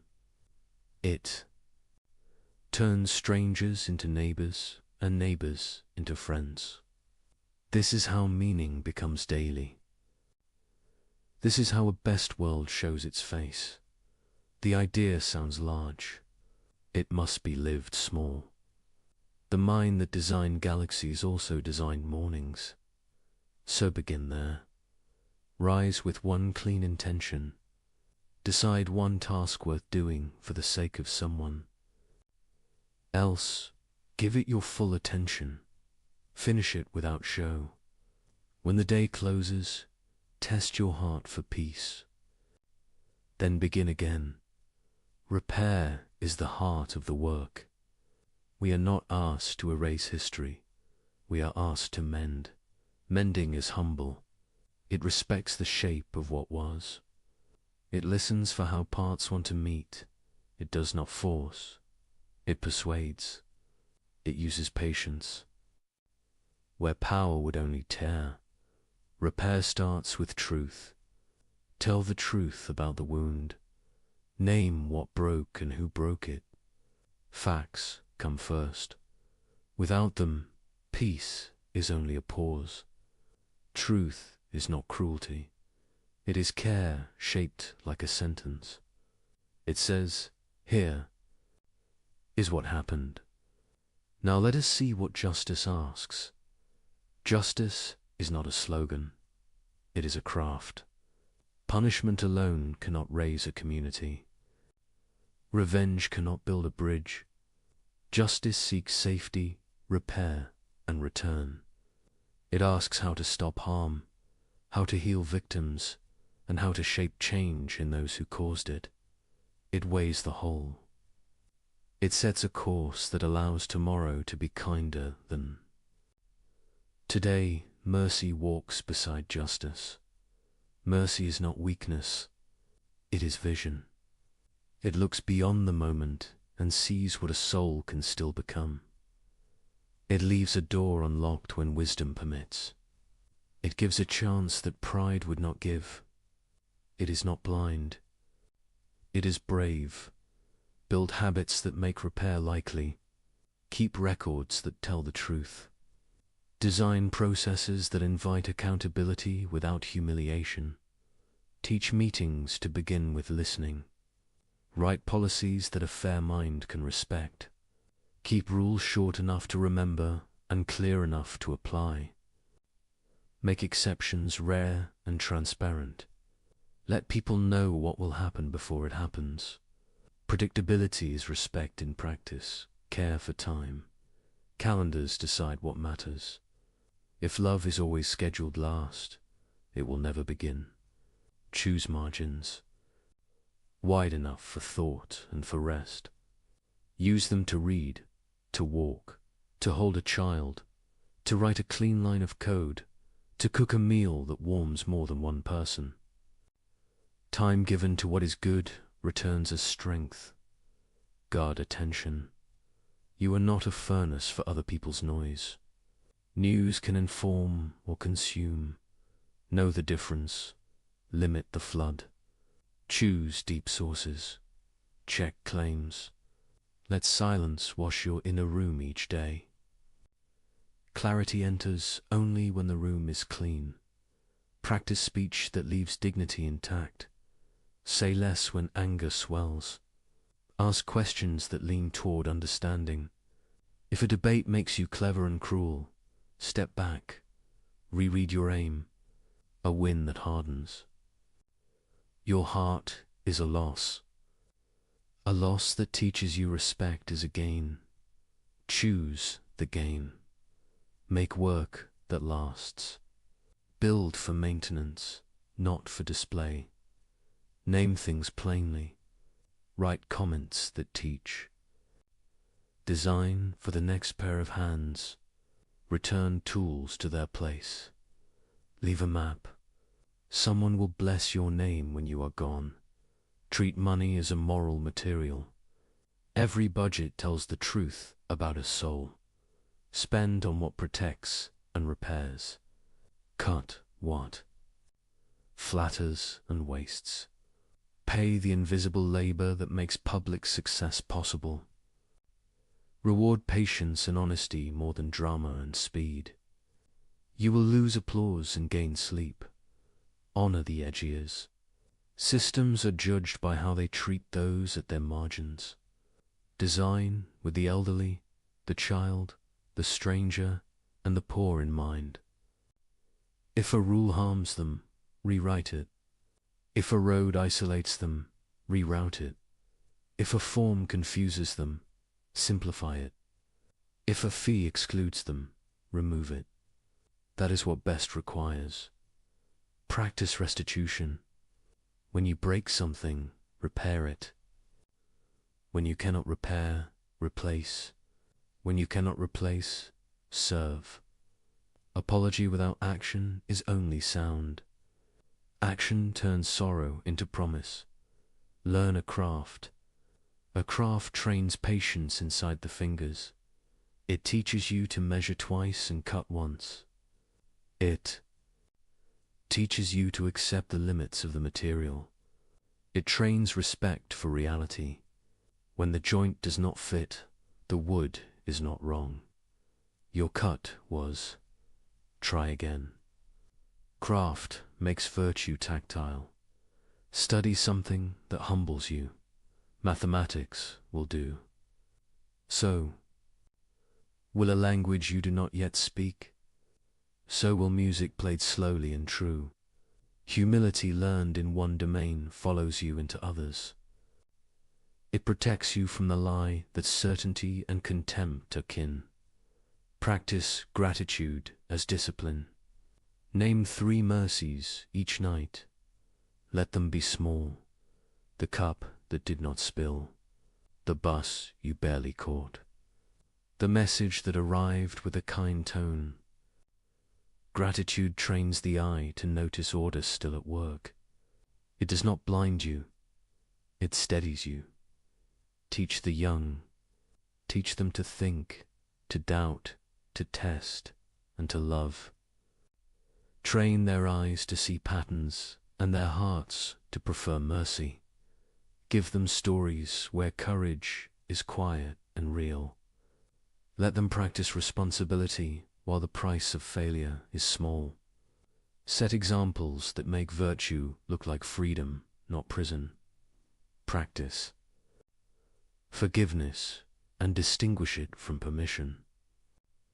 Forgiveness releases a debt. It does not erase a boundary. You can bless and still say no. You can love and still leave. Let your boundaries protect what you are called to guard. Keep faith with the dead. Tell their stories fairly. Honor their achievements without hiding their flaws. Let the truth be whole. Memory without honesty becomes propaganda. Honesty without memory becomes neglect. Hold both. Walk toward the suffering that is yours to meet. You cannot carry every cry. Carry the ones assigned to your reach. Bring water. Bring bread. Bring a plan. Bring a second plan. Stay until the work is handed safely to another. Practice civic hope. Vote with care. Volunteer where the city leaks dignity. Run for a small office if you can. Study the budget. Attend the meeting. Champion clear laws. Demand fair enforcement. Be patient with the pace of the possible and stubborn against cruelty. Choose clean pleasures. They leave no debt in the soul. A long walk. A page that lights the mind. A song that brings back courage. A table with friends. A well-cooked meal. These make room for conscience to breathe. Welcome correction. Invite it. Make it safe for others to tell you the truth. Reward the person who saves you from a mistake. Say thank you with more than words. Return the favor. Let your work on a scale. Some tasks fit a day. Some require a decade. Know the difference. Do not demand the thrill of the urgent from the patient labor of the important. Protect long projects from the hunger of applause. Quiet custody achieves what noise cannot. Keep promises to yourself that improve your capacity to serve. Sleep enough. Move your body. Eat food that gives tomorrow strength. Leave screens before they steal your morning. You are a steward of a mind and a body on loan. Care for them as you would care for a tool trusted by many hands. Practice clean. Exits. End meetings on time. End arguments when they stop yielding light. End roles when your gifts no longer fit the need. End days with a small ritual that thanks and releases. Good endings protect good beginnings. Make room for art. Art trains attention to notice and to cherish. It keeps cynicism from sealing over. The heart. It lets grief speak without harming. It lets joy rise without gloating. It renews imagination, which is foresight in tender clothes. Let mysteries stand where it must. Not every why will bow to you. There are rooms you may enter only by reverence. Stand there without hurry. Say little. Call the moment holy if the word fits your mouth. Then go back to work with a clearer mind.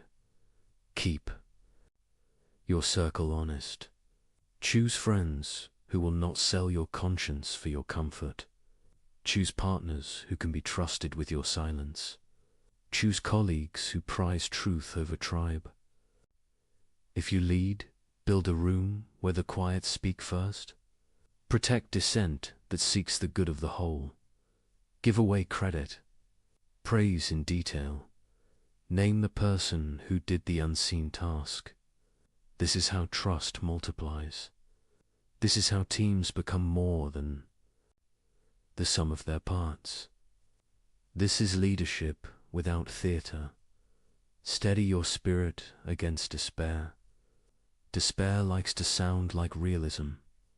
It is not. It is a shrinking of the map. It hides resources and partners and second chances. When it speaks, ask. For evidence, when it cannot provide it, return to the work. Be ready to start over. Plans fail. Lives break. Markets turn.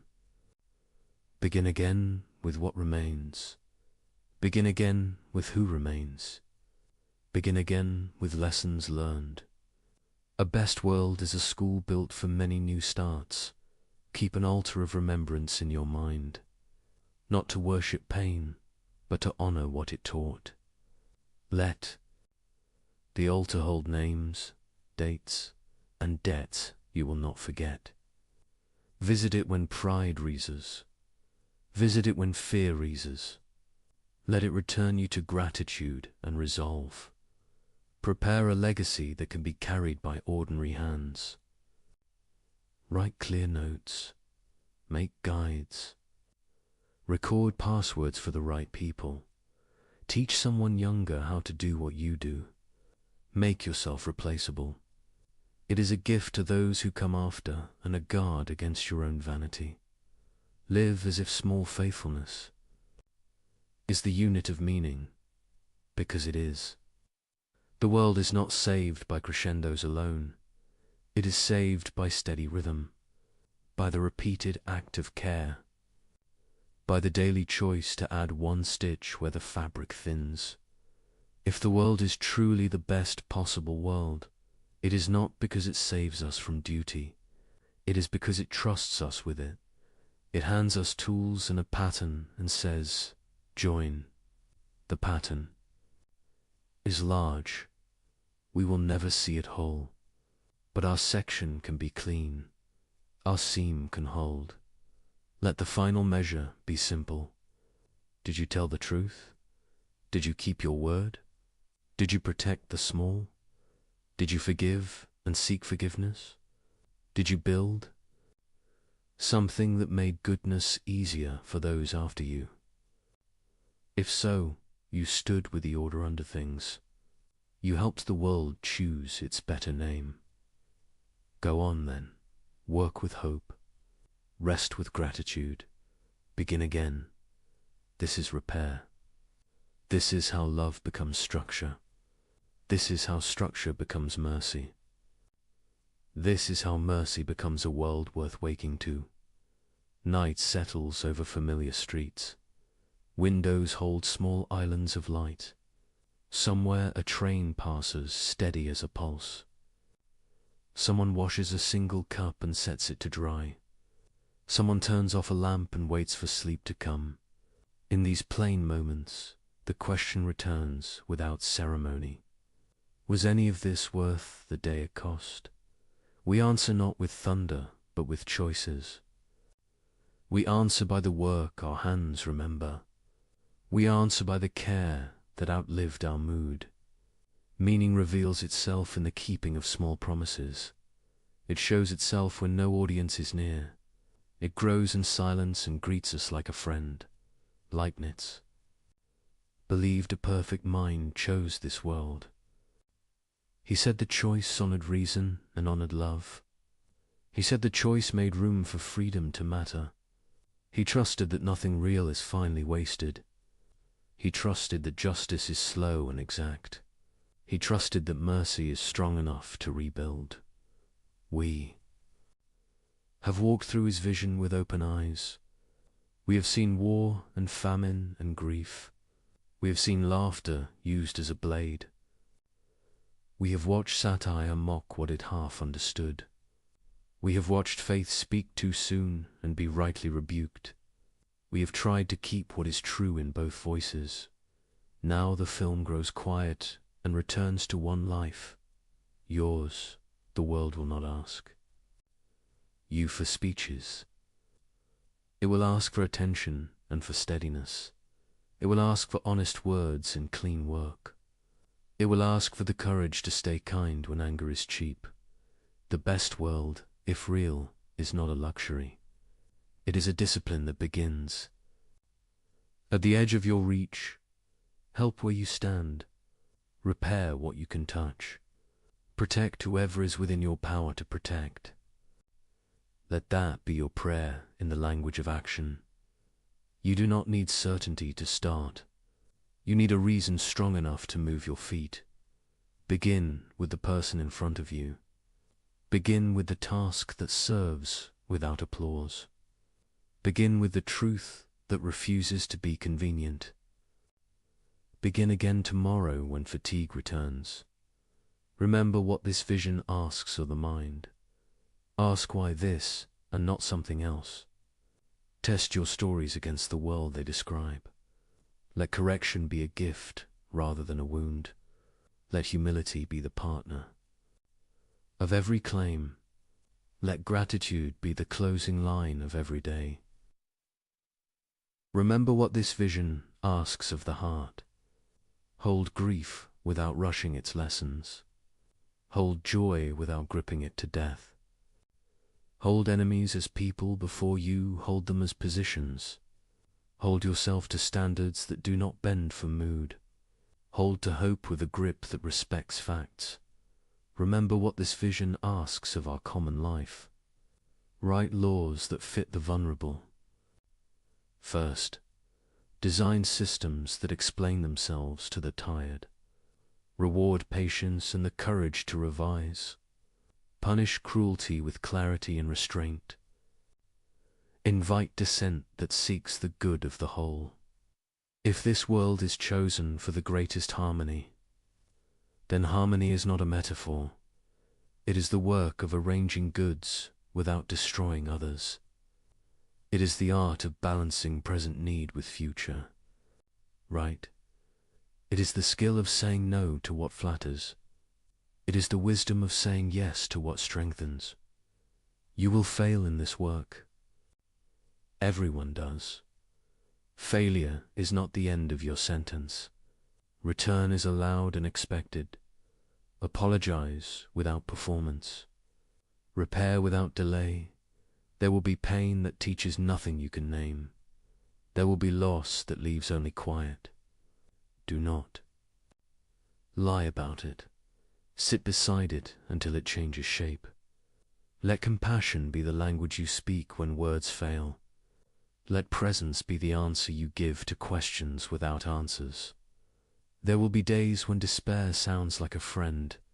It will call its self-realism and ask you to put down your tools. It will point at history and say, nothing changes for long. Answer with the evidence of your own hands. Answer with the neighbor who is fed, the child who is safe. Answer with the bridge that still stands and the promise still kept. You belong to an order deeper than chaos. You are not equal to it, but you are allied with it. Each time you choose truth over ease, you join it. Each time you forgive a debt with wisdom, you join it. Each time you think clearly in the service of love, you join it. Each time you build what future strangers will trust, you join it. Perhaps this is what it means to live inside a best world.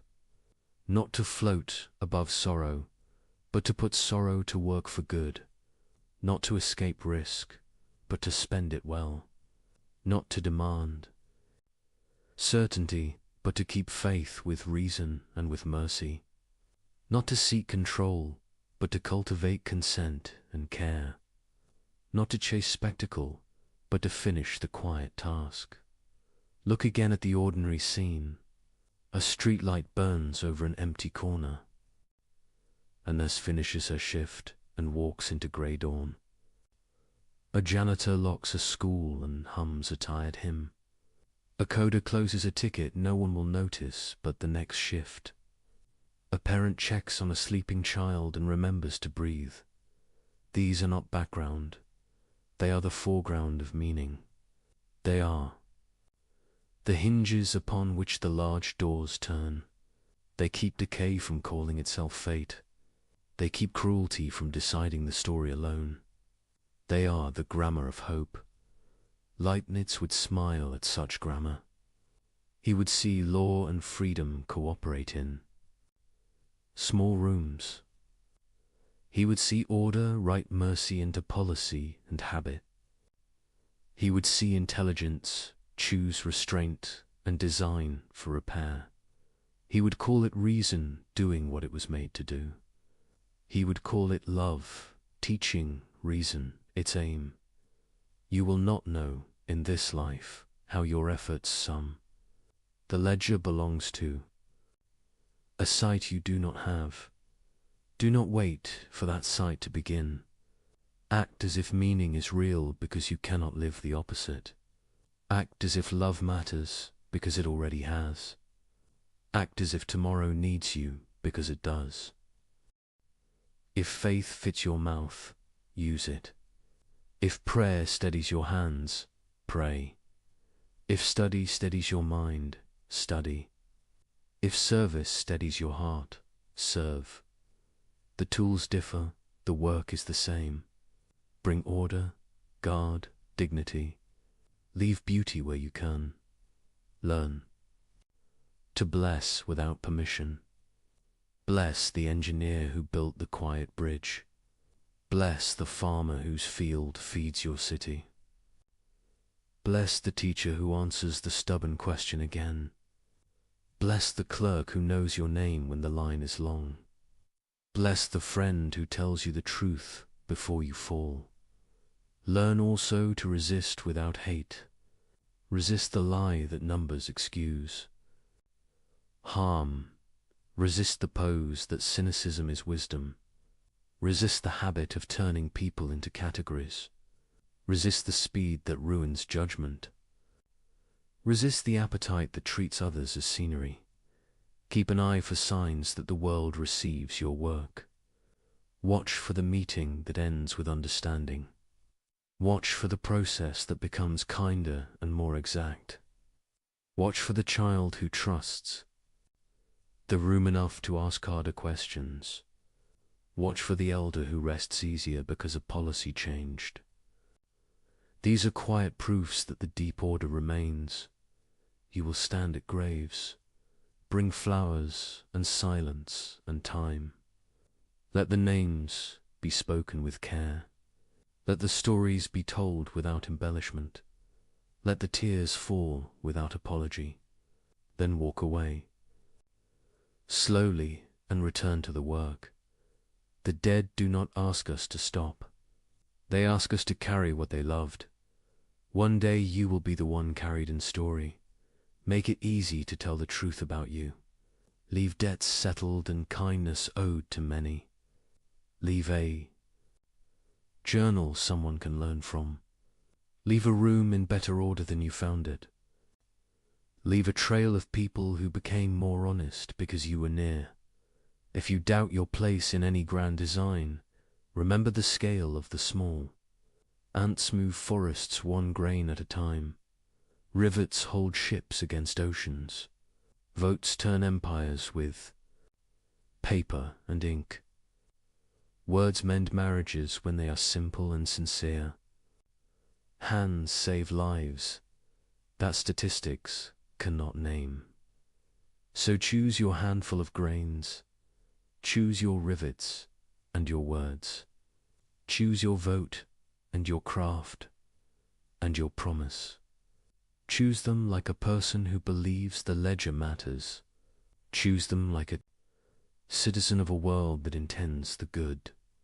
Choose them like a student of a mind that wastes nothing. When morning comes, rise with one sentence ready. Today I will join the order under things. Let that be your vow. Keep it as best you can. Forgive yourself when you fail and begin again. Teach it to others without pride. Receive it back from them when you are tired. This is the quiet proof that Leibniz trusted. Not a theorem written on marble, but a life that answers despair with patient structure. A home put in order for guests. A budget that tells the truth and protects the poor. A law that binds the strong and frees the weak. A habit of attention that notices the person left out. If this is the best world, it is because it invites you.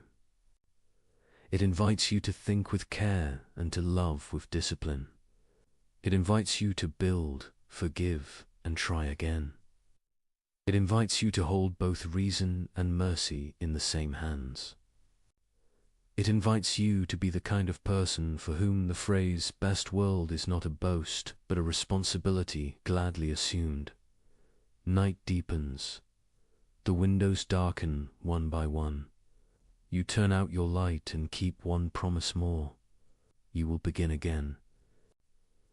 Tomorrow, you will keep faith with the living and the dead. You will serve meaning without spectacle. You will honor the order that lets love endure. Sleep now. The world keeps its watch. The harmony does not stop when you rest. It waits for you to join it again. And when you do, it will meet you where you stand, with work enough for your hands and grace enough for your heart. Welcome back, dear friends. Before we begin, let me know where in the world you are watching, and please don't forget to subscribe and like to support the channel. Picture this. A 13-year-old boy stands in a sunlit courtyard in northern Greece, surrounded by gardens that will become his classroom for the next 3 years. His father, the most powerful king in the Greek world, has just introduced him to a middle-aged philosopher with small, penetrating eyes and a slight lisp. The boy is Alexander, destined to conquer an empire stretching from Greece to India. The philosopher is Aristotle, who will conquer something far more enduring. He will map the territory of human excellence itself. Aristotle leans forward and asks the young prince a question that will echo through 23 centuries to reach us tonight. What does it mean to live well? Not how to conquer kingdoms, not how to accumulate wealth or fame or power, but something more fundamental, more urgent, more intimately relevant to each of us preparing for sleep on this quiet evening. What does it mean for a human being to flourish? What is the good life? Tonight, as the world settles into darkness and your breathing slows, we will follow Aristotle's answer to this question. We will trace his path from the dusty academies of ancient Athens to his private conversations with history's greatest conqueror. We will discover why this question still matters, why Aristotle's response speaks to our modern anxieties perhaps more powerfully than it did to his contemporaries, and why the ancient Greek word eudaimonia contains a vision of happiness that our culture has largely forgotten. This is not a lecture. Think of it as an evening walk through one of the most beautiful minds in human history, a mind that believed human excellence was not only possible but achievable, that understood virtue as a practical skill we could develop through practice, that saw happiness not as a fleeting emotion, but as a way of being in the world. As you settle deeper into comfort, let Aristotle's measured reasoning guide you. His logic has a way of being unexpectedly captivating, building understanding slowly, stone by careful stone, until suddenly you see the complete architecture of a life well lived. Fair warning, you may find yourself wide awake at the end, mind illuminated by ideas that have guided humanity's greatest achievements. But even if sleep claims you early, these thoughts will settle into your rest like seeds in fertile soil, quietly working their transformation while you dream. So breathe deeply, Let the tensions of your day release and allow yourself to wonder, as that young prince wondered in a garden 2 millennia ago, what would it mean for me to truly flourish? The ancient Greeks had no word for religion as we understand it. They had no word for science as a separate discipline. They had no division between mind and body, no split between reason and emotion, no separation of private ethics from public politics. What they had was philosophy, literally the love of wisdom, and it encompassed everything. To study philosophy in ancient Athens was to ask the most practical question imaginable. How should I live? Into this world, in the year 384 before the Common Era, a boy was born in the small coastal city of Stagira on the Macedonian frontier. His name was Aristotle. His father, Nicomachus, served as court physician to King Amyntas of Macedon, and from his earliest years Aristotle was exposed to the careful observation, the empirical attention to detail that characterized medical practice. While other children learned through myths and stories, young Aristotle watched his father examine symptoms, make diagnoses, test remedies. The lesson would shape everything that followed. Look first at what actually is before theorizing about what might be.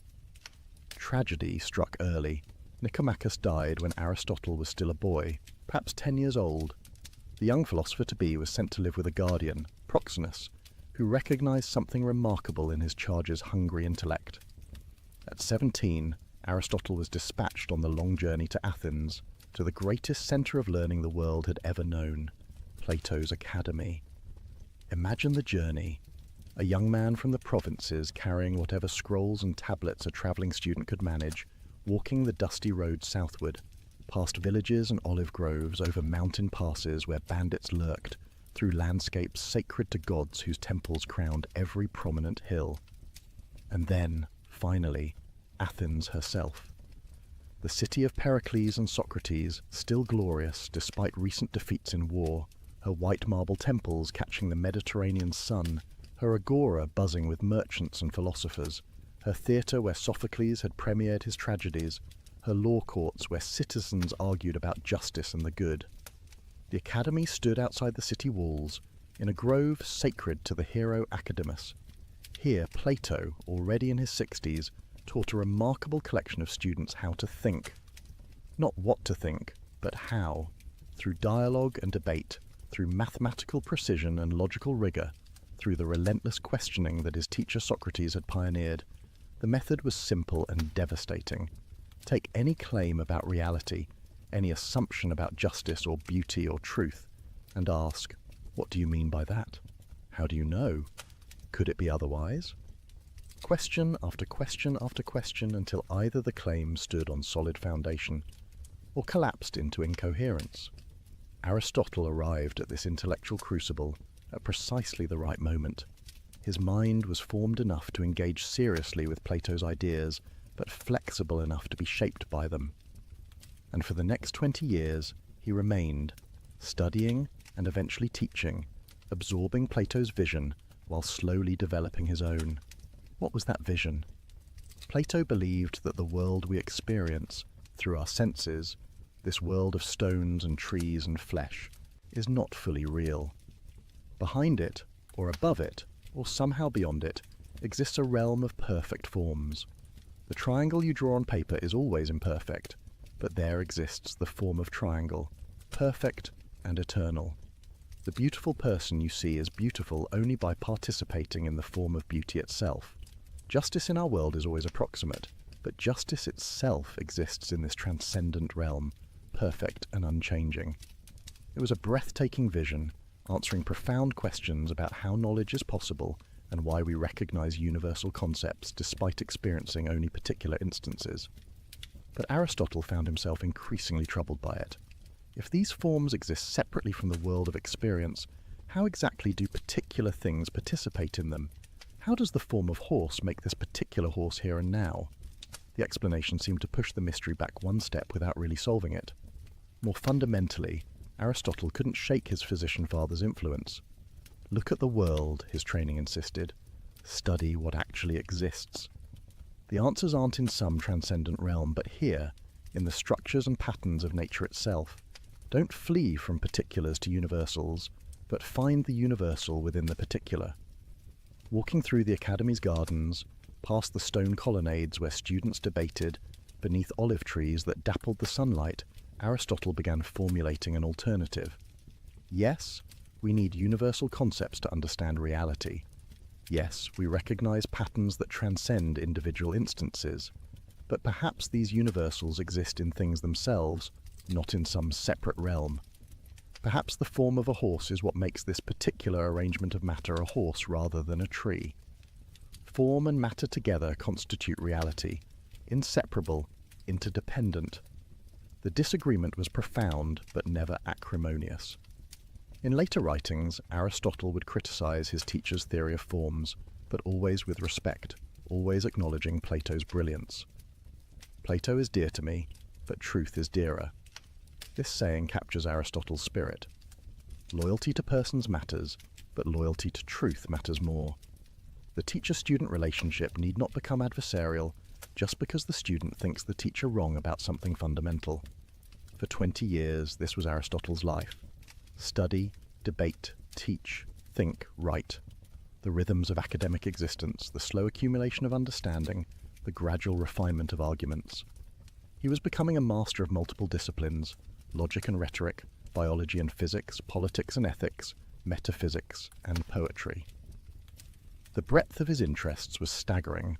While his contemporaries specialized, Aristotle ranged across the entire landscape of human knowledge, finding connections, building systems, constructing a unified vision of reality. Then, in 347 BCE, Plato died. The Academy passed to Plato's nephew Speusippus, and Aristotle chose to leave. The reasons remain debated. Was it disappointment at not being chosen to lead? Was it time for the student to step out of his master's shadow?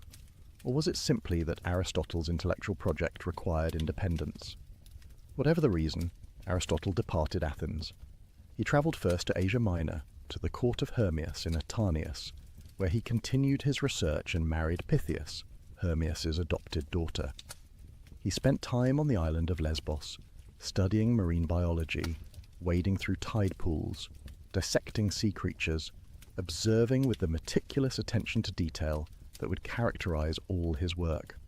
These were years of intellectual wandering, of gathering observations, of letting his systematic approach mature. He studied how baby squids develop inside their eggs. He examined the hearts of different animals, noting structural variations.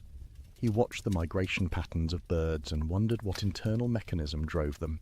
In all of this, he was developing a method. Observe first, observe carefully, observe repeatedly. Record what you find. Notice patterns. Form hypotheses. Test them. Build explanations from the ground up. This was radically different from the prevailing approach to natural philosophy, which tended towards speculation from first principles. Aristotle was teaching himself to be empirical, to trust experience, to build theory on the foundation of observed fact. The lessons learned watching his father practice medicine were flowering into a comprehensive scientific method. His personal life in these years remains shadowy to us. We know he married Pythias and loved her. We know they had a daughter together. We know that when Pythias died, Aristotle grieved deeply. Later he would form a relationship with her Pillis, with whom he had a son, Nicomachus. But Aristotle rarely wrote about his private emotions. His work focused outward, on the structures of reality, on the patterns of nature, on the principles of living well. Then, around 343 BCE, an invitation arrived that would change everything. King Philip of Macedon, who was transforming his kingdom into the dominant military power in Greece, wanted a tutor for his 13-year-old son. And he wanted that tutor to be Aristotle. Why? Perhaps because Aristotle's father had served Philip's own father as court physician, creating a family connection. Perhaps because Aristotle, though not yet famous, had already acquired a reputation for brilliance. Perhaps because Philip, in his ambition to unite Greece under Macedonian leadership, wanted his heir educated in the finest Greek traditions. Whatever the reason, the offer came with considerable inducements. Philip promised to rebuild Stagira, Aristotle's home city, which he himself had destroyed in an earlier campaign. The payment would be generous, the position would be prestigious. But most importantly, Aristotle would have the opportunity to shape the mind of a future king, to plant ideas of justice and virtue and excellence in a boy who would wield tremendous power, to perhaps create through education a ruler who would govern wisely and well, for a philosopher who believed that ethics and politics were inseparable, that the good life required a good community, this opportunity must have been irresistible. And so Aristotle journeyed north, back to the Macedonian frontier of his youth, to meet the young prince who would become Alexander the Great. The teaching took place at Mieza, a small village in the verdant countryside outside the Macedonian capital. Here, in or near a temple dedicated to the nymphs, surrounded by forests and streams, Aristotle established what amounted to a private academy for Alexander and a select group of other young Macedonian nobles. Among these students were Hephaestion, who would become Alexander's closest companion, and Ptolemy, who would eventually rule Egypt.